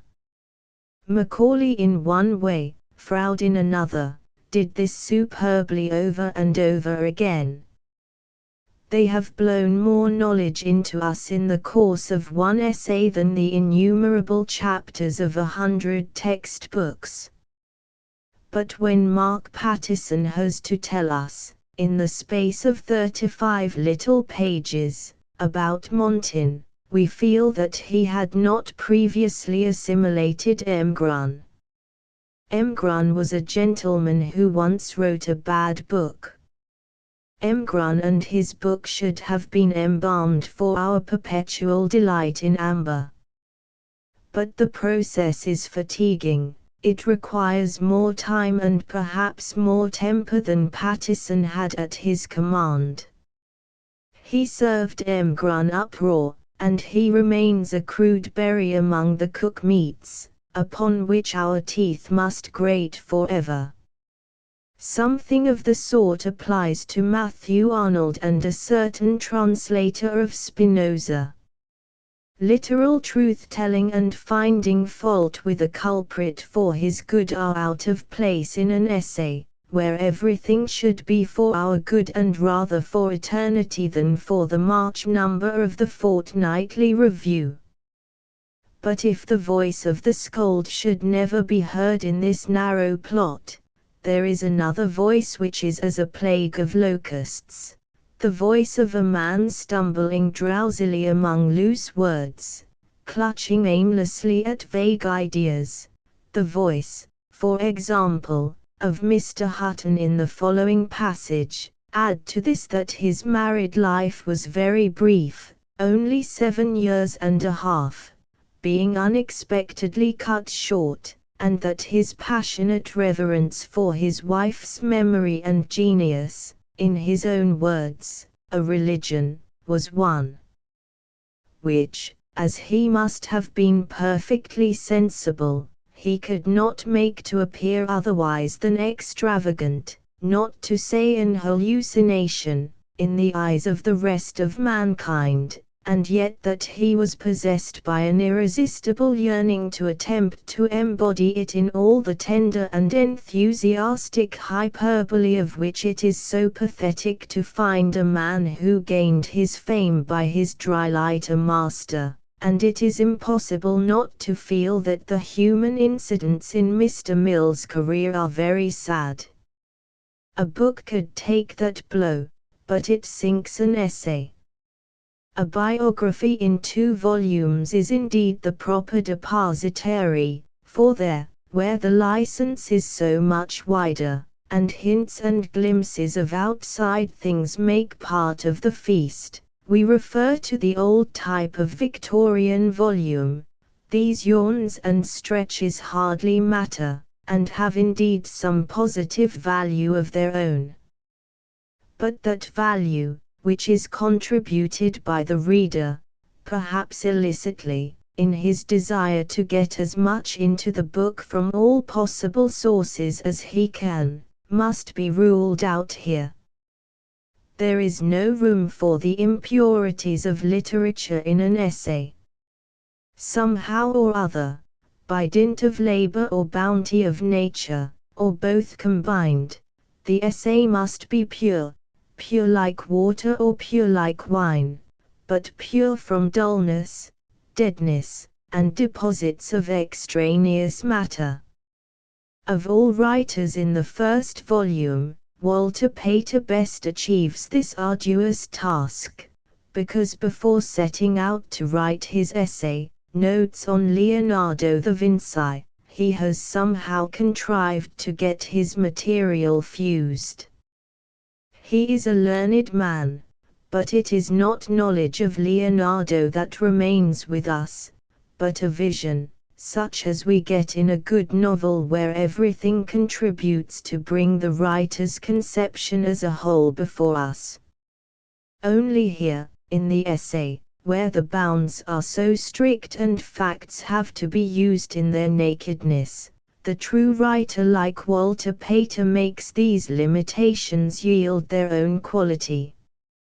Truth will give it authority, from its narrow limits he will get shape and intensity, and then there is no more fitting place for some of those ornaments which the old writers loved and we, by calling them ornaments, presumably despise. Nowadays nobody would have the courage to embark on the once famous description of Leonardo's lady who has learned the secrets of the grave, and has been a diver in deep seas and keeps their fallen day about her, and trafficked for strange webs with Eastern merchants, and, as Leda, was the mother of Helen of Troy, and, as Saint Anne, the mother of Mary. The passage is too thumb-marked to slip naturally into the context. But when we come unexpectedly upon the smiling of women and the motion of great waters, or upon full of the refinement of the dead, in sad, earth-colored arrayment, set with pale stones, we suddenly remember that we have ears and we have eyes, and that the English language fills a long array of stout volumes with innumerable words, many of which are of more than one syllable. The only living Englishman who ever looks into these volumes is, of course, a gentleman of Polish extraction. But doubtless our abstention saves us much gush, much rhetoric, much high-stepping and cloud-prancing, and for the sake of the prevailing sobriety and hard-headedness we should be willing to barter the splendor of Sir Thomas Browne and the vigor of Swift. Yet, if the essay admits more properly than biography or fiction of sudden boldness and metaphor, and can be polished till every atom of its surface shines, there are dangers in that too. We are soon in sight of ornament. Soon the current, which is the life-blood of literature, runs slow, and instead of sparkling and flashing or moving with a quieter impulse which has a deeper excitement, words coagulate together in frozen sprays which, like the grapes on a Christmas tree, glitter for a single night, but are dusty and garish the day after. The temptation to decorate is great where the theme may be of the slightest. What is there to interest another in the fact that one has enjoyed a walking tour, or has amused oneself by rambling down Cheapside and looking at the turtles in Mr. Sweeting's shop window? Stevenson and Samuel Butler chose very different methods of exciting our interest in these domestic themes. Stevenson, of course, trimmed and polished and set out his matter in the traditional 18th century form. It is admirably done, but we cannot help feeling anxious, as the essay proceeds, lest the material may give out under the craftsman's fingers. The ingot is so small, the manipulations so incessant. And perhaps that is why the peroration, to sit still and contemplate, to remember the faces of women without desire, to be pleased by the great deeds of men without envy, to be everything and everywhere in sympathy and yet content to remain where and what you are, has the sort of insubstantiality which suggests that by the time he got to the end he had left himself nothing solid to work with. Butler adopted the very opposite method. Think your own thoughts, he seems to say, and speak them as plainly as you can. These turtles in the shop window which appear to leak out of their shells through heads and feet suggest a fatal faithfulness to a fixed idea. And so, striding unconcernedly from one idea to the next, we traverse a large stretch of ground, observe that a wound in the solicitor is a very serious thing, that Mary Queen of Scots wears surgical boots and is subject to fits near the Horseshoe in Tottenham Court Road. Take it for granted that no one really cares about Aeschylus, and so, with many amusing anecdotes and some profound reflections, reach the peroration, which is that, as he had been told not to see more in Cheapside than he could get into 12 pages of the Universal Review, he had better stop. And yet obviously Butler is at least as careful of our pleasure as Stevenson, and to write like oneself and call it not writing is a much harder exercise in style than to write like Addison and call it writing well. But, however much they differ individually, the Victorian essayists yet had something in common. They wrote at greater length than is now usual, and they wrote for a public which had not only time to sit down to its magazine seriously, but a high, if peculiarly Victorian, standard of culture by which to judge it. It was worthwhile to speak out upon serious matters in an essay, and there was nothing absurd in writing as well as one possibly could when, in a month or two, the same public which had welcomed the essay in a magazine would carefully read it once more in a book. But a change came from a small audience of cultivated people to a larger audience of people who were not quite so cultivated. The change was not altogether for the worse. In Volume 3, we find Mr. Birrell and Mr. Beerbohm. It might even be said that there was a reversion to the classic type, and that the essay by losing its size and something of its sonority was approaching more nearly the essay of Addison and Lamb. At any rate, there is a great gulf between Mr. Birrell on Carlyle and the essay which one may suppose that Carlyle would have written upon Mr. Birrell. There is little similarity between A Cloud of Pinafores, by Max Beerbohm, and A Cynic's Apology, by Leslie Stephen. But the essay is alive, there is no reason to despair. As the conditions change, so the essayist, most sensitive of all plants to public opinion, adapts himself, and if he is good makes the best of the change, and if he is bad the worst. Mr. Birrell is certainly good, and so we find that, though he has dropped a considerable amount of weight, his attack is much more direct and his movement more supple. But what did Mr. Beerbohm give to the essay and what did he take from it? That is a much more complicated question, for here we have an essayist who has concentrated on the work and is without doubt the prince of his profession. What Mr. Beerbohm gave was, of course, himself. This presence, which has haunted the essay fitfully from the time of Montin, had been in exile since the death of Charles Lamb. Matthew Arnold was never to his readers Matt, nor Walter Pater affectionately abbreviated in 1,000 Homes to What. They gave us much, but that they did not give.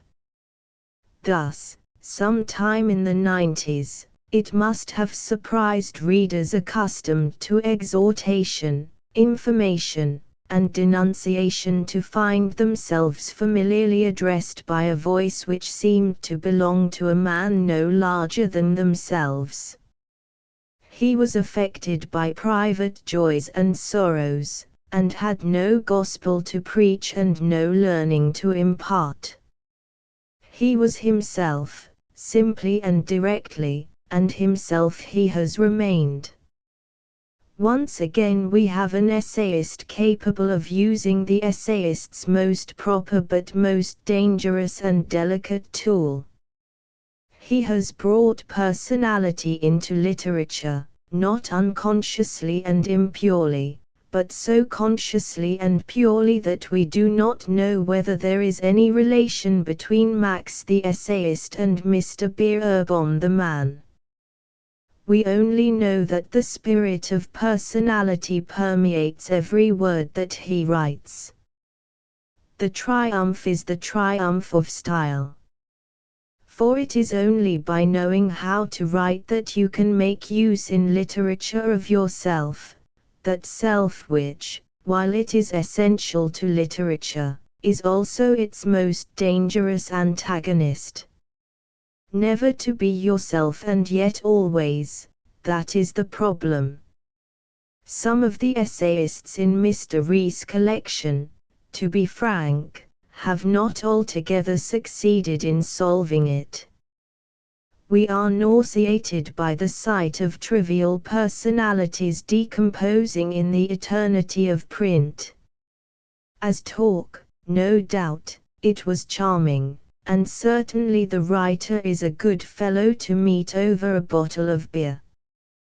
But literature is stern, it is no use being charming, virtuous, or even learned and brilliant into the bargain, unless, she seems to reiterate, you fulfill her first condition, to know how to write. This art is possessed to perfection by Mr. Beerbohm. But he has not searched the dictionary for polysyllables. He has not molded firm periods or seduced our ears with intricate cadences and strange melodies.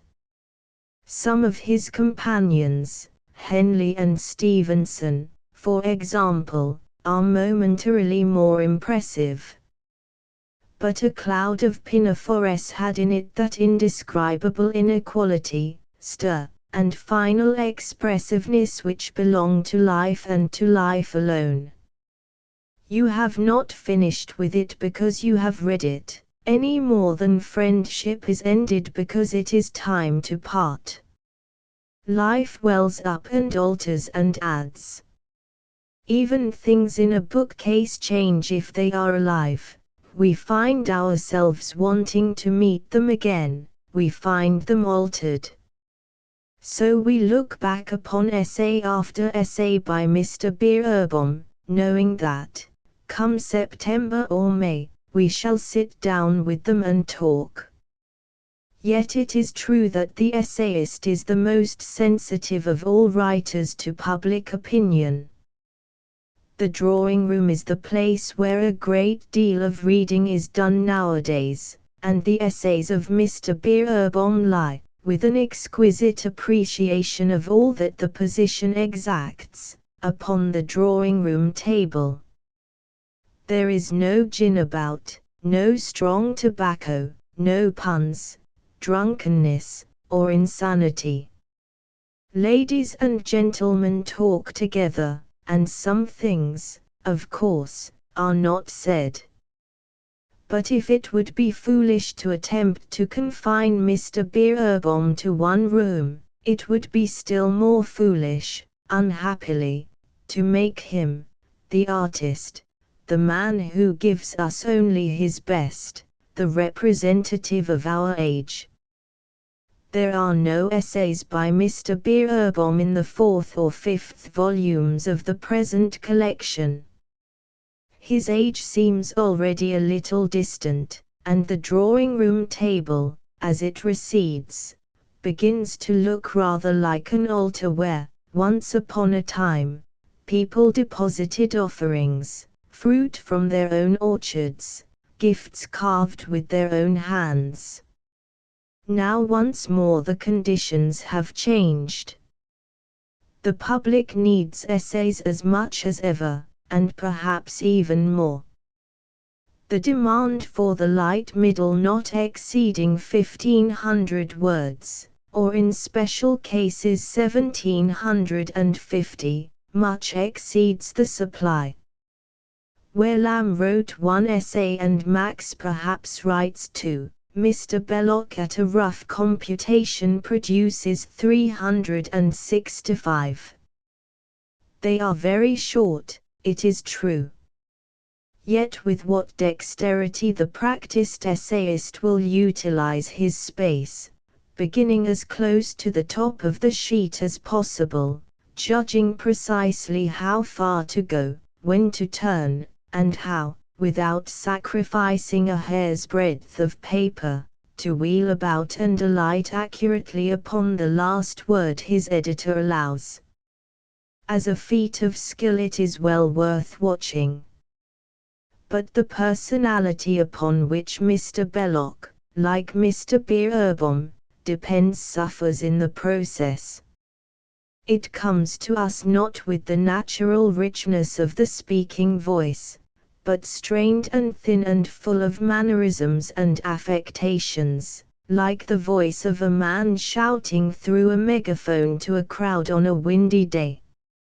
Little friends, my readers, he says in the essay called An Unknown Country, and he goes on to tell us how there was a shepherd the other day at Findon Fair who had come from the east by Lewes with sheep, and who had in his eyes that reminiscence of horizons which makes the eyes of shepherds and of mountaineers different from the eyes of other men.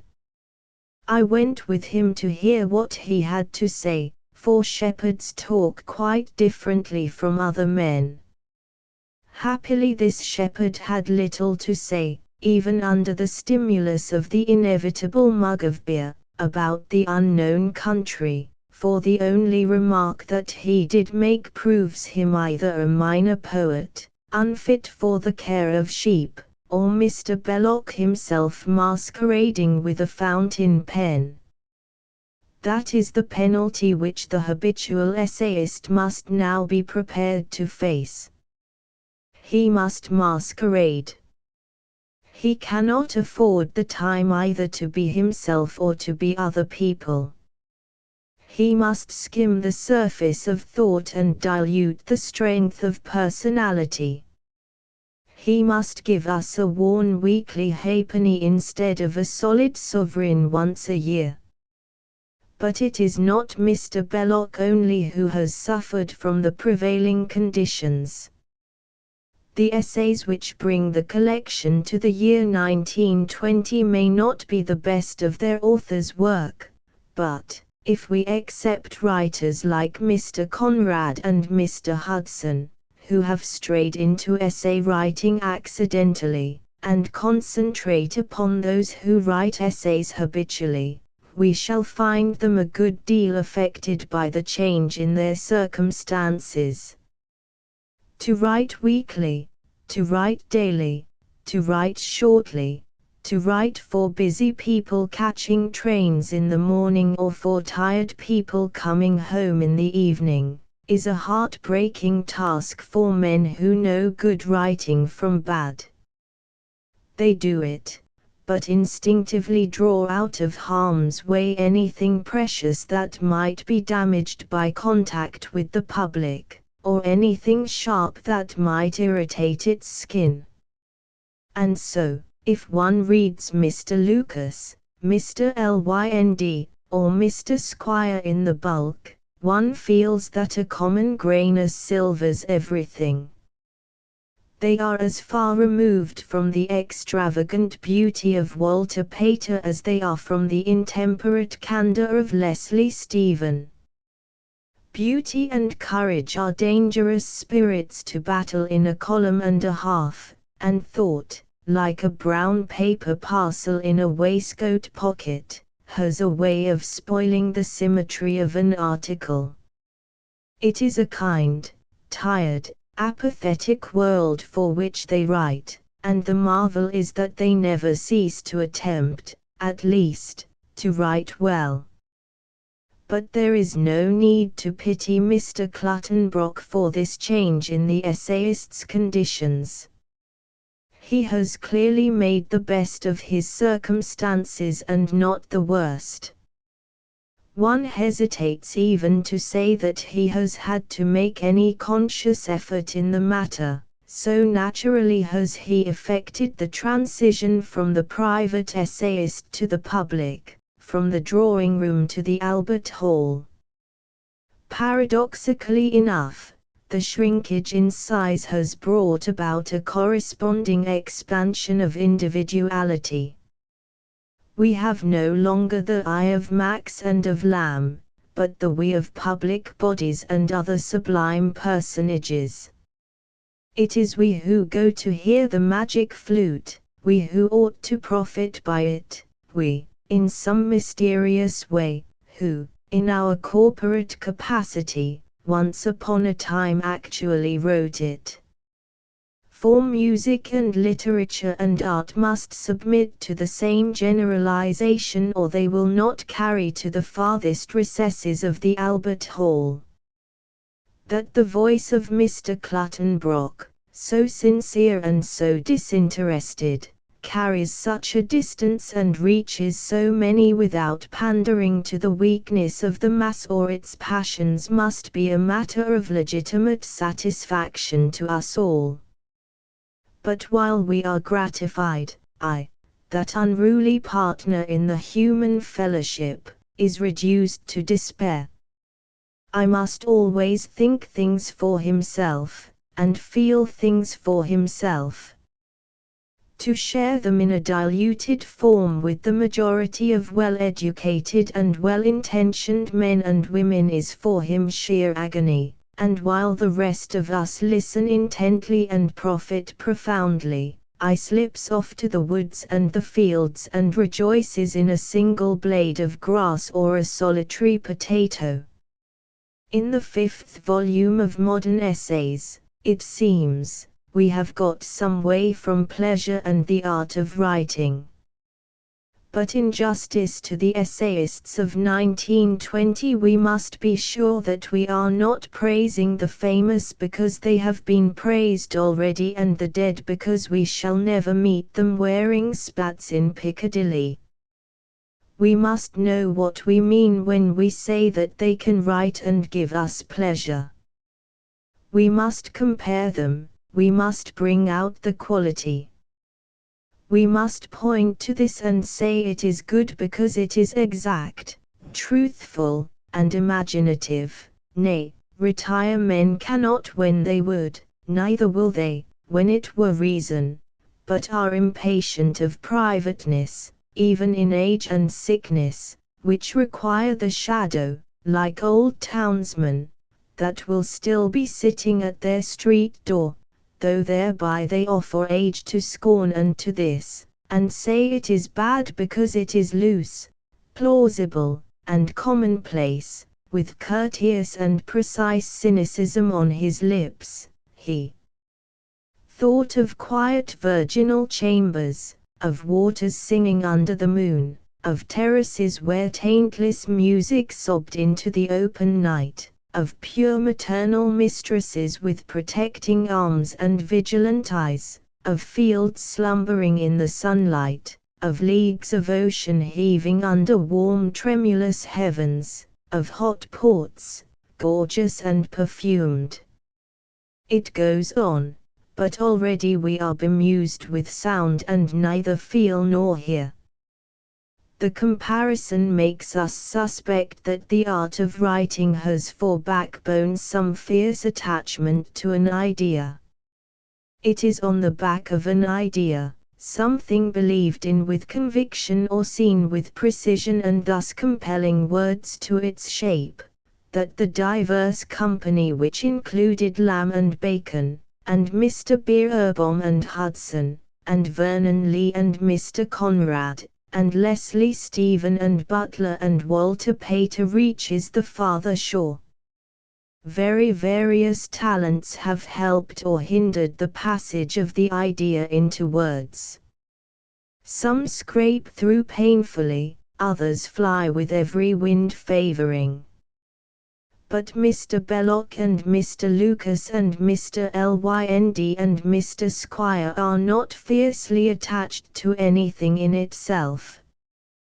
They share the contemporary dilemma, that lack of an obstinate conviction which lifts ephemeral sounds through the misty sphere of anybody's language to the land where there is a perpetual marriage, a perpetual union.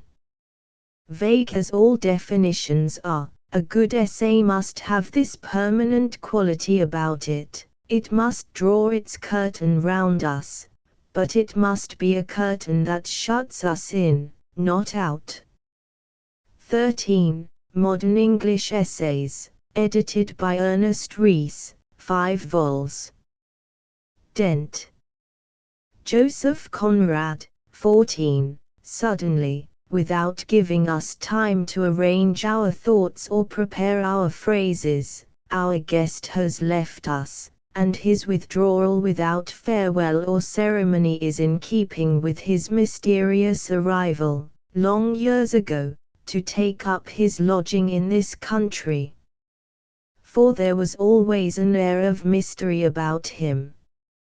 It was partly his Polish birth, partly his memorable appearance, partly his preference for living in the depths of the country, out of earshot of gossips, beyond reach of hostesses, so that for news of him one had to depend upon the evidence of simple visitors with a habit of ringing doorbells who reported of their unknown host that he had the most perfect manners, the brightest eyes, and spoke English with a strong foreign accent. Still, though it is the habit of death to quicken and focus our memories, there clings to the genius of Conrad something essentially, and not accidentally, difficult of approach.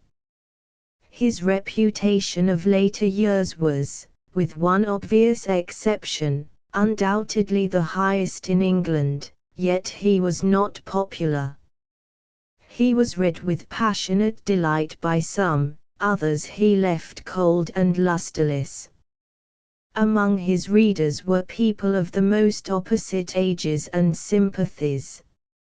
Schoolboys of 14, driving their way through Marryat, Scott, Henty, and Dickens, swallowed him down with the rest, while the seasoned and the fastidious, who in process of time have eaten their way to the heart of literature and there turn over and over a few precious crumbs, set Conrad scrupulously upon their banqueting table.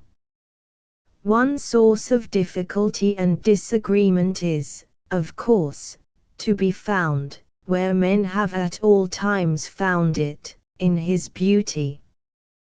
One opens his pages and feels as Helen must have felt when she looked in her glass and realized that, do what she would, she could never in any circumstances pass for a plain woman. So Conrad had been gifted, so he had schooled himself, and such was his obligation to a strange language wooed characteristically for its Latin qualities rather than its Saxon that it seemed impossible for him to make an ugly or insignificant movement of the pen. His mistress, his style, is a little somnolent sometimes in repose. But let somebody speak to her, and then how magnificently she bears down upon us, with what color, triumph, and majesty. Yet it is arguable that Conrad would have gained both in credit and in popularity if he had written what he had to write without this incessant care for appearances. They block and impede and distract, his critics say, pointing to those famous passages which it is becoming the habit to lift from their context and exhibit among other cut flowers of English prose. He was self-conscious and stiff and ornate, they complain, and the sound of his own voice was dearer to him than the voice of humanity in its anguish. The criticism is familiar, and as difficult to refute as the remarks of deaf people when Figaro is played. They see the orchestra, Far off they hear a dismal scrape of sound, their own remarks are interrupted, and, very naturally, they conclude that the ends of life would be better served if instead of scraping Mozart those 50 fiddlers broke stones upon the road. That beauty teaches, that beauty is a disciplinarian, how are we to convince them, since her teaching is inseparable from the sound of her voice and to that they are deaf? But read Conrad, not in birthday books but in the bulk, and he must be lost indeed to the meaning of words who does not hear in that rather stiff and sombre music, with its reserve, its pride, its vast and implacable integrity, how it is better to be good than bad, how loyalty is good and honesty and courage, though ostensibly Conrad is concerned merely to show us the beauty of a night at sea.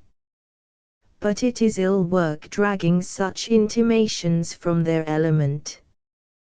Dried in our little saucers, without the magic and mystery of language, they lose their power to excite and goad, they lose the drastic power which is a constant quality of Conrad's prose. For it was by virtue of something drastic in him, the qualities of a leader and captain, that Conrad kept his hold over boys and young people. Until Nostromo was written, his characters, as the young were quick to perceive, were fundamentally simple and heroic, however subtle the mind and indirect the method of their creator. They were seafarers, used to solitude and silence. They were in conflict with nature, but at peace with man. Nature was their antagonist, she it was who drew forth honor, magnanimity, loyalty, the qualities proper to man, she who in sheltered bays reared to womanhood beautiful girls unfathomable and austere. Above all, it was nature who turned out such gnarled and tested characters as Captain Wally and old Singleton, obscure but glorious in their obscurity, who were to Conrad the pick of our race, the men whose praises he was never tired of celebrating. They had been strong as those are strong who know neither doubts nor hopes. They had been impatient and enduring, turbulent and devoted, unruly and faithful. Well-meaning people had tried to represent these men as whining over every mouthful of their food, as going about their work in fear of their lives.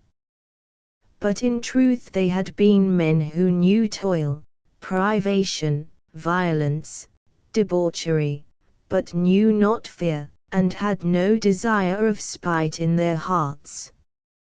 Men hard to manage, but easy to inspire, voiceless men, but men enough to scorn in their hearts the sentimental voices that bewailed the hardness of their fate. It was a fate unique and their own, the capacity to bear it appeared to them the privilege of the chosen. Their generation lived inarticulate and indispensable, without knowing the sweetness of affections or the refuge of a home, and died free from the dark menace of a narrow grave. They were the everlasting children of the mysterious sea. Such were the characters of the early books: Lord Jim, Typhoon, the nigger of the Narcissus, Youth, and these books, in spite of the changes and fashions, are surely secure of their place among our classics. But they reach this height by means of qualities which the simple story of adventure, as Marryat told it, or Fenime or Cooper, has no claim to possess. For it is clear that to admire and celebrate such men and such deeds, romantically, wholeheartedly and with the fervor of a lover, one must be possessed of the double vision, one must be at once inside and out. To praise their silence one must possess a voice. To appreciate their endurance one must be sensitive to fatigue. One must be able to live on equal terms with the Wallies and the Singletons and yet hide from their suspicious eyes the very qualities which enable one to understand them. Conrad alone was able to live that double life, for Conrad was compound of two men.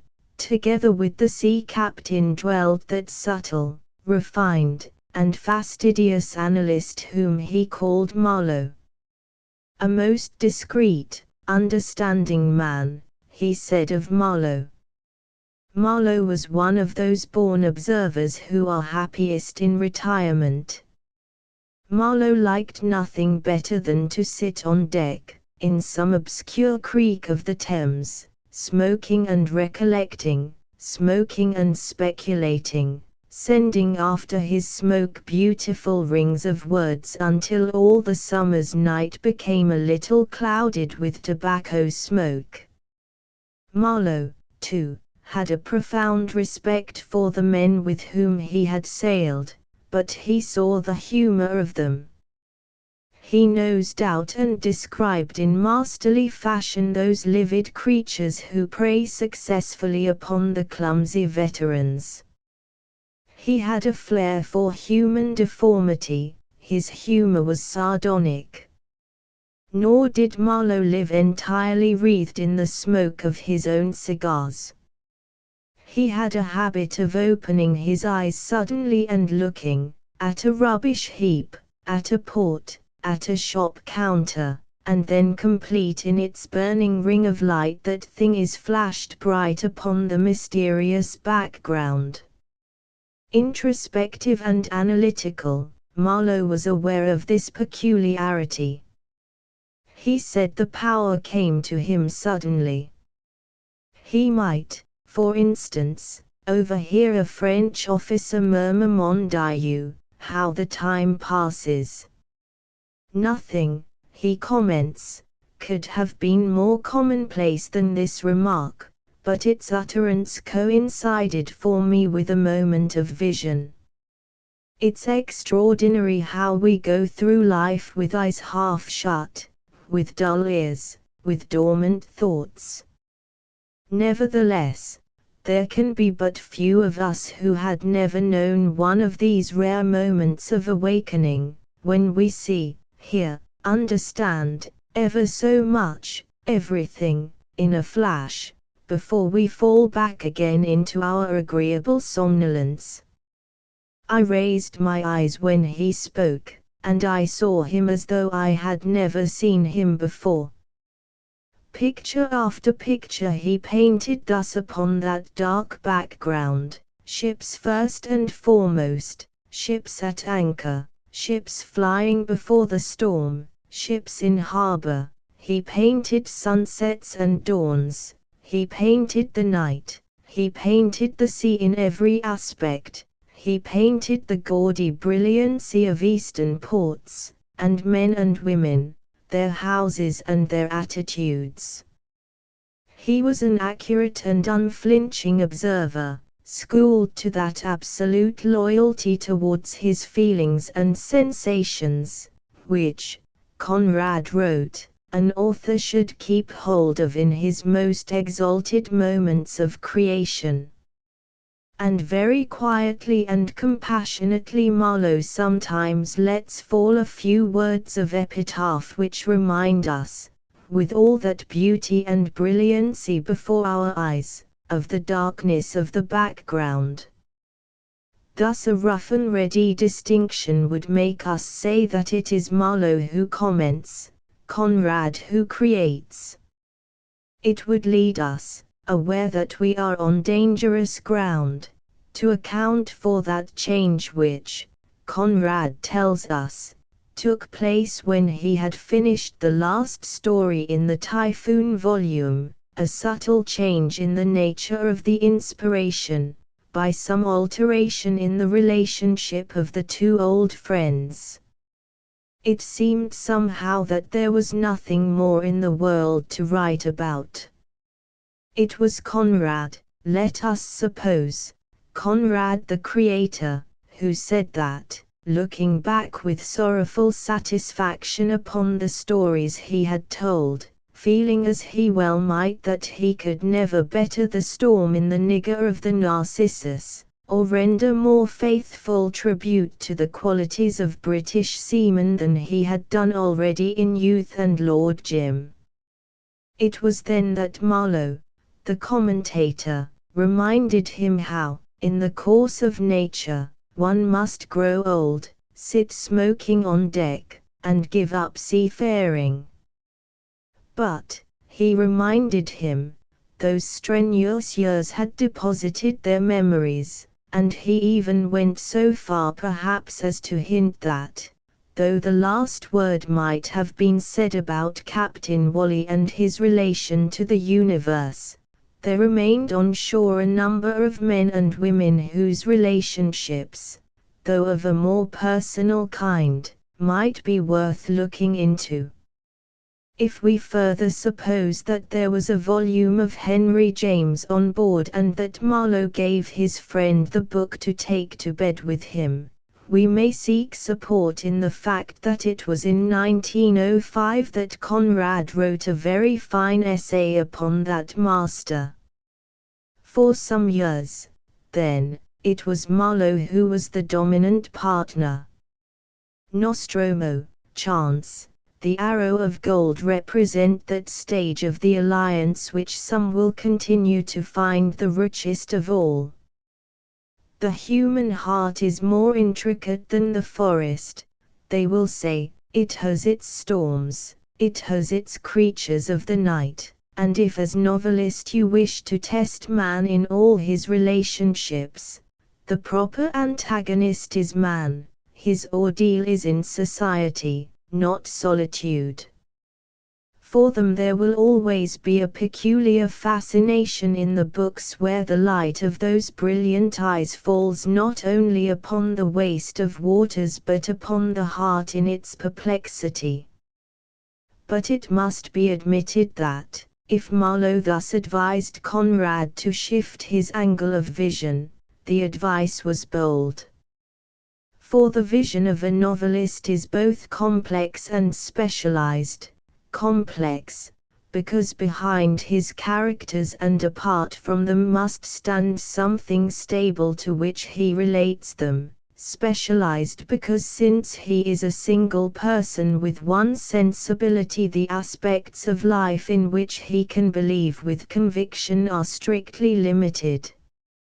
So delicate a balance is easily disturbed. After the middle period Conrad never again was able to bring his figures into perfect relation with their background. He never believed in his later and more highly sophisticated characters as he had believed in his early seamen. When he had to indicate their relation to that other unseen world of novelists, the world of values and convictions, he was far less sure what those values were. Then, over and over again, a single phrase, he steered with care, coming at the end of a storm, carried in it a whole morality. But in this more crowded and complicated world such terse phrases became less and less appropriate. Complex men and women of many interests and relations would not submit to so summary a judgment, or, if they did, much that was important in them escaped the verdict. And yet it was very necessary to Conrad's genius, with its luxuriant and romantic power, to have some law by which its creations could be tried. Essentially, such remained his creed. This world of civilized and self-conscious people is based upon a few very simple ideas, but where, in the world of thoughts and personal relations, are we to find them? There are no masts in drawing rooms, the typhoon does not test the worth of politicians and businessmen. Seeking and not finding such supports, the world of Conrad's later period has about it an involuntary obscurity, an inconclusiveness, almost a disillusionment which baffles and fatigues. We lay hold in the dusk only of the old nobilities and sonorities, fidelity, compassion, honor, service, beautiful always, but now a little wearily reiterated, as if times had changed. Perhaps it was Marlowe who was at fault. His habit of mind was a trifle sedentary. He had sat upon deck too long, splendid in soliloquy. He was less apt in the give and take of conversation, and those moments of vision flashing and fading do not serve as well as steady lamplight to illumine the ripple of life and its long, gradual years. Above all, perhaps, he did not take into account how, if Conrad was to create, it was essential first that he should believe. Therefore, though we shall make expeditions into the later books and bring back wonderful trophies, large tracts of them will remain by most of us untrodden. It is the earlier books, Youth, Lord Jim, Typhoon, The Nigger of the Narcissus, that we shall read in their entirety. For when the question is asked, what of Conrad will survive and where in the ranks of novelists we are to place him, these books, with their air of telling us something very old and perfectly true, which had lain hidden but is now revealed, will come to mind and make such questions and comparisons seem a little futile.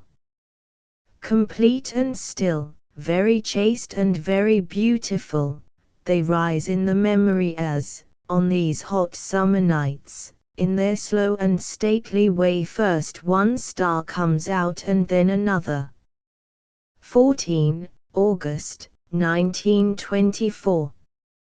How it strikes a contemporary. In the first place, a contemporary can scarcely fail to be struck by the fact that two critics at the same table at the same moment will pronounce completely different opinions about the same book.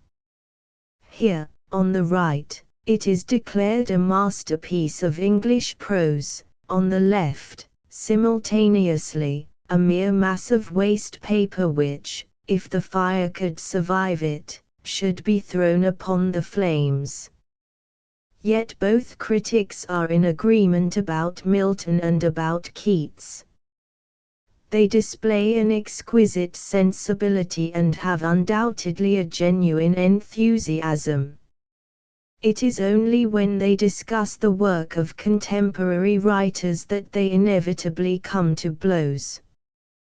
The book in question, which is at once a lasting contribution to English literature and a mere farrago of pretentious mediocrity, was published about 2 months ago.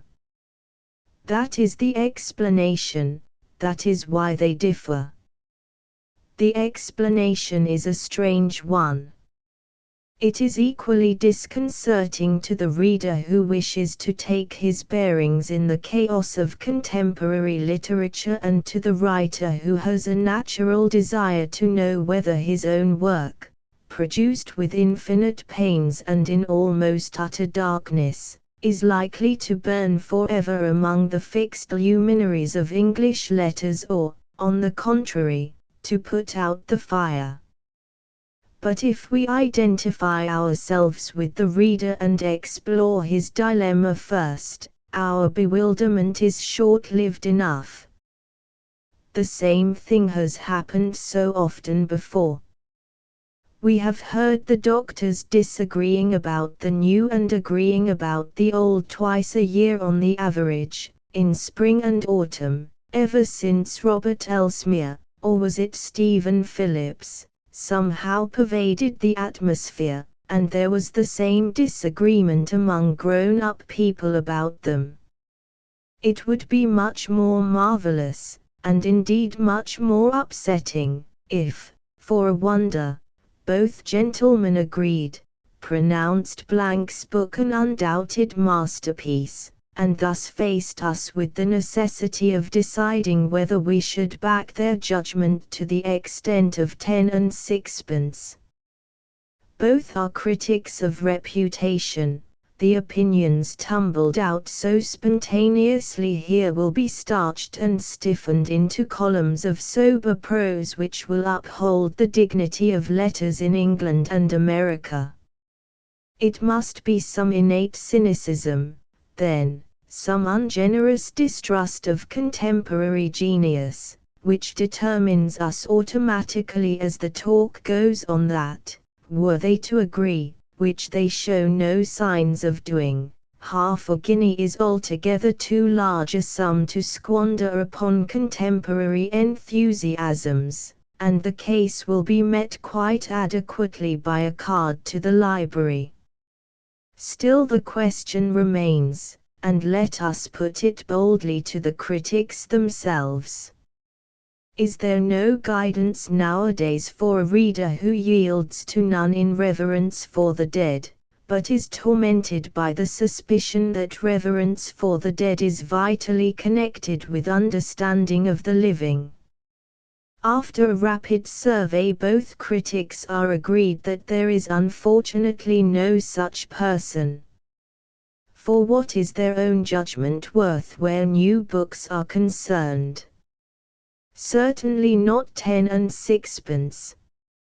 And from the stores of their experience they proceed to bring forth terrible examples of past blunders, crimes of criticism which, if they had been committed against the dead and not against the living, would have lost them their jobs and imperiled their reputations. The only advice they can offer is to respect one's own instincts, to follow them fearlessly and, rather than submit them to the control of any critic or reviewer alive, to check them by reading and reading again the masterpieces of the past. Thanking them humbly, we cannot help reflecting that it was not always so. Once upon a time, we must believe, there was a rule, a discipline, which controlled the great republic of readers in a way which is now unknown. That is not to say that the great critic, the Dryden, the Johnson, the Coleridge, the Arnold, was an impeccable judge of contemporary work, whose verdicts stamped the book indelibly and saved the reader the trouble of reckoning the value for himself. The mistakes of these great men about their own contemporaries are too notorious to be worth recording. But the mere fact of their existence had a centralizing influence. That alone, it is not fantastic to suppose, would have controlled the disagreements of the dinner table and given to random chatter about some book just out an authority now entirely to seek. The diverse schools would have debated as hotly as ever, but at the back of every reader's mind would have been the consciousness that there was at least one man who kept the main principles of literature closely in view, who, if you had taken to him some eccentricity of the moment, would have brought it into touch with permanence and tethered it by his own authority in the contrary blasts of praise and blame. 15. But when it comes to the making of a critic, nature must be generous and society ripe. The scattered dinner tables of the modern world, the chase and eddy of the various currents which compose the society of our time, could only be dominated by a giant of fabulous dimensions. And where is even the very tall man whom we have the right to expect? Reviewers we have but no critic, a million competent and incorruptible policemen but no judge. Men of taste and learning and ability are forever lecturing the young and celebrating the dead. But the too frequent result of their able and industrious pens is a desiccation of the living tissues of literature into a network of little bones. Nowhere shall we find the downright vigor of a Dryden, or Keats with his fine and natural bearing, his profound insight and sanity, or Flaubert and the tremendous power of his fanaticism, or Coleridge, above all, brewing in his head the whole of poetry and letting issue now and then one of those profound general statements which are caught up by the mind when hot with the friction of reading as if they were of the soul of the book itself. And to all this, too, the critics generously agree. A great critic, they say, is the rarest of beings. But should one miraculously appear, how should we maintain him, on what should we feed him? Great critics, if they are not themselves great poets, are bred from the profusion of the age. There is some great man to be vindicated, some school to be founded or destroyed. But our age is meagre to the verge of destitution. There is no name which dominates the rest. There is no master in whose workshop the young are proud to serve apprenticeship. Mr. Hardy has long since withdrawn from the arena, and there is something exotic about the genius of Mr. Conrad which makes him not so much an influence as an idol, honored and admired, but aloof and apart. As for the rest, though they are many and vigorous and in the full flood of creative activity, there is none whose influence can seriously affect his contemporaries, or penetrate beyond our day to that not very distant future which it pleases us to call immortality.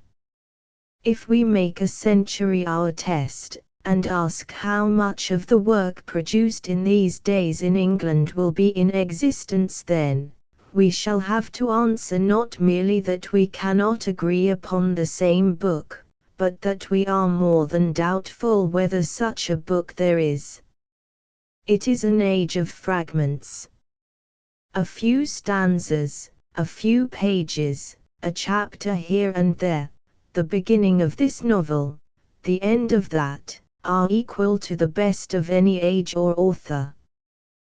But can we go to posterity with a sheaf of loose pages, or ask the readers of those days, with the whole of literature before them, to sift our enormous rubbish heaps for our tiny pearls? Such are the questions which the critics might lawfully put to their companions at table, the novelists and poets. At first the weight of pessimism seems sufficient to bear down all opposition. Yes, it is a lean age, we repeat, with much to justify its poverty, but, frankly, if we pit one century against another the comparison seems overwhelmingly against us. Waverley, The Excursion, Kubla Khan, Don Juan, Hazlitt's Essays, Pride and Prejudice, Hyperion, and Prometheus Unbound were all published between 1800 and 1821. Our century has not lacked industry, but if we ask for masterpieces it appears on the face of it that the pessimists are right. It seems as if an age of genius must be succeeded by an age of endeavor, riot and extravagance by cleanliness and hard work. All honor, of course, to those who have sacrificed their immortality to set the house in order. But if we ask for masterpieces, where are we to look?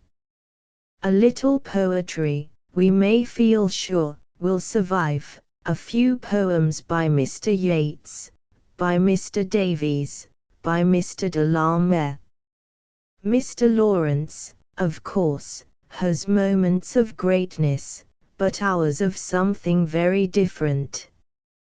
Mr. Beerbohm, in his way, is perfect, but it is not a big way. Passages in Far Away and Long Ago will undoubtedly go to posterity entire. Ulysses was a memorable catastrophe, immense in daring, terrific in disaster. And so, picking and choosing, we select now this, now that, hold it up for display, hear it defended or derided, and finally have to meet the objection that even so we are only agreeing with the critics that it is an age incapable of sustained effort, littered with fragments, and not seriously to be compared with the age that went before. But it is just when opinions universally prevail and we have added lip service to their authority that we become sometimes most keenly conscious that we do not believe a word that we are saying. It is a barren and exhausted age, we repeat, we must look back with envy to the past. Meanwhile it is one of the first fine days of spring. Life is not altogether lacking in color.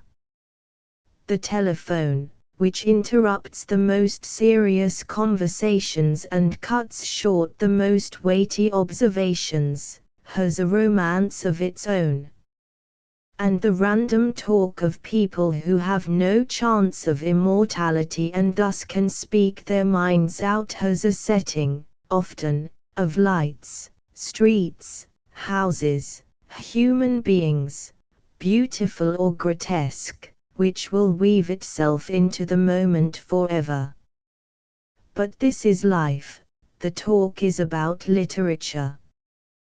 We must try to disentangle the two, and justify the rash revolt of optimism against the superior plausibility, the finer distinction, of pessimism.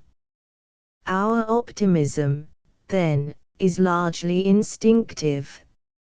It springs from the fine day and the wine and the talk, it springs from the fact that when life throws up such treasures daily suggests more than the most voluble can express, much though we admire the dead, we prefer life as it is. There is something about the present which we would not exchange, though we were offered a choice of all past ages to live in. And modern literature, with all its imperfections, has the same hold on us and the same fascination. It is like a relation whom we snub and scarify daily, but, after all, cannot do without. It has the same endearing quality of being that which we are, that which we have made, that in which we live, instead of being something, however august, alien to ourselves and beheld from the outside. Nor has any generation more need than ours to cherish its contemporaries. We are sharply cut off from our predecessors. A shift in the scale, the war, the sudden slip of masses held in position for ages, has shaken the fabric from top to bottom, alienated us from the past and made us perhaps too vividly conscious of the present. Every day we find ourselves doing, saying, or thinking things that would have been impossible to our fathers.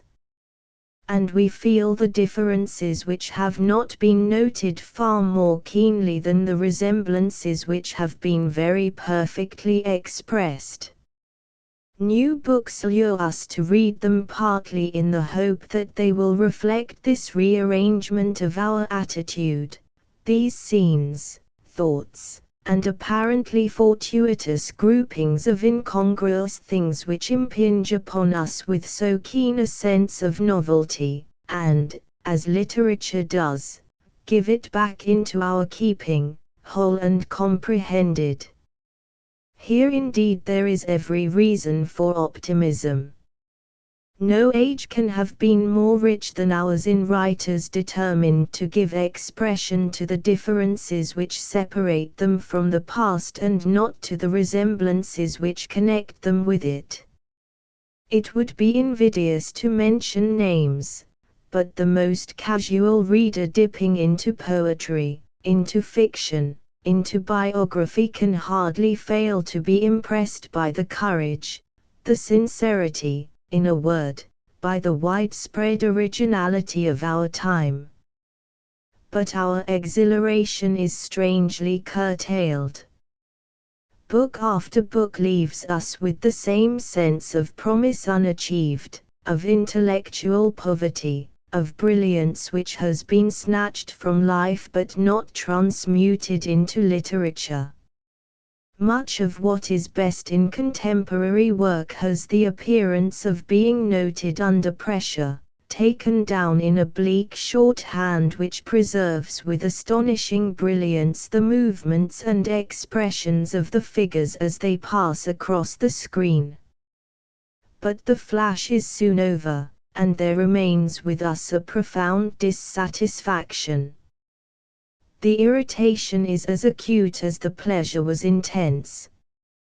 After all, then, we are back at the beginning, vacillating from extreme to extreme, at one moment enthusiastic, at the next pessimistic, unable to come to any conclusion about our contemporaries. We have asked the critics to help us, but they have deprecated the task. Now, then, is the time to accept their advice and correct these extremes by consulting the masterpieces of the past.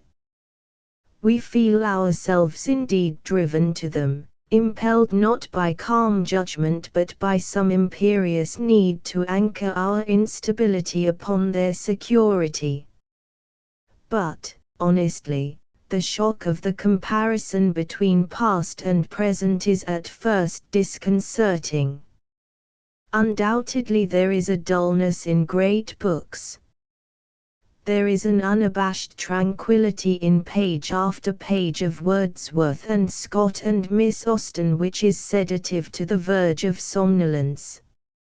Opportunities occur and they neglect them.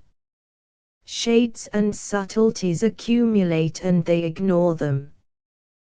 They seem deliberately to refuse to gratify those senses which are stimulated so briskly by the moderns, the senses of sight, of sound, of touch, above all, the sense of the human being, his depth and the variety of his perceptions, his complexity, his confusion, his self. In short, there is little of all this in the works of Wordsworth and Scott and Jane Austen.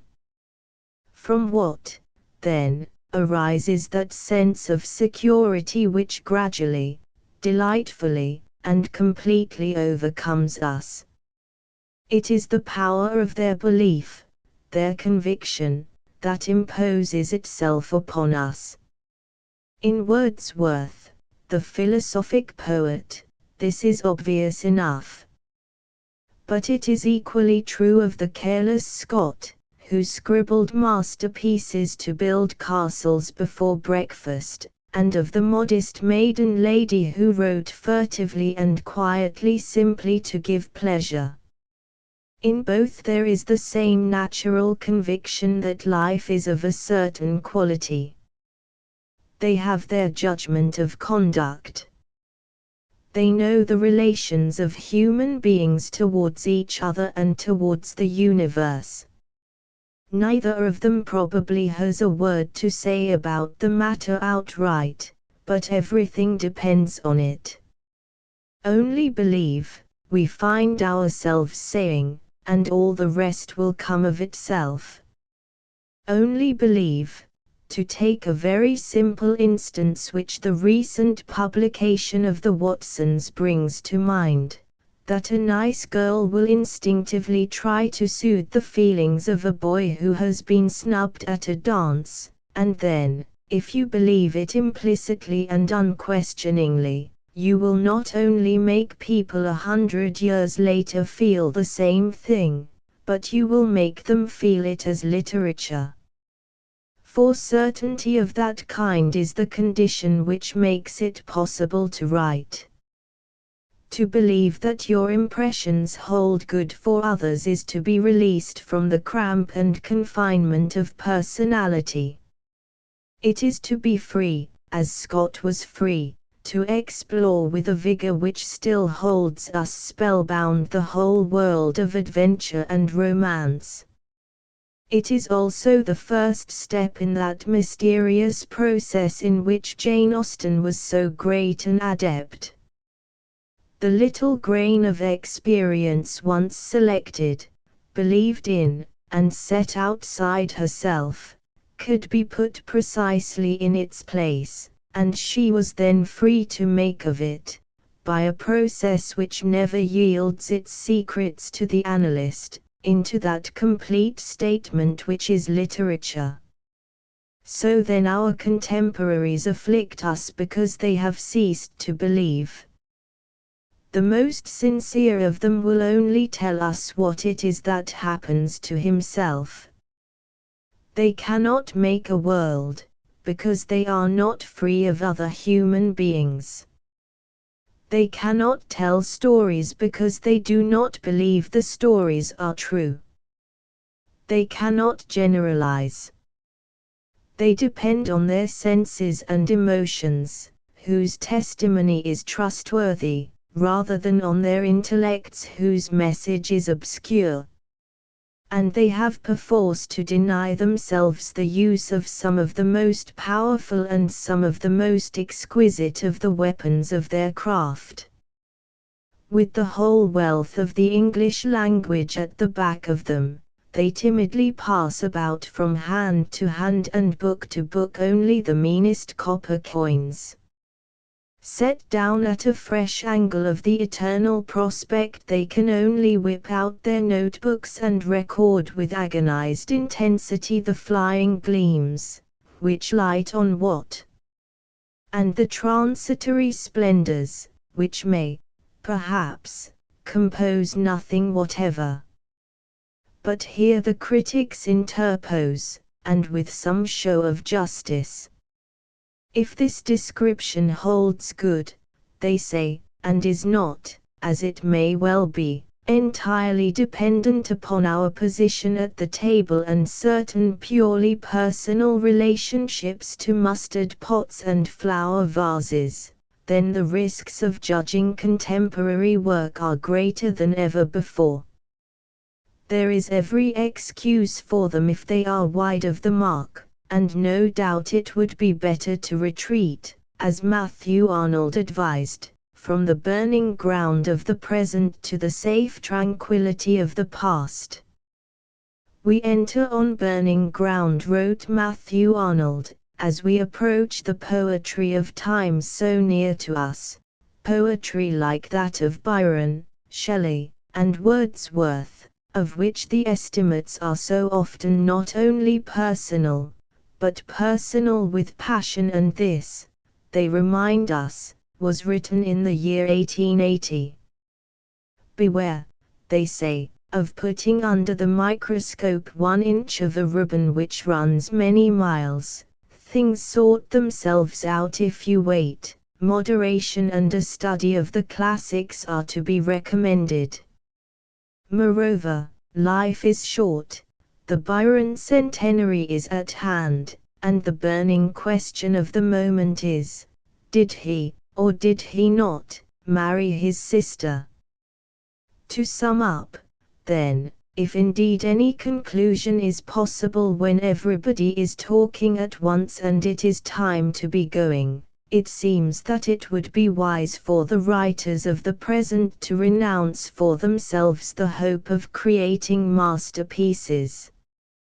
Their poems, plays, biographies, novels are not books but notebooks, and time, like a good schoolmaster, will take them in his hands, point to their blots and erasions, and tear them across, but he will not throw them into the waste paper basket. He will keep them because other students will find them very useful. It is from notebooks of the present that the masterpieces of the future are made. Literature, as the critics were saying just now, has lasted long, has undergone many changes, and it is only a short sight and a parochial mind that will exaggerate the importance of these squalls, however they may agitate the little boats now tossing out at sea. The storm and the drenching are on the surface, and continuity and calm are in the depths. As for the critics whose task it is to pass judgment upon the books of the moment, whose work, let us admit, is difficult, dangerous, and often distasteful, let us ask them to be generous of encouragement, but sparing of those wreaths and coronets which are so apt to get awry, and fade, and make the wearers, in 6 months' time, look a little ridiculous. Let them take a wider, a less personal view of modern literature, and look indeed upon the writers as if they were engaged upon some vast building, which being built by common effort, the separate workmen may well remain anonymous. Let them slam the door upon the cozy company where sugar is cheap and butter plentiful, give over, for a time at least, the discussion of that fascinating topic, whether Byron married his sister, and, withdrawing, perhaps, a hand's breadth from the table where we sit chattering, say something interesting about literature.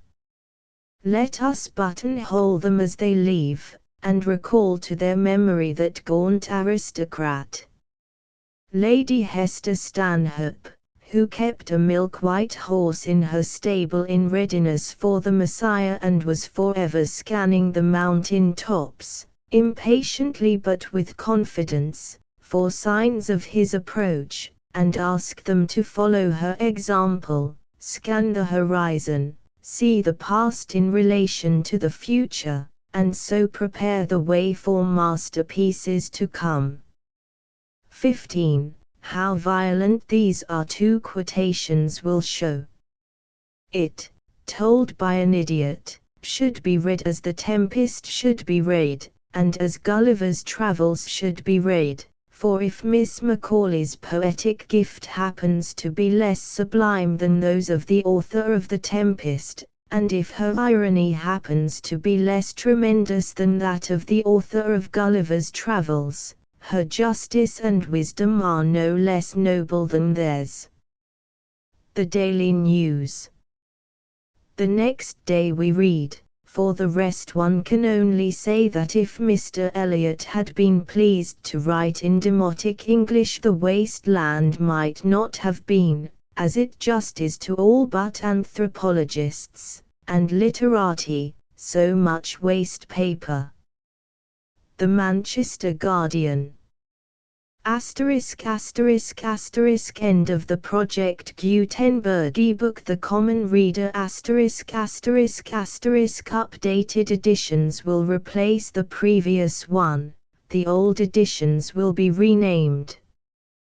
Creating the works from print editions not protected by U.S. copyright law means that no one owns a United States copyright in these works, so the Foundation, and you, can copy and distribute it in the United States without permission and without paying copyright royalties.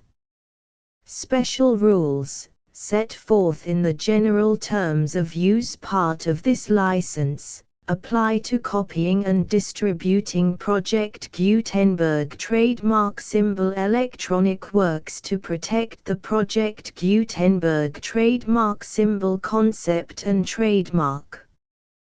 Project Gutenberg is a registered trademark, and may not be used if you charge for an ebook, except by following the terms of the trademark license, including paying royalties for use of the Project Gutenberg trademark. If you do not charge anything for copies of this ebook, complying with the trademark license is very easy. You may use this ebook for nearly any purpose, such as creation of derivative works, reports, performances and research. Project Gutenberg ebooks may be modified and printed and given away. You may do practically anything in the United States with ebooks not protected by U.S. copyright law. Redistribution is subject to the trademark license, especially commercial redistribution. Start. Full license. The full Project Gutenberg license. Please read this before you distribute or use this work to protect the Project Gutenberg trademark symbol mission of promoting the free distribution of electronic works. By using or distributing this work, or any other work associated in any way with the phrase Project Gutenberg, you agree to comply with all the terms of the full Project Gutenberg trademark symbol license available with this file or online at www.gutenberg.org/license. Section 1. General Terms of Use and Redistributing Project Gutenberg Trademark Symbol Electronic Works 1.0.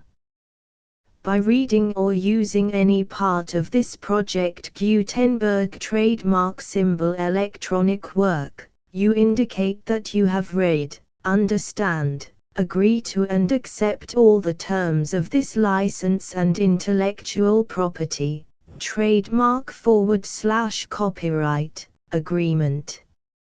If you do not agree to abide by all the terms of this agreement, you must cease using and return or destroy all copies of Project Gutenberg trademark symbol electronic works in your possession. If you paid a fee for obtaining a copy of or access to a Project Gutenberg trademark symbol electronic work and you do not agree to be bound by the terms of this agreement, you may obtain a refund from the person or entity to whom you paid the fee as set forth in paragraph 1.e.8. 1.b. Project Gutenberg is a registered trademark. It may only be used on or associated in any way with an electronic work by people who agree to be bound by the terms of this agreement. There are a few things that you can do with most Project Gutenberg trademark symbol electronic works even without complying with the full terms of this agreement. See paragraph 1.c below. There are a lot of things you can do with Project Gutenberg trademark symbol electronic works if you follow the terms of this agreement and help preserve free future access to Project Gutenberg trademark symbol electronic works. See paragraph 1.e below. 1.c. The Project Gutenberg Literary Archive Foundation, the Foundation or PGLAF, owns a compilation copyright in the collection of Project Gutenberg trademark symbol electronic works. Nearly all the individual works in the collection are in the public domain in the United States. If an individual work is unprotected by copyright law in the United States and you are located in the United States, we do not claim a right to prevent you from copying, distributing, performing, displaying or creating derivative works based on the work as long as all references to Project Gutenberg are removed. Of course, We hope that you will support the Project Gutenberg trademark symbol mission of promoting free access to electronic works by freely sharing Project Gutenberg trademark symbol works in compliance with the terms of this agreement for keeping the Project Gutenberg trademark symbol name associated with the work. You can easily comply with the terms of this agreement by keeping this work in the same format with its attached full Project Gutenberg trademark symbol license when you share it without charge with others. 1.d. The copyright laws of the place where you are located also govern what you can do with this work. Copyright laws in most countries are in a constant state of change. If you are outside the United States, check the laws of your country in addition to the terms of this agreement before downloading, copying, displaying, performing, distributing or creating derivative works based on this work or any other Project Gutenberg trademark symbol work. The Foundation makes no representations concerning the copyright status of any work in any country other than the United States. 1.e. Unless you have removed all references to Project Gutenberg, 1.e.1. The following sentence, with active links to, or other immediate access to, the full Project Gutenberg trademark symbol license must appear prominently whenever any copy of a Project Gutenberg trademark symbol work, any work on which the phrase Project Gutenberg appears, or with which the phrase Project Gutenberg is associated, is accessed, displayed, performed, viewed, copied or distributed. This ebook is for the use of anyone anywhere in the United States and most other parts of the world at no cost and with almost no restrictions whatsoever. You may copy it, give it away or reuse it under the terms of the Project Gutenberg license included with this ebook or online at www.gutenberg.org. If you are not located in the United States, you will have to check the laws of the country where you are located before using this ebook. 1.e.2. If an individual Project Gutenberg trademark symbol electronic work is derived from texts not protected by U.S. copyright law, does not contain a notice indicating that it is posted with permission of the copyright holder, the work can be copied and distributed to anyone in the United States without paying any fees or charges. If you are redistributing or providing access to a work with the phrase Project Gutenberg associated with or appearing on the work, you must comply either with the requirements of paragraphs 1.e.1 through 1.e.7 or obtain permission for the use of the work and the Project Gutenberg trademark symbol trademark as set forth in paragraphs 1.e.8 or 1.e.9. 1.e.3. If an individual Project Gutenberg trademark symbol electronic work is posted with the permission of the copyright holder, your use and distribution must comply with both paragraphs 1.e.1 through 1.e.7 and any additional terms imposed by the copyright holder. Additional terms will be linked to the Project Gutenberg trademark symbol license for all works posted with the permission of the copyright holder found at the beginning of this work. 1.e.4. Do not unlink or detach or remove the full Project Gutenberg trademark symbol license terms from this work, or any files containing a part of this work or any other work associated with Project Gutenberg trademark symbol. 1.e.5 Do not copy, display, perform, distribute or redistribute this electronic work, or any part of this electronic work, without prominently displaying the sentence set forth in paragraph 1.e.1 with active links or immediate access to the full terms of the Project Gutenberg trademark symbol license.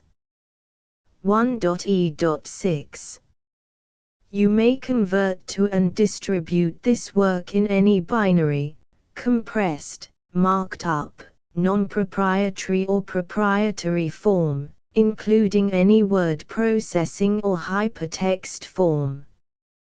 However, if you provide access to or distribute copies of a Project Gutenberg trademark symbol work in a format other than plain vanilla ASCII or other format used in the official version posted on the official Project Gutenberg trademark symbol website, www.gutenberg.org, you must, at no additional cost, fee or expense to the user, provide a copy, a means of exporting a copy, or a means of obtaining a copy upon request, of the work in its original plain vanilla ASCII or other form. Any alternate format must include the full Project Gutenberg trademark symbol license as specified in paragraph 1.e.1. 1.e.7 Do not charge a fee for access to, viewing, displaying, performing, copying or distributing any Project Gutenberg trademark symbol works unless you comply with paragraph 1.e.8 or 1.e.9. 1.e.8 You may charge a reasonable fee for copies of or providing access to or distributing Project Gutenberg trademark symbol electronic works provided that you pay a royalty fee of 20% of the gross profits you derive from the use of Project Gutenberg trademark symbol works calculated using the method you already use to calculate your applicable taxes. The fee is owed to the owner of the Project Gutenberg trademark symbol trademark, but he has agreed to donate royalties under this paragraph to the Project Gutenberg Literary Archive Foundation. Royalty payments must be paid within 60 days following each date on which you prepare, or are legally required to prepare, your periodic tax returns. Royalty payments should be clearly marked as such and sent to the Project Gutenberg Literary Archive Foundation at the address specified in Section 4, Information about donations to the Project Gutenberg Literary Archive Foundation. You provide a full refund of any money paid by a user who notifies you in writing, or by email, within 30 days of receipt that he does not agree to the terms of the full Project Gutenberg trademark symbol license. You must require such a user to return or destroy all copies of the works possessed in a physical medium and discontinue all use of and all access to other copies of Project Gutenberg trademark symbol works.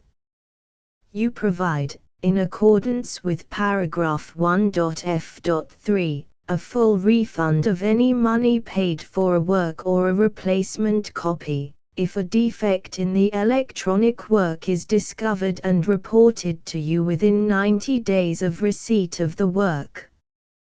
You comply with all other terms of this agreement for free distribution of Project Gutenberg trademark symbol works.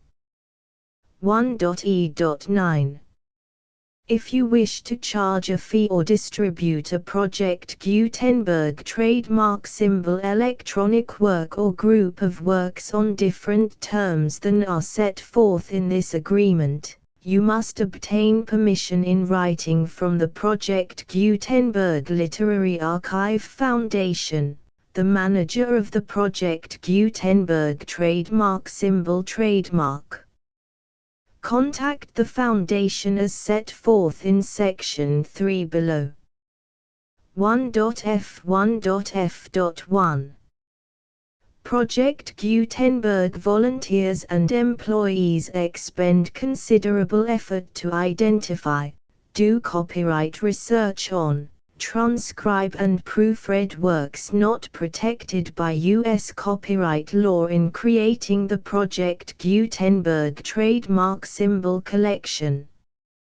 Despite these efforts, Project Gutenberg trademark symbol electronic works, and the medium on which they may be stored, may contain defects such as, but not limited to, incomplete, inaccurate or corrupt data, transcription errors, a copyright or other intellectual property infringement, a defective or damaged disk or other medium, a computer virus, or computer codes that damage or cannot be read by your equipment. 1.f.2 Limited warranty, disclaimer of damages, except for the right of replacement or refund described in paragraph 1.f.3, the Project Gutenberg Literary Archive Foundation, the owner of the Project Gutenberg trademark symbol trademark, and any other party distributing a Project Gutenberg trademark symbol electronic work under this agreement, disclaim all liability to you for damages, costs and expenses, including legal fees. You agree that you have no remedies for negligence, strict liability, breach of warranty or breach of contract except those provided in paragraph 1.f.3.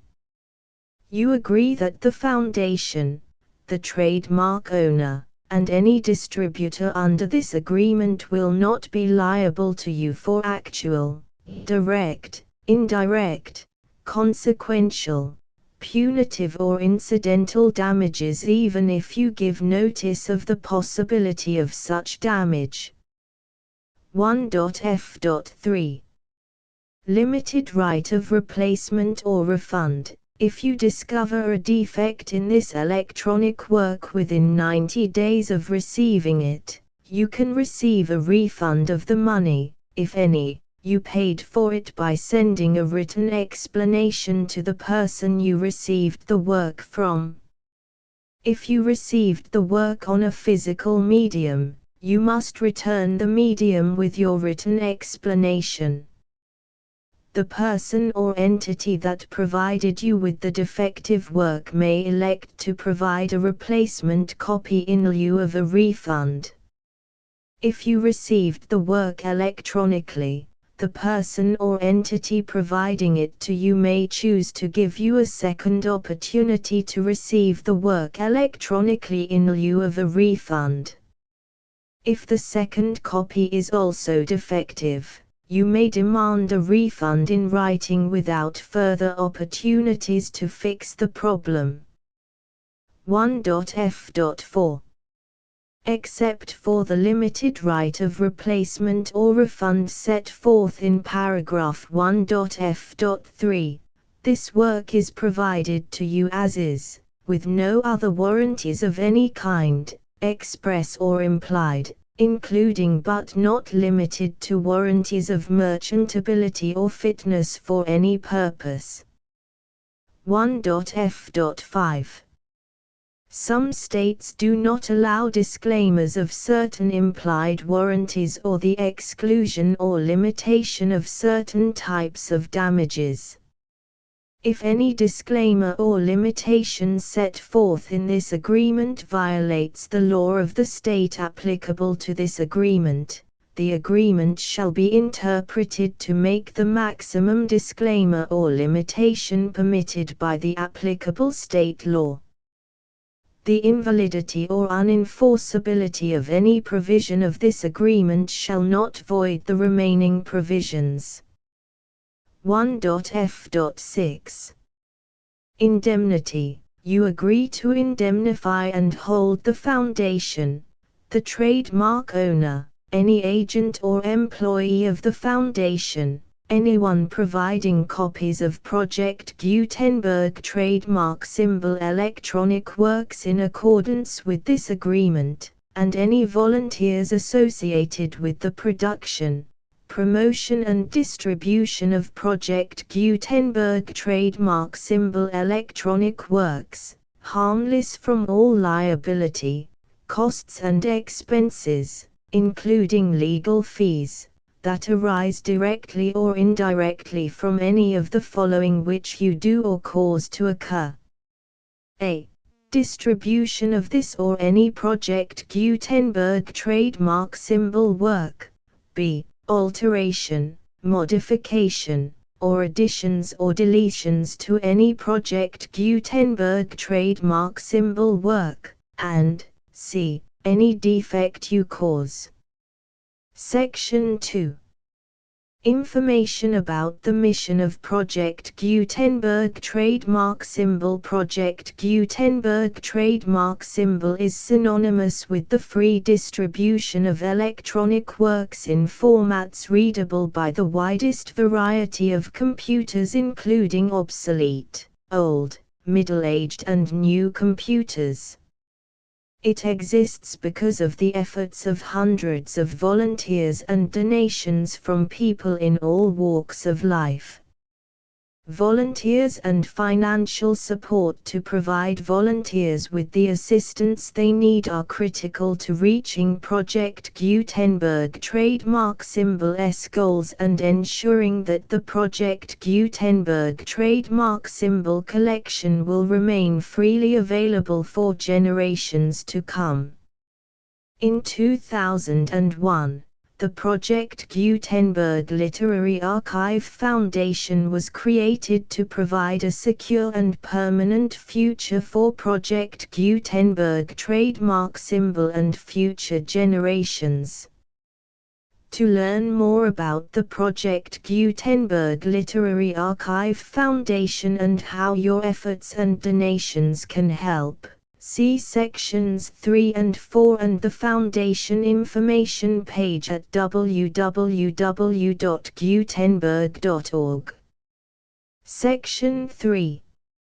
Information about the Project Gutenberg Literary Archive Foundation. The Project Gutenberg Literary Archive Foundation is a non-profit 501(c)(3) educational corporation organized under the laws of the state of Mississippi and granted tax-exempt status by the Internal Revenue Service. The Foundation's IN or Federal Tax Identification Number is 64-6221541. Contributions to the Project Gutenberg Literary Archive Foundation are tax-deductible to the full extent permitted by U.S. federal laws and your state's laws. The Foundation's business office is located at 809 North 1500 West, Salt Lake City, UT 84116. 801-596-1887. Email contact links and up-to-date contact information can be found at the Foundation's website and official page at www.gutenberg.org/contact section 4.